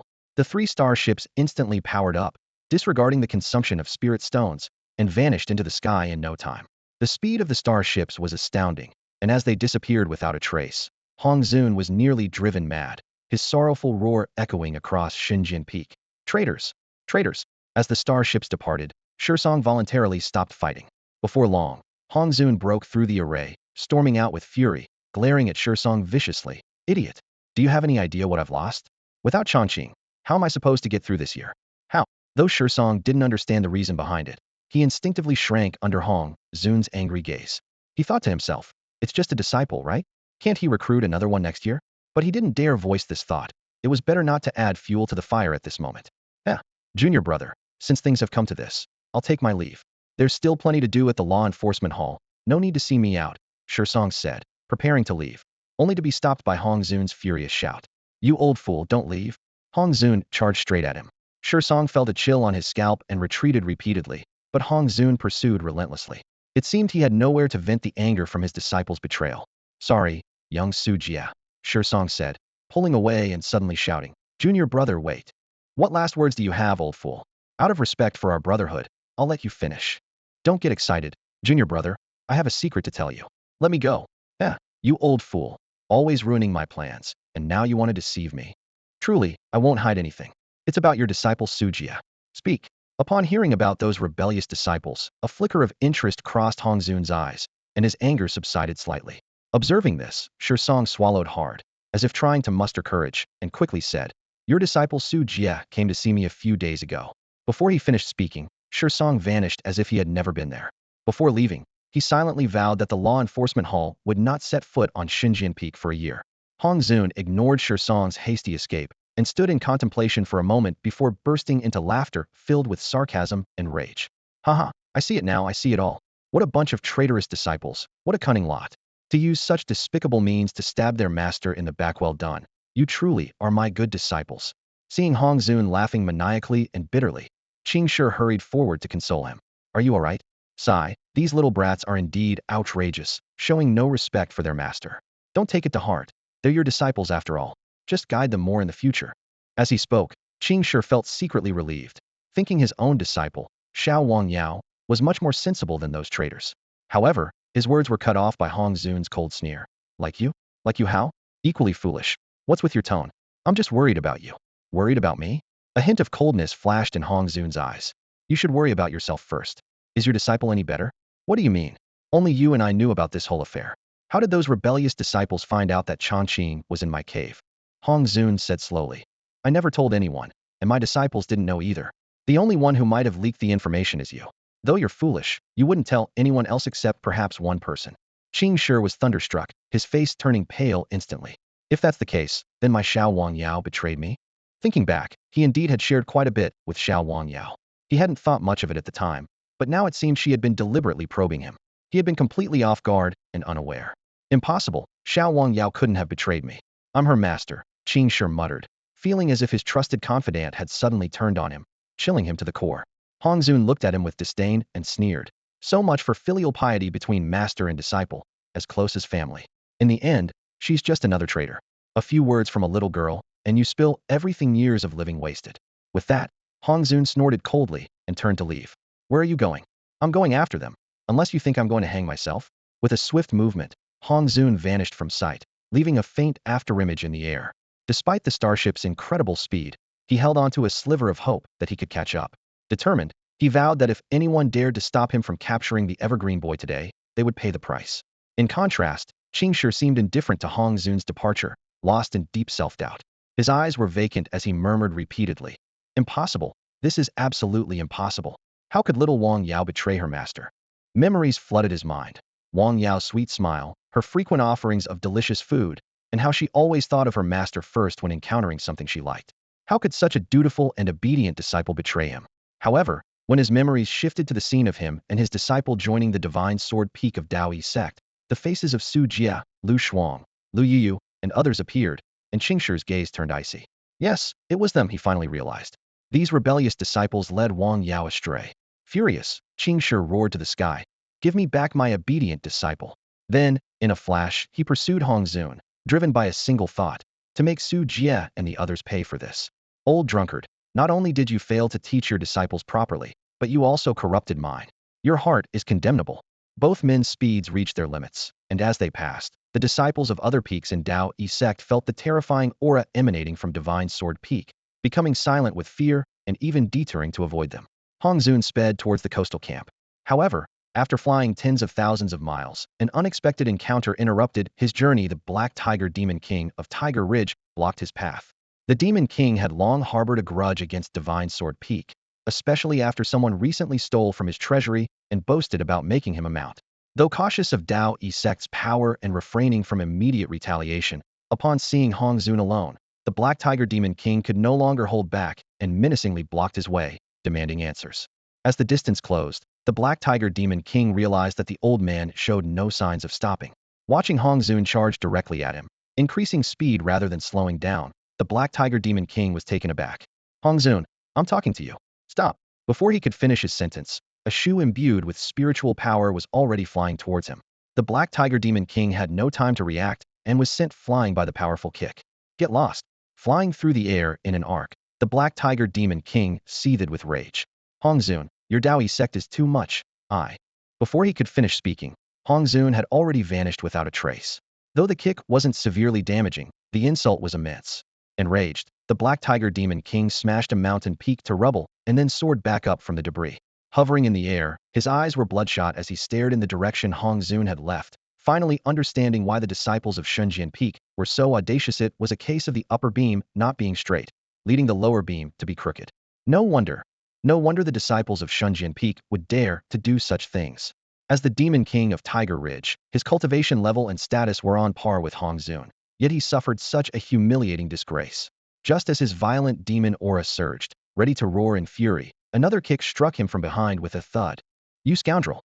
Turning his head, he saw a figure quickly disappearing into the sky. Despite the speed, the Black Tiger Demon King recognized him. It was Qing Shi. "Qing Shi, I will flatten your Shunjian Peak," he roared, smashing another mountain to pieces. "Hong Zun, give me back my little Wang Yao." The once obedient and sensible Wang Yao.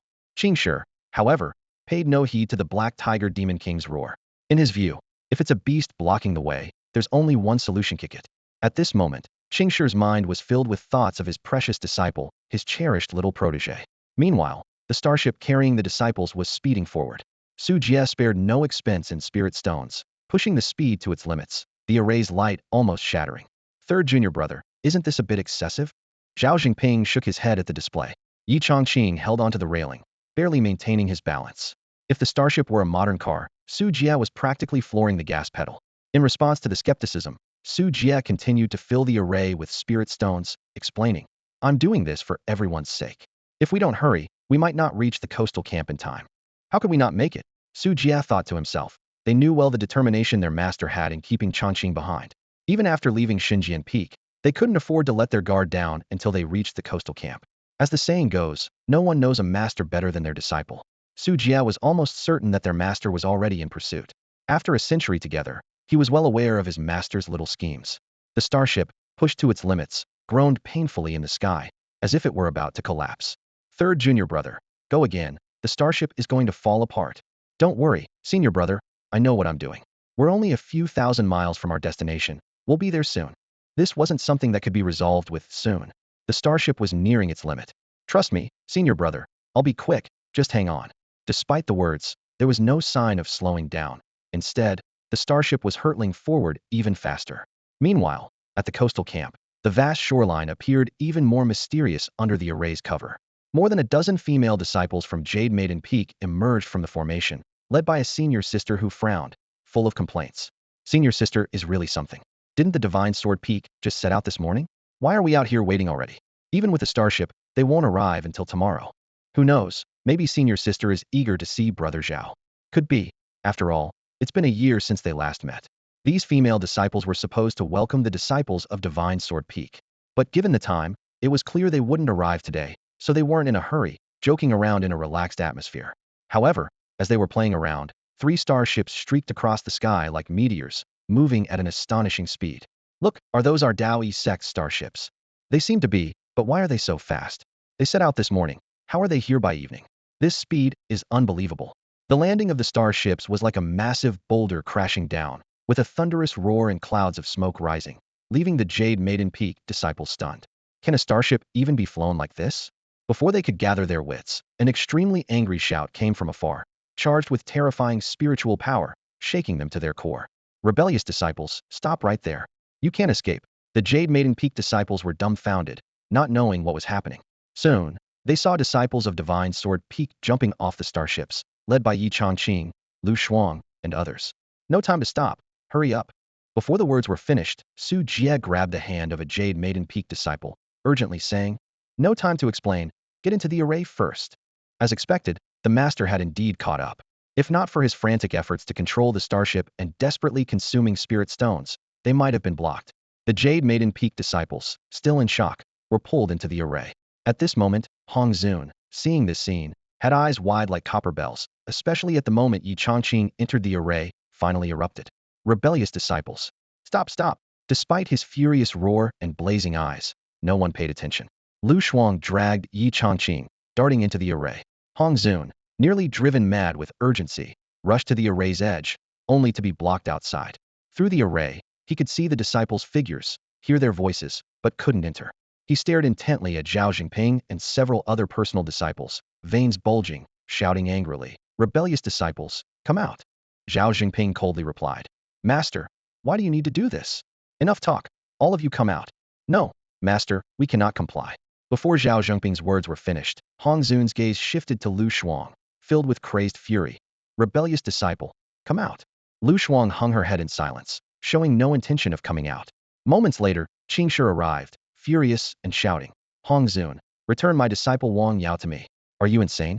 My little Yaoer used to be so well-behaved, but your disciples have led her astray. Give her back to me.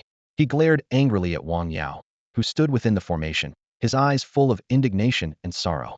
Through the barrier, Qingshi saw Wang Yao standing beside Lu Yuyu, tears welling up in her eyes, and he couldn't help but feel a wave of sadness. Yaoer, I'm your master. Qingshi's words struck Wang Yao's heart like a bolt of lightning. She lowered her head like a child who had done something wrong, unable to meet her master's gaze. Compared to Su Jie and the others, Wang Yao still seemed more obedient. Seeing this, Qingshi's heart grew heavier, filled with regret. Look at her, how pure she is. These beasts have corrupted her. He shot Zhao Jinping and the others a fierce glare, then softened his gaze towards Wang Yao. Yaoer, I know they led you astray. I don't blame you. Bring out your brother Changqing. Be good. Listen. However, Wang Yao remained unresponsive. Seeing this, Qingshi grew anxious and urged, Yaoer, have you forgotten what I told you before? I would never harm you. Bring your brother Changqing out. He kept nagging, his voice almost choking with emotion, but Wang Yao remained silent, as if rejecting all calls. This only fueled Qingshi's anger further, and he couldn't help but shout, I order you as your master. Bring your brother Changqing out now. This command finally prompted a slight reaction from Wang Yao. She looked at her master, then at Yi Changqing standing nearby. A hint of hesitation flashed in her eyes, but she ultimately gritted her teeth and said, "Master, things have come to this point. Please give up. I can't be without brother Changqing. We'll meet again in a year." Her words were like a cold hammer striking Qingshi's heart. His face turned ashen, his eyes wide with fury as he roared with all his might, "Rebellious disciple! Are you trying to anger me to death? Stop right there." No matter how Qingshi yelled, Wang Yao did not look back. Without the slightest pause, she turned with Lu Shuang, Lu Yuyu, and Yi Changqing, disappearing into the formation. Qingshi stood there, utterly devastated. Watching their figures fade away, his eyes were filled with regret and pain. "Yaoer," he murmured softly, but no one answered. What followed was a deathly silence, with only Zhao Zhengping and Su Jie remaining. Hong Zun squinted calmly, his anger replaced by a cold smile as he turned to Su Jie and said coldly, "Su Jie, I'm giving you one more chance. Hand over the boy Changqing, and I'll pretend none of this ever happened." Su Jie shivered at these words. He knew that Hong Zun was now at the peak of his anger, outwardly calm, but with a murderous intent in his eyes that could swallow anyone. Hong Zun's cold smile was like an icy blade piercing Su Jie's heart. Yet, despite everything, Su Jie's resolve only strengthened. Hand over Changqing? Never. Facing his master's pressure, he feigned confusion and shouted defiantly, "Huh? Master, what did you say? I can't hear you." Hong Zun's expression darkened even more, his smile turning to ice. "Boy, don't play dumb with me. Do you think I can't see through you?" Su Jie didn't respond further, his heart pounding like a drum, the pressure mounting, the air seeming to freeze. Meanwhile, Hong Zun's fury was like a volcano on the verge of eruption, ready to explode at any moment. "I can't hear you, master." "What did you say?" "I can't hear anything," Su Jie exclaimed, feigning confusion as he touched the barrier of the formation with an exaggerated look of bewilderment. "That's strange. When did the formation at the coastal camp get upgraded to block even sound?" Watching Su Jie's self-directed theatrics, Hong Zun was so furious he laughed. "Kid, I know you can hear me. I'll say it one last time. Stop pushing my limits. Now, immediately, bring Changqing out, or else." Before he could finish, a thunderous roar of a tiger echoed from the distant sky. Everyone turned to see the black tiger demon king rushing towards them, looking fierce and surrounded by a menacing aura, with the shadow of a giant black tiger looming behind him, intimidating all around. "The black tiger demon king!" The women of Yanu Peak exclaimed in shock. They were already confused, and now with the demon king's appearance, they were even more at a loss. The black tiger demon king's gaze locked onto the two outside the formation. "Hong Zun, Qingshi, you of the Dao Yi sect have gone too far. I, the king." Despite his rage, the black tiger demon king maintained a shred of reason. He was well aware that a confrontation between a demon king and a sage could easily spark a full-scale war between the two factions. Over the years, although Tiger Ridge and the Dao Yi sect were natural adversaries, they had maintained a delicate balance that no one was eager to disrupt. However, Hong Zun was already on the brink of exploding from the actions of his rebellious disciples, akin to a volcano about to erupt. The appearance of the Black Tiger Demon King was the final straw. Before the Black Tiger Demon King could finish speaking, Hong Zun appeared before him, wielding a rusty, simple sword. "You want an explanation?" His voice was calm, yet the anger, resentment, and killing intent he inadvertently emitted made the Black Tiger Demon King instinctively step back. "Hong Zun, calm down. I, the king." The Black Tiger Demon King sensed the situation was dire and was about to cautiously express himself when Hong Zun swung his sword. "You want an explanation? I'll give you one." "Whoa, calm down, Hong Zun. I am very calm right now." As the sword swept through, space seemed to twist. Facing this earth-shattering strike, the Black Tiger Demon King felt a chill run from his spine to the top of his head. Although demon kings and sages were of the same realm, it was at this moment he truly felt the difference. Cultivation realms from lowest to highest. Demon tribe, half-demon, ordinary demon, profound demon, purple demon, origin demon, earth demon, heavenly demon, demon king, demon emperor. In the realm of human cultivation, there are many stages: chi condensation, pulse opening, core formation, purple mansion, nascent soul, dharma aspect, celestial being, saint, and great saint. However, the Black Tiger Demon King has only reached the minor achievement of the Demon King realm, while Hong Zun has already achieved the pinnacle of the saint realm, just one step away from becoming a great saint. Despite this, the gap between them is still apparent. As soon as the words were spoken, the Black Tiger Demon King dared not face it heat and quickly retreated, narrowly avoiding being struck by Hong Zun's sword. "Damn it, Hong Zun. Calm down. I have no intention of attacking." Before he could finish, Hong Zun struck again, and a fierce battle erupted in the sky. The clash between the Demon King and the human saint was thunderous, shaking the entire coastal camp. Inside the formation, the disciples who witnessed everything swallowed nervously, especially Su Jie, whose face turned pale. Master is truly angry. Why did this black tiger demon king have to cause trouble now, right when he's in the line of fire? The disciples of Jade Maiden Peak were clueless about the circumstances, only seeing the peak master of Divine Sword Peak seemingly going mad, engaging in battle with the Black Tiger Demon King at every turn. They stood there, bewildered, their eyes full of confusion. Under Hong Zun's relentless assault, the Black Tiger Demon King was covered in wounds, blood gushing from his injuries, in a pitiful state. Hong Zun, are you crazy? I didn't even attack. Calm down, we can talk this out. The Black Tiger Demon King was utterly speechless, feeling wronged. Did I offend your ancestors or something? However, Hong Zun was unrelenting, his attacks only growing more ferocious. Finally, a sword strike landed heavily on the Black Tiger Demon King's chest, sending him flying into the barrier's light screen, causing it to tremble violently and the ground to shake. Inside the formation, the Black Tiger Demon King fell like a rag doll, landing right in front of Su Jie and the others.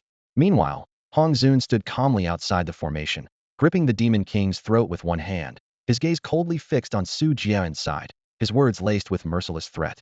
If you don't hand over the Chongqing boy today, this will be your fate, understand?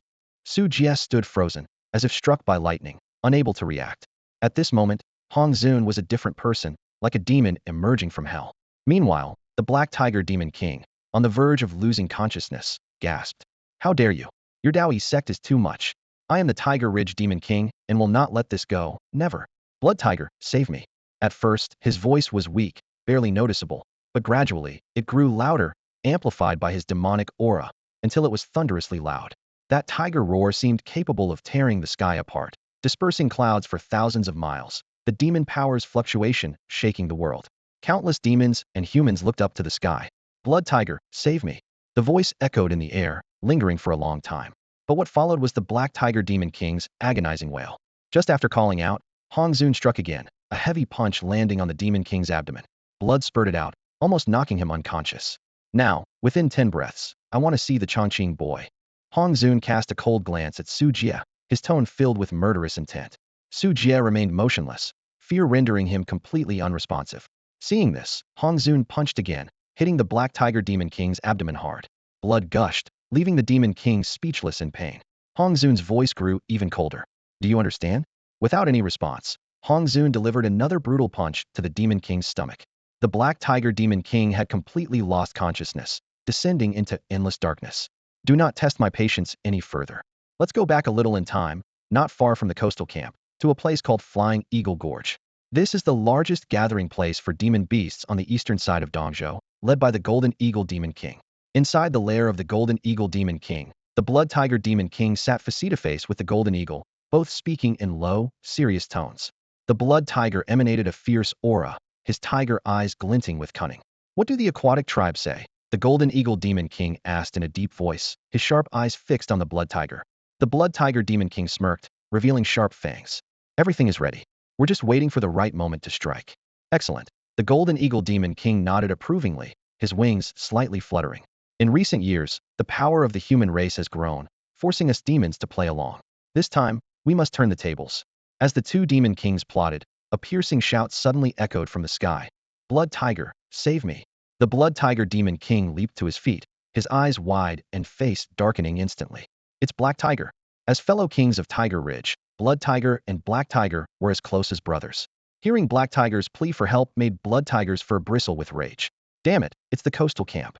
The Golden Eagle Demon King rose as well, his wings fully spread, his face furious. Blood Tiger Demon King, do not worry. I will go with you to rescue the Black Tiger Demon King. The Golden Eagle Demon King let out a sharp cry that resonated throughout Flying Eagle Gorge. All demons, hear my command. Follow me to flatten the coastal camp and rescue the Black Tiger Demon King. As soon as the words were spoken, the entire gorge erupted with demonic energy as various beasts emerged from all corners, like a dark cloud pressing down on a city. Led by the Golden Eagle and Blood Tiger, they raced towards the coastal camp. The distance between the two places was short, and in just a quarter of an hour, the demons had arrived at the camp's doorstep. From afar, the Blood Tiger Demon King saw the Black Tiger Demon King's miserable state unconscious and being held like a chick by a human cultivator. Stop! The Blood Tiger roared, his voice filled with anger and murderous intent. Hearing the shout, Hong Zun looked up to see a massive swarm of demon beasts charging towards him, both flying and running on the ground, like a surging black ocean. Yet, facing this scene, Hong Zun's expression remained unchanged as he turned to confront the beast horde. Amidst the overwhelming wave of beasts, Hong Zun and Qing Shi appeared exceedingly small, like a lone boat in a vast ocean, seemingly powerless. At the same time, Zhao Jingping, inside the formation, silently drew his long sword and stepped out. Su Jie, who had been stunned, snapped back to reality, his face darkening. Damn it, these beasts have gone too far. Junior brothers, charge out and take them down. Kill. Charge. The disciples of the Divine Sword Peak, who had been sparring with Hong Zun, now rushed out without hesitation, their sword energy rampant. Unaware of the situation within the formation, Blood Tiger's gaze remained fixed on Hong Zun.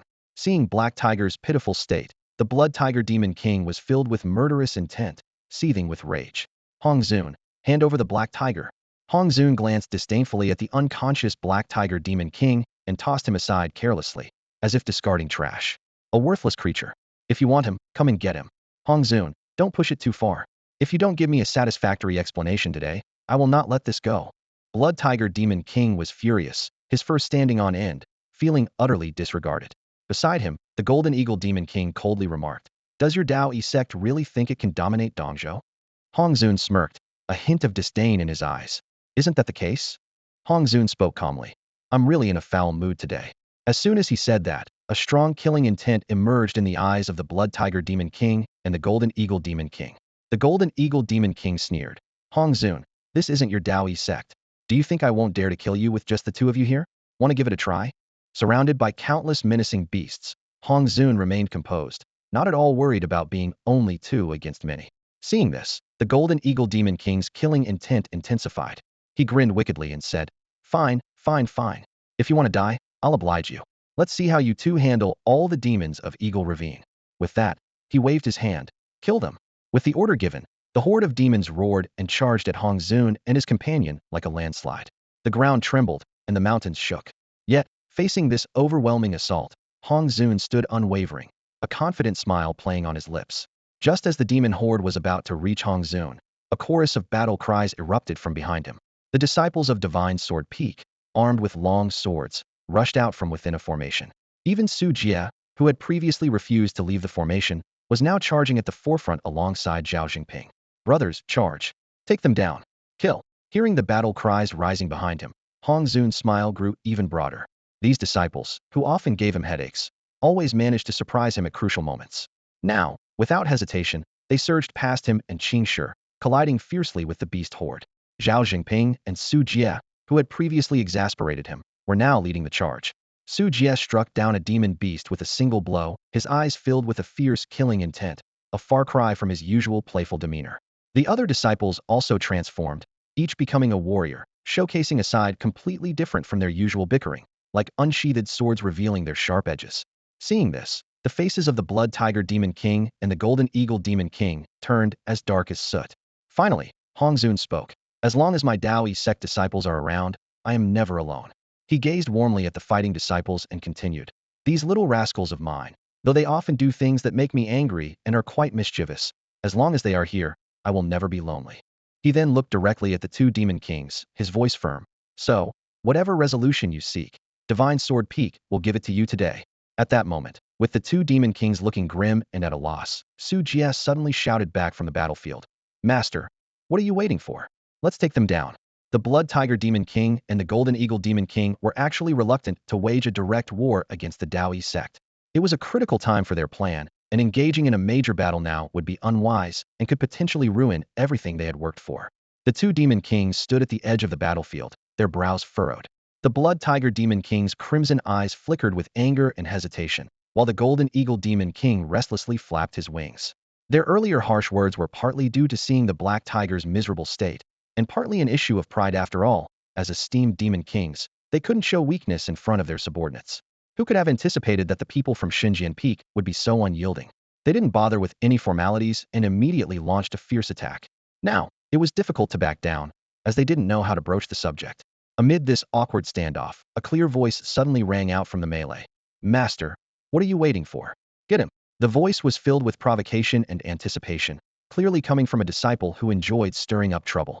What shocked the two Demon Kings even more was that Hong Zun, the one addressed as Master, actually nodded with a chilling smile on his wrinkled face. "All right, I'll take care of it." No sooner had he spoken than Hong Zun, and Qingshi began striding forward through the air, each step causing the surrounding air to freeze. Their aura surged visibly, Hongzun's robe fluttering without wind, and Qingshi's eyes glinting with a cold light. Each step they took made the ground tremble slightly. As the master and disciple duo approached, the expressions of the Blood Tiger Demon King and the Golden Eagle Demon King instantly froze. Damn it, are you two putting on a show? Just decided to come over on your own? The Blood Tiger Demon King cursed inwardly, but maintained a facade of calm. Hongzun, have you thought this through? The Blood Tiger Demon King said in a deep voice, his sharp claws carving deep marks into the ground. The Daoi Sect and my Tiger Ridge. He wanted to appeal to the bigger picture, reluctant to truly fight, yet unwilling to lose face by backing down. But was Hongzun the type to consider the bigger picture? If it were any other strong figure from Daoi Sect, they might hesitate, but Hongzun? He was an old drunkard who hadn't changed from his youth, never one to consider the grand scheme. Before the Blood Tiger Demon King could finish speaking, Hongzun had already sneered. Enough with the words, let's fight. A sword light like a cascading galaxy slashed directly at the Blood Tiger Demon King. In an instant, the two were locked in fierce combat, sword energy and demon energy intertwining in the air, forming a chaotic storm of energy. Simultaneously, Qingshi was not to be outdone, striking with a palm that glowed with a green light, aimed at the Golden Eagle Demon King. The battle between the Demon Kings and the human saints erupted once more, even more intense than before. The Blood Tiger Demon King and the Golden Eagle Demon King were evidently stronger than the Black Tiger Demon King, both having reached the pinnacle of the Demon King realm, on par with Hongzun and Qingshi in terms of level. Each clash caused spatial tremors, with surrounding trees destroyed by the shockwaves and stones flying everywhere. Below the battlefield, seeing his master finally take action, Su Jie smirked slightly. Since master still acknowledges me, it means there's still a chance to make amends. This cunning fellow had used his earlier words to test whether Hongzun was truly angry with him. If he were, his master wouldn't have acknowledged him, but Hongzun not only responded, he smiled at him, allowing Su Jie to breathe a sigh of relief. As he pondered this, Su Jie swung his sword to slay an approaching beast, blood splattering across his face. Suddenly, he slipped, nearly stumbling to the ground. What tripped me? Su Jie looked down to see a blood-soaked humanoid creature lying on the ground, covered in footprints, clearly having been trampled by countless people. The creature was unrecognizable, but it was clear it was a beast, as some fur still clung to its body. If it's a beast, Su Jie unhesitatingly kicked the blurred figure aside. Get out of the way, you're in the way. Su Jie couldn't recognize the creature, but high above, the Blood Tiger Demon King's eyes widened in rage, his fangs nearly piercing his upper palate. That was the unconscious Black Tiger Demon King. From the start of the battle, he had watched as the Black Tiger Demon King was trampled by the disciples of Shunjian Peak. In the chaos, who had time to watch where they stepped? The Blood Tiger Demon King wanted to help, but hadn't had the chance, forced to watch his kin be treated in such a manner. At that moment, Su Jie kicked the Black Tiger Demon King away. Before the fallen Demon King could get up, another Shunjian Peak disciple stomped on his face. This sight filled the Blood Tiger Demon King's eyes with rage and fury. After all, that was his brother, humiliated in such a way. The area outside the coastal camp had turned into a chaotic battlefield. Despite being outnumbered 10-1 by the army of beasts, the Shunjian Peak disciples held their ground like battle-hardened soldiers, each taking on 10 foes, without faltering. On the battlefield, an outer disciple of Shunjian Peak was locked in fierce combat with a leopard demon of the Xian class.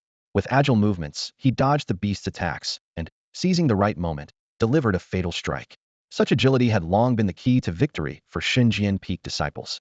Not far away, another outer disciple was struggling to evade attacks from 3 beasts. Just as he was about to be overwhelmed, a figure dashed in like lightning to shield him from a deadly blow. The two then coordinated seamlessly, quickly slaying the 3 beasts. Are you all right, senior brother? The rescued junior brother asked with concern. Just a scratch, the injured senior brother joked. But if you feel bad about it, how about giving me one of your meal slots? Hearing this, the junior brother's expression changed, and he walked away without a word. Yet when his senior brother was in danger again, he reappeared to help. Now we're even, the junior brother said coolly. You want me to give up my spot? Dream on. I've been keeping an eye on you. As time went on, the numerical advantage of the beasts began to wane. The Shunjian Peak disciples displayed their might, leaving a trail of beast corpses in their wake. Although some disciples were injured, none left the battlefield. This resilience stemmed from their usual mealtime skirmishes, which served as the best combat training. What seemed like chaotic fighting was actually excellent practice. Through repeated injuries, they even developed unique strategies for minimizing harm when they couldn't dodge attacks. Just as the Shunjian Peak disciples were about to gain the upper hand, Lu Yuyu and Lu Shuang led the Jade Maiden Peak disciples out of the formation. Upon hearing about Shunjian Peak's battle with the Flying Eagle Ravine beasts, they rushed in with swords drawn. How could Shunjian Peak's fight be complete without their presence? On the battlefield, the disciples of Dao Yi Sect were fiercely engaged in combat. Lu Shuang and Lu Yuyu charged in without hesitation, their courage and determination matching that of their male counterparts. They were so absorbed in the fight that they ignored the shouts from their senior sister, Zhao Rou, from Jade Maiden Peak. What do we do now? One of the female disciples from Jade Maiden Peak asked anxiously. Zhao Rou didn't respond. Her eyes were fixed on a figure in the battlefield, Zhao Zhengping, the senior brother from Divine Sword Peak. The other disciples followed her gaze and sensed trouble.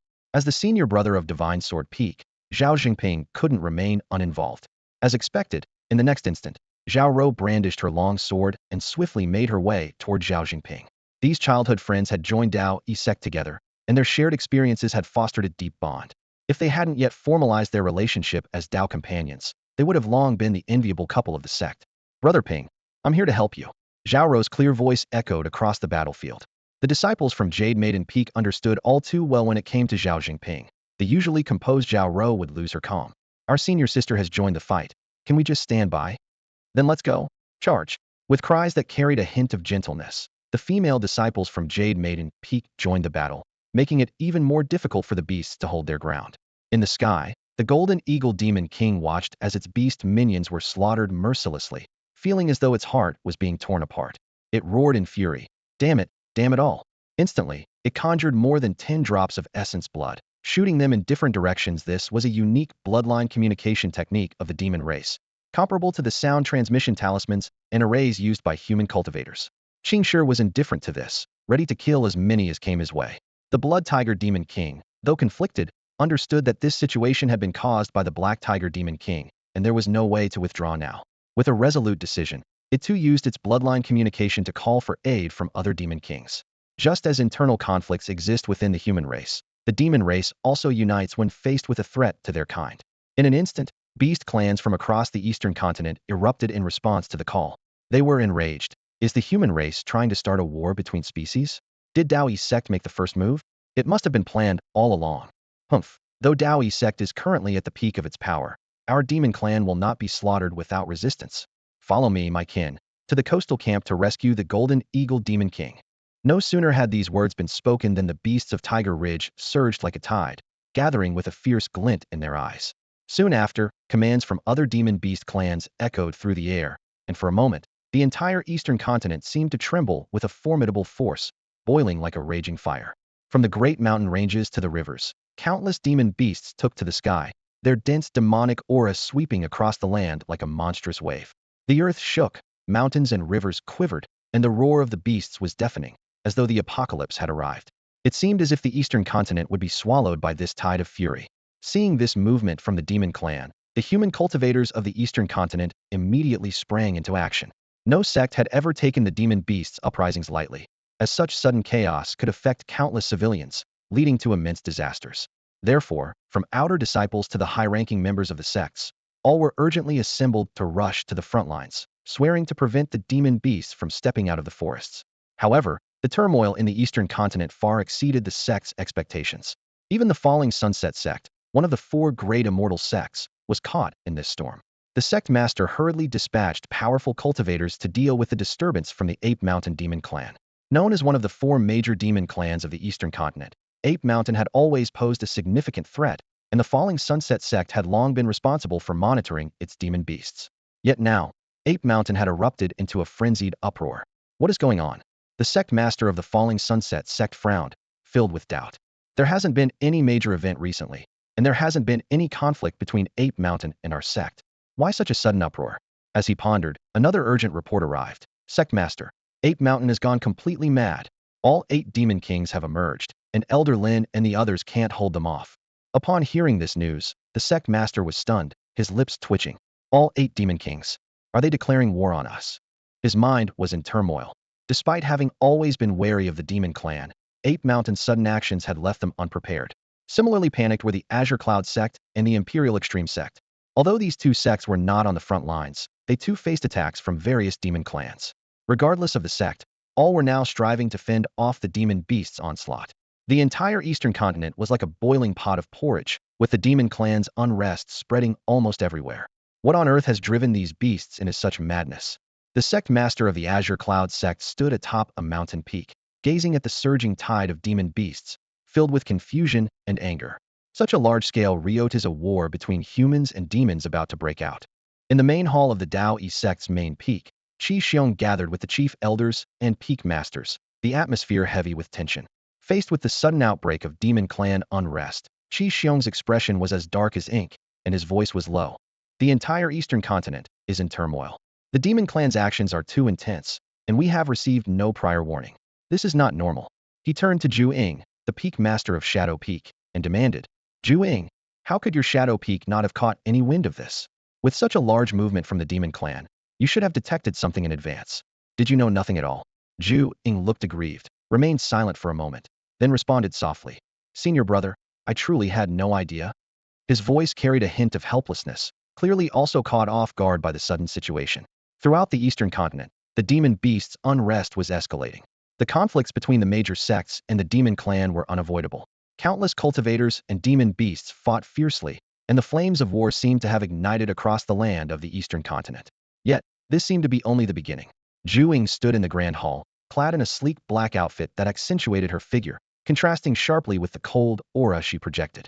For once, the usually emotionless master of Ing Peak showed a rare look of distress. It's not that there's a problem with Ing Peak, nor have I been negligent. It all happened so suddenly, without warning, catching us completely off guard. Qi Xiong massaged his temples, feeling the weight of his position as sect leader grow heavier. Letting Peak continue its investigation. I've already sent people to look into it. Zhu Ying replied immediately, but then asked, but what should we do in the meantime? As Qi Xiong felt overwhelmed, the elder who had been focused on the map suddenly made a small sound of surprise. Brother, have you noticed? The direction these beasts are moving seems to have a deeper significance. Though Qi Xiong's voice was weary, he forced himself to stay alert. Just tell us what you've discovered. Unperturbed, the elder took out a brush and began marking the map. Look, regardless of which direction the demon tribes are coming from, their paths all converge on one location. As he marked the routes on the map, a startling fact emerged: every path led to the coastal camp. Everyone's expressions froze. Qi Xiong murmured, why the coastal camp of all places? Song suddenly realized, could it be Xinjiang Peak? They only set out for the coastal camp today. With those words, the hall fell into a dead silence. Everyone exchanged glances, pondering what Xinjiang Peak could have done to provoke such a response from the demon tribes. Should we contact Hongzun to ask? The third elder cautiously suggested. Qi Xiong gritted his teeth and said, contact him immediately. But instead of a response from Hongzun, a series of urgent messages arrived. The sect leaders of Luoxia Sect, Qingyun Sect, Huangji Sect, and more than 20 other sects reached out to Tao Yi Sect through projection arrays. The hall quickly filled with glowing screens, each displaying the urgent faces of the sect leaders, all questioning Qi Xiong in unison. Qi Xiong, what is Tao Yi Sect up to? What on earth is happening at the coastal camp? Yes, even the beasts of Tiger Ridge are rushing toward the coastal camp. What on earth are you scheming? Qi Xiong, if Tao Yi Sect has a plan, you should at least inform us in advance. We had no time to prepare. The main hall was filled with noise as the sect leaders stood up, their faces full of dissatisfaction and doubt. Yes, we're all part of the human race. At least give us a heads up if something's going on, another leader said, slamming the table with a frown. The sect leaders believed that Tao Yi Sect was secretly planning something without notifying them, and their words were full of accusations. Facing questions from all sides, Qi Xiong's forehead veins bulged, his fists clenched, and his face darkened. Qi Xiong, say something. The voice of the Luoxia sect leader was particularly sharp, directly addressing Qi Xiong. This remark completely ignited Qi Xiong's anger. He stood up abruptly, his eyes bloodshot. What should I say? I have no idea what's going on either. What do you expect me to say? You tell me, what can I say? Qi Xiong's outburst did not quell the doubts of the crowd. Instead, it drew more distrustful gazes. You don't know? A sect leader in a blue robe sneered. You're the head of a sect, and the coastal camp is under your Tao Yi Sect's responsibility. You don't know? I don't know a damn thing. Qi Xiong was shouting when suddenly a flash of golden light streaked across the sky outside the hall. It's a response from Hongzun, someone whispered. The golden light quickly transformed into a message talisman, landing precisely in the hands of the third elder. Qi Xiong took a deep breath and ordered coldly, play it for everyone to hear. He was tired of explaining and decided to let Hongzun address these leaders himself. Everyone held their breath, expecting a detailed explanation in the reply. But as the third elder activated the message talisman, Hongzun's hurried voice echoed. I'm busy now. I'll explain after the fight. Watch the sword. Then another rough voice followed. Ah, Hongzun, I'll fight you to the end. You think you're worthy? Hongzun's voice was full of disdain. The message talisman dissipated, leaving the hall in stunned silence. Everyone, including the leaders behind the formation screen, was dumbfounded. What was that about? A fight broke out, and I can't understand a thing. A young sect leader was the first to break the silence. That voice sounded like the Blood Tiger Demon King from Tiger Ridge, didn't it? Kind of. So the demon tribe went to the coastal camp to save someone?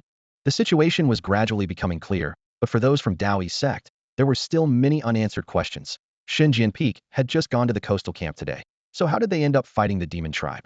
And even if there was a fight, it should have been with the East Sea Aquatic tribe, not the Blood Tiger Demon King from Tiger Ridge. As they pondered the situation, a deafening crash came from the main seat. Qi Xiong had slammed the table into dust, his face terrifyingly grim as he gritted his teeth, and said, Song, Bai Hua, come with me to the coastal camp. As for those demons, we can select a few demon kings to go to the coastal camp. If they don't agree, then we fight. No one objected, and the major sect leaders also expressed their agreement. Immediately, Qi Xiong, Song, and Bai Hua, the head of Jade Maiden Peak, turned into 3 streaks of light, speeding towards the coastal camp. Meanwhile, outside the coastal camp, Hong Zun, having hastily responded to the third elder's message, immediately engaged in a fierce battle with the Blood Tiger. One man and one demon clashed in the air, sword energy and demon energy entwined in a fierce struggle. Below, the demon beasts were suffering heavy casualties under the fierce attacks of the Xunjian Peak disciples. The Golden Eagle Demon King watched as its subordinates fell one by one, feeling as if its heart was being cut. After this battle, it was nearly left with nothing, and Feying Stream might be reduced to an empty shell. Burning with anger, the Golden Eagle Demon King was about to erupt when a powerful demon aura suddenly approached the battlefield from afar. A glimmer of hope flashed in its eyes as it roared, "Kill them! Kill these Xunjian Peak disciples!" The demon tribe's reinforcements had finally arrived, and the Golden Eagle Demon King had only one thought: to destroy these Xunjian Peak disciples and avenge the demons of Feying Stream. The reinforcements from the demon clan arrived. Although there was no demon king leading them, the number of lesser demons was considerable. With a sharp command from the Golden Eagle Demon King, hordes of beasts surged onto the battlefield, their fangs gleaming and claws cold as steel. The disciples of Xinjian Peak and Yunu Peak immediately felt the pressure intensify, sweat soaking through their clothes, and their weapons stained with blood.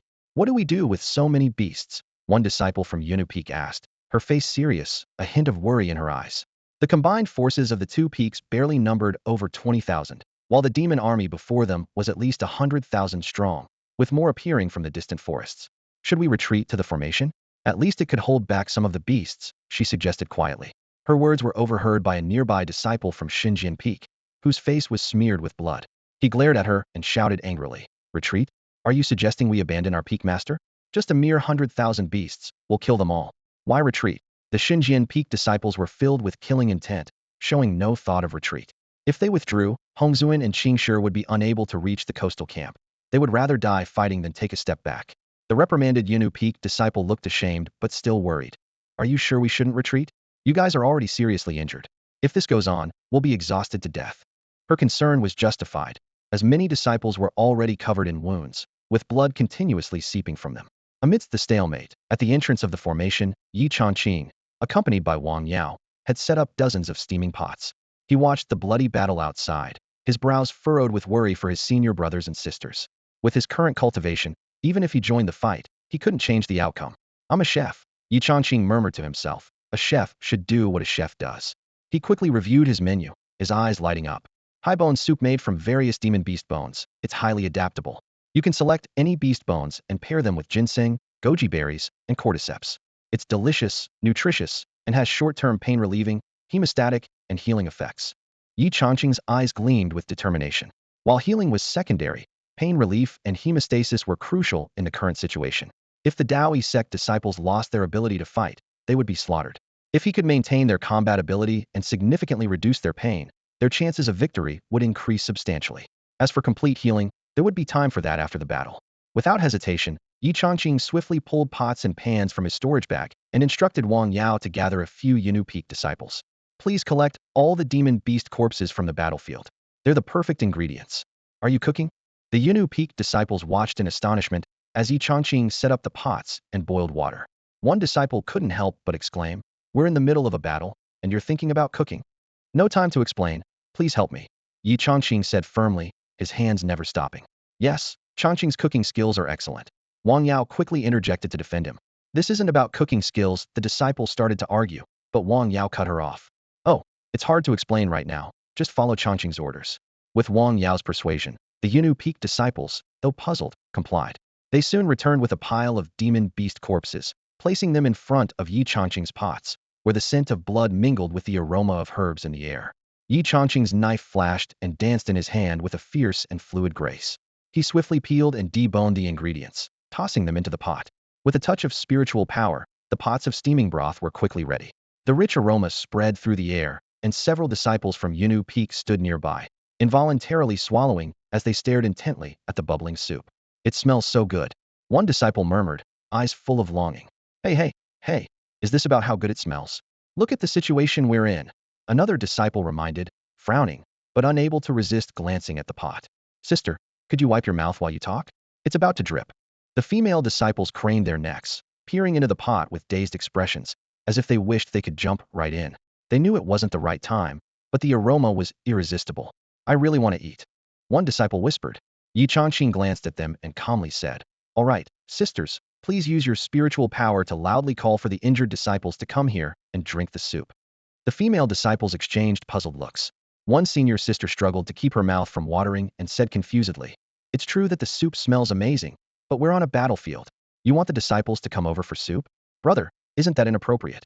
This is a battle. It's really not suitable. Another senior sister agreed, though her eyes kept darting to the pot. Yi Changqing didn't bother explaining further. He simply ladled a bowl for each of them. The women took it and cautiously tasted it, their eyes lighting up immediately. Delicious, delicious. So fresh. They couldn't help but comment. The blend of various beast bones with ginseng, goji berries, and caterpillar fungus creates a surprisingly harmonious flavor. Stop. Yi Changqing interrupted. Sisters, focus on the effects. The point is to feel the benefits, not savor the taste, and you're critiquing it now, which is too much. Chastened, the women shrank back slightly. They each took another sip, this time focusing on the soup's effects rather than its taste. Instantly, their eyes brightened further. They were astonished to find their wounds no longer hurt. The soup had a potent analgesic effect and seemed to work wonders on internal injuries too. They immediately understood Yi Changqing's intention. Without hesitation, they used their spiritual power to shout towards the battlefield. Injured disciples, come to the formation entrance for soup. Injured disciples, come to the formation entrance for soup. Injured disciples, come to the formation entrance for soup. Their voices, amplified by spiritual power, quickly spread across the battlefield. For a moment, both the beasts and Yunu Peak disciples were stunned. What the heck? We're in a life-and-death fight, and you Taoist sect people are drinking soup. A beast internally roared. Do you want a bottle of wine too, so you can be well-fed and watered before coming back? Some beasts, seasoned veterans of countless battles with human cultivators, were utterly bewildered. Their blood was boiling with battle fervor, yet they suddenly heard the enemy calling for soupa first in their experience. The Yunu Peak disciples were equally puzzled. What is this? It sounds like Sister Chun and the others. Nonsense, we're in a battle, what's soup? Exactly. While the Yunu Peak disciples were sternly condemning this behavior, the Xinjian Peak disciples began to speak up. Sister, cover for me. I'll go have some soup and be right back. Sister, hold them off for a moment, I'll be back soon. Hearing this, the Yunu Peak disciples were dumbfounded. I'm supposed to cover you? No, brother, I can't hold them off. Don't worry, I'll be quick. Hang in there, I'll be right back, said a Xinjian Peak disciple, already retreating. Hey, don't run, I can't hold them. Come back, how am I supposed to hold them? You were ready to fight to the death, and now you're running. Did you feed your promises to the dogs? Come back and fight. Watching the disciples of Xinjian Peak, who had previously vowed to fight to the death, suddenly turn and flee without hesitation was astonishing. Their movements were swift and graceful, like a breeze passing by. The disciples of Yunu Peak were left wide-eyed, unable to believe what they were witnessing. Just moments ago, these people had pledged to stand by their side, yet now they abandoned them without a second thought. They were furious, feeling betrayed, and at a loss for words. As the disciples scattered and even began to curse loudly, a suffocating sense of humiliation hung in the air.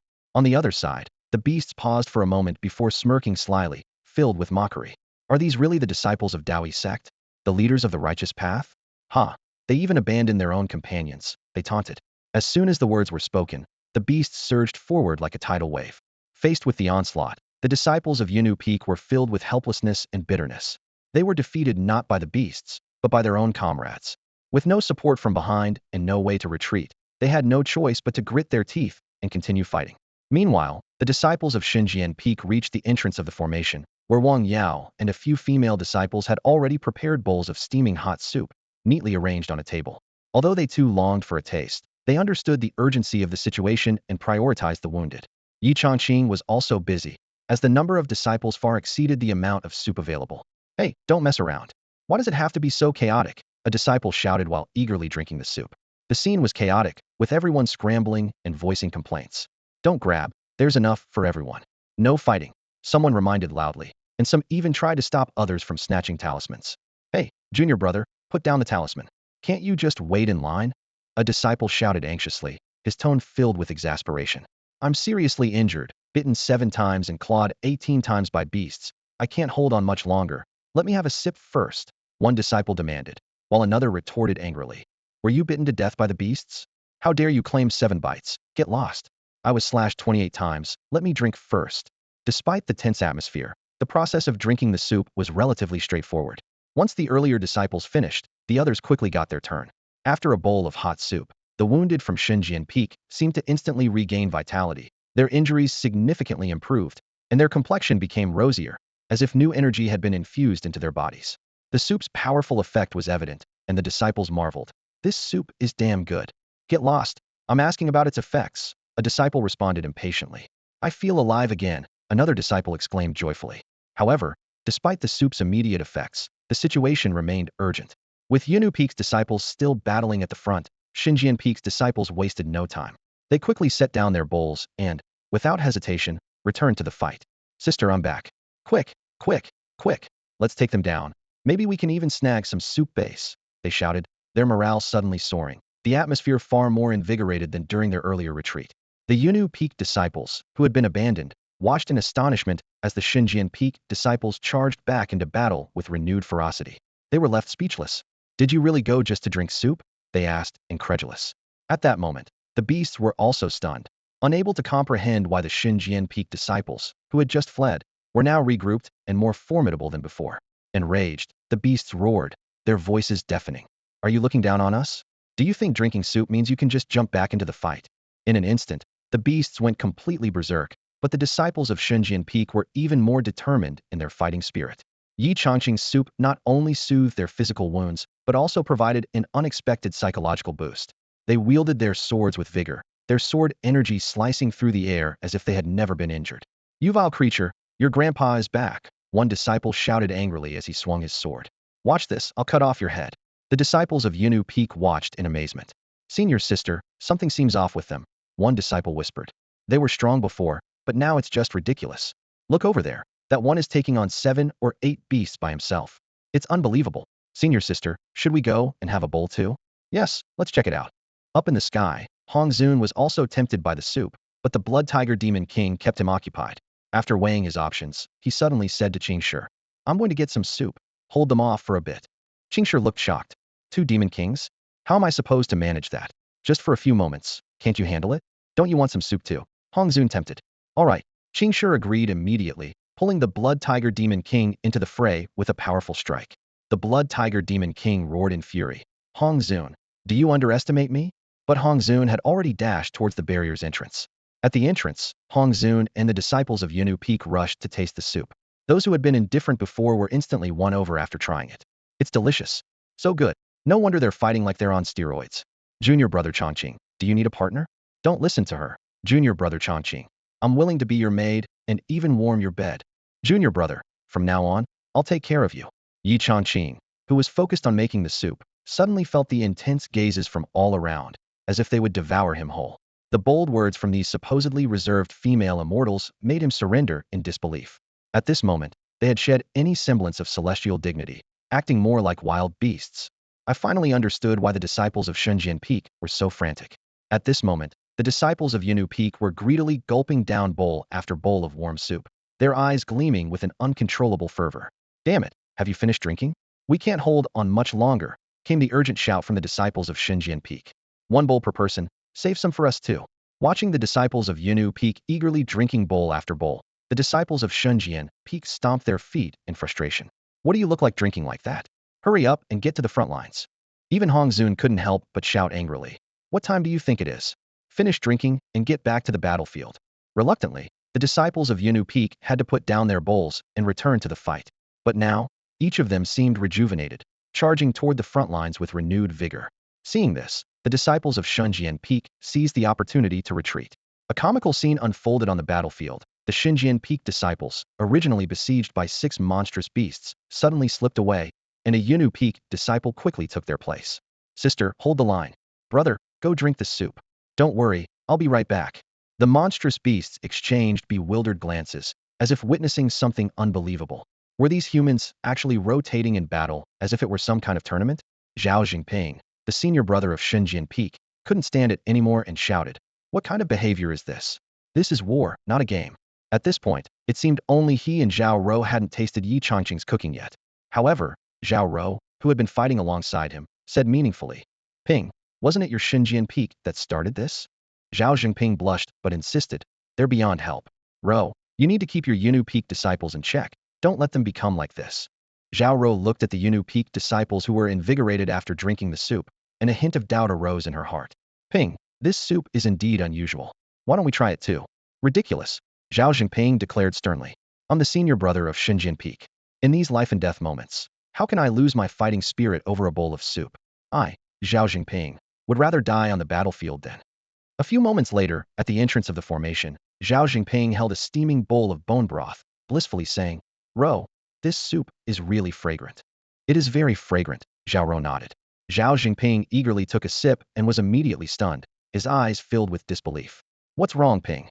It's delicious, so delicious. Rou, you have to try it. I've never tasted such a wonderful soup."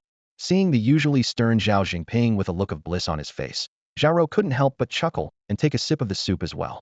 Instantly, she mirrored Zhao Jingping's reaction, her eyes lighting up with delight.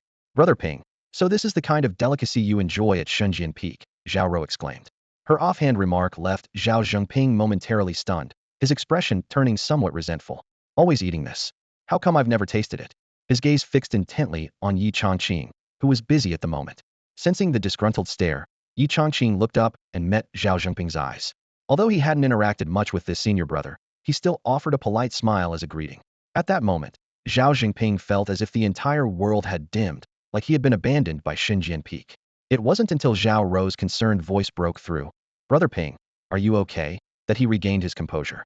Forcing a smile, he shook his head, "I'm fine. This soup is indeed delicious and quite soothing. You should have more, Sister Rou." "Yes, Brother Ping, you too. You're still bleeding," she replied. Their display of affection in front of the table was starting to irritate the other disciples. Finally, someone couldn't hold back and spoke up, "Senior brother, can you save the lovey-dovey stuff for after the battle? The situation is dire right now. Yeah, my artery got slashed, and the bleeding won't stop. I desperately need a bowl of soup to survive. Can you two move aside for a bit? Show off all you want. Can't even escape this damn PDA on the battlefield," another muttered. Faced with their fellow disciples' complaints, Zhao Rou blushed deeply, while Zhao Jingping also felt a bit embarrassed. Just as he was about to explain, a powerful force suddenly propelled him towards the battlefield. "Enough chatter, drink up and get out." Hong Zun appeared behind them at some point and kicked Zhao Jingping away with a smirk on his face. "Ah, that felt good, finally a bit of payback. That's what you get for trapping your master with a formation." Hong Zun took another sip of the soup, finding it even more flavorful than before. However, his moment of indulgence was interrupted by the furious roar from the sky. "Hong Zun, are you done yet?" It turned out that Qingshi was struggling to fend off the Blood Tiger Demon King and the Golden Eagle Demon King all by himself. Hong Zun had said he'd be right back after having some soup, but he never returned. Hearing Qingshi's angry shout, Hong Zun suddenly remembered, "Oh shoot, I almost forgot." The surrounding disciples couldn't help but twitch their lips, thinking, "Others are fighting for their lives, and you're here forgetting about it?" Hong Zun quickly finished his bowl of soup and dashed towards the battlefield to relieve Qingshi.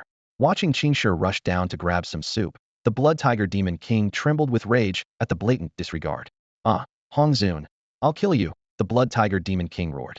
But Hong Zun was unfazed, simply shouting back to Qingshi, "Hurry up and drink, then come back to switch with me." This attitude only further enraged the Blood Tiger Demon King.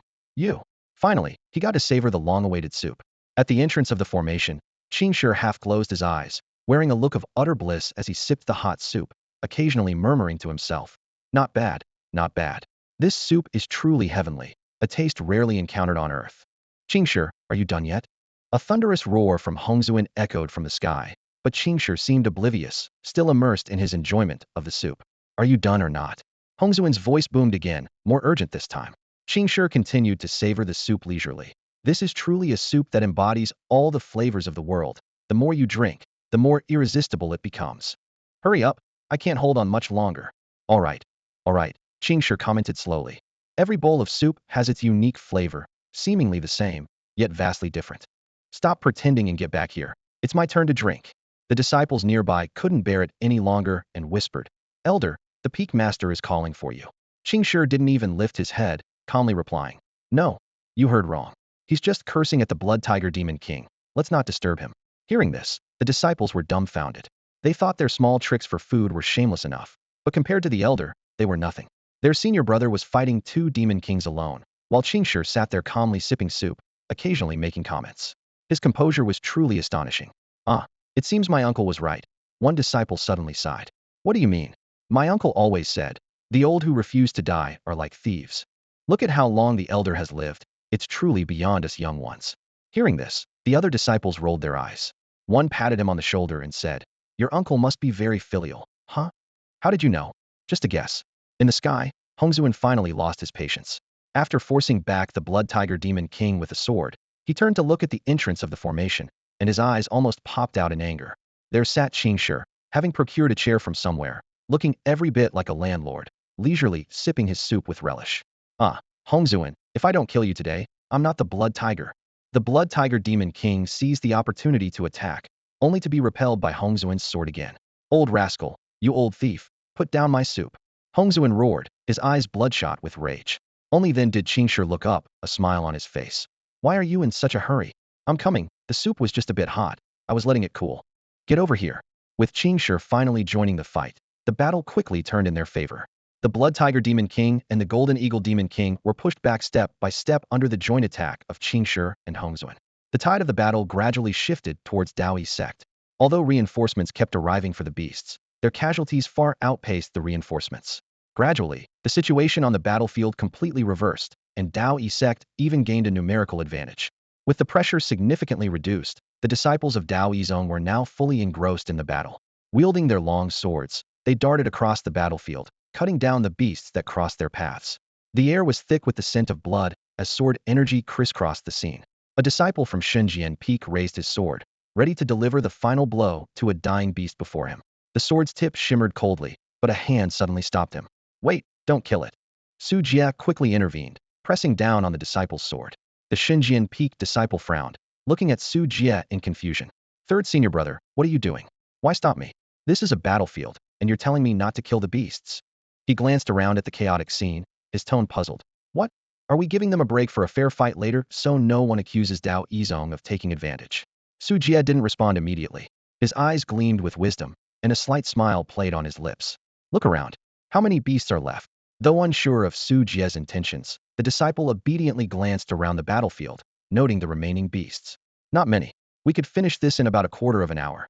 Exactly. The battle is almost over, Su Jia said meaningfully, lowering his voice slightly. Once it's over, we won't get any of the benefits. Whoa! The disciple was struck by the realization, his eyes widening as if he'd uncovered a profound secret. He slapped his forehead in sudden understanding. Right, when the battle ends, we won't get any rewards. The disciple looked at Su Jia with a mix of fear and relief, beads of sweat forming on his forehead. Good thing you stopped me, third senior brother, or I would have made a grave mistake. Seeing the change in his junior's expression, Su Jia nodded in satisfaction and whispered, You can be taught. So what do we do now, third senior brother? The disciple asked eagerly. Su Jia grew serious, his tone firm. The key is not to let the battle end. Not let it end. The disciple frowned as he surveyed the battlefield. That seems difficult. The beasts are already on the brink. We just need one final push to end it. Think, man. Su Jia lightly tapped the disciple's shoulder. Controlled delay, understand?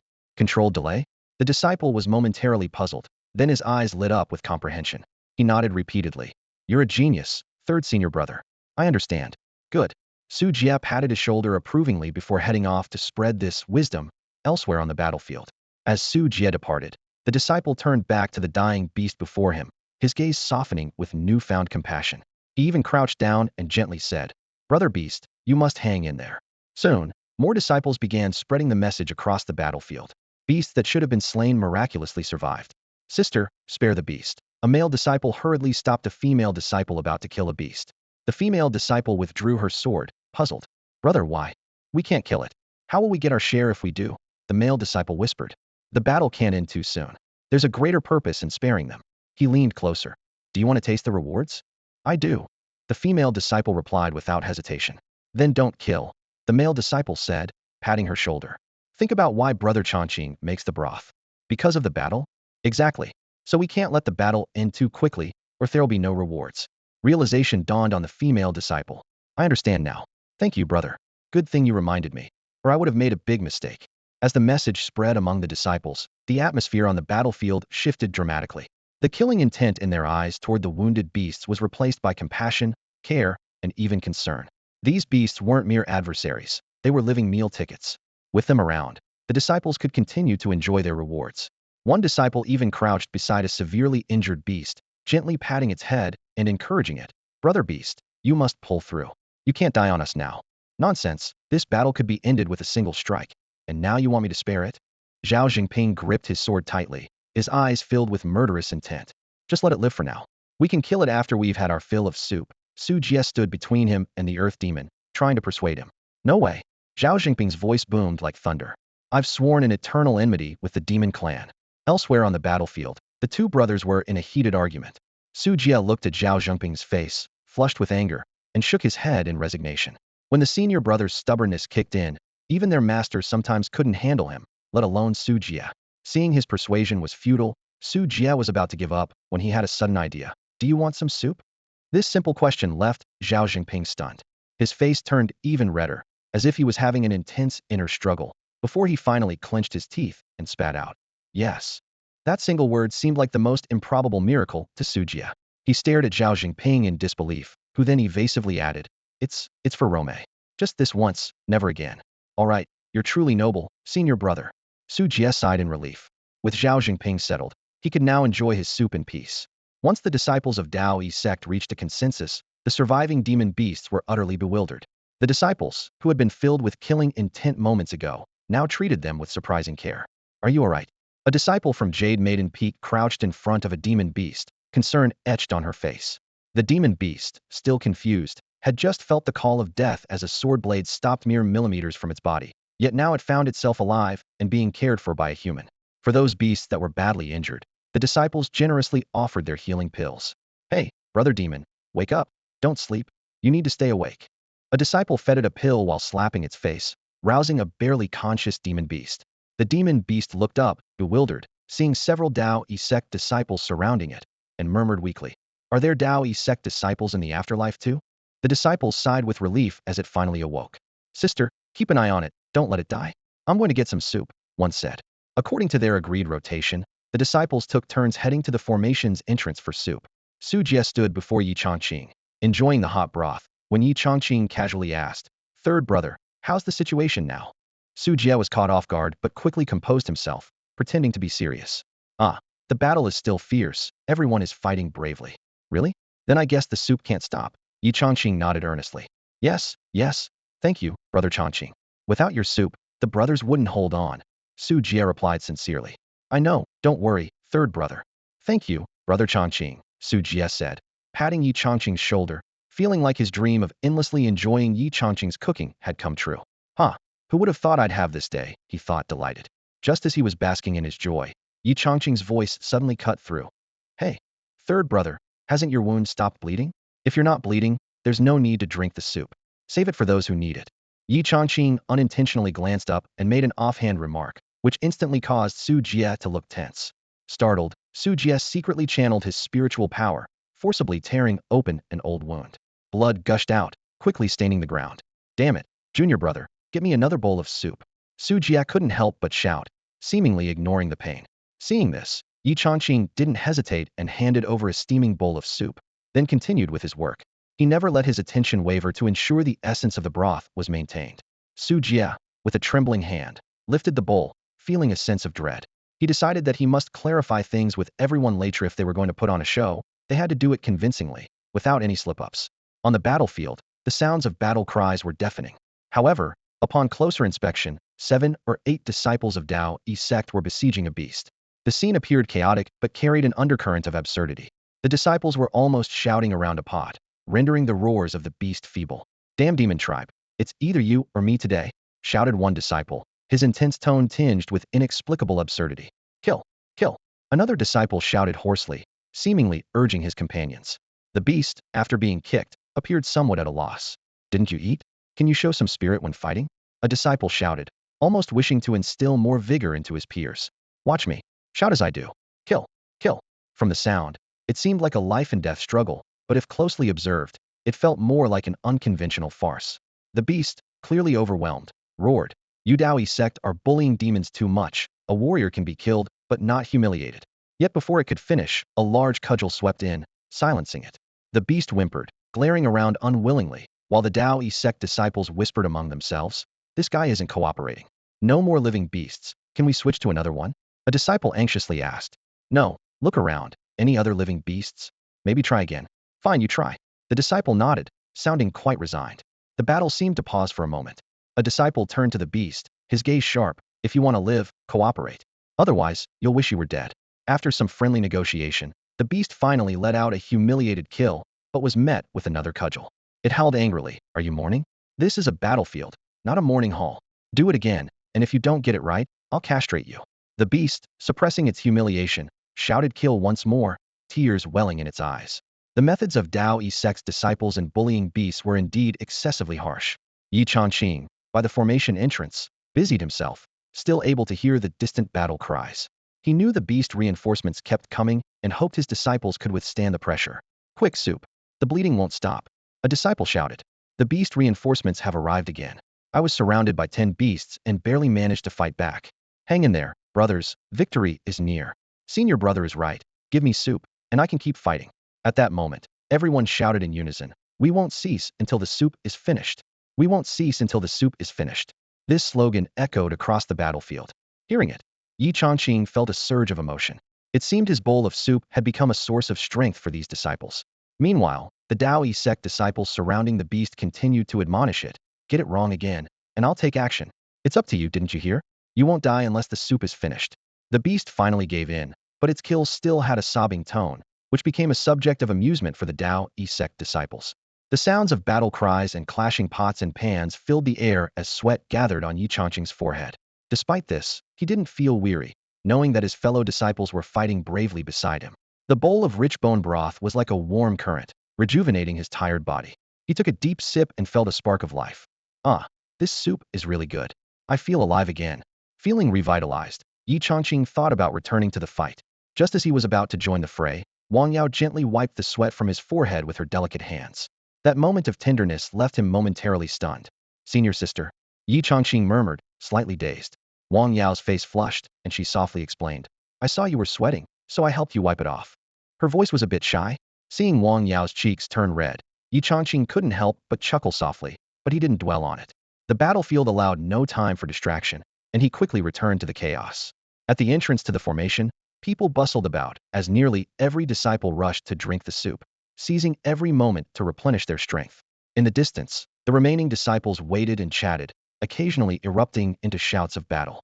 "Hey, junior sister, let me tell you, getting to eat a meal cooked by junior brother Changqing is no easy feat." A voice laughed. "Every mealtime feels like a battle. You have to fight for a spot. Since you're not from Divine Sword Peak, you wouldn't understand. Charge." Before the words finished, another shout followed. As Yi Changqing watched them continue to fight, he couldn't help but think that eating couldn't be neglected for long. "Senior brother, can I come to Divine Sword Peak to eat in the future?" "Charge. That's not possible." "Shout. How many times have I shouted? Now it's your turn." A disciple kicked a nearby beast in frustration. The beasts watched their actions with despair. Endless slaughter had almost made them forget pain, and they only wished for death. Suddenly, a thunderous shout came from the distant sky. "Stop." The voice roared like thunder, causing everyone to pause and look up. A group of demon kings was swiftly approaching, led by a furious demon king who coldly commanded, "Stop." Then, powerful figures from various sects, including Qi Xiong, Shi Song, and Bai Hua, appeared on the battlefield.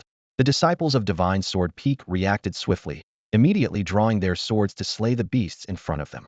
With the sect leader's arrival, the battle naturally couldn't continue.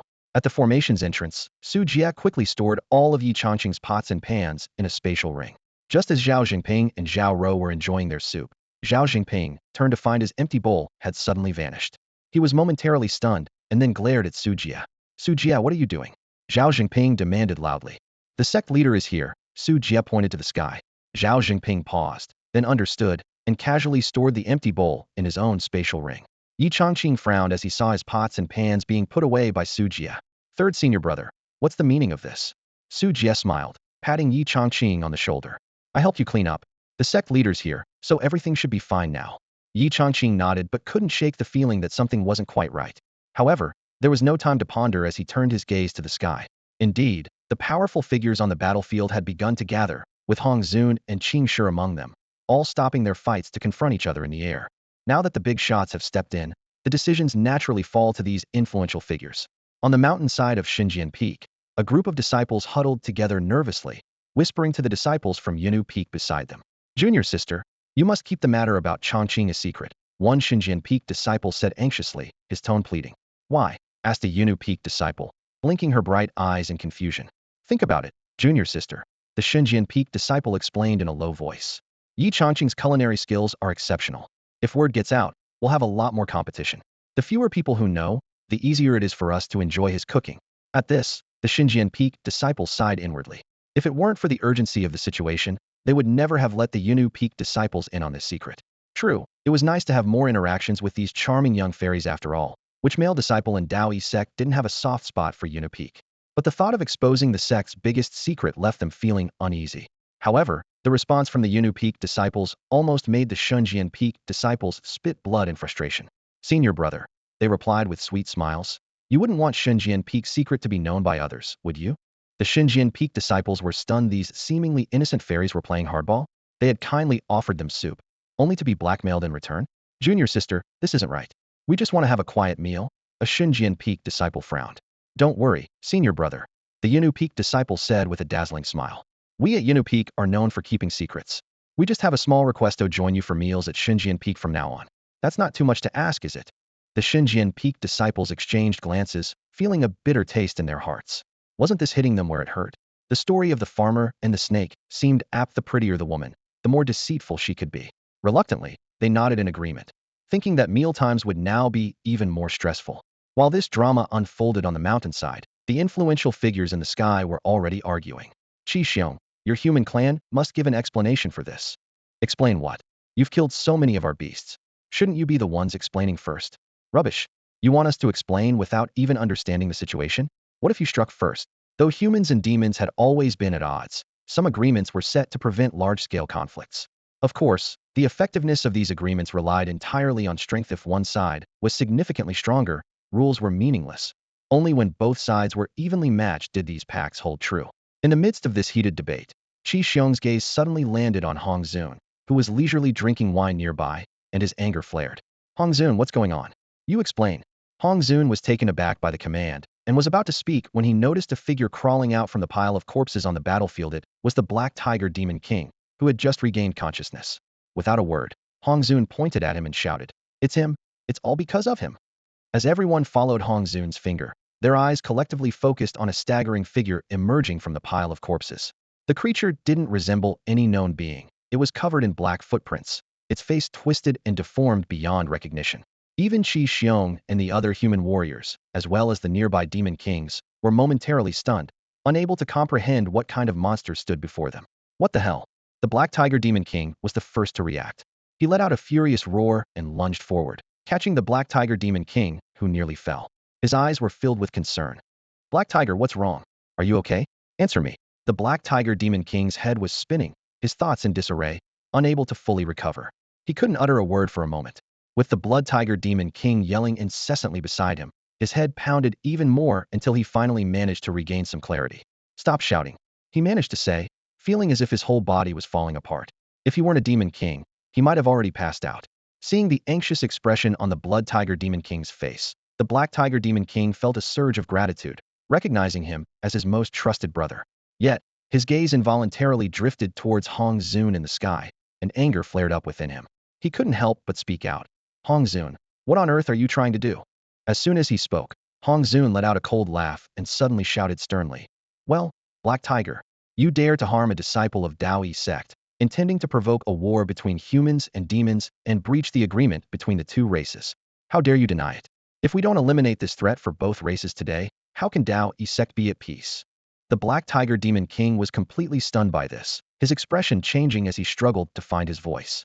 Almost instinctively, he roared. I didn't. Don't falsely accuse me. His mind was a chaotic mess, unable to recall ever harming a Tao Sect disciple. The other demon kings, witnessing this, began to question Hong Zun's accusations. Indeed, what are you saying? Who would believe it? This is just your human perspective. You can't make such claims without evidence. Facing the skepticism of the demon kings, Hong Zun's lips curled into a cold smile. His sharp gaze fixed on the Black Tiger Demon King. Evidence? Fine, I'll show you. With that, he turned to the Black Tiger and asked in a deep voice, Black Tiger, tell me, why are you here? Although the Black Tiger Demon King had slightly regained his senses, his head was still foggy, prompting him to retort. I was on my way to Flying Eagle Ravine to find Blood Tiger when I ran into you. I've already explained everything clearly. However, a sneer appeared on Hong Zun's face. He glanced at the Demon Kings present and said coldly, this is nothing but a fabricated absurd lie. Does anyone believe it? Do you think anyone would fall for such a childish trick? He continued with a stern laugh. The Black Tiger originally learned that disciples of my divine sword Peak would be heading to the coastal camp today for a rotation. He harbored evil intentions and set an ambush along the way, attempting to intercept and kill my divine sword Peak disciples. If I hadn't followed, there would surely have been disciples killed today, leading to a war between the two races. Black Tiger's actions clearly reveal his malicious intent to sow discord between the races. As soon as he finished speaking, the Black Tiger Demon King was utterly bewildered, a mix of confusion and anger flashing in his eyes. When did I ever try to start a war between the two races? And when did I betray the demon race? What gives you the right to say that? With eyes blazing with anger, Heihu roared furiously at Hong Zun. He's lying. He's slandering me. He's defaming me. As soon as he finished speaking, his agitation caused his wounds to reopen, and he spat out several mouthfuls of fresh blood. Heihu's body trembled slightly, his face pale, yet he couldn't suppress his fury. Hong Zun, however, remained calm, leisurely raising his wine glass and taking a gentle sip, seemingly unfazed by Heihu's rage. He spoke slowly. Look at him, he's panicking. This is exactly how someone reacts when the truth is revealed. Heihu's treacherous intentions are obvious. Are you all still going to be foolishly kept in the dark? Though Hong Zun's tone was calm, his words cut into Heihu like a sharp blade. The calmer Hong Zun appeared, the more Heihu's anger grew uncontrollable. Xuehu, standing nearby, couldn't help but interject. Hong Zun, stop trying to sow discord here. Hong Zun smiled slightly, his tone still measured. Sow discord? Huh. Then let me ask you. How did Heihu end up on the path that my Shunjian Peak disciples must pass? Didn't you say before that it was just a coincidence? Coincidence? Hong Zun's lips curled into a smirk, and his gaze swept provocatively over the gathered demon kings. Then if I visit your Tiger Ridge tomorrow, is that a coincidence too? His words struck the air like a heavy hammer, leaving Xuehu speechless. There aren't so many coincidences in the world. Hong Zun continued at a leisurely pace. Heihu being there was clearly intentional. His target was clear: the disciples of Shunjian Peak. It's not a coincidence, but a carefully planned conspiracy. Heihu openly violated the agreement between our two races. Xuehu's brow furrowed as he hurried to refute. If that's true, why would Heihu ask me for help? Hong Zun paused briefly, a hint of disdain flashing in his eyes as he turned to Xuehu. Is your head not working? I made it clear earlier, if it weren't for my appearance, Heihu would have succeeded already. He didn't expect me to arrive so quickly, which thwarted his plan, forcing him to ask for help. To be clear, he sought help because he knew he couldn't succeed anymore. Hong Zun's voice rose, pointing at Heihu. Now all the facts are laid out, and the evidence is there. How will your demon clan explain this? Finishing his statement, Hong Zun sharply turned to the other demon kings, demanding, do you have anything else to say? Qi Xiong, Baiwa, and other powerful figures from Shunjian Peak watched quietly, their expressions complex. Only Song frowned slightly, a gleam of wisdom in his eyes, as if he had anticipated this situation. He thought to himself, isn't this just like the situation with the Luoxia sect last time? But this time, Hong Zun is handling it personally, not his disciple Su Jie. He knew well that Su Jie's words had once been irrefutable. Now it was clear, Hong Zun was indeed more shrewd than his disciple. The demon kings were left speechless by Hong Zun's words, while Heihu's fury boiled over, his blood surging, fresh blood trickling from his mouth, his entire body shaking with anger. Seeing this, Hong Zun didn't miss the chance to add, look, Heihu is so ashamed he's spitting blood. That's the best evidence. However, Heihu shouted angrily, I'm coughing up blood from my injuries. What does that have to do with shame? He was frantic, nearly losing control. The other demon kings also looked troubled, but they clearly weren't ready to concede easily. Finally, one of the demon kings couldn't resist speaking up. Hong Zun, stop twisting the facts. This is just your word against his. Where's the evidence? Show us some concrete proof if you have it. Hong Zun chuckled coldly. Evidence? Do you need evidence? Just then, a shout came from below. I can testify. Yes, the Peak Master is right. Hey, who Demon King is the one. The disciples of Shenjian Peak were filled with anger, unhesitatingly pointing at Hey, who Demon King. The disciples of Shenjian Peak stood tall and spoke in unison, each determined to support Hong Zun's claims. The Peak Master is right. The Black Tiger Demon King is trying to incite a war between the two races, one disciple declared, thumping his chest. We were just chatting on the starship when the Black Tiger Demon King attacked us, another disciple added, his eyes shining with sincerity. If the Peak Master hadn't arrived in time, we all might have perished under the demon's claws. A burly disciple stepped forward, vividly recounting. It was a bright and sunny morning. We, the disciples of Shenjian Peak, were joyfully traveling by starship to the coastal camp for a shift change. But halfway there, we encountered the Demon King. Without a word, it tried to kill us, but thankfully, the Peak Master saved us. In a corner, a skinny disciple pulled out a notebook and earnestly read aloud. On the 8th of April, year 9963 of the Howdu calendar, as a disciple of Shenjian Peak, I was headed to the coastal camp for a shift change. Everything should have gone smoothly, but we encountered the Demon King midway. This Demon King wanted to kill us to provoke a war between humans and demons. Some disciples went as far as to lie on the ground, wailing mournfully. One raised a leg, pointing to a shallow scar, and cried, "Master, look, this leg was injured by the Black Tiger Demon King. And me too." Another raised an arm, "My hand as well. The wound stretches all the way to my heel." A female disciple from Yunu Peak, witnessing the scene, couldn't help but point out, "Senior brother, your wound is already scabbed over." "Impossible. Look closely, senior sister." The disciple hastily retorted, and as soon as he spoke, the scabbed wound suddenly began bleeding again. The members of Yunu Peak twitched their mouths, thinking to themselves, what a relentless act. Enough. I have never met any of you. The Black Tiger Demon King, unable to bear it any longer, roared in anger, then coughed, spluttered, spat out blood, and fainted again. "Look, the Black Tiger Demon King has committed suicide out of guilt," someone shouted, and immediately, the disciples of Shenjian Peak chimed in, as if they had rehearsed it. It realized its plot was foiled and committed suicide out of guilt. "I believe there are accomplices behind this," a disciple with a mustache analyzed convincingly. Yes, the Black Tiger Demon King must have committed suicide to protect its accomplices.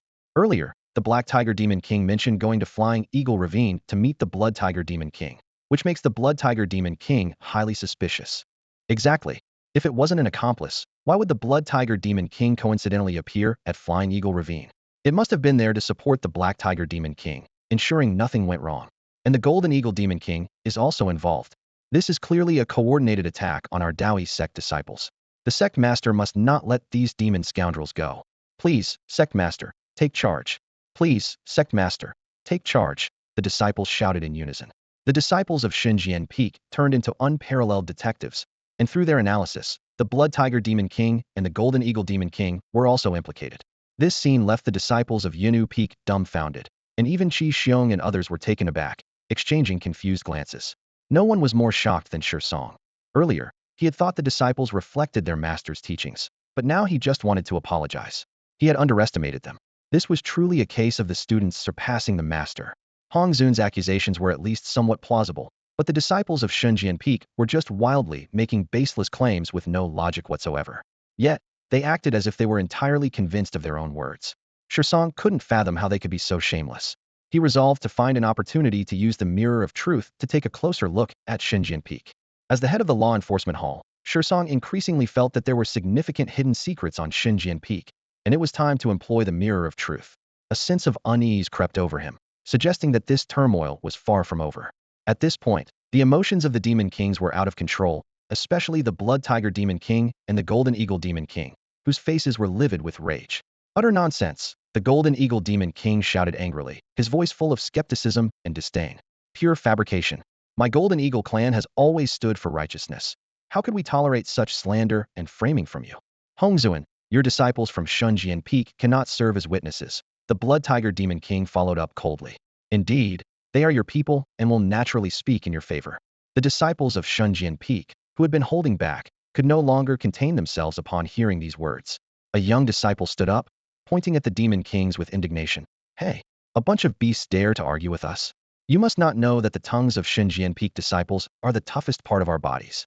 You don't believe us, do you? Would you dare question the disciples of Yunu Peak as well?" Immediately, the gaze of all Shenjian Peak disciples turned to the disciples of Yunu Peak, causing the atmosphere to become tense and heavy.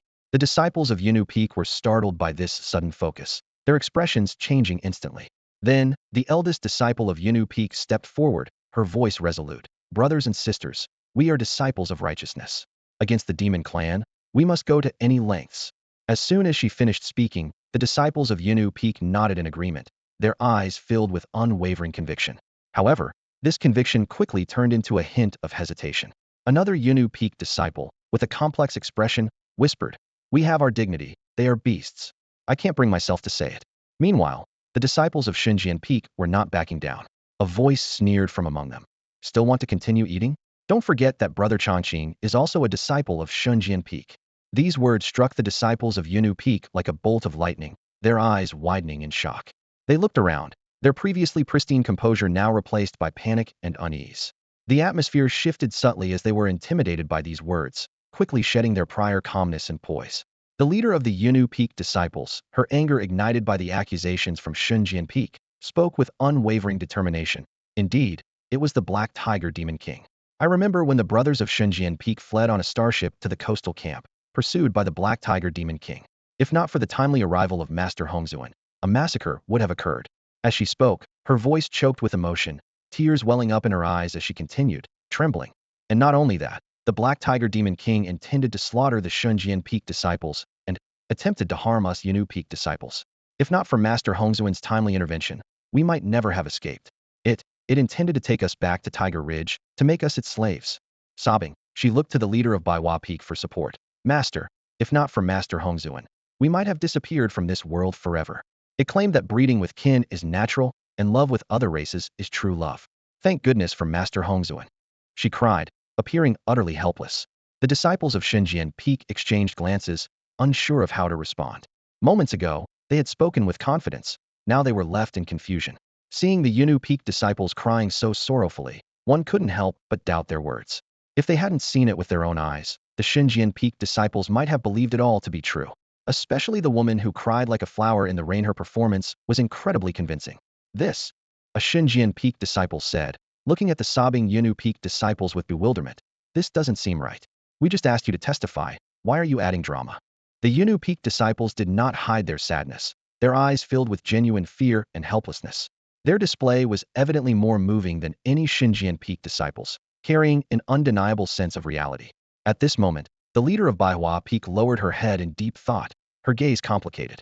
She knew her disciples to be dignified and courteous, unlikely to lie easily, especially at such a critical moment. The words of the Yunu Peak disciples shook her confidence in the Xinjian Peak disciples, leading her to trust their testimony. In contrast, the Xinjian Peak disciples fell silent in resignation. Now, Qi Xiong's expression also appeared particularly complex, as he sensed the situation spiraling out of control. Song frowned deeply, inwardly lamenting. Was Hongzuan telling the truth? He couldn't fully grasp it, as Hongzuan's words were often untrustworthy. But how could the Yunu Peak disciples lie at such a crucial moment?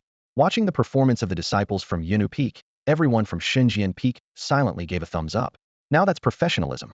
Many disciples from Xinjian Peak took a moment to reflect on themselves, realizing their own shortcomings and understanding deeply that one should never be arrogant or complacent, but always strive to learn throughout life. Yi Changqing was even more in awe. He had thought he was knowledgeable after witnessing the various skills of the Xinjian Peak disciples, but now he realized that in certain areas, they were indeed outmatched. This must be what they call talent. Their natural acting skills, the tears they could summon at will, were flawless. Even someone like Song was moved and began to question his previous judgments. At this moment, Song's gaze happened to fall on Zhao Jingping at the entrance of the formation, and his eyes lit up. "That's right, ask Zhao Jingping," he thought. Even if there were issues with the Yunu Peak disciples, Zhao Jingping would never lie. With his upright nature, he would never compromise his integrity. "Zhao Jingping, is what the disciples said true?" Song immediately inquired. As long as Zhao Jingping's response was accurate, the truth would be revealed.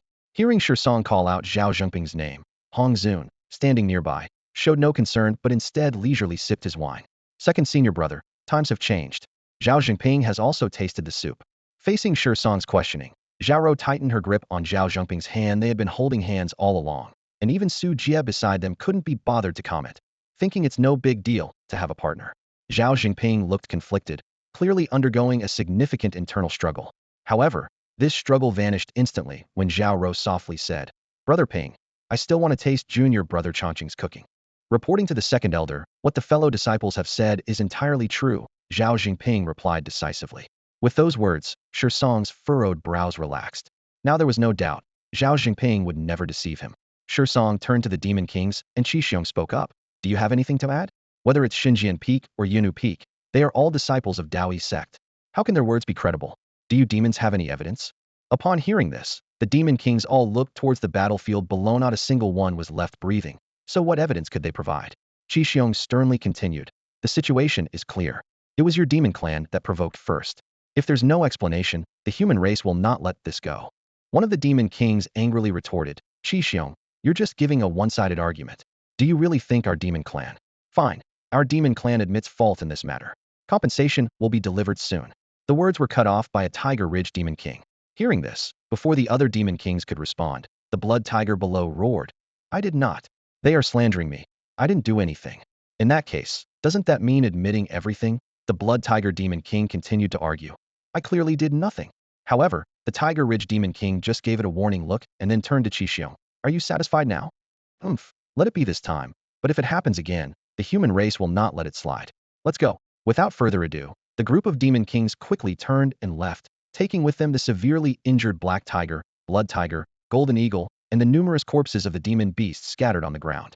The disciples of Xinjian Peak watched as these bodies were taken away, and they immediately felt a wave of discontent.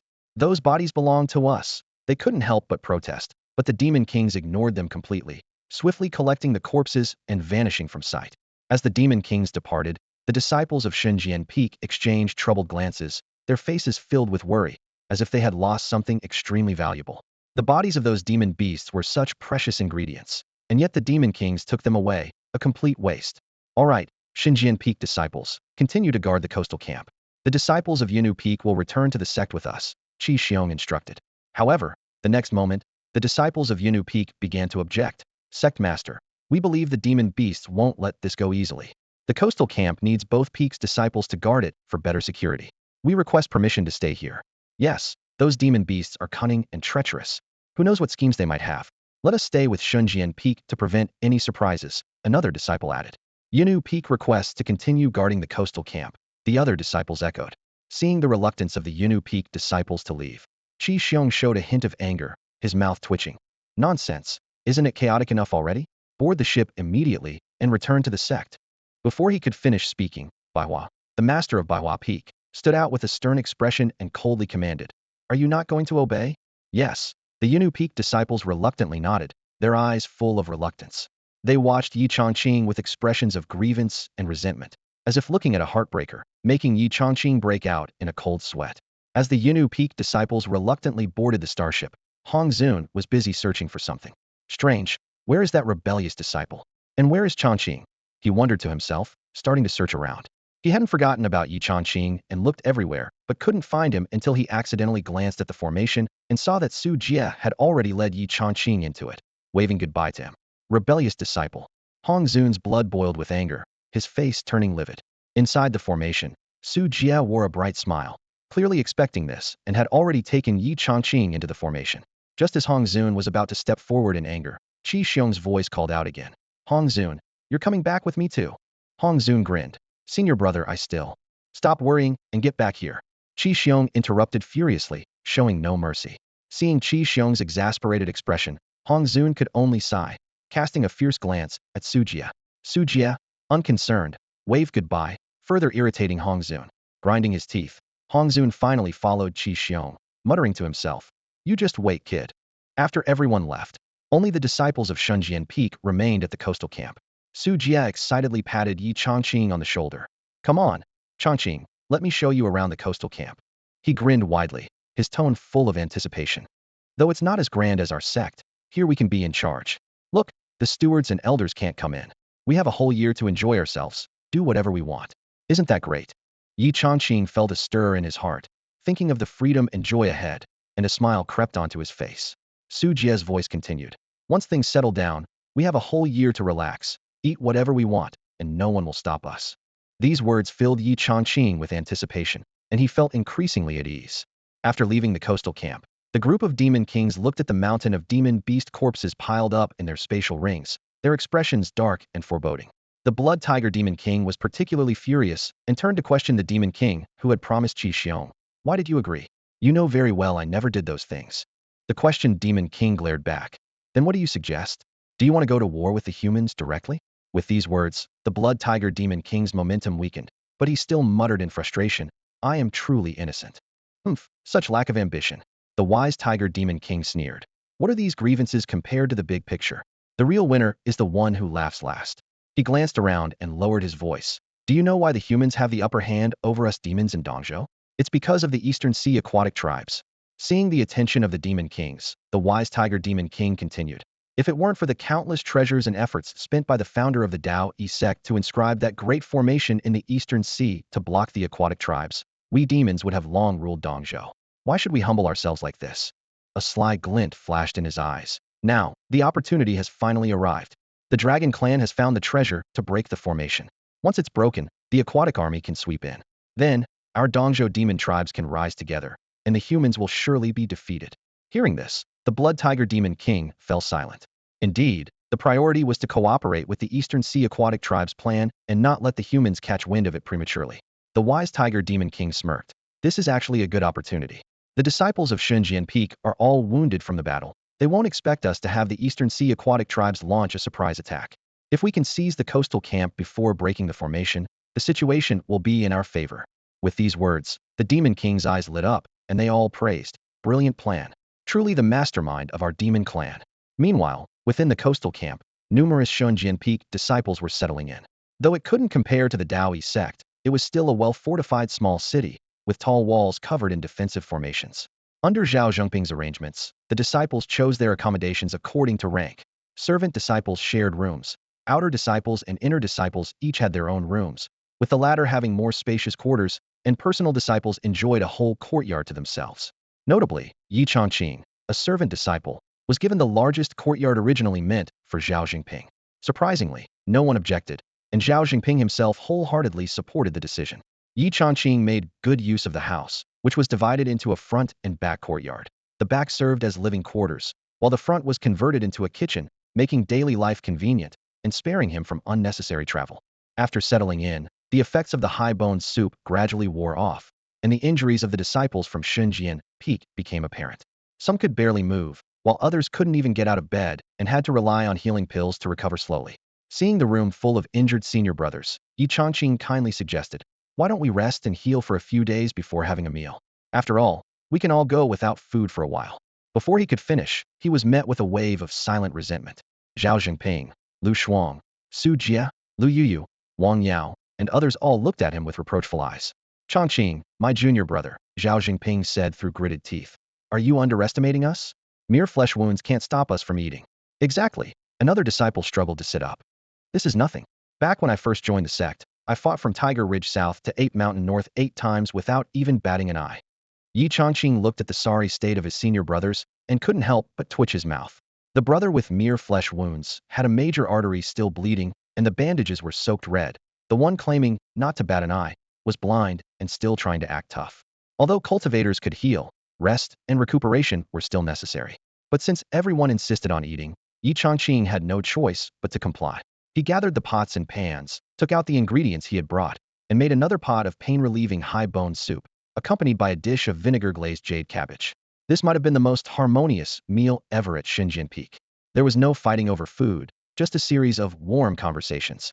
Blind man, you stepped on my foot. Sorry, senior brother, I can't see. Then why are you even here to eat? Don't push. My wound's opening again.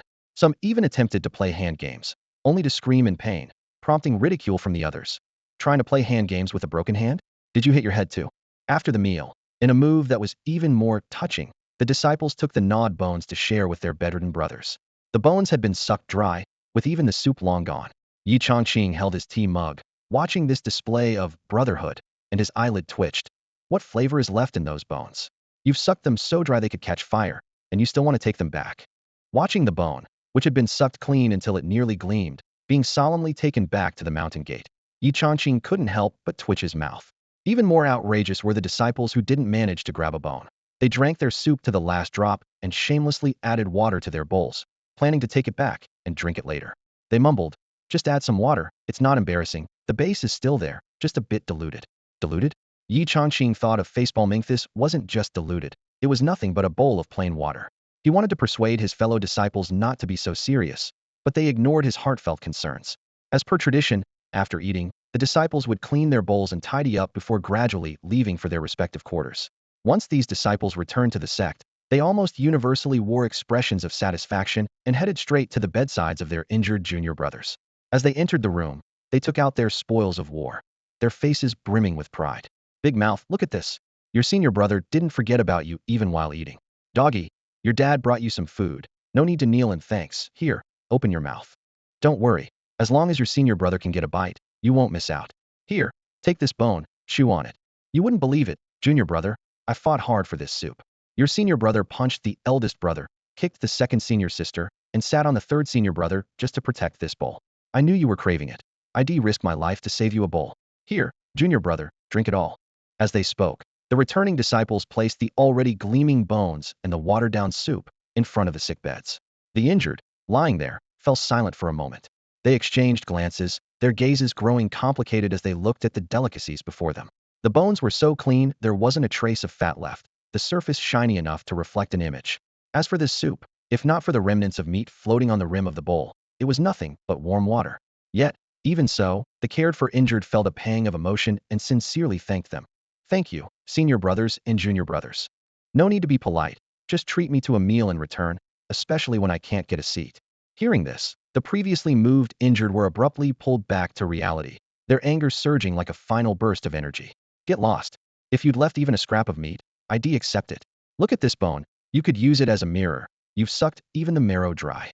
So, are you going to eat it or not? Eat. That's the spirit. You know the saying, when you eat someone else's food, you owe them. Remember to repay me next time. The bedridden disciples, unable to move, could only curse while begrudgingly accepting the flavorless bones to gnaw on. They silently vowed that, come hell or high water, they would never miss a meal due to injury again. This experience was too damned frustrating. And those who only got the soup were worse off. They drank a whole bowl, yet only a fleeting hint of meat flavor lingered in their mouths, as if the taste was a mere illusion, gone as quickly as it came. Meanwhile, on the other side of the coastal camp where the disciples of Divine Sword Peak were stationed, the sea outside the formation remained calm. But beneath this tranquility lay the vast and mysterious domain of the East Sea aquatic tribes. Countless aquatic creatures lived here, and in terms of overall strength, the East Sea tribes were arguably the strongest among the Eastern Continent's demon clans. Unfortunately, the barrier prevented them from entering the Eastern Continent. Deep beneath the sea, a magnificent and sprawling underwater palace complex stood quietly. At its entrance was a rustic stone stele inscribed with two large characters, Dragon Palace. This was the dwelling place of the Jiaolong clan. Claiming the title of a dragon palace is somewhat self-aggrandizing. Although the Jiao dragon clan possesses some dragon bloodline, the true pure-blooded dragons don't recognize them, and the gap in power between the two is vast.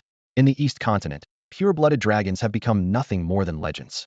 Inside the main hall of the so-called Dragon Palace, nearly 40 powerful members of the Jiao dragon clan were gathered, each a formidable demon king. This lineup was comparable to Dao Yi Sect and far surpassed other demon tribes in the East Continent.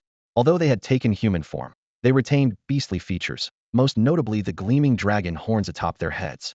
The Jiao dragon clan leader, seated at the head, scanned the gathered demon kings with a sharp gaze and spoke in a deep voice. We've just received word from Tiger Ridge.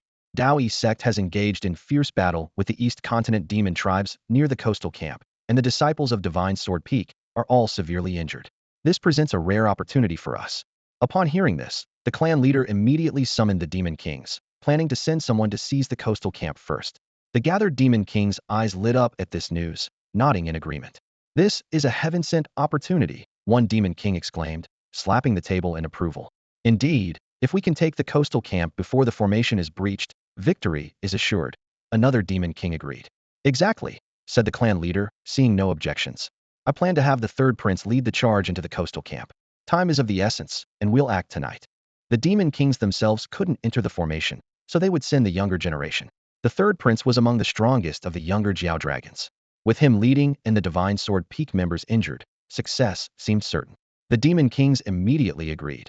With the third prince personally leading, success is guaranteed. Yes, it seems the rise of our aquatic tribe is imminent. Haha, that's right, our aquatic tribe will rise today. The demon kings were elated, and even the usually composed Jiao Dragon Clan leader couldn't help but smile. It truly seemed like a heaven-sent opportunity, as if the heavens themselves favored the East Sea aquatic tribe. Meanwhile, at the coastal camp, night had fallen. Despite many disciples being bedridden, the others continued their rigorous training. Such dedication, if witnessed by outsiders, would surely earn them admiration, truly worthy of Tao Sect disciples. The camp was bustling, and amidst the noise, a shadow silently glided across the night sky, arriving unnoticed at Su Jie's residence. Inside, Su Jie sat with his back to the door, a dim lamp casting a warm glow. He occasionally let out a strange chuckle. Heh, I'm so clever. Now I can enjoy this feast, not bad at all. When Shi Xiong and the others arrived at the formation's entrance, Su Jie had quickly stashed away the remaining high-quality bone broth, saving it for this moment. Late at night, alone, it was the perfect time to savor the soup. Su Jie felt an unprecedented sense of happiness.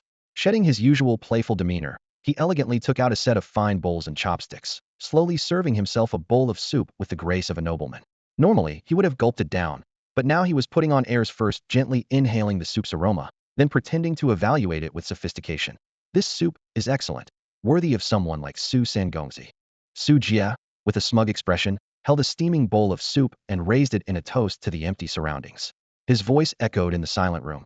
Second senior sister, this bowl of soup is for you, in gratitude for your care when I was young. Fifth junior sister, this one's for you too. If it weren't for your introduction to junior brother Chongqing, today wouldn't have been possible. He paused, then continued. And to senior brother, though you are strict, I've always respected you. Here's to the lasting bond between us brothers.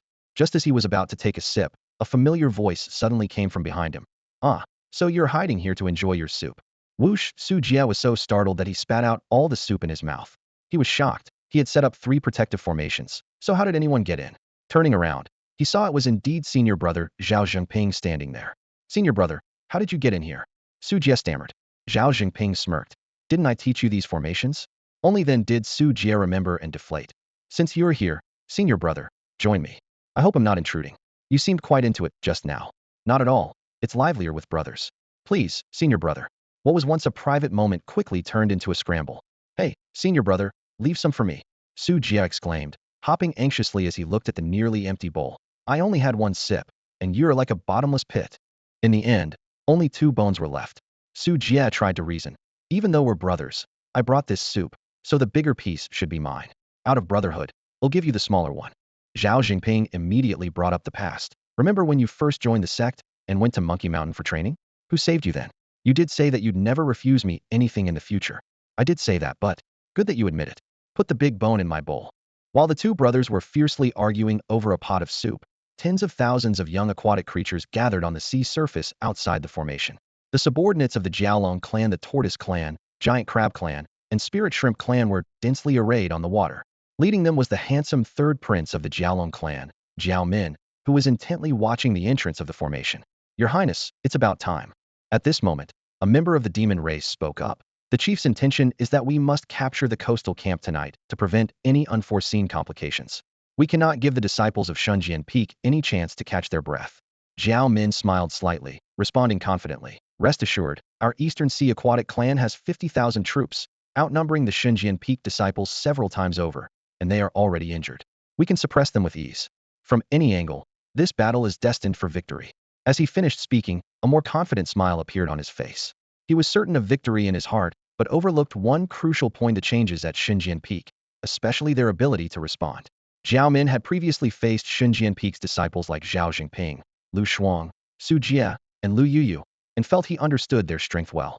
However, he was unaware that the Shunjian Peak before him was not the same as before. With the smile still on his face, Jiao Min raised his hand and calmly declared, all demons, heed my command. Enter the formation without stopping, charge straight to the camp. Today, I shall decide the fate of the world in one battle. The rise of the aquatic clan begins today. Attack. At his command, tens of thousands of aquatic demon beasts behind him roared in unison and rushed into the formation.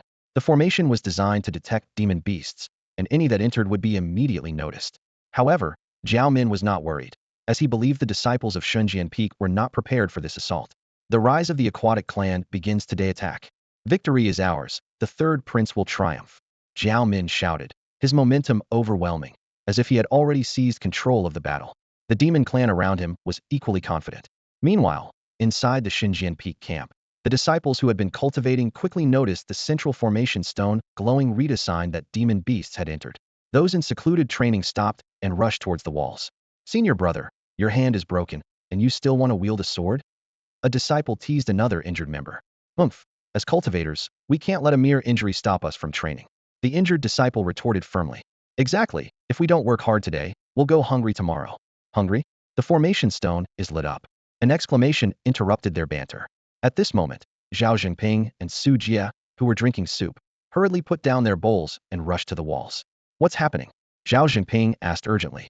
The formation stone just lit up, Lu Shuang replied quickly, catching up to Zhao Jinping, her anxious eyes making him instantly realize the gravity of the situation.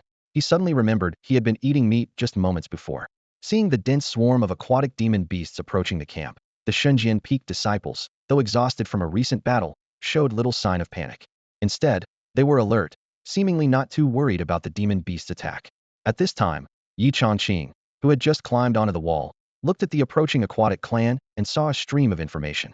Delicious salmon clan. Tasty spirit shrimp clan. Nutrient-rich dragon clan.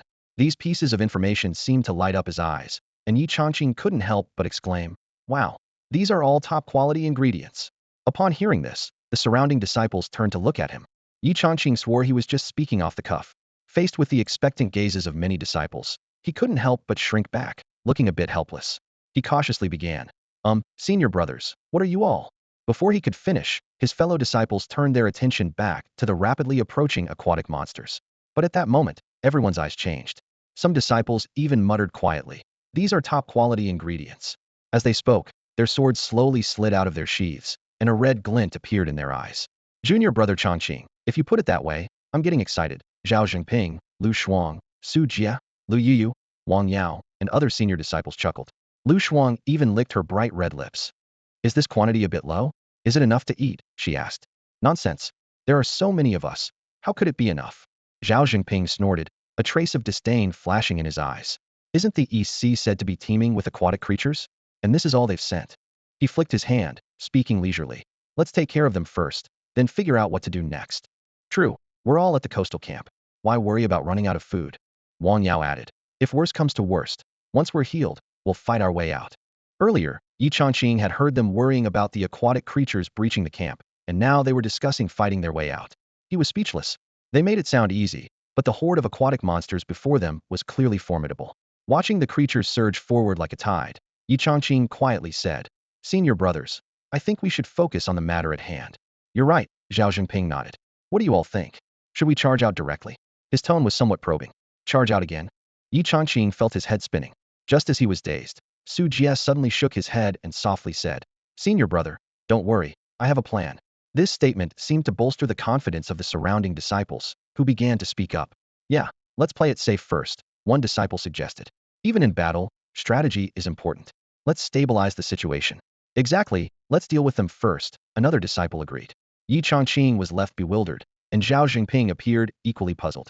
However, each disciple seemed brimming with confidence. At that moment, the aquatic monsters were closing in, their momentum fierce. The battle was imminent. Meanwhile, the horde of aquatic monsters led by Jiao Min was drawing ever closer to the camp, his smile growing brighter. Seeing the camp about to be overrun, Jiao Min was already envisioning himself ascending to the position of young master. Suddenly, a nearby aquatic creature couldn't help but speak up. Third Prince, something's not right. Why are there red lights on the city wall, like pairs of eyes? Nonsense. Have you ever seen eyes that glow red? Jiao Min dismissed it, continuing to confidently watch the camp. At that moment, on the city wall, the disciples of Shenzhen Peak were getting ready. As the aquatic monsters drew nearer, some disciples were already drooling, eager to act. They're coming. Almost here, a disciple whispered excitedly. Just a bit more, and we can make our move. As the aquatic creatures were about to arrive, an inner Sect disciple quickly formed seals. Instantly, a dazzling burst of fire erupted in the distance, engulfing hundreds of monsters and reducing them to ashes. It was the light of a talisman, and it appeared to be of quite high grade. Haha, I buried that talisman this afternoon. Didn't expect it to come in handy. The disciple laughed excitedly. But at that moment, Su Jia shouted angrily, scolding without mercy. Who told you to use a 5th-grade talisman? The monsters are all roasted. How can they be used as ingredients? His voice was full of anger. Wasteful fool, watch me. As he finished speaking, more disciples began forming seals. This time, a series of golden light talismans emerged, instantly enveloping hundreds of aquatic monsters. The blinding light flashed, and the aquatic creatures' bodies were easily pierced, each falling with a cry, turning into corpses. On the city wall, the disciples erupted in cheers. Great job. Well done. The selection of this golden light talisman was clever. It didn't damage the corpses of these aquatic creatures at all, remarked Brother Tang, leaving Yi Changqing in awe. As expected, you've thought of everything. In the next brief quarter of an hour, Yi Changqing watched the camp's perimeter intently. Various talismans and formations were activated, filling almost every corner. From low level to high level, all sorts of formations spread out like curtains of light, enveloping the surroundings. The aquatic creatures showed no reaction, and in an instant, they were surrounded by the talismans and formations, completely disappearing within these meticulously designed arrays. Yi Changqing glanced around, seeing his fellow disciples brimming with confidence and joy. He couldn't help but feel a bit numb, thinking to himself, "Did you all set these up?"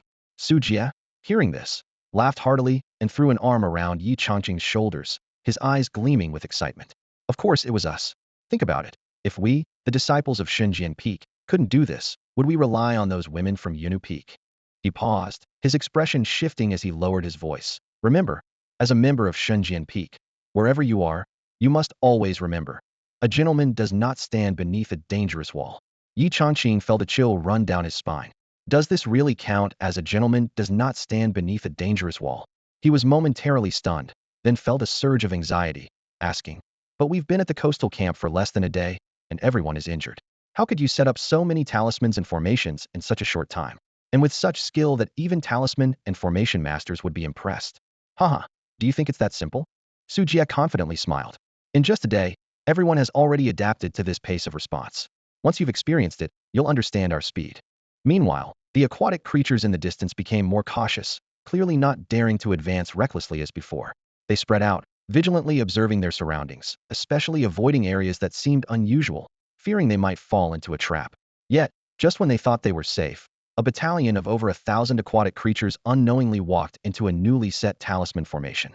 The leading aquatic creature sneered, noticing the recently concealed traces on the ground ahead, and thought, "They must not have been prepared before and now want to scare us with these little tricks. Too naive." It gestured for the troop to take a detour. But just as they skirted around the area, the talismans suddenly activated. Dozens of talismans glowed with golden light, quickly encircling them, trapping the entire battalion within the formation. Although they successfully avoided the suspicious ground, they couldn't escape the grasp of these formations. Why are there talismans here? The aquatic creatures were bewildered, unable to understand why this area triggered a formation again. The brothers on the city wall watched with a calm smile. "What you can think of, how could I not?" The brother who set the formation remained composed, pointing to the ground below, explaining, "That patch was dug on purpose by me. The real talismans are hidden on the path they must take." Meanwhile, some of the aquatic creatures trapped in the formation were desperately trying to break free. As they struggled, they secretly felt relieved, thinking, there are no more formations ahead. No one would be foolish enough to align formations in a straight line. However, just as they thought they had escaped, they were ensnared by yet another wave of formations. Their leader, filled with anger and despair, exclaimed, "Why are all these formations in a straight line? Who the hell set this up?" From the brothers on the city wall, there was a serene smile. As the saying goes, strike while the iron is hot, and when the enemy's offensive is at its strongest, we must weaken them layer by layer until they lose all ability to resist. The brother who set the formation spoke, a hint of coldness in his eyes. Now, what's left is for them to surrender. The aquatic creature battalion, under the pressure of multiple formations, had nearly lost all resistance, moving steadily towards complete defeat. The light from the formation and talismans shot up into the sky, weaving a vibrant web of colors that formed a spectacular canopy above. Standing high above, Yi Changqing was in awe of the scene, finally realizing how little he truly understood about his fellow senior disciples. The formations and talismans arranged around the area were not only numerous, but also ingeniously and intricately designed. Every seemingly safe path concealed hidden dangers, and every apparently harmless talisman was a lethal trap. These seasoned veterans had mastered psychological warfare, playing on the strategy of "I know that you know that I know," with remarkable skill. Watching as the aquatic army continually fell into these traps, Yi Changqing couldn't help but feel a sense of relief. What could have possessed these aquatic creatures to dare provoke such cunning foxes? They hadn't even reached the camp yet, and had already suffered heavy losses. Their forces were likely insufficient to deal with all these traps. Even more bewildered than Yi Changqing was Jiao Min, the third prince of the aquatic tribe. Confident in securing victory, it was now dumbfounded by the disastrous situation before it. Without even facing the disciples of Xinjian Peak, Most of its troops were already dead or injured, and the battle was clearly not going as it had anticipated. The surrounding Dragon Clan leaders exchanged puzzled looks, one of them questioning, weren't the disciples of Shunjian Peak supposed to have arrived just a day ago? Where did all these formations and talismans come from? Suddenly, a quick-witted leader had a revelation. I understand now. These must have been left by the Jade Maiden Peak. They've been stationed here for a whole year. Plenty of time to set these up. The monsters around them came to the same realization, beginning to curse the malicious intent of the Jade Maiden Peak. However, Jiao Min was furious, snapping, what's the point of saying this now? Even if we know Jade Maiden Peak set them up, these deadly formations and talismans aren't going to disappear on their own. As it surveyed the battlefield's devastation, Jiao Min couldn't help but curse. You idiots. Tortoise troops, who told you to charge straight into the formations? Crab Clan, did you really need to press your faces against the talismans? Shrimp Clan, couldn't you just go straight instead of taking that extra detour? From the rear, Jiao Min could see everything clearly, and the incompetence of the aquatic warriors was infuriating. The tortoise warriors, in particular, were at their wits' end. Who would have thought those cunning human cultivators would line up deadly traps along a straight path? Breaking through a formation and proceeding in a straight line is supposed to be safe, but the person who set up these formations is unusually unpredictable. All the formations seem to be precisely measured with calipers, lined up perfectly straight, with no curves whatsoever. The Crab Clan is feeling extremely frustrated. They had already tested and successfully triggered the talismans, so the path should have been clear. However, the person who set the formations had cunningly overlapped 2 layers of talismans in the same spot, each with its own trigger mechanism. They had only triggered the first layer, unaware that the second was lying in wait, which led to them blindly crashing into the talisman. Their proud experience was utterly useless in this situation. No matter what defensive measures they took, the formations and talismans would activate at the most unexpected times. In the blink of an eye, over half of their 50,000-strong aquatic force was lost, leaving fewer than 20,000.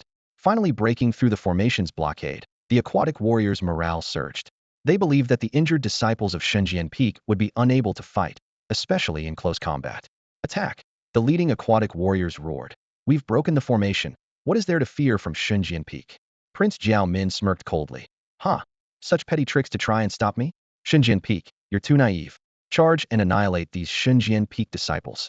However, the aquatic warriors on the front line remained motionless.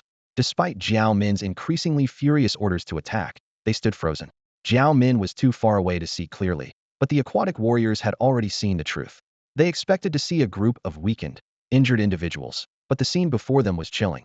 Every Shunjian Peak disciple on the city wall held a long sword, the blades gleaming with a cold, eerie light, their eyes shining with a bloodthirsty red glow. Although their bodies were wrapped in bandages, there was no sign of severe injury. They licked their lips continually, like predators sizing up a tasty prey, resembling a pack of ravenous ghosts. The previously boastful aquatic warriors fell silent. Are we really going in? Someone asked fearfully. These Shunjian Peak disciples look like they're ready to devour us alive. Something's not right. This is all wrong. These people are not injured at all. We should retreat. The aquatic warriors began to back away, abandoning any thought of attacking. The aquatic soldiers were already in disarray due to the talismans and formations, and now, seeing the disciples of Shunjian Peak with eyes blazing red, they were utterly terrified. They began to suspect that these supposedly severely injured disciples might actually be a trap set by the Tiger Ridge, intending to use them to eliminate the demons. On top of the city wall, the disciples of Shunjian Peak glared down at the aquatic creatures. It's strange, how did we never realize these creatures could be so delicious? One disciple remarked, smacking his lips. If it weren't for junior brother Chongqing's reminder, we wouldn't have thought of this, another chimed in. Enough talk, let's hurry down and catch them for breakfast. Despite having suffered a brutal battle, the aquatic forces still numbered around 20,000, while Shunjian Peak had only about 4,000 fighters. Confronted with such a disparity in numbers, Yi Chongqing couldn't help but advise, senior brothers, should we proceed with caution? His advice, however, was met with laughter. No need to worry, junior brother Chongqing. These mere ingredients will be dealt with in no time. Some even started asking how he planned to prepare them. Junior brother Chongqing, I've been feeling a bit fiery lately. Something light would be nice. Yi Chongqing instantly regretted it, wishing he could slap himself. As he found himself in a dilemma, senior brother Zhao Jinping spoke up. Seeing Zhao Jinping's serious expression, Yi Chongqing felt reassured, thinking that with the senior brother in charge, the situation could be stabilized. Unexpectedly, Zhao Jinping slowly drew his sword and said solemnly, on the battlefield, there is no room for complacency. Even a lion uses its full strength against a rabbit. I hope none of you underestimate any ingredient. Remember, we have to guard this place for a year. The smile on Yi Chongqing's face froze. As Zhao Jinping gave the order, The senior brothers and sisters leapt off the wall, their battle cries echoing loudly. What the heck? Yi Chongqing watched in disbelief. He had hoped Zhao Jinping would calm the situation, but instead, his words only fueled the disciples' fervor. Like divine warriors descending from the heavens, they suddenly landed amidst the beast horde, catching everyone present completely off guard. Chaos erupted within the water tribe as panicked cries filled the air. Are they serious? The swords are already at our throats. Do you think it's a joke? Hold steady. Let's surround and kill them. Damn it, don't run. Despite the water tribe elite's efforts to stabilize the situation, their attempts were largely ineffective. Watching from the rear, Zhao Min gritted his teeth and commanded, "Useless fools. Go, slaughter those Shunjian Peak disciples, and anyone who dares to flee will be executed without mercy." Left with no choice, Zhao Min dispatched the Zhao Dragon clan to join the fray personally. This elite force of 100 was formidable, with bloodline advantages far surpassing others of the same realm, and they charged into battle with great momentum. Standing on the city wall, Yi Chongqing witnessed the scene and hurriedly shouted down, "Be careful, the Zhao Dragon clan is coming." However, this warning had the opposite effect. Instead of panicking, the Xinjian Peak disciples became even more excited. What? The Zhao Dragon clan is here. Great. If the water tribe is a feast, won't the Zhao dragons be even more exquisite delicacies? The top 100 inner disciples will handle the Zhao Dragon clan. Everyone else continue with the regular feast. Yi Chongqing helplessly blamed himself. I shouldn't have said anything. My warning just made them more excited. Watching his own warriors join the battle, Zhao Min sneered repeatedly. Humph. Without talismans and formations, let's see what you can do. He was convinced that Xinjian Peak relied on external aids to win, believing even their senior disciple Zhao Jinping was only on par with them. Yet, before the Zhao Dragon clan fully entered the battlefield, they were intercepted by Xinjian Peak's inner disciples. The battle erupted instantly, but the disciples' conversation was amusingly absurd. Be careful not to damage the bodies. Leave the bodies intact. I've never tasted dragon meat. Where should I start? How about beheading? Chongqing, do you need a dragon head? It'd be a waste if you do. Then bleed it. Dragon blood is precious, we can't waste it. So where exactly do we start? In the past, I have slain flood dragons, but the circumstances were quite different. Back then, the only concern was to kill them. Even turning them into minced meat was of no consequence. However, things have changed now. Each member of the Flood Dragon clan is considered a top-tier delicacy. What if I mess up and shitty Chongqing gets upset? If Yi Chongqing overheard these disciples, he would likely chime in. Don't worry, just do whatever you want. I won't get upset. I really don't mind. You can handle it however you like, even if it means turning them into mince. On the other side, the Flood Dragon clan members stood dumbfounded, their minds in turmoil. What on earth were the disciples of Shunjian Peak talking about? They thought they understood, yet something eluded them. What did leave the whole body mean? No matter, they decided to just kill them first. The two sides quickly engaged in battle. The Flood Dragon clan was initially confident, believing they could easily defeat the disciples of Shunjian Peak, but as soon as the fight began, they were shocked. Where were they? The speed was unbelievable. They suddenly realized that the disciples of Shunjian Peak were already behind them, scrutinizing their dragon forms with eyes full of contemplation, as if pondering where to strike. A surge of anger welled up within the flood dragons as they hurriedly turned to attack, but the disciples easily evaded them, maintaining a nonchalant demeanor. It was like punching a pillow with all your might. The flood dragons felt exactly like that. They were giving it their all, yet they couldn't even graze the disciples' robes. Meanwhile, the disciples refrained from attacking, merely studying them with deep thought, as if selecting the perfect angle for an assault, which filled the flood dragons with immense humiliation. Were they being toyed with? Why dodge so easily but not strike back? It was infuriating. In truth, the disciples of Shunjian Peak weren't mocking them. They were genuinely contemplating where to strike. After a while of observing, one disciple couldn't help but scratch his head and mutter, I can't find a good spot to start. It feels wrong to begin anywhere. Same here. I thought about beheading, but that doesn't seem right. Maybe cutting it into pieces? But that might not work. Nonsense, cutting it into pieces isn't leaving the whole body. That doesn't count. It's so frustrating. I used to just hack away at dragons, but now I'm hesitant to make a move. You were just killing recklessly before. Now we need to be methodical.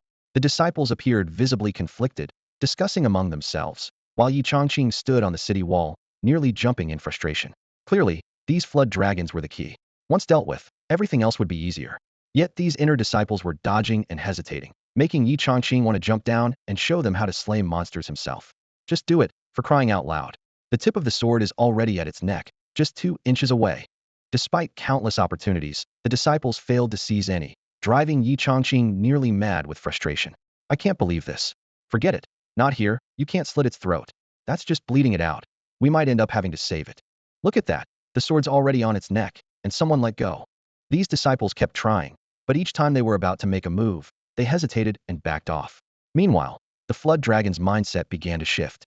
They started to realize that the disciples of Shunjian Peak could kill them, but weren't in a hurry to do so. What did this mean? It meant their lives were at the mercy of the disciples, who could choose to end them at any moment. Anger and humiliation mixed in the flood dragon's hearts, but alongside that, a tinge of fear emerged. When did the disciples of Shunjian Peak become so powerful? In their last encounter, they held their own against the inner disciples of Shunjian Peak. But this time, the situation was entirely different. They were like fish on a chopping block, utterly defenseless, especially against the movement techniques that left them dizzy and disoriented. At present, they were focused on how to slay these dragons without damaging their bodies, completely oblivious to the subtle changes in the dragon's expressions. It wasn't just the young powerhouses of the dragon clan. Other aquatic creatures found themselves in the same predicament. From personal disciples to inner and outer sect members, the disciples of Shunjian Peak charged in as if they were on some kind of stimulant. The prodigy of the armored turtle clan, who had previously been able to hold his own against the inner disciples of Shunjian Peak, found himself utterly overpowered this time. Despite years of diligent practice without slacking off, he now found himself lacking. With fewer numbers but greater strength, combined with the demoralized aquatic creatures, the battle was skewed in favor of Shunjian Peak from the outset. Yi Changqing, observing from the city walls, noticed this as well. The disciples of Shunjian Peak fought like fierce gods, swift and aggressive, giving him a sense of reassurance mixed with confusion. It didn't make sense. Their injuries hadn't fully healed, and they were outnumbered, yet they fought even more fiercely than before. Anyone who hadn't experienced it firsthand would find it hard to believe the lengths to which the disciples of Shunjian Peak would go for their food. The daily battles for mealtimes had honed their combat skills to an incredible degree, while their frequent injuries had forged an unparalleled fighting spirit. Coupled with their relentless practice, their strength had visibly skyrocketed. Within the sect, strict rules limited them to low-damage spells and movement techniques. What impressed everyone was the rapid improvement in Shunjian Peak disciples' movement techniques, almost catching up to those of Yingfeng. But if you thought their progress was only in movement techniques, you'd be mistaken. As Shunjian Peak implies, swordsmanship was their primary focus, and movement techniques couldn't overshadow the progress in their sword skills. As for why they seemed fiercer than before, it wasn't an illusion. In the previous battle outside the coastal camp, Shunjian Peak disciples had to protect their weaker junior brothers and put on a bit of a show, especially towards the end when everyone was distracted by the scramble for more resources. Now, the heavily injured were mostly the miscellaneous and some outer disciples, leaving the battlefield to the strongest disciples of Shunjian Peak. Without the need to care for junior brothers, they could fight freely, unleashing their full potential without holding back, naturally boosting their combat power. As for their injuries, they were used to them. Since Yi Changqing started leading them in mealtime skirmishes, there hadn't been a day without injuries. Fighting while injured had become second nature to them. Most importantly, in the previous battle, almost every Shunjian Peak disciple had held back. With outsiders present, everyone knew how much attention Changqing Shidi attracted, and that the disciples of Yunu Peak would eventually become their rivals. Revealing their full strength in front of enemies would have been foolish, and Shunjian Peak wouldn't make such a mistake. Now, with no enemies around, only their own, they could reveal some of their strength, leading to a noticeable increase in many disciples' combat power. In battle, what seemed like a hopeless situation was quickly turned around by the disciples of Shunjian Peak.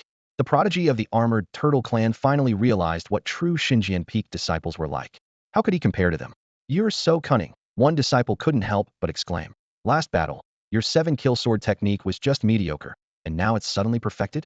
And you still have the nerve to mock me." A group of young women thought they could turn the tables on Shunjian Peak. What a joke. I anticipated this outcome. Since it was inevitable that we would become opponents, wasn't it reasonable for me to lay down a small trump card? So, on the battlefield now, the disciples' skills, which were already quite developed, suddenly reached perfection, while those at a lower level broke through to a higher one. Witnessing this, their expressions showed no surprise, as if they had expected it all along. They were all seasoned veterans, full of cunning, well aware that someone would hold back a move, so nothing could surprise them. As expected, there was a hidden ace. "Senior brother, you're joking. It's mutual. Honestly, did you keep any tricks up your sleeve?" "No, absolutely not. This is truly all I have, senior brother." "Huh, do you think I'd believe that?" On the city wall, the previous worries had long dissipated. Yi Changqing let out a breath of relief, yet the more he thought about it, the stranger it seemed. How could these senior brothers' performance be so different from the battle outside the coastal camp or the one at Flying Eagle Ravine? Back then, even the disciples of Yunu Peak helped. When he thought about it, he only saw the beginning, then got busy preparing bone soup for everyone and didn't pay much attention. But now, it was clear that their strength shouldn't have been this formidable. Look at these senior brothers. They were like tigers descending the mountain, full of vigor. At this moment, besides Yi Changqing's confusion, someone else was even more bewildered: senior brother Zhao Jingping. As someone who had experienced it firsthand, he understood even better than Yi Changqing that the previous battle couldn't have been this easy. He looked at his fellow junior brothers, then at Lu Shuang, Su Jie, Lu Yuyu, and Wang Yao, the personal disciples, feeling a sense of being sidelined. Second sister, weren't you at the pinnacle of the Dharma realm before? How did you reach perfection now? Your skills have caught up with mine. Zhao Jingping chuckled wryly. Practice, Lu Shuang replied succinctly. Third brother, how did you also break through to the next level? A lucky breakthrough. After questioning them all, Zhao Jingping felt a heaviness in his chest. He was certain that these guys had all been hiding their true abilities. These people are so cunning, they even kept it from me, their senior brother. He couldn't help but smile bitterly, emotions swirling within him, feeling as if he had been completely left behind. Xinjian Peak had undergone a tremendous transformation in just a few months, and he had been oblivious to it. He once thought he had seen through everything, but now it seemed he had only scratched the surface. Something was wrong, very wrong. The Xinjian Peak he had known since childhood suddenly felt unfamiliar to Zhao Jingping. Gritting his teeth, he decided he had to uncover the truth behind it all. But given the current situation, he knew he had to wait until the ingredients were ready.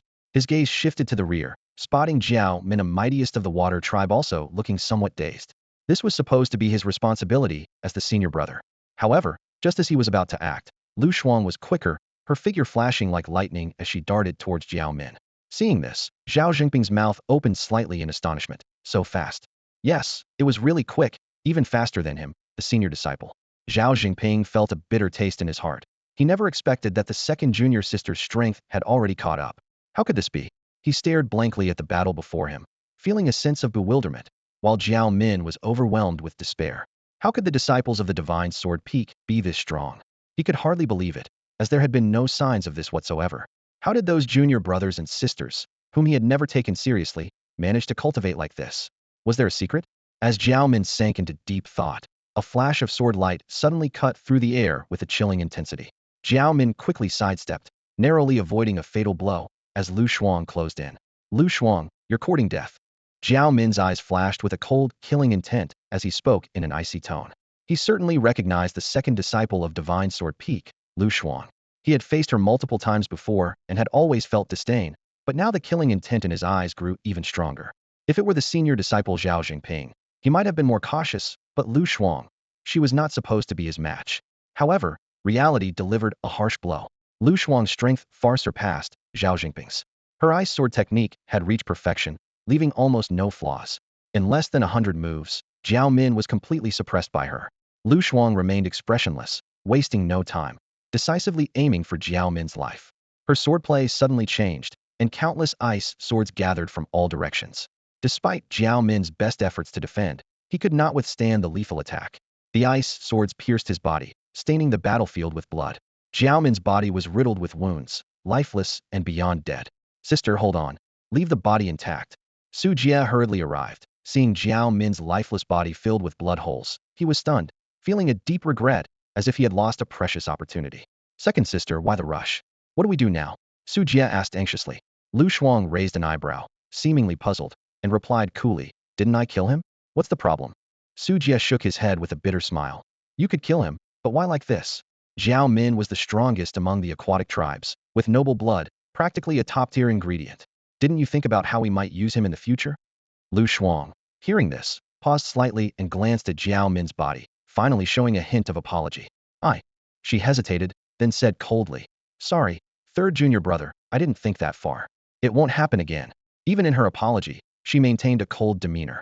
Su Jie, understanding the second sister's temperament, didn't dwell on it, simply sighed.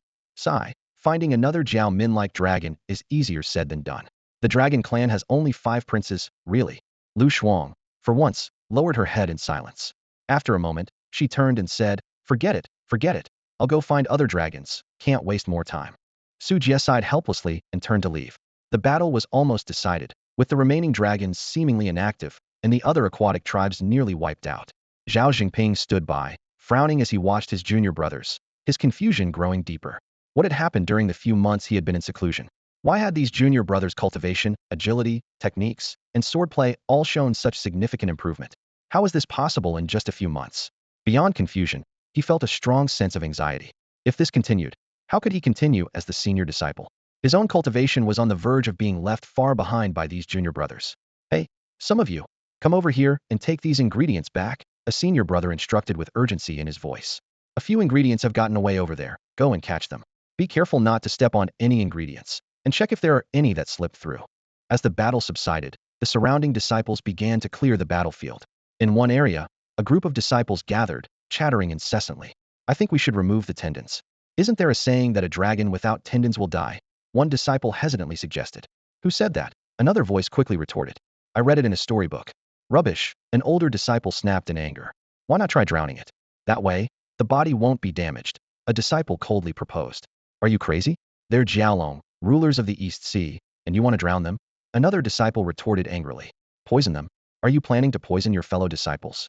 The discussion grew more intense, with the disciples appearing both confused and anxious. Over 100 Jiaolong were captured, each bound tightly. The pressing concern was how to deal with these creatures. Should they be killed? If so, how? The disciples clearly lacked experience. Meanwhile, the Jiaolong sensed the life-threatening danger and seemed to foresee their impending doom. Are you kidding me? We are dragons. Jiaolong, one of the creatures roared in anger, its voice filled with indignant fury. You intend to eat us? This outburst provoked one of the Xinjian Peak disciples, who threw a large object at the Jiaolong. So what if you're dragons? Dragons can't be eaten, he sneered. Stay quiet until we decide, then we'll deal with you swiftly. It's common for beast races to eat humans, and humans to eat beasts, another disciple said dismissively, as if lecturing the Jiaolong. It's no different from ordinary people butchering pigs or sheep. In the cultivation world, killing a dragon for food is nothing special. The Jiaolong felt not only the external threat, but also the profound insult to their status as esteemed rulers of the East Sea. Their fury reached a boiling point. I will haunt you even as a ghost, one Jiaolong roared, its breath growing heavier, the air around it seeming to tremble with its rage. As the debate continued without resolution, the tension mounted. At that moment, Su Jie finally spoke up. Enough, enough. Everyone has a different idea. Who do we listen to? Go get junior brother Chongqing. He'll know what to do. Yes, junior brother Chongqing will definitely know. A disciple quickly agreed. Soon, Yi Chongqing stood on the city wall, observing the disciples gathered around the Jiaolong. They seemed hesitant, unsure of how to proceed, leading to confusion. Just then, a disciple hurried over. Junior brother Chongqing, senior brother, the disciple called out. What is it? Yi Chongqing asked, puzzled. Senior brother Su Jie is looking for you. The disciple replied urgently. Come with me. All right. Yi Chongqing nodded, following the disciple without much thought, sensing no immediate danger. As they approached Su Jie, curiosity sparked in Yi Chongqing's mind. What exactly is going on? It wasn't until Su Jie spoke that he understood. Junior brother Chongqing, do you know how to kill a dragon? We're inexperienced and afraid of ruining it, so we haven't dared to act. Yi Chongqing paused, glancing at the assembled disciples, a peculiar expression crossing his face. He hesitated, a hint of resignation in his voice. So, you all have been discussing this? Yes, a disciple admitted, somewhat embarrassed. Such valuable ingredients would be a shame to spoil. Yi Chongqing nearly laughed, feeling at a loss for words. Looking at the disciples eager to treat the Jiaolong as mere ingredients, he felt a mix of emotions he couldn't quite articulate. Finally, he couldn't help but remark with a smirk, just kill them like you would a pig. Hearing this, the disciples collectively sighed in relief, their expressions showing newfound ease. You should have said so earlier, one disciple laughed. I was being so cautious. I'm most familiar with slaughtering pigs. My family has been doing it for generations before I joined. Come on, let's get started, another disciple said excitedly, his eyes gleaming with anticipation. Junior brother Chongqing, take a break. We'll handle the rest. The disciples eagerly volunteered, their enthusiasm evident. Meanwhile, the bound Jiaolong roared furiously, their threats spilling from their mouths. Once the rulers of the East Sea, they were now reduced to mere ingredients for these disciples. This insult nearly consumed their anger. Ah, I'd rather die than be humiliated. One Jiaolong cried out with tears of rage, vowing to make these people pay no matter what. The dragons roared in anger, not out of fear of death, but because they were trembling with rage at such humiliating treatment. Proud dragons, who had cultivated for hundreds of years, were now being treated like pigs awaiting slaughter. Who's going to do it? Someone in the crowd asked.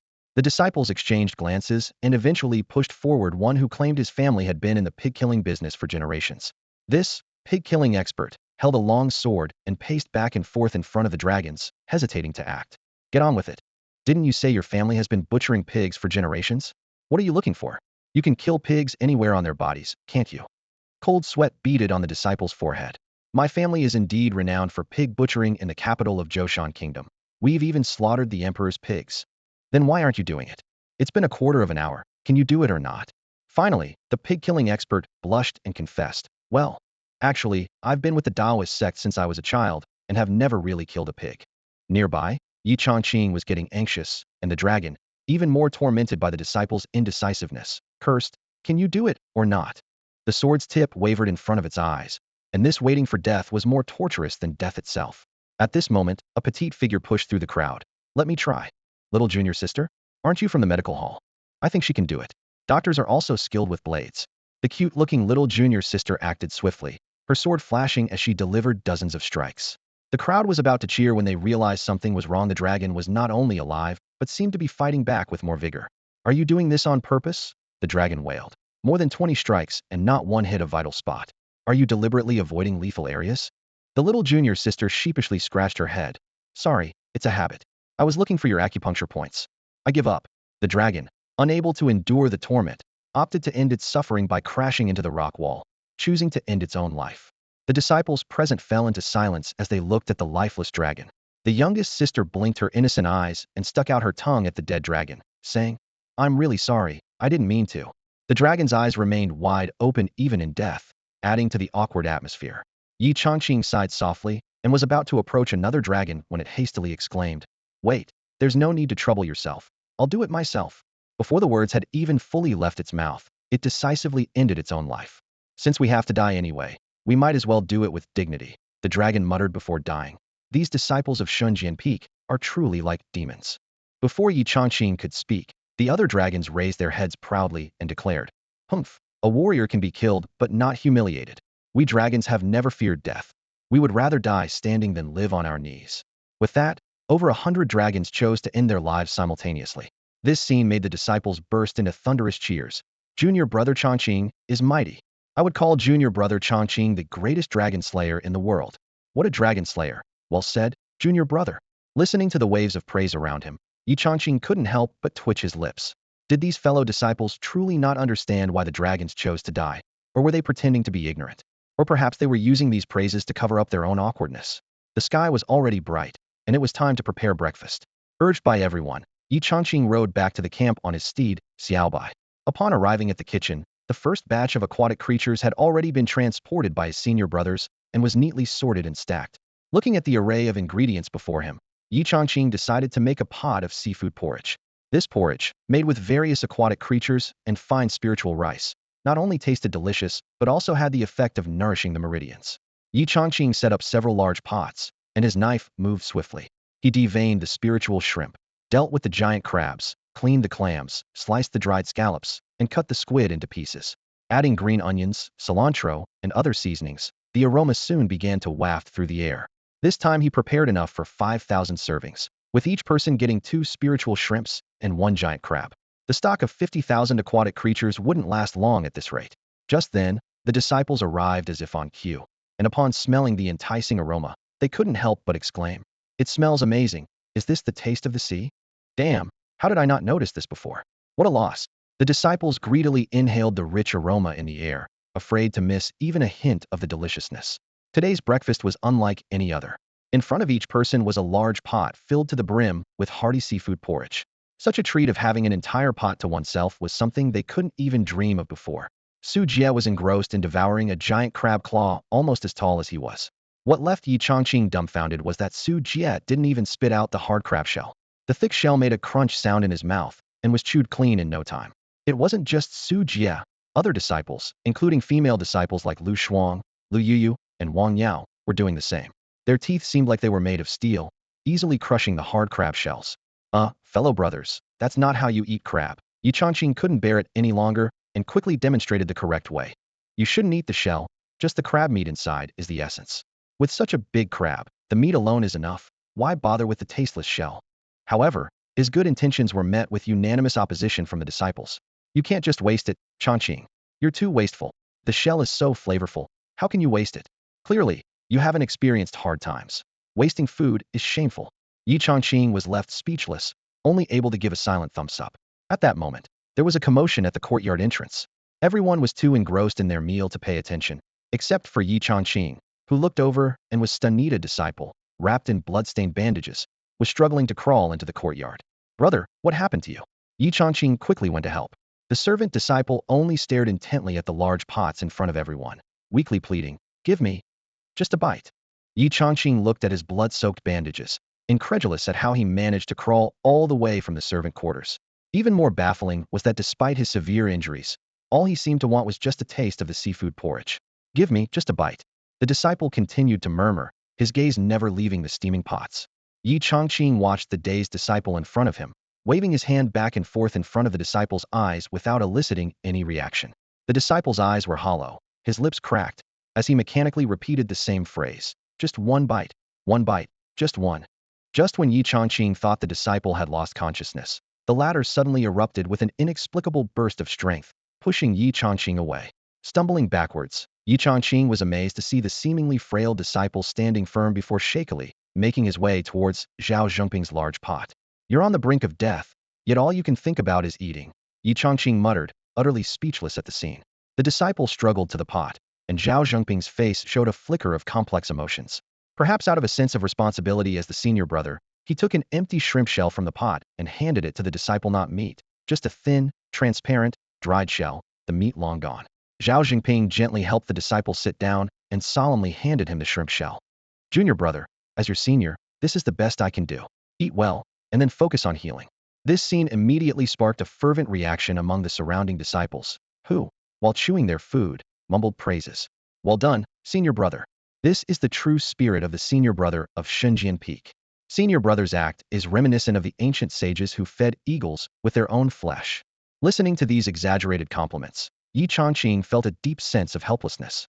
"That's just a shrimp shell, and you're comparing it to feeding eagles with flesh? Do you think the flesh fed to eagles is worth less than a shrimp shell?" He picked up a large tea mug and headed straight for the side yard, where the food supplies were stored. Standing beside the carcass of the dragon clan, Yi Changqing planned to process this rare ingredient. Although he had theoretical knowledge of dragon meat cooking from the system, he lacked practical experience. Drawing a kitchen knife from behind, he murmured the steps to himself. First remove the scales, then deb one and remove tendons. And then struck the dragon scales with the knife. Clang! The blade clashed with the dragon scales, sparks flying, but the scales remained unscathed. "Damn it!" Yi Changqing exclaimed in surprise, trying a few more times before realizing the issue wasn't his technique, but the tool. A regular kitchen knife couldn't penetrate the tough dragon scales. "Looks like I'll need a new knife," Yi Changqing thought. As the quality of ingredients improved, so too must the kitchen tools. Just as a true swordsman has a legendary sword, a true chef must have a knife that matches their skill level. As he pondered where to get a new knife, Zhao Jingping, Su Jie, and others, having finished their meal and cleaned up, entered the room. Seeing Yi Changqing standing alone by the dragon carcass, Su Jie curiously asked, "What's up, Changqing?" "This dragon carcass is too tough for my knife. I need a higher grade knife," Yi Changqing replied candidly. "A new knife?" Upon hearing this, Zhao Jingping and the others immediately pounded their chests in assurance. "We thought it was something serious. Just a new knife? We'll get one made at the weapon refining peak." "Are you stupid? We can't just go to the weapon refining peak. We should go outside," another disciple immediately contradicted. Reminded of this, Su Jian nodded repeatedly. "Right, not the weapon refining peak, but the Blacksmith Valley. Don't let the name fool you, it might sound lowly, but Blacksmith Valley is the largest refining sect in Dongzhou, a gathering place for many refining masters. In terms of technique, they are even above the Dao Yi sect's artifact refining peak." Zhao Jingping nodded slightly upon hearing this. The Blacksmith Valley is indeed impressive, but those old folks charge a hefty price. If you want them to craft a weapon, you must be prepared to pay a significant price, and not just anyone has the privilege. As soon as Zhao Jingping finished speaking, a gleam of understanding flashed in everyone's eyes. This was not something that could deter them. They quickly began brainstorming ideas to help Yi Changqing acquire a new blade. "Here's an idea. Let's gather some of our best refining materials to help junior brother Changqing get a new sword," Zhao Jingping suggested, looking around at everyone. "Sure, I have a piece of Millennium Black Iron, which is excellent for forging weapons," Lu Shuang said, taking out a piece of black metal with a faint glow from her storage pouch. "Great. I have a tendon from a ground demon-level tiger, which can also be used for refining," Su Jie followed up, presenting a golden tendon with a faint demon aura. "I have some golden sand. I have a horn from a blackhorn magic bull. I have a black chicken claw." Everyone brought out their treasured items and placed them on the table, creating an array of dazzling lights and spiritual energy. Amidst these precious materials, a plain black chicken claw suddenly appeared, looking particularly out of place. Zhao Jingping, Lu Shuang, Su Jie, Lu Yuyu, and Wang Yao all paused, their eyes collectively drawn to the inconspicuous black chicken claw. Where did the chicken claw come from? Turning around, they noticed other disciples had joined them, and an outer sect disciple had just tossed the claw onto the pile of treasures, looking somewhat proud. Facing the gaze of the senior disciples, the outer sect disciple sheepishly smiled and said, I just wanted to contribute a little. Scram, Zhao Jingping said expressionlessly. All right. The outer sect disciple turned to leave. Come back, Zhao Jingping called out suddenly. The outer sect disciple's eyes lit up. Senior brother, do you need something? Take your chicken claw. Zhao Jingping pointed at the claw on the table. Oh, the outer sect disciple dejectedly retrieved his treasure and left in embarrassment. How could anyone have the nerve to show off something like that? We're preparing materials to craft a new blade for junior brother Chongqing, and adding a chicken claw he expecting us to make a chicken sword.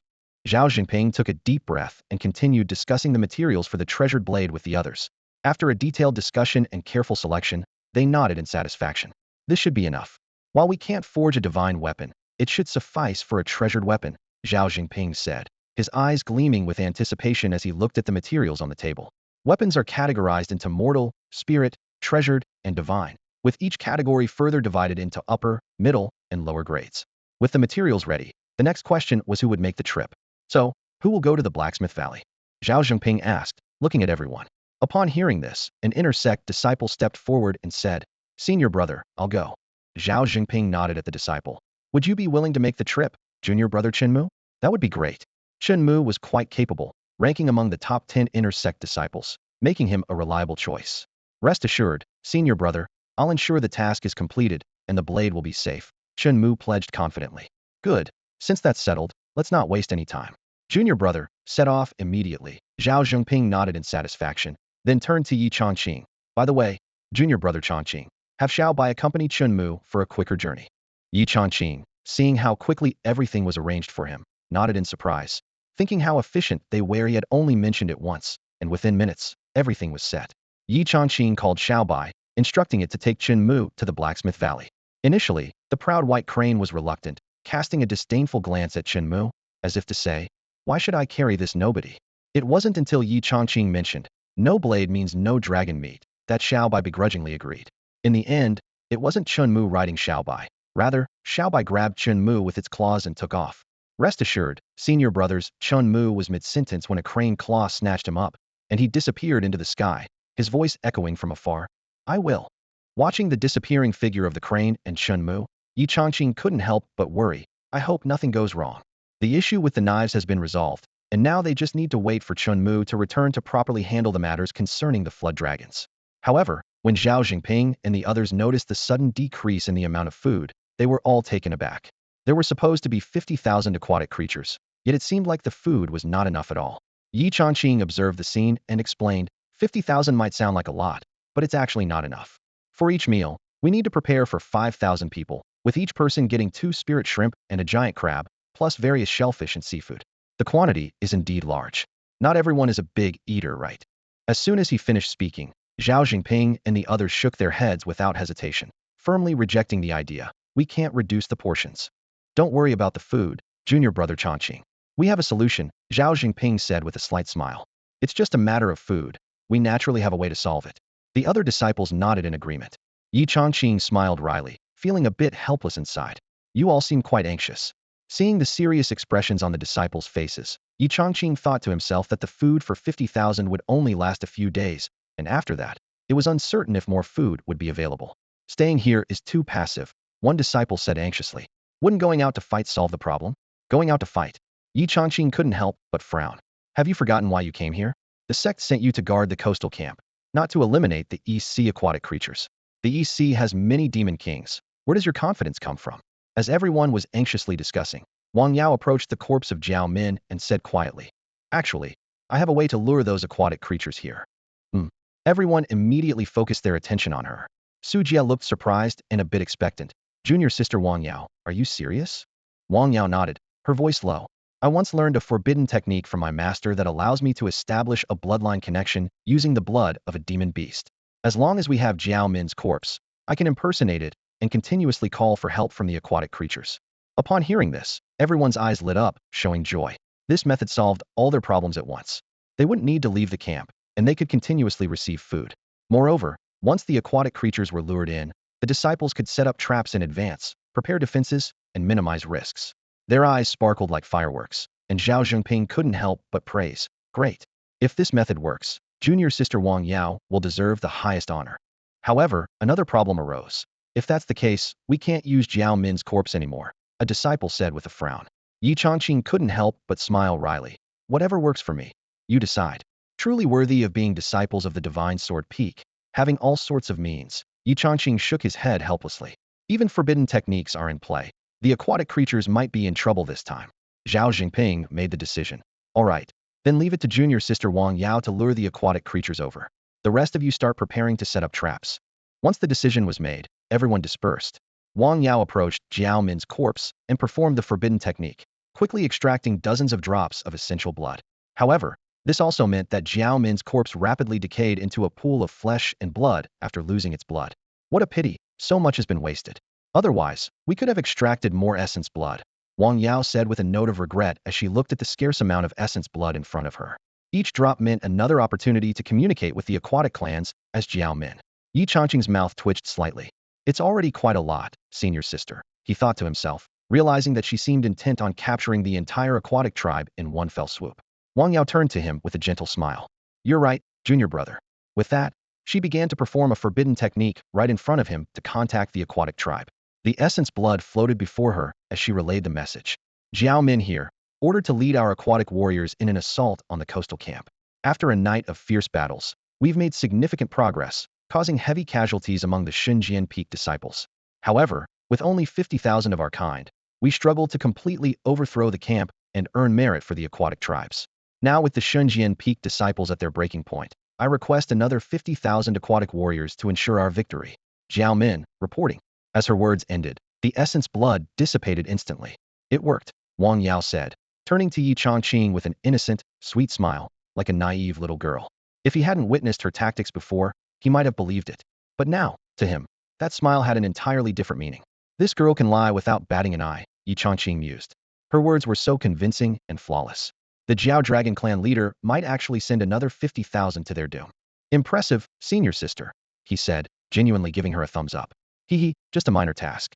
You should rest, junior brother. I'll go find senior brother and the others, Wang Yao said, bouncing away cheerfully. Watching her leave, Yi Chongqing thought. Innocent and carefree? Nonsense. Xinjian Peak truly doesn't have a single pushover. He knew the battle was nothing to worry about. The previous 50,000 aquatic warriors had already been annihilated, especially since the Xinjian Peak disciples were well prepared this time. Outside the camp, the disciples were bustling with activity, planning eagerly. In small groups, they discussed how to set up traps, talismans, and formations. Some suggested combining talismans and formations, using the golden light talisman as the main element and a trapping formation as a backup, ensuring no escape for the enemy once they stepped in. Others recommended adding ambush arrows for a surprise effect. Everyone contributed their ideas, showcasing their skills, meticulously preparing for the impending ambush. On the city wall, Zhao Zhengping, Lu Shuang, and other direct disciples were busily planning their defense strategy. They decided to ambush disciples on both sides, ready to launch a surprise attack once the formations and talismans were activated. Each disciple must carry a Qing Shin pill, Zhao Jingping instructed, taking out a jade bottle. Once I release the Tianma powder, take it immediately to counteract its effects. He explained that Tianma powder is a drug that causes numbness and temporary paralysis, while the Qing Shin pill is its antidote. The disciples nodded in agreement. Third brother, your plan is brilliant. With talismans, formations, traps, and Tianma powder, we can't fail. This time, we won't let any of those ingredients escape. At that moment, Wang Yao quickly ascended the city wall. Zhao Jingping approached her and asked, how did it go? The message has been sent, Wang Yao replied with a slight smile. Now we just need to wait patiently. Great. Sister Wang, Yao has done a great service. Everyone was overjoyed at the news. Meanwhile, in the Dragon Palace of the East Sea, the leader of the Jiao Long clan was asking the Demon King beside him with a serious expression, has there been any news from Jiao Min? A night has passed, and there should be some outcome by now. The Demon King shook his head. No news yet. But don't worry, Dragon King. The disciples of Shunjian Peak are already injured, and with the third prince personally taking action, victory is assured. We will hear the results soon. The Dragon King smiled confidently. Indeed, Jiao Min is one of the top young talents in the East Sea, and with 50,000 aquatic troops, capturing the Shunjian Peak is a breeze.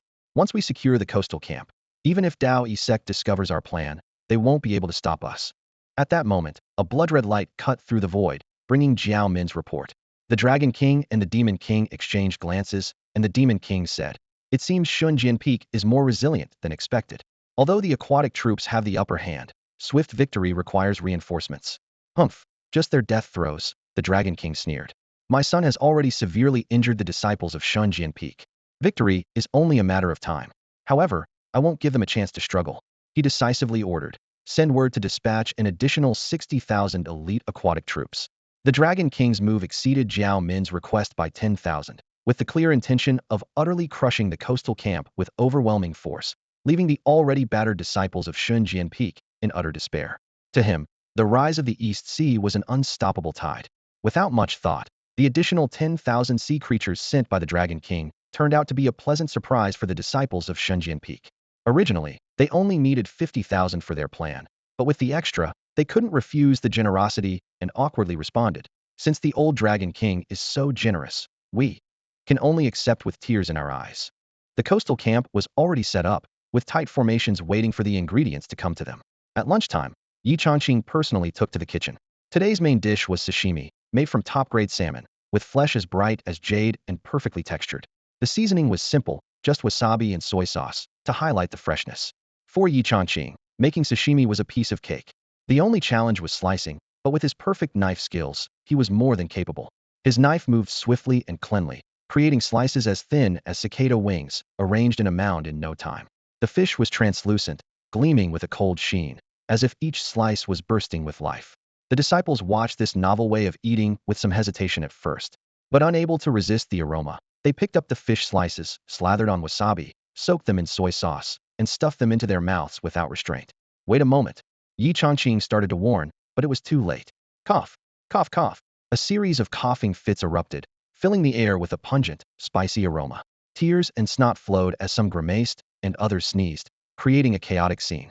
Yi Changqing rubbed his forehead helplessly, muttering, "You can't eat that much wasabi." He thought this would be a memorable lesson, expecting them to remember it. But their next words left him dumbfounded. "Wow, this taste is powerful. Clear. It's like a brain freeze, so refreshing. It's so delicious I'm crying. And I mean literally crying." Tears streaming down their faces, the disciples seemed enchanted, as if their tears were from being moved, not from the spice. Yi Changqing watched them continue eating while sniffling, asking incredulously, "You really think it tastes good?" He expected them to be forcing themselves, but their actions next shattered his expectations. Someone piled the fish slices into a small mountain, mixed in a heap of wasabi, and devoured it like a noodle dish. Some even abandoned chopsticks and used their hands to eat. "In my 2 lifetimes, I've never seen such a way of eating," Yi Changqing said, bewildered, watching them cry and praise. "This sea creature dish is truly powerful. Indeed, no cooking needed, yet raw it tastes amazing. No wonder they say the best ingredients need the simplest preparation. Comfortable, refreshing, powerful, and it even strengthens the body. Truly a divine meal." "Changqing, more wasabi, please." Faced with these strong-willed individuals, Yi Changqing could only nod silently, acknowledging their bravery. Meanwhile, the injured disciples bedridden could only feel deep regret and torment. They lay there, smelling the aroma wafting from afar, feeling restless. "Move, get up already," one disciple cursed at himself. "As my body, you can't even get out of bed? It's been 3 meals. I haven't eaten for 3 meals, do you know that? You don't deserve to be my body." Just then, a few senior brothers returned from eating. Entering the room and hearing the outburst, they were taken aback. "Who are you cursing at, junior brother?" "Myself." "What?" Everyone looked confused, while the junior brother glanced at them, eyes complicated. You've been crying?" "No, I haven't." "Don't lie, your eyes are red. Did something happen at home?" "Bullshit. I didn't cry." Nearly every disciple who had the lunch returned with red eyes. Thus, the coastal camp was inexplicably shrouded in an atmosphere of subtle melancholy that afternoon. The atmosphere within the camp was somber, with disciples of Shunjian Peak seen everywhere with red eyes, tears streaming uncontrollably down their faces. Those bedridden and unable to visit the dining hall were anxious, constantly asking their visiting fellow disciples, "What on earth happened? What's there to hide from each other?" "It's nothing, really nothing, just something about eating," the visiting senior brother explained, wiping the corners of his eyes. "Eating? Impossible. Junior brother Changqing's cooking is so good. How could it make anyone cry?" "It's because it's too delicious that they cried." "Senior brother, do you think I'm a fool?" Just as the bedridden disciples continued to press for the truth, the erased stone within the camp suddenly lit up with a blinding red light. Seeing this, all disciples who could move were startled and quickly dashed out of the camp. "Senior brother has to leave for now. Here, gnaw on this fishbone, I brought it especially for you," said the visiting senior brother, handing a fishbone to his bedridden junior brother before leaving. Watching everyone leave hurriedly, the bedridden disciples grew more anxious. Hey, what's going on? They were too weak to get out of bed and knew nothing about the happenings outside, only feeling that something significant was occurring in recent days. Outside the camp, the disciples of Shunjian Peak took their positions according to the plan, quickly hiding themselves. At this moment, an army of 60,000 aquatic creatures was advancing toward the coastal camp, led by several young powerhouses from the Jiao Dragon clan. Didn't the third prince say the battle was still raging? Why is it so quiet? One Jiao Dragon questioned in confusion. It is strange. Could it be that the coastal camp has already been breached? Why don't we go check it out? Although the aquatic creatures sensed something unusual, they never considered the possibility of losing and didn't pay much heed. Just then, a burst of light from formations erupted ahead, and the power of talismans instantly enveloped a vast area, catching countless aquatic creatures within. What happened? It's an ambush. Be careful. Are they Xinjian Peak disciples? Caught off guard, the aquatic army fell into chaos as more traps were triggered, and various tactics overwhelmed them. They had come to support the third prince, Zhao Min, only to find themselves caught in an encirclement instead. On the city wall, Zhao Jingping and other direct disciples watched the scene from afar, confident smiles on their faces. Indeed, these aquatic creatures were completely unprepared. Naturally, with Sister Wang Yao taking action herself, success is assured. Third senior brother, you're flattering me. I just took advantage of the situation. Sister Wang Yao, no need to be modest. This is your achievement. All right, let's deal with these ingredients first and have everyone act according to plan. As the aquatic creatures puzzled over the formation and talisman, a faint aroma suddenly drifted through the air. The source of the scent was unknown, but it slowly spread with the wind. What is that smell? Where is this fragrance coming from? Oh no, it's poison. Only then did the aquatic creatures realize that with the arrival of the scent, their bodies began to tingle and gradually lose strength. Besides the ambush of talisman formations, they had also fallen into a poisonous trap. At this point, the aquatic creatures were in complete panic. They hadn't even seen the enemy, and already half of them were lost to traps. Now, they were being poisoned, a truly despicable tactic. What frustrated them the most was that they hadn't even caught a glimpse of the disciples from Xinjian Peak. Come out and fight, if you dare. Poisoning is a coward's way. Such despicable behavior. The aquatic creatures cursed in anger, but there was no response from their surroundings. Despicable? Who argues about fairness with their food? It was laughable. The disciples of Xinjian Peak ignored the curses, patiently waiting for the right moment. When Zhao Jingping and the others on the city walls gave the signal, the disciples of Xinjian Peak attacked from both sides. By then, the aquatic creatures had already succumbed to the poison, and even several dragons were not spared.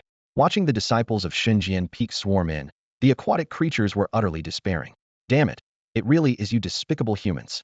If you have the guts, fight us heathen. Traps and poison, what kind of skill is that? They cursed angrily. Where's the prince? What about the third prince? Realizing they had been tricked, a chill ran through the aquatic creatures.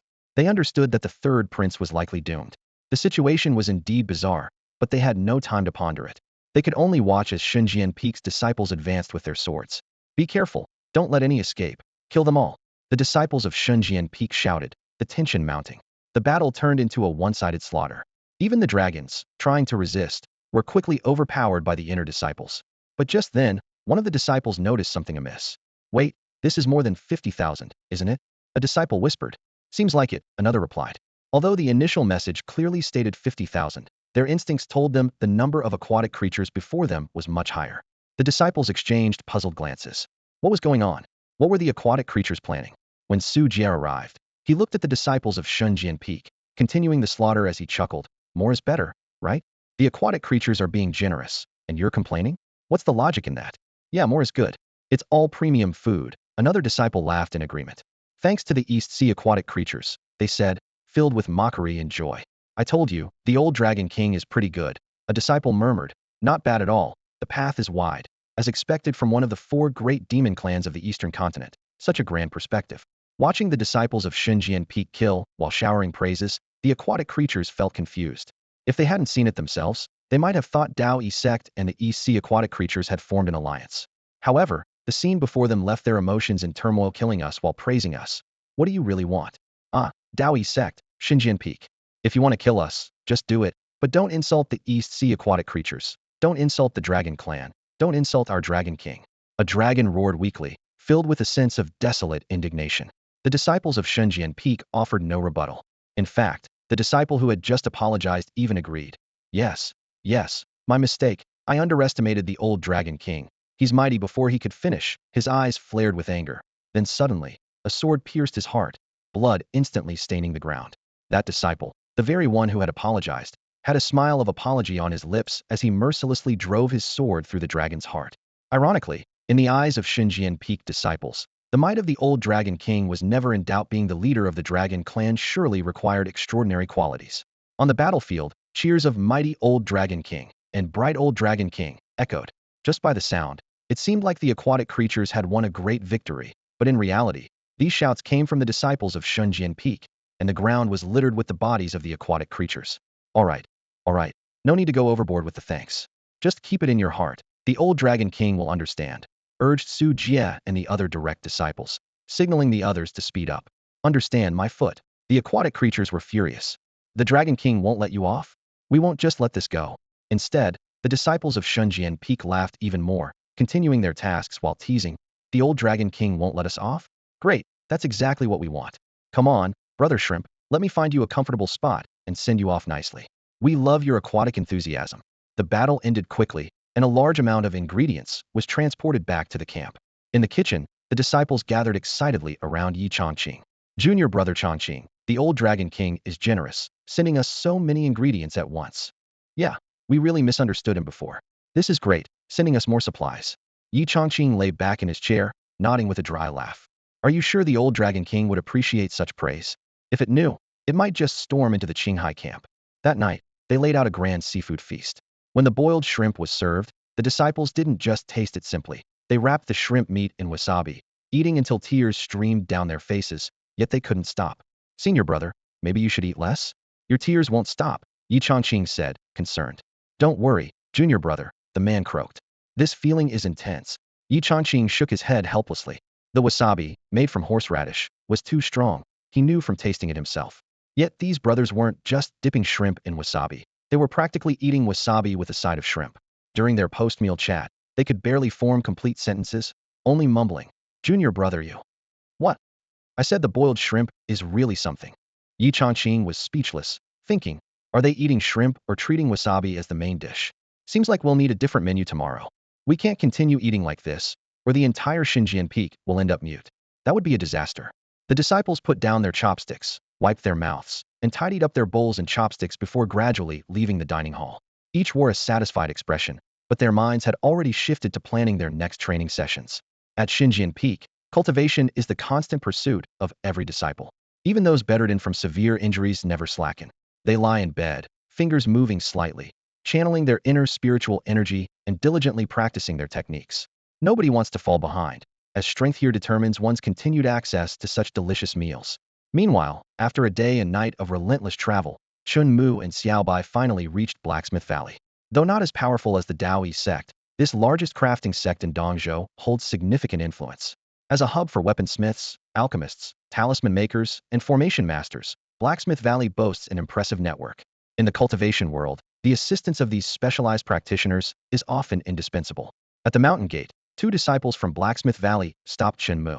He promptly greeted them with a formal gesture. I am Chun Mu, an inner disciple of Xinjiang Peak of the Daoyi sect, here specifically to acquire a divine weapon. Upon hearing he was from the Daoyi sect, the gatekeeper's demeanor immediately became more accommodating. Following a brief registration, a steward personally escorted Chun Mu into the valley. Xiaobai was directed to a designated spiritual beast area, while Chun Mu followed the steward to a private chamber intended for receiving guests. What level of weapon does the young friend wish to acquire? Or is there someone specific you want to craft it? The steward asked, explaining the two options for obtaining divine weapons: purchasing an existing one or providing materials for a custom creation by a specific smith. Is your sect master available? Chun Mu inquired directly. He had already planned that for his junior brother's new blade, he would seek the best. Blacksmith Valley's 9th-grade weaponsmiths were limited to two: the sect master and the great elder. The sect master is away, the steward replied, shaking his head. What about the great elder? The great elder is in the sect, but I will need to inquire. The steward responded cautiously. Chun Mu solemnly requested, please inform the great elder. This blade holds great significance for us at Xinjiang Peak, and we will be deeply grateful for this favor. Seeing Chun Mu's earnestness, the steward didn't dare delay and promptly went to report the matter to the great elder. In a cavern built over geothermal flames, the grand elder of the Iron Forge Valley, Wang Taishu, was glaring furiously at Chun Mu. Her voice was increasingly filled with anger. What did you say? You want me to forge a cleaver? Wang Taishu, despite being a woman, was tall and imposing, her presence so commanding that even some body-refining martial artists couldn't compare. She wore a floral martial outfit, her hair braided into two thick plaits, and her square face was now full of anger. Earlier, she had heard from a steward below that a disciple from Xinjian Peak had come, requesting her to forge a divine weapon. Furthermore, this weapon was of great significance to Xinjian Peak. Considering the visitor was a disciple of Daoyi Sect, and her past acquaintance with Hong Zun, Wang Taishu had agreed. However, when Shunmu arrived, he requested a divine weapon that turned out to be a cleaver. Her expression changed instantly. She, the Grand Elder of Ironforge Valley, one of the top 9th-grade artifact forgers in the Eastern continent, Wang Taishu, was being asked to forge a cleaver? And at the level of a treasured weapon? It was shocking. Are you serious? You want me to forge a cleaver? Wang Taishu was indignant, her gaze piercing like a blade at Shinmu, her presence growing even more oppressive. Does your cleaver really need to be of a treasured weapon level? Are you joking? Shinmu's expression remained unchanged, still serious. I wouldn't dare to be disrespectful. This is indeed the case. And this cleaver is of extraordinary significance to Xinjian Peak. Every word I say is true. Hearing this, Wang Taishu laughed coldly. Extraordinary significance? Do you think I'm easy to deceive? You're from Xinjian Peak, right? So, are you asking me to forge a sword or a cleaver? Are you planning to change from Sword Peak to Cleaver Peak? Wang Taishu didn't believe a word Chunmu said, openly expressing her skepticism. Seeing this, Chunmu's anxiety became more apparent, and he immediately said, I'm not deceiving you, Grand Elder. It truly has a significant purpose. This cleaver is indeed of great importance to Xinjian Peak. Enough nonsense, leave. Out of respect for Hong Zun, I'll let this slide today, Wang Taishu said, clearly not intending to listen further. Upon hearing this, Chunmu's eyes flashed with determination, and he suddenly knelt down with a thud. The sudden act made Wang Taishu instinctively step back. She was momentarily stunned, her expression turning peculiar. I'm telling you, I don't fall for this. Don't try these tricks on me. But Chunmu remained unmoved, his knees firmly planted on the ground, his gaze unwavering. Wang Taishu couldn't help but furrow her brow, feeling a bit impatient, and snorted coldly. Is that all? I am willing to pay any price. Chunmu said quietly, but with exceptional determination. No matter what, I must take this cleaver back today. Wang Taishu scoffed. Pay the price? Do you think I need money? I, Wang Taishu, a 9th-grade artifact forger, renowned across the eastern continent. The divine weapons I forge are treasures and wealth beyond measure. Everyone fights for them. Do you think I care about money? Her tone was full of disdain and mockery. Money is insignificant. She turned to leave. If you don't leave, I'll pretend this never happened, and I'll save face for Hong Zun. Hearing this, Chunmu was anxious, quickly standing up. I have not hidden anything. The cleaver is extremely important to Xinjian Peak. Please, Grand Elder, for the sake of Hong Zun, allow me this. Wang Taishu turned back, her gaze icy, yet her anger hadn't fully subsided. For Hong Zun's sake? No, I think you're asking me to help you rename to Cleaver Peak. But Chunmu did not back down, clenching his teeth, his voice firm and resolute. What I seek is no joke. Please, Grand Elder, grant my request. For a moment, the air in the cavern froze. Wang Taishu and Chunmu's eyes locked, the tension so thick it was suffocating. Elder, I implore you to forge this divine weapon for our Xinjian Peak. You don't need to say any more. I won't do it. Wang Taishu coldly refused, his tone carrying an undeniable firmness. Consider it a favor owed by Xinjian Peak to the elder. No, I said I won't agree. Chunmu's expression grew more anxious, a look of determination in his eyes, his voice trembling slightly. If the elder ever has any requests in the future, Xinjian Peak will assist with all its might. Do you not understand human language? Wang Taishu finally couldn't hold back his anger, frowning deeply and shouting angrily. I am a distinguished 9th-grade weaponsmith, and you want me to forge a kitchen knife? How could I face anyone if that got out? Chunmu's persistence didn't waver. Instead, he became even more stubborn. Seeing Wang Taishu's expression grow more severe, he felt a wave of frustration. Why couldn't this headstrong elder understand his sincerity? Wang Taishu looked at the young man before him, a trace of impatience flashing in his eyes, a cold smile on his lips. Being pestered by Chunmu is truly a headache. After all this, why won't you give up? I said no, and I mean it. Finally, his patience completely exhausted, Wang Taishu shouted angrily. If you keep pestering me, don't blame me for being rude. Yet Chunmu seemed to have no intention of backing down, his expression resolute, his gaze revealing a sense of determination, even a willingness to face death. You really won't agree? Wang Taishu felt a wave of unease. Even though his skills far surpassed Chunmu's, a strange sense of apprehension crept in. I've said it, it's impossible. Give up on this. Wang Taishu's face was dark as he continued. No matter what price you offer or how many treasures you bring, I will not agree. If you continue to pester me, I will teach you a lesson. Seeing Wang Taishu so resolute, Chen Mu showed no sign of retreat. He took a deep breath and gave a cold smile. In that case, I have no choice but to offend you. With that, Chen Mu suddenly turned and walked out of the cave. Wang Tieshu's brows furrowed, her expression becoming more vigilant. Her heart sank. There's something wrong here. This kid must have a trick up his sleeve. She locked her spiritual sense onto Chen Mu's every move, but saw him fearlessly walk out of the cave. Wang Taishu couldn't help but grow tense, her instincts telling her this kid was anything but simple. Outside, it was quiet as Chen Mu stopped, taking a deep breath as if preparing for something. What is he trying to do? Wang Taishu watched intently, her gaze sharp as a knife. At that moment, Chen Mu suddenly tore his clothes, and Wang Taishu was taken aback. What on earth is this kid doing? She wondered, filled with confusion, watching him as if he had some sort of plan. However, what happened next completely shocked Wang Taishu. Chen Mu shouted sharply, his voice filled with immense pain. Elder, how could you do such a thing? I'm still young. I don't want to be your boy toy. Someone, help. She's trying to, I've kept my innocence for over 100 years, and now it's gone. How will I face anyone in the future? Wang Taishu was instantly furious, her face livid, and she gritted her teeth, cursing. Damn it, kid, shut up. Her heart was filled with rage as she rushed out of the cave, but it was already too late. Outside the cave, Chen Mu sat on the ground, his clothes in tatters, and his bare legs exposed. He was crying loudly, his tear-streaked face contrasting sharply with his burly physique. This commotion quickly attracted a dozen passing disciples from the Blacksmith Valley. What happened here? I think he mentioned the elder and a male companion. Could it be that the elder wants to? The disciples whispered among themselves, speculating. The elder has been alone for so many years, it's only natural to want some company. But these methods. Before they could finish, a shadow flashed from within the cave, and Chen Mu disappeared on the spot. It was clear that Wang Taishu had intervened and brought him back into the cave. Wang Taishu was furious, glaring at Chen Mu with eyes that seemed to shoot fire.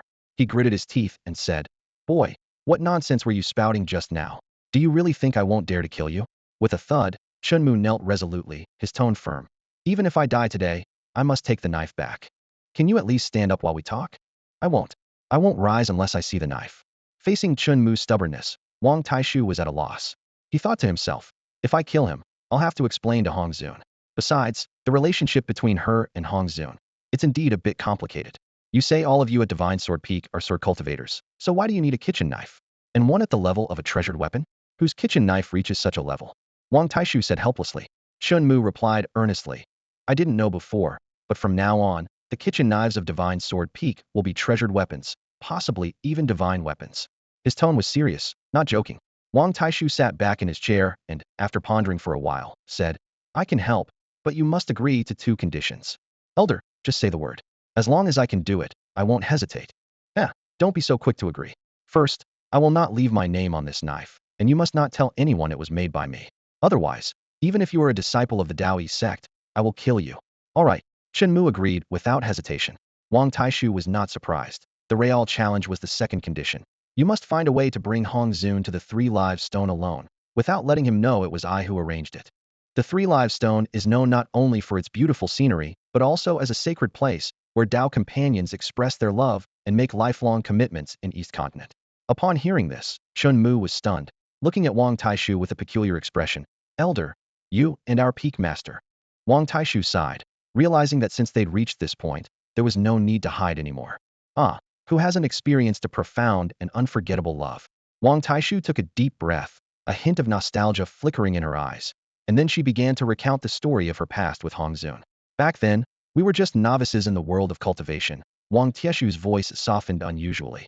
Our skills weren't even as good as yours now, Chen Mu. At that time, Hong Zun was merely an outer disciple of the Divine Sword Peak of Taoist Sect. She described the fateful encounter that changed everything while training outside of Ape Mountain. She stole a treasure from a great demon and was pursued relentlessly. Just when death seemed imminent, at her most desperate moment, Hong Zun appeared. As she reminisced, a smile she considered sweet appeared on Wang Tieshu's face. However, with her rugged features, sweet wasn't quite the right word. Rugged was more fitting. Chen Mu frowned at the sight, feeling a bit overwhelmed, but Wang Taishu was oblivious, lost in the sweetness of her memories. Do you believe it? She asked, her eyes burning as she looked at Chen Mu. Fate in this world is predestined, with the heavens connecting 2 strangers with a red thread. Her voice grew unusually firm. Every woman has a destined soulmate who appears when she needs him most, saving her from danger. That's how it was with Hong Zun and me. Wang Tieshu's gaze softened, as if she were reliving that life-or-death moment. At the most dangerous time of my life, it was him, wielding a long sword, who stood unhesitatingly in front of me. Seeing his noted imposing back, I decided then and there, I would marry no one else. She continued. Even though I was already a personal disciple and he was just an outer disciple, I didn't care.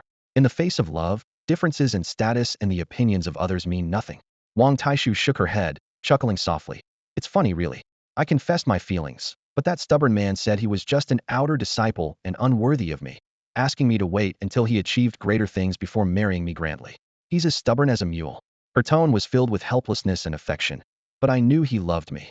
Her fingers unconsciously tapped on the stone beside her. Over the years, he rose from an outer disciple to an inner disciple, then to a steward, and eventually became an elder, and now the head of Divine Sword Peak. Wang Tieshu's voice carried a hint of weariness. I told him he's worked hard enough and achieved great success, but he said that now I'm the Grand Elder of Ironworks Valley, a ninth-grade refiner, and being the head of Divine Sword Peak isn't enough. He wants to become the Sect master of Dao-E Sect before marrying me. A trace of sadness flickered in her eyes. I know he wants to give me the best, but I'm already 2,376 years old. I've waited for him for 1,681 years, 3 months, and 7 days. I'm really running out of time because I want to give him the best of myself. In a few more centuries, I'll be past my prime. Just then, a sudden ugh interrupted Wang Tieshu's thoughts. She looked down disapprovingly at Chunmu. What's wrong with you? Chunmu's face changed slightly, quickly waving his hand. Nothing, Grand Elder. Please continue. I just caught a chill. Humph. Wang Taishu snorted, not thinking much of it, and continued to immerse herself in her memories. Meanwhile, Chunmu was struggling to hold back, thinking to himself. You say your bond with the Peak Master is predestined, connected by a red thread. I think it's more like an iron chain, and it's about to snap. At last, Wang Taishu finished reminiscing, her expression turning exceptionally serious. So, this time, I won't let him bear it alone. In the days to come, I'll be by his side. Do you understand what I'm saying? As she spoke, perhaps fearing Chunmu's refusal, Wang Taishu added, I know Honggu is your Peak Master, and deceiving him isn't right, but this is a benevolent lie, so… Before she could finish, to her surprise, Chunmu interrupted, speaking righteously. I am willing. The bond between the Grand Elder and the Peak Master moves me deeply. Even if the Peak Master blames me, I am willing to go through fire and water for the Grand Elder, just to fulfill this epic love story. I thought I would have to persuade him more, but to my surprise, Chunmu agreed so readily that it made Wang Taishu a bit skeptical. Why did he agree so easily? Could he have ulterior motives? Maybe he plans to deceive me now and go back on his word later. With this thought, Wang Tieshu's eyes narrowed slightly, and his tone turned cold. Do you know what happens to those who deceive me? He needed to give Chunmu a warning to make him understand that by setting such terms, he would have to face the consequences. However, Chunmu's expression remained unchanged, and he even responded more earnestly. With you as my mentor, how could I dare deceive you? The love between you and Master Hong is so moving and inspiring that I believe not only myself, but all the brothers at Shenzhen Peak would fully support it. Besides, you forged an unparalleled sword for Shenzhen Peak. Such kindness is something we could never forget. His words were impassioned and sincere, but Wang Taishu didn't catch much of it, as her mind was fixated on the word mentor, echoing in her mind. It wasn't until Chunmu finished speaking that she shyly looked up, nervously twisting her thick braids, and softly asked, What did you just call me? Mentor, Chunmu replied without hesitation. Nonsense. Master Hong, and I don't have an official title yet. How can you say that so casually? Wang Taishu retorted immediately, though she felt a warmth in her heart. She herself didn't realize that her words had softened. Chunmu quickly added, The bond between you and the master is bound to make you family eventually. In my heart, you will always be my mentor. Wang Taishu looked at him, her gaze softening. Look at how considerate this child is. She couldn't help but stand up, smile, and say, Come, follow me. Led by Wang Taishu, they walked deep into the cave to the smithing room. It was built above the core of the earth's heat, making it the most advanced smithing room in the entire Blacksmith Valley, providing significant assistance in forging. The room's temperature was extremely high, and even Chunmu could feel the heat radiating toward him. Child, show me the materials you've prepared, Wang Taishu said, gesturing for him to hand over the materials. Her address had become more endearing.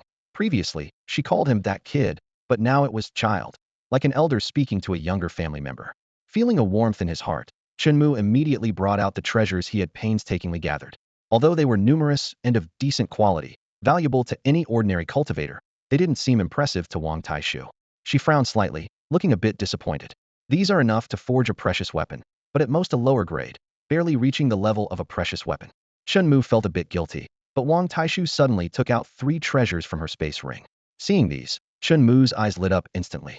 Mother Crystal Iron, 9 Heavens Thunderwood, Dust Pattern Sand. Each of these treasures was incredibly valuable, far surpassing the materials he had brought.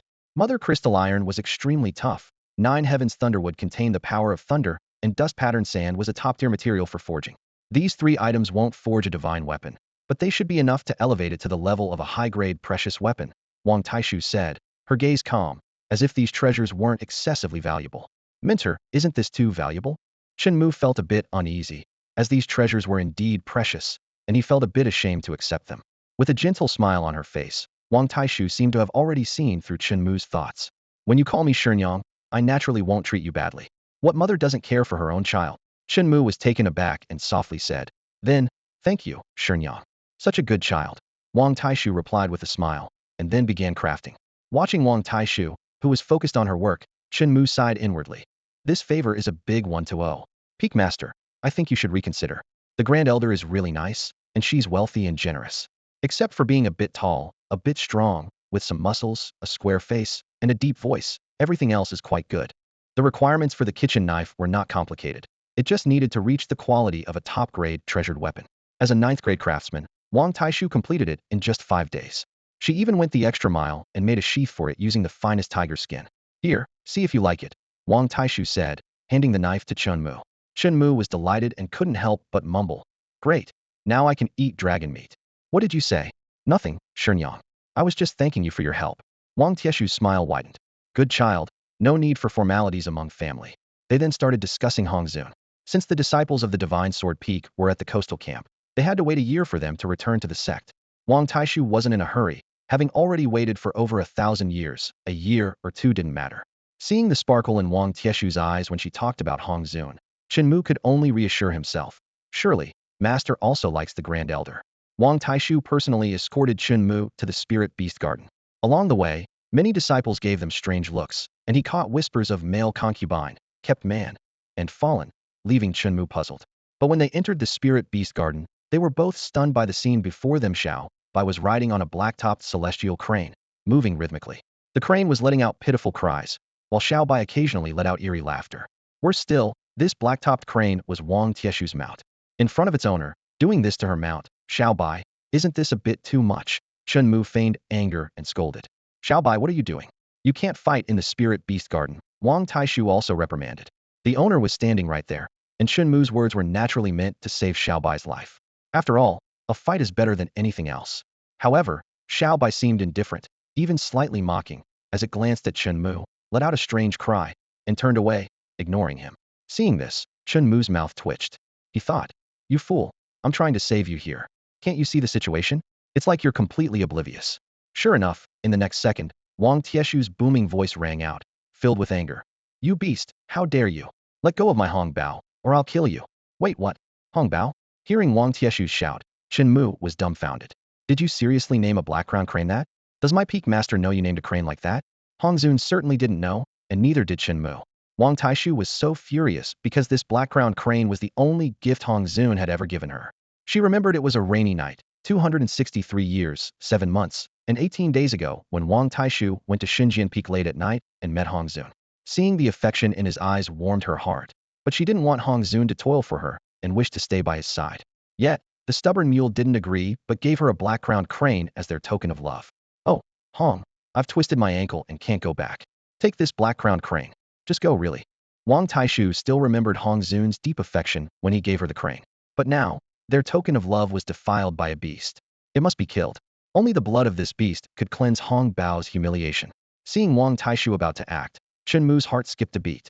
Without thinking, he instinctively blocked Xiao Bai and shouted, Please wait, Master. Xiao Bai is the Peak Master's crane. Sure enough, Wang Taishu paused at his words. You say this beast is raised by Hong? She asked. Yes, Master. Don't you remember the Peak Master has a red-crowned crane? Xiao Bai is its offspring. Chen Mu quickly explained.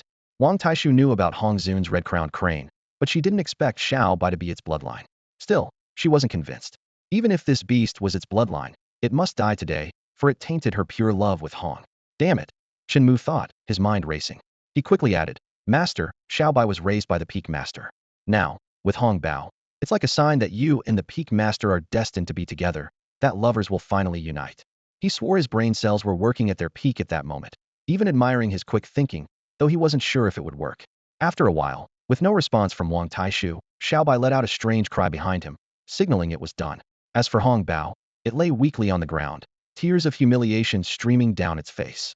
With a mischievous cackle, perhaps feeling invigorated, Xiaobai leaped off Hong Bao and jubilantly flapped its wings. It strutted around like a victorious general, exuding an air of arrogance. Chun Mu watched with a strong urge to smack the creature, but knowing it was his junior brother Chongqing's mount, he suppressed his anger and cursed internally. I'm trying to save you. Can't you just stop causing trouble?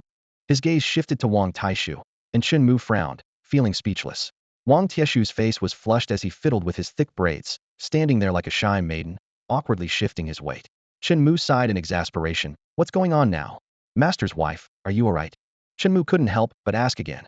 Master's wife, master's wife. He called 3 times before Wang Taishu snapped back to reality, his eyes sparkling. A blissful smile spread across Wang Taishu's face, his gaze softening, and he spoke sweetly. Child, I think you're right. Xiaobai and Hong Bao are a perfect match. Look at them together, they really suit each other. Chun Mu felt speechless, yet slightly relieved. Meanwhile, Hong Bao, lying on the ground, was crying even harder. Perfect match? You have no idea how beastly this creature is. Worse than any beast, he raged internally. Ever since this creature entered the spirit beast garden of the Blacksmith Valley, in just 5 days, he had been tormented over 50 times, nearly once every hour. Hong Bao's spirit was shattered. The world around him seemed irrelevant, leaving only a deep sense of loneliness and abandonment. Master, have you stopped loving me? Seeing that Wang Taishu wasn't pursuing the matter, Chun Mu quickly called Xiaobai to leave. As they departed, Xiaobai couldn't resist checking in on Hong Bao. It flew over to him, emitting strange, sharp sounds, as if mocking him. Chun Mu kicked out in frustration, leaping up in anger. Enough already, can you stop this? However, in the next moment, Xiaobai retaliated with a kick of its own. Chun Mu was sent flying, shouting angrily. Xiaobai, damn you! Xiaobai cackled mischievously, ignoring Chun Mu's fury, and called out provocatively, as if saying, see you next time. Then, it leisurely flapped its wings and flew away, leaving Hong Bao on the ground, utterly desolate. Wang Taishu stood aside, her eyes bright, imagining herself and Hong Zun traveling hand in hand, accompanied by Xiaobai and Hong Bao. A beautiful picture. She smiled, feeling incredibly happy, completely oblivious to Hong Bao's suffering, as if it had nothing to do with her. So happy. She murmured, a bashful smile on her face, unaware of Hong Bao's pain, as if it were all unrelated to her. Meanwhile, far away at Shunjian peak of Daoyi Sect, Hong Zun lay in the courtyard, aimlessly sneezing. Who's talking about me? He wondered, rubbing his nose and taking a sip of wine, then sighed in resignation. Ah, this life is unbearable. Days of solitude and boredom had worn down his patience. Yet in stark contrast, disciples from other peaks were enjoying themselves. Especially those from Bloodblade Peak and Dominant Spear Peak, the closest mountains to Shunjian Peak, had not stopped smiling in recent days. Another day without Shunjian Peak disciples. Yeah, waking up every morning without hearing those dreadful battle noises is so much more peaceful. It's wonderful, the mission hall is open again. Taking on tasks is so much easier. Right, with Shunjian Peak gone, the demon horses in the stables are more active. You know, the day Shunjian Peak's disciples left, the stables erupted with the sound of galloping. All the demon horses were running wild, and despite being beasts, they seemed happier than any disciple. These words were filled with joy, as if everyone was relieved, and it felt like the whole world was back on track. The disciples of the various peaks finally breathed a sigh of relief, feeling that this was the life of a true celestial sect. Every day was spent in tranquil cultivation, strolling among the clouds, sipping tea, and discussing the Tao. Who would be as intense as the disciples of Shunjian Peak? They trained desperately, took on tasks with fervor, and even fought fiercely for demonic horses, as if possessed, lacking the transcendental demeanor expected of celestial beings. In contrast to the relaxed disciples of the other peaks, the joy of the law enforcement hall and the mission hall was even more apparent. The usually stern and unsmiling second elder Song, head of the law enforcement hall, had noticeably smiled more these past few days. He even had the leisure to brew and savor tea in the courtyard, enjoying the rare moments of peace. How have things been lately? Song asked the steward beside him, taking a sip of fragrant tea. The steward respectfully replied, ever since the Shunjian Peak disciples went to the coastal camp, the sect has indeed been much quieter. Hearing this, Song nodded in satisfaction, a slight smile on his lips. That's good. These youngsters need to be sent to the coastal camp to endure some hardships and let the aquatic tribes put some pressure on them. You're right, Master. The steward agreed. In Song's view, the Shunjian Peak disciples would certainly find the coastal camp less comfortable than the sect.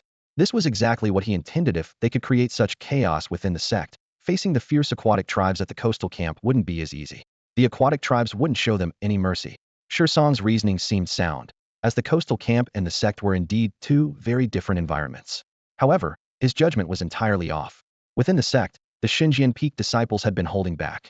At the coastal camp, they could truly let loose, like birds soaring in the sky and fish leaping in the vast ocean. As Song reveled in the rare tranquility, the steward from before spoke again. But lately, the behavior of the Yunnu Peak disciples has been a bit odd. Oh, what's going on? Song raised an eyebrow, putting down his teacup. The steward chose his words carefully. It's hard to pinpoint exactly, but recently, the Yunnu Peak disciples have been going out more frequently, all under the pretext of taking on tasks. And almost all the tasks are in the direction of the coastal camp.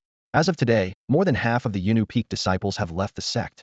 Upon hearing this, Song frowned, a familiar feeling creeping into his heart. He quickly asked, how many tasks are they taking on at once?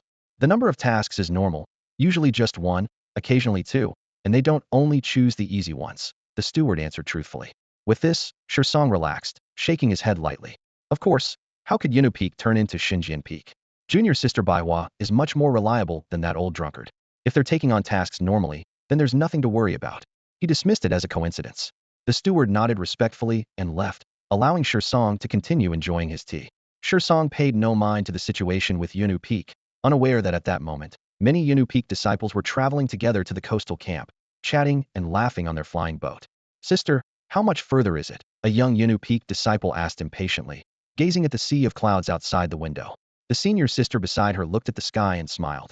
Not much longer, at most half a day until we reach the coastal camp. So slow. The young disciple pouted, looking disappointed. Another senior sister shook her head with a smile. Well, it's not the sect starship. Of course, the flying boat is slower. This time, I'm staying at the coastal camp for a whole month before going back, one disciple said eagerly, eyes shining with anticipation. At most a week, otherwise master will definitely notice. The senior sister poured cold water on her enthusiasm. Only a week. The disciple deflated immediately. No choice. We'll have to return to the sect for a couple of days, and then take on a few more tasks to come back out. The senior sister consoled. That's the only way. Everyone agreed reluctantly. Ever since returning to the sect, the Yunnu Peak disciples had been plotting how to get a taste of junior brother Chongqing's cooking. In the end, these little fairies followed in the footsteps of Xinjiang Peak, taking on tasks as their means. After all, being fairies, they weren't as bold as the disciples of Xinjiang Peak. When accepting tasks, they were particularly obedient, with the only condition being that the task should be set in the direction of the coastal camp. Their thinking was simple. They could use the tasks as an excuse to leave the sect, complete them, and most importantly, enjoy the meals cooked by junior brother Chongqing. However, they were too naive, thinking that just reaching the coastal camp would guarantee a meal. This notion was overly simplistic. At Xinjiang Peak, dining was a sacred affair, and no one could easily enjoy such an honor. Only through trials of blood and fire could one earn the chance to have a meal.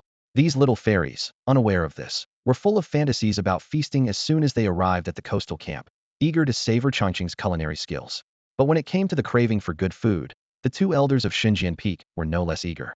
In Hongzuan's cave, Qingshi strode in with a sullen expression. As soon as he entered, he complained loudly. Old drunkard, I can't stand it anymore. It's only been a few days, and you expect me to wait a year? Impossible. Hongzuan lazily glanced at him and snorted. Then just go to the coastal camp. Qingshi retorted indignantly. I joined Dao Yi sect for that kid Chongqing. Now that he's not here, Hongzuan interrupted him coldly. Quit? Of course not. Now you're talking about quitting? What nonsense. Unwilling to back down, Qingshi plopped down next to Hongzuan, poured himself a cup of wine, and downed it in one go. Why don't we just wait outside the coastal camp and see if those kids can bring us food? Hongzuan was completely unmoved, not even bothering to get up. He continued to recline on his chair, eyes half closed. I wonder how you've managed to survive this long. You expect those rebellious disciples to bring you food? Too naive. Upon hearing this, Qingshi realized it was impractical and fell silent, leaving only the sound of their sighs in the courtyard. After a long while, a light suddenly flashed in Hongzuan's eyes as if he had a sudden inspiration. He sat up abruptly and stared at Qingshi, saying, Do you want to get into the coastal camp? Of course I do. Once inside, I can see that kid Chongqing and eat. Then let's go in. Are you out of your mind? How can we get into the coastal camp? Who says we can't get in? Qingshi was momentarily stunned, seemingly not comprehending. After a moment, realization dawned on him, and his eyes widened with surprise as he locked his gaze on Hongzuan. You mean? Hongzuan chuckled softly, saying, It's the only way, but it's hard to find the right thing. Bai Chao Peak has the burial bone pill, and I remember you're quite familiar with the sect leader of the Array sect. Qingshir's eyes lit up instantly. Hongzuan grinned, and Qingshir also showed a sly smile. The two old foxes exchanged knowing looks, their faces full of delight. Not bad, old drunkard. This was your idea. Heh, there's always a way if you're willing to think. Any problem can be solved. Those rebellious disciples think the Great Array can stop me. I've lived so long. If I can't deal with a few rebellious disciples, then I've lived in vain. Hongzuan's laugh was harsh, as if he could already see his victory. The coastal camp's grand formation was established by the founder of the Taoist sect, making it impossible for those who don't meet the requirements to enter. However, nothing is absolute in this world. Despite the high cost and unclear significance, some are eager to enter the coastal camp. To break through the formation's constraints, one needs to address the issues of cultivation level and bone age.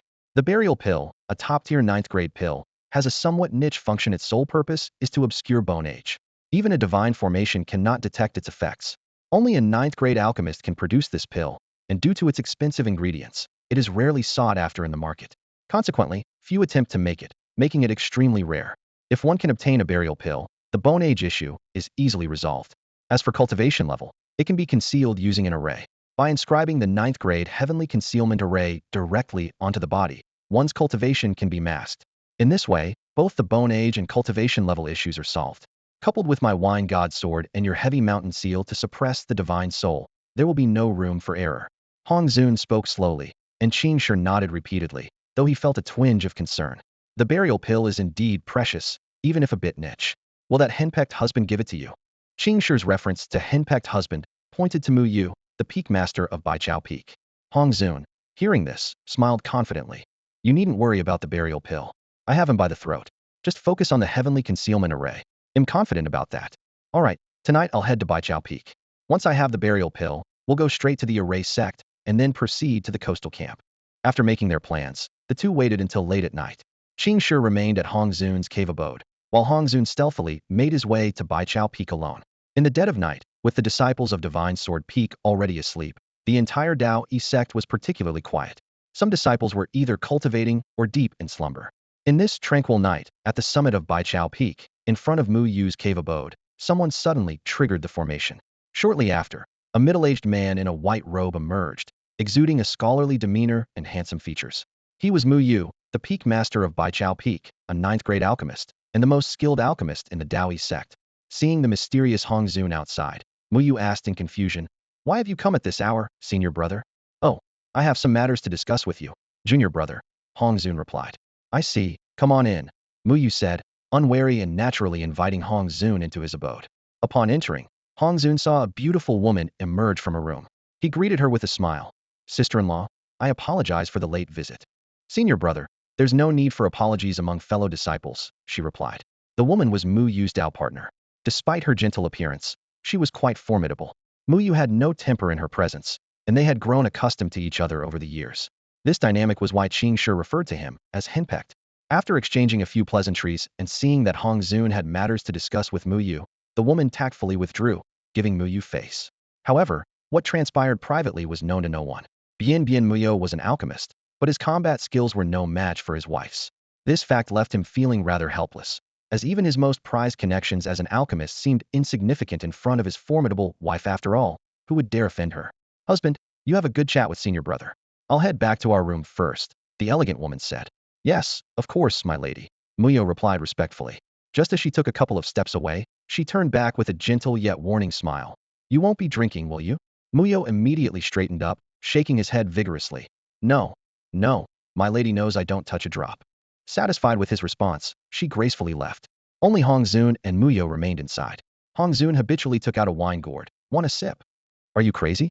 My wife is home." Mu Yu immediately tensed up, lowering his voice to scold him. Unfazed, Hongzun started drinking on his own. Mu Yu glanced nervously towards the door. "Senior brother, why have you come so late? My wife is still waiting in the room." Hongzun casually swirled the wine in his gourd. "I'm here for a couple of bone-concealing pills. I remember you made a batch not long ago. You should have some left, right?" At the mention of bone-concealing pills, Mu Yu's expression changed drastically, and he quickly shook his head. "No, they're all gone. Used up." Hongzun gave a knowing smile. "No need to be nervous, junior brother. I know all about your little escapades using those pills to change your bone age. Don't worry, your secret is safe with me." Mu Yu's heart skipped a beat. Although the bone-concealing pills were limited in effect, they were incredibly expensive, and even ninth-grade alchemists rarely bothered with them. But he had no choice but to make them, as his wife controlled the household's formations, which would set off an alarm if his bone age exceeded a certain limit. He had been secretly making them for years, never expecting this old drunkard to discover his secret. Really, there are none left, senior brother. Muyo tried to remain calm. Ninth-grade pills are difficult to make and the materials are costly. A batch yields only 5 or 6. Hongzun squinted, his tone turning cold. In that case, I might just have a chat with your wife. I remember last time in Air Yuan City, I saw you coming out of the Chunfeng house, and you were keeping a courtesan. What was her name? Muyo turned pale. How many do you need, senior brother? Muyo grabbed Hongzun's hand with a smile on his face. Hearing this, Hongzun also smiled gently, seemingly in a good mood. So, what new discovery do you have now, junior brother? His tone was gentle, but carried a hidden meaning. I made a mistake earlier. It seems I still have a few bone-burying pills, Muyo replied with an awkward smile. Yet he was already cursing Hongzun's ancestors in his heart.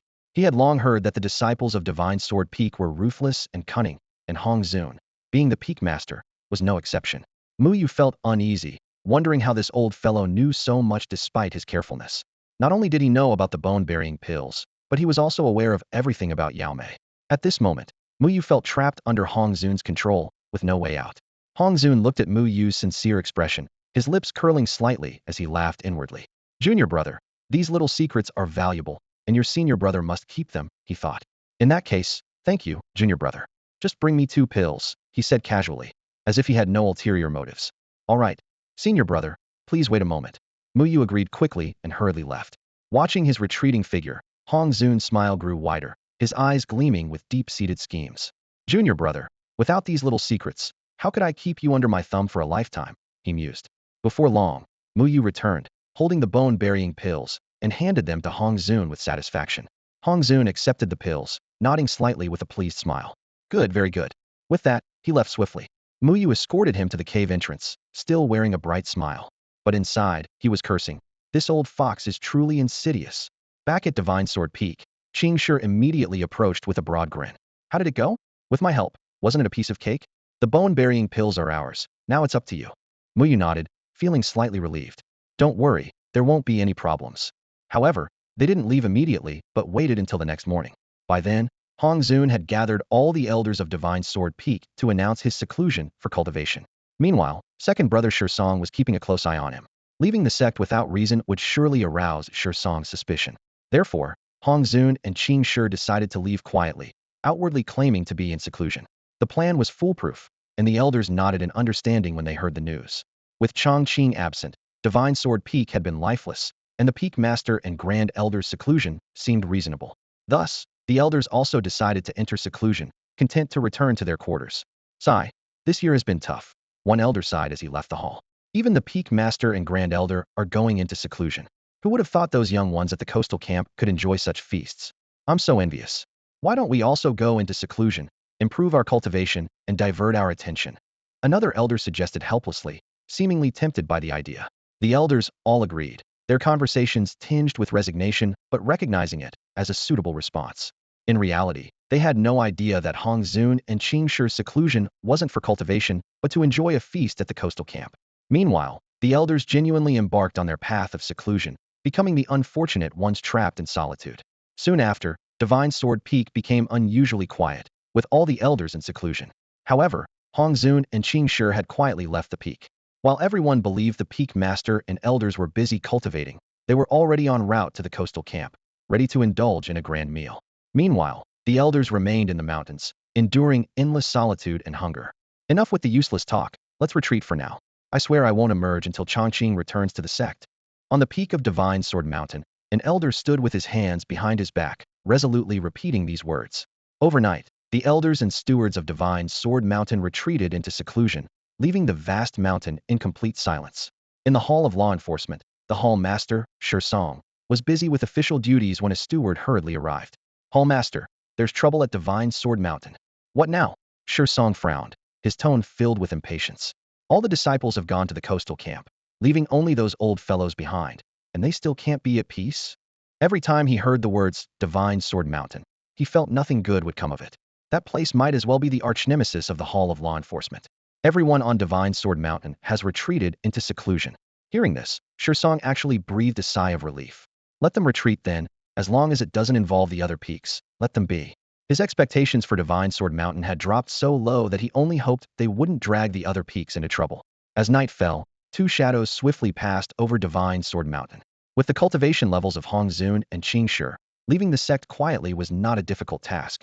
Taking advantage of everyone believing they were in seclusion, the two easily bypassed the Dao E sect's defenses and headed straight for the Formation Sect. Can you handle the Formation Sect? Hong Zun casually asked on the way. I think I can, Qing Shi replied, though his tone lacked confidence. You weren't saying that before. Hong Zun snapped angrily. Back at the sect, you were all confident, saying it was no big deal. What's changed now? Don't mess with me. Can you do it or not? It should, maybe, probably be fine. Damn it, are you messing with me? What's with the should? Hong Zun was furious. I've already got the burial pill, and now you're backing out. Qing Shi chuckled awkwardly. There were just some past disagreements with the Formation Sect, but it's nothing major. Don't worry, I'll definitely sort out the Heavenly Annihilation Array issue. I want to eat too, after all. A day later, the two finally arrived at the Formation Sect. However, as soon as they stepped into its territory, they heard a disciple's panicked shout from below. Damn, he's here again. Quickly, notify the sect master and the elders. Instantly, a loud bell rang throughout the Formation Sect. This is the kind of bell they ring when something major happens in a sect, right? Hong Zun turned, staring darkly at Qing Shi. What's going on with the Formation Sect? Why are they reacting like this just because we showed up? It's nothing, just some past unpleasantness, Qing Shi replied evasively. A little misunderstanding? Hong Zun's heart tightened, feeling increasingly uneasy. The words sounded far from a minor issue. Almost instantly, powerful auras erupted within the Jin sect, shooting up into the sky. Supervisors, elders, and even the sect leader, Chun Wang, appeared in person. Within moments, Hong Zun and Qing Shi were surrounded by the sect's formidable members. This is your idea of a small problem? Hong Zun turned to Qing Shi, his facial muscles twitching uncontrollably. Qing Shi forced a smile and said casually, Don't worry, leave it to me. Hong Zun shook his head helplessly, his unease growing. The atmosphere among the Jin sect's members was tense, indicating this was no ordinary issue. Could it be? Qing Shi had really desecrated the sect's ancestral tomb? He was bewildered, but at this moment, he had no choice but to stay put. On the other side, Qing Shi, still smiling, walked over to Chun Wang, as if they were old friends reunited after a long time. Brother Chun Wang, long time no see. However, Chun Wang showed no hint of a smile, his face as hard as iron, his eyes burning with undisguised anger. Get out. You're not welcome in the Jin sect, he said through gritted teeth. Qing Shi was slightly taken aback, his smile stiffening for a moment before he regained his composure. Don't be so distant. Aren't we old friends? Friends.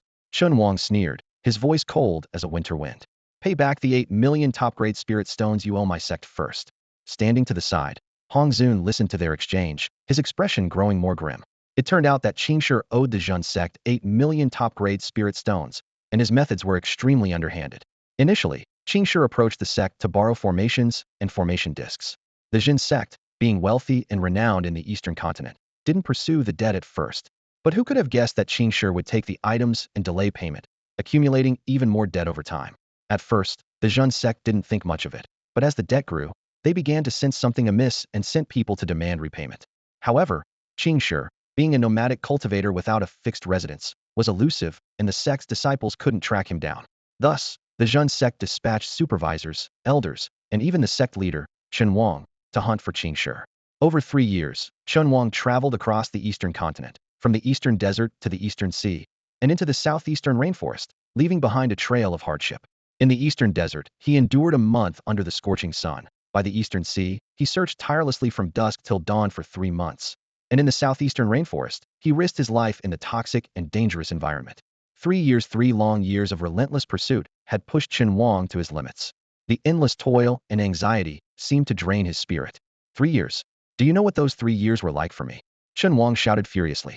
Did you think I was on a leisurely tour? I searched the eastern desert for a month, scoured the eastern sea for 3 months, and fought to survive in the southeastern rainforest. And for what? Chun Wang's voice grew more intense, his anger erupting like a storm. Do you know what I endured in those places? The scorching desert sun, the raging sea waves, the poisonous beasts of the rainforest while searching for you. I also had to guard against assassination attempts by those toxic cultivators. Only then did Hong Zun fully understand that Qing Shi's misdeeds had truly enraged the Jin sect, and Chun Wang's anger was the culmination of 3 years of hardship and Qing Shi's unpaid debt. He could only sigh in resignation, realizing that this storm was unlikely to settle anytime soon. 6 months. Chun Wang's roar echoed through the hall. Do you have any idea how many life-and-death situations I faced in the rainforest during that half-year? And you? You left the rainforest after just 3 days and ran off to enjoy yourself in Giles City. I, the dignified leader of the Jin sect, was led around Dongzhou by you for 3 whole years. The grievance in Chun Wang's voice moved all the strong members of the Jin sect present. They had all participated in the search for Qingshi and knew well the hardships involved. The atmosphere in the hall instantly dropped to freezing point. Qingshi scratched his head awkwardly and smiled. Well, you can't entirely blame me. I honestly didn't know you were in the rainforest. I was there just to find a poisonous herb, and I left as soon as I found it. I don't care. Chun Wang's eyes were red with anger. 3 years of chasing, 8 million top-grade spirit stones. All of this is what you owe the Jin sect. I know. Qingshi nodded repeatedly. Before, I was alone and short on resources. Brother Chun Wang, you have to understand the difficulties we lone cultivators face. Indeed, life for lone cultivators was generally tougher than for sect disciples.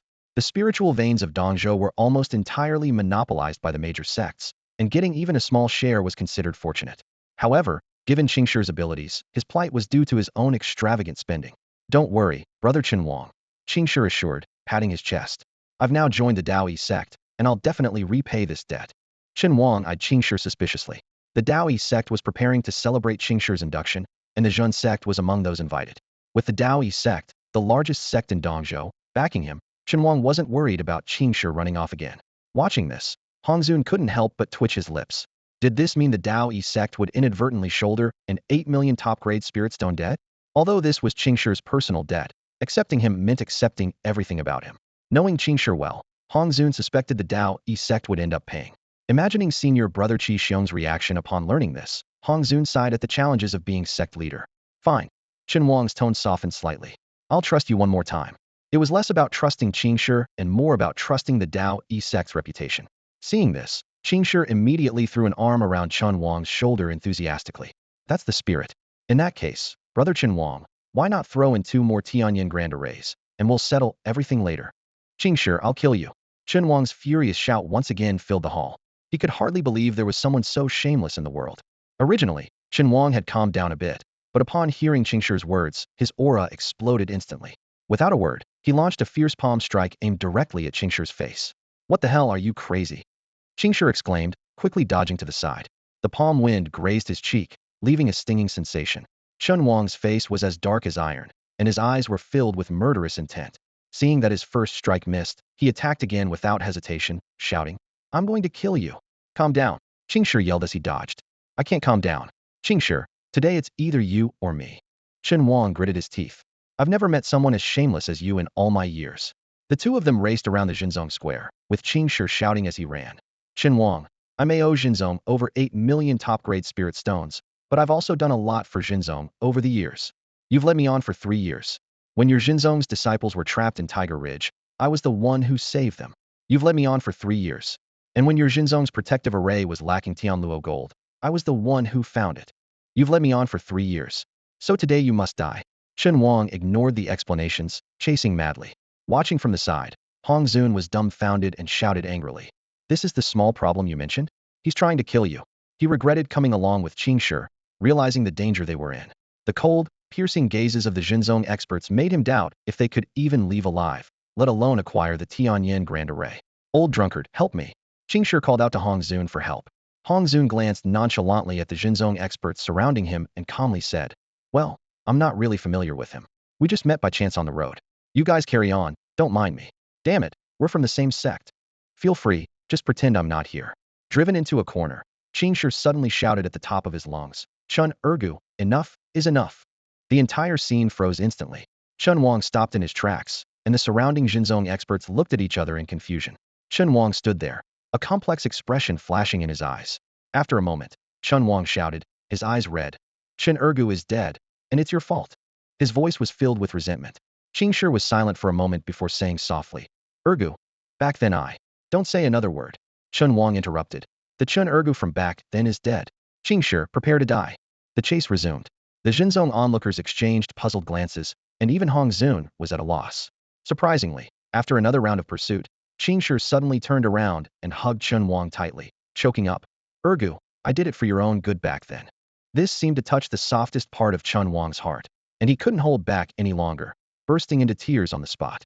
You promised me we would never be apart, that we would wander the world together and seek eternal life. Ergo, why did you lie to me? When these words came from Qingshir's mouth, it felt like a heavy blow to Chun Wang's heart.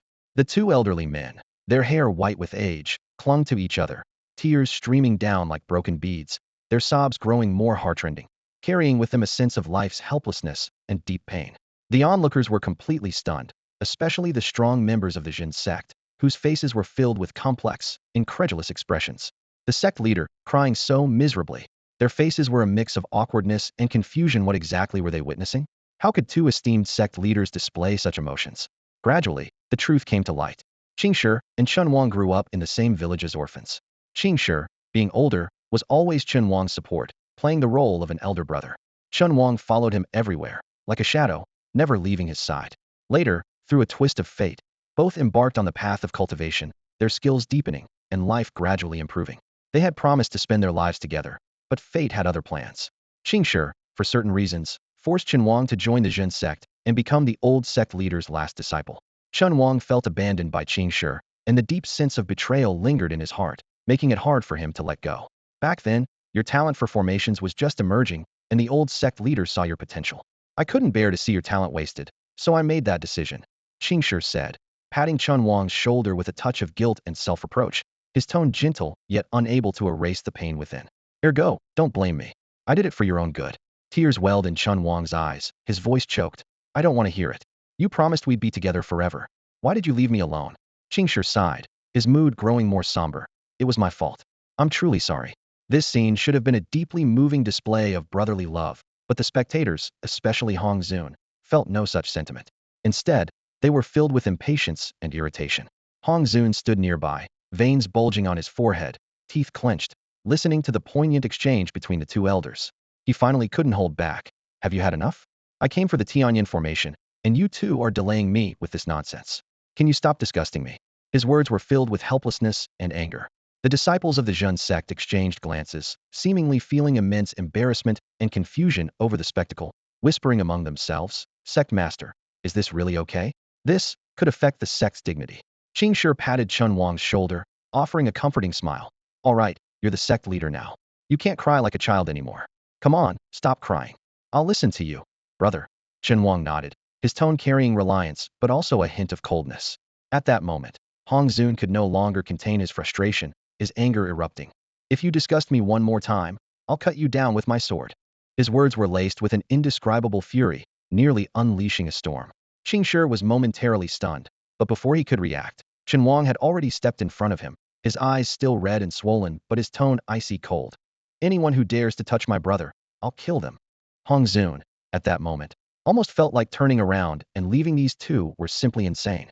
His eyelids twitched violently, his temper flaring even further, muttering under his breath, say or do whatever you want after I leave. Please, stop torturing me, will you? By this time, the tension in the air had reached its peak, and the disciples of the Jin sect fell silent. Qingshi and Chun Wang stood together, their emotional entanglement deeply affecting everyone present. Yet everyone knew this heartfelt exchange between brothers was enough to leave them breathless.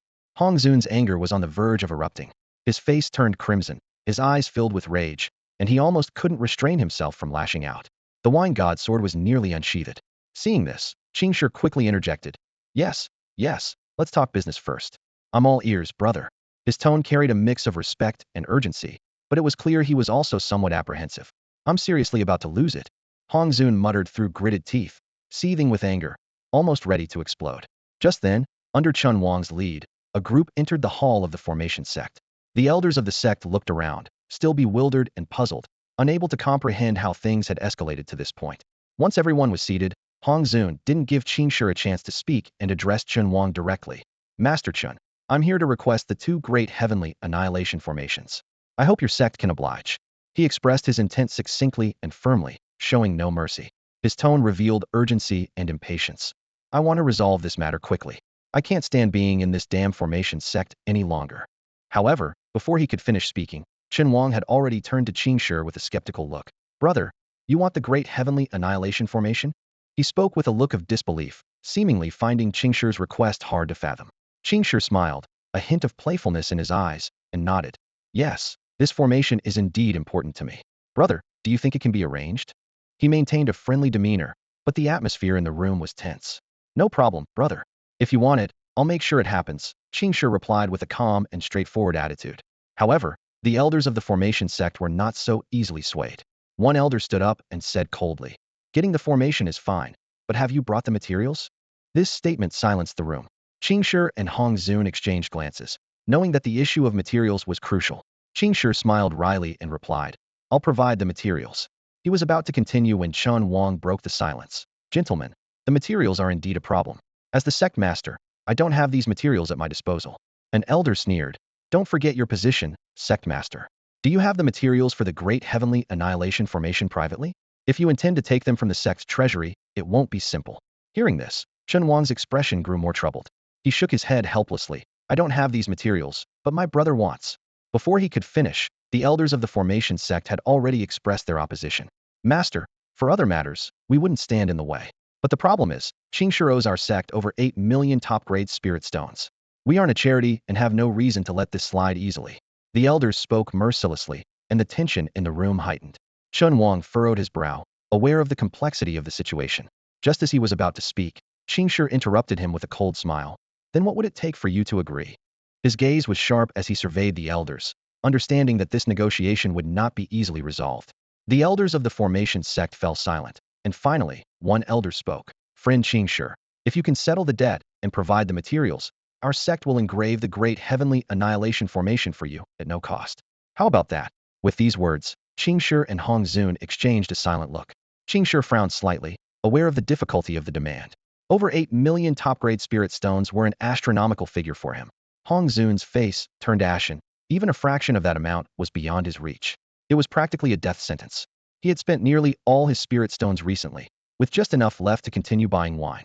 However, the opportunity for the great heavenly annihilation formation was crucial for Qingshi, and he couldn't afford to give it up. He knew that only by meeting this condition could he possibly obtain what he wanted. "Agreed." Qingshi finally spoke, his eyes resolute.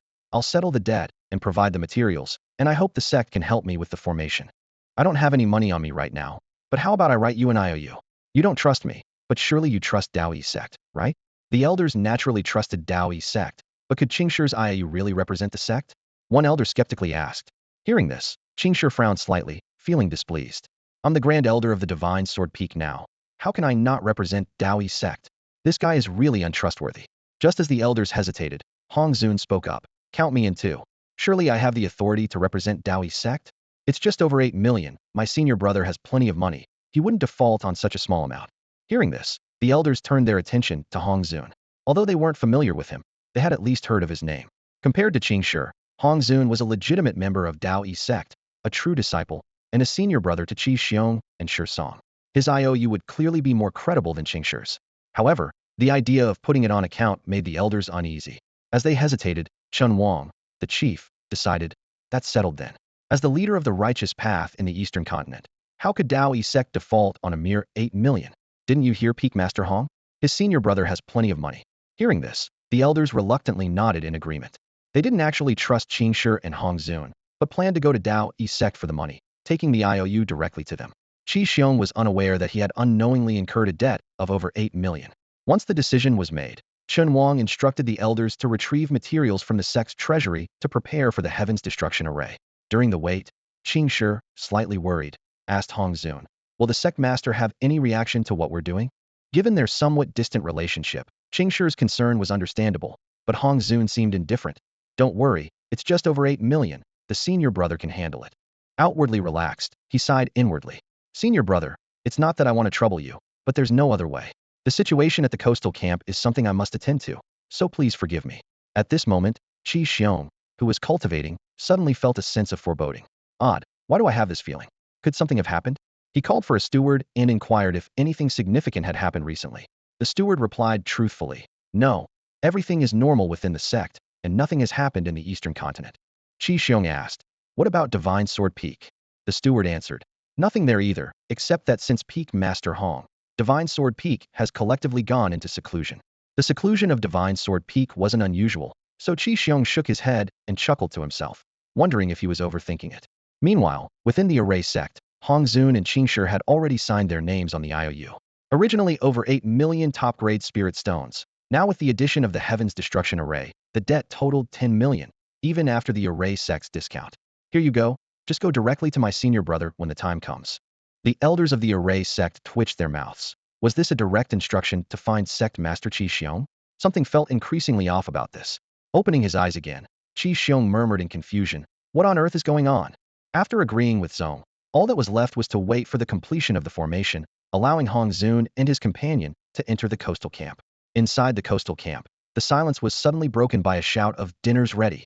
Instantly, the air filled with the sound of rushing footsteps as the disciples of Shunjian Peak burst forth like wild horses. Those who were once bedridden from injuries had recovered through rest and eagerly joined the race for food. Although each meal now consisted of 5,000 servings, the competition remained fierce with over 10,000 Xinjian Peak disciples, along with disciples from Yunnu Peak mixed in. Charge! Haha! I'm back on my feet like a fierce tiger. Let's see who can match me today. The Xinjian Peak disciples were well accustomed to the mealtime battles. Along the way, various techniques and skills were on full display as they competed fiercely. "Watch my binding hands," one disciple shouted as he made the first move. "Little one, let me show you something. Clear flow barrier." Another disciple quickly countered with a defensive spell, forming a barrier of spiritual energy around himself that flowed like water. Originally meant to block attacks, he cleverly used it to counter the binding hands. "What?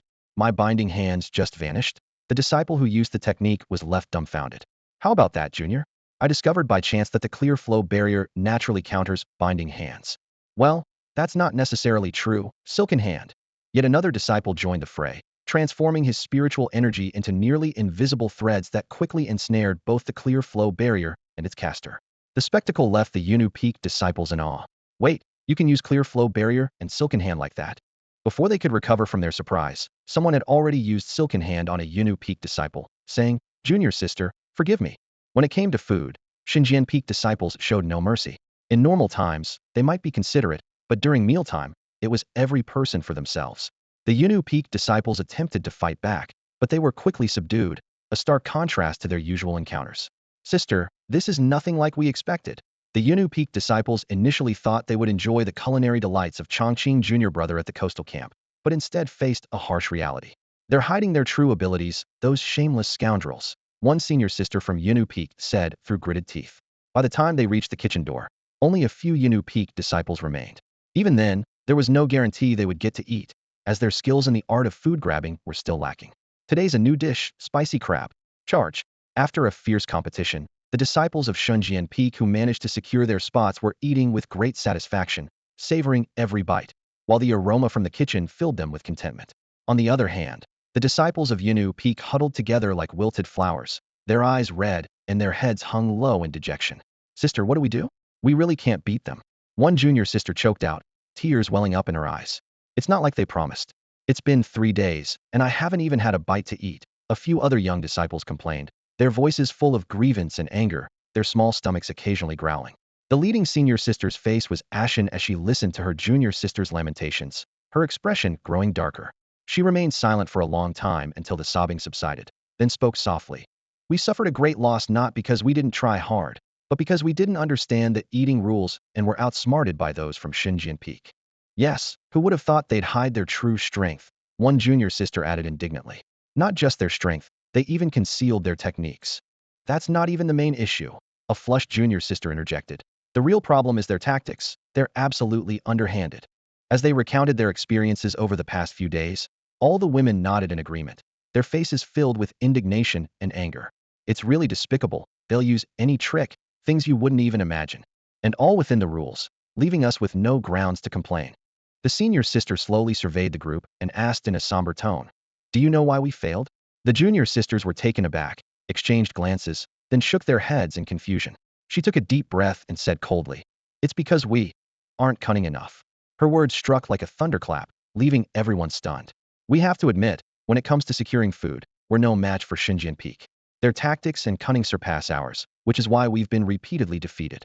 But solving this problem isn't complicated." Her gaze sharpened. "We just need to beat them. As long as we win, the food will be ours."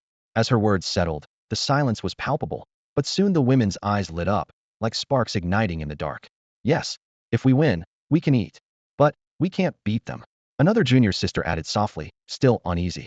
This time, however, the The senior sister's eyes gleamed with wisdom, her voice resolute. Success isn't determined by one factor alone. Strength, techniques, tactics, all are crucial. First, we must train relentlessly. You've seen how hard the Xinjiang Peak disciples train. If we don't catch up, we'll always be a step behind. Next is our technique. It needs to be strengthened. Winning isn't just about looking good. And as for tactics, if they can use dirty tricks, why can't we? Her words were firm and resonated deeply with everyone. Reflecting on the past few days, the women finally understood. To enjoy a hot meal, they must make a complete transformation. Meanwhile, on the other side, the satisfied disciples of Xinjiang Peak, having eaten their fill, were leaving in small groups. They noticed the Yunu Peak group huddled together as if plotting something. What are they up to? One of them frowned in confusion. Not sure, but I didn't expect them to follow us to the coastal camp. So what if they came? Trying to take our food? They're far from it. Of course, the food of Xinjiang Peak isn't for outsiders. Let's go set up some traps. I heard the senior brothers want to find more food. They eat so fast, 3 days and it's gone. You know how it is, seafood isn't very filling. They walked away laughing, oblivious to the transformation occurring among the Yunu Peak disciples. So, when it's time to be cunning, we must be, the senior sister declared firmly. It's all for the sake of eating. There's no shame in it. We came all this way. Are we really going to leave without a bite? Her words ignited a fierce determination in the Yunu Peak disciples. Their eyes gleamed with a red light, their expressions resolute, showing a hint of the cunning and fierceness akin to their Xinjiang Peak counterparts. In that moment, the once gentle Yunu Peak was quietly awakening. In this world, you must have a cunning heart and ruthless hands. Showing no mercy only, then can you make a living. Reality delivered a harsh wake-up call to the disciples of Yunu Peak, completely awakening them. To survive, they could no longer harbor any naive fantasies. Gradually, the mindset of Yunu Peak's disciples began to change, and deep within, they started to transform. Meanwhile, the disciples of Xinjiang Peak remained oblivious to all this. At that moment, the disciples of Xinjiang Peak were busy setting traps outside their camp. Their tactics were ever-evolving, each time more insidious than the last. Zhao Jinping and other direct disciples were preparing to bring in another wave of supplies, and naturally, the other disciples didn't slack off in the slightest. Inside the camp, Zhao Jinping, Lu Shuang, Su Jia, Lu Yuyu, and Wang Yao sat together, all eyes on Wang Yao. Junior sister, go ahead. All right. Wang Yao nodded calmly and once again used a secret technique to communicate with the old Dragon King. In a cool voice, she said, Heir Jiao Min, congratulating Father King. After continuous battles, the disciples of Xinjiang Peak have suffered heavy casualties. Now, the coastal camp is within reach, and victory is in sight. Despite the heavy losses, the Xinjiang Peak disciples continue to resist stubbornly. To quickly capture the coastal camp, Heir Jiao Min requests Father Emperor to dispatch 50,000 aquatic troops in support. Heir will surely capture the camp for Father King. As the blood essence transformed into a streak of red light flying into the distance, Su Jia couldn't help but smile and gave her a thumbs up, praising, Junior sister, impressive. Wang Yao smiled gently, still maintaining her pure and innocent demeanor. Next, they just needed to wait for the supplies to be delivered. The disciples continued their routine lives, training when necessary and eating when it was time. Soon, it was lunchtime. The disciples around the camp rushed to the kitchen once again. This time, the actions of Yunu Peak's disciples seemed particularly organized. No longer scattered and disorderly as before, they formed groups of 3, clearly having devised a new plan. As more and more disciples gathered, Yunu Peak's plan became evident. In groups of 3, 2 would hold off the Xinjiang Peak disciples, while the third rushed to secure a spot in the kitchen. This was the strategy devised by Yunu Peak's disciples. In the short term, the gap in strength was hard to close, so they had to rely on other means to compensate. One person would secure a spot, eat, and then share with the other 2. The plan's effectiveness was evident as 2 disciples held off the Xinjiang Peak members, successfully delaying their speed and creating an opportunity for their companion. However, the Xinjiang Peak disciples merely smirked at this, their expressions calm, showing no sign of panic. Facing Yunu Peak's small tactics, one of the Xinjiang Peak disciples sneered. 2 people holding us off while one goes to grab a spot? Senior brother, we have no other choice. Upon hearing this, a Yunu Peak disciple showed a hint of apology. It's all for the sake of eating. The tactics are indeed a bit underhanded. Watching Yunu Peak's expression, the Xinjiang Peak disciple laughed even more brightly. Why feel embarrassed? We've used much dirtier tactics at Xinjiang Peak. Junior sister, do you think we haven't thought of this little strategy? A Yunu Peak disciple looked at them with some confusion. Since someone thought of it, then junior sister, do you know why we never use such tactics? As the saying goes, 1 monk can fetch water to drink, but 3 monks have no water to drink. If my senior brother's guess is correct, you must have planned this all along. The one who wins the spot will share the meal with everyone, right? The disciples of Yunu Peak couldn't help but change their expressions upon hearing this. Observing their reaction, the disciple from Shunjian Peak shook his head slightly, a cold smile in his eyes. Naive, truly naive. Do you really think that's possible? If you secure a spot, would you actually share the meal with others? That's simply impossible. The words from the Shinjian Peak disciple hit the Yunu Peak disciples like a heavy blow, leaving them momentarily stunned. While the plan to share the meal might sound plausible, the truth is not everyone is so selfless. The Shinjian Peak disciples' words revealed the hidden truthery, merely making a wedding dress for someone else.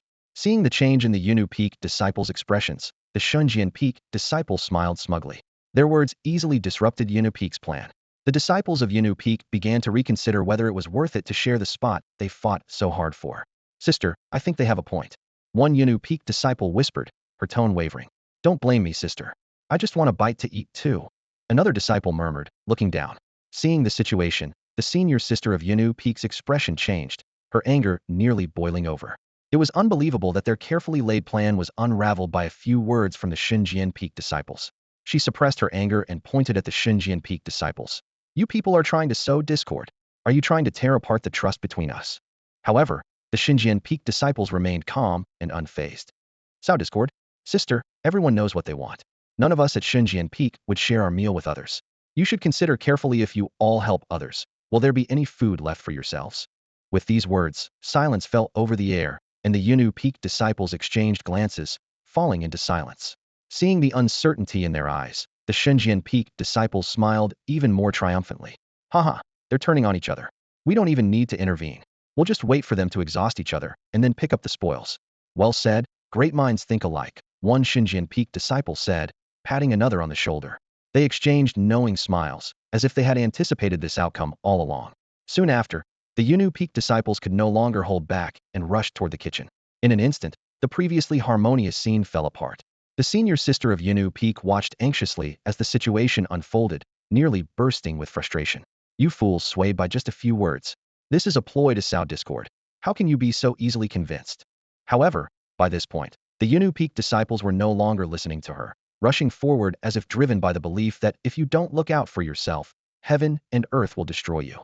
The Shinjian Peak disciples exchanged another knowing smile, remaining motionless, simply observing the chaos unfold. Humph, this is what they call the mantis stalks the cicada, unaware of the oriole behind. One Shinjian Peak disciple chuckled softly. At this moment, the senior sister of Yunu Peak, consumed by anger, watched as her carefully laid plans crumbled before her eyes, feeling helpless and enraged. Faced with the sneers of the Shinjian Peak disciples, she knew that no words could change the outcome now. Curse you all for using such underhanded tactics, she cursed inwardly, unable to stop what was about to happen. That's all for today. Thank you so much for watching. I hope you guys enjoyed. If you wish to have another part of this recap, please give us at least 1,000 likes. Please don't forget to comment and subscribe to our channel for more content like this until next time.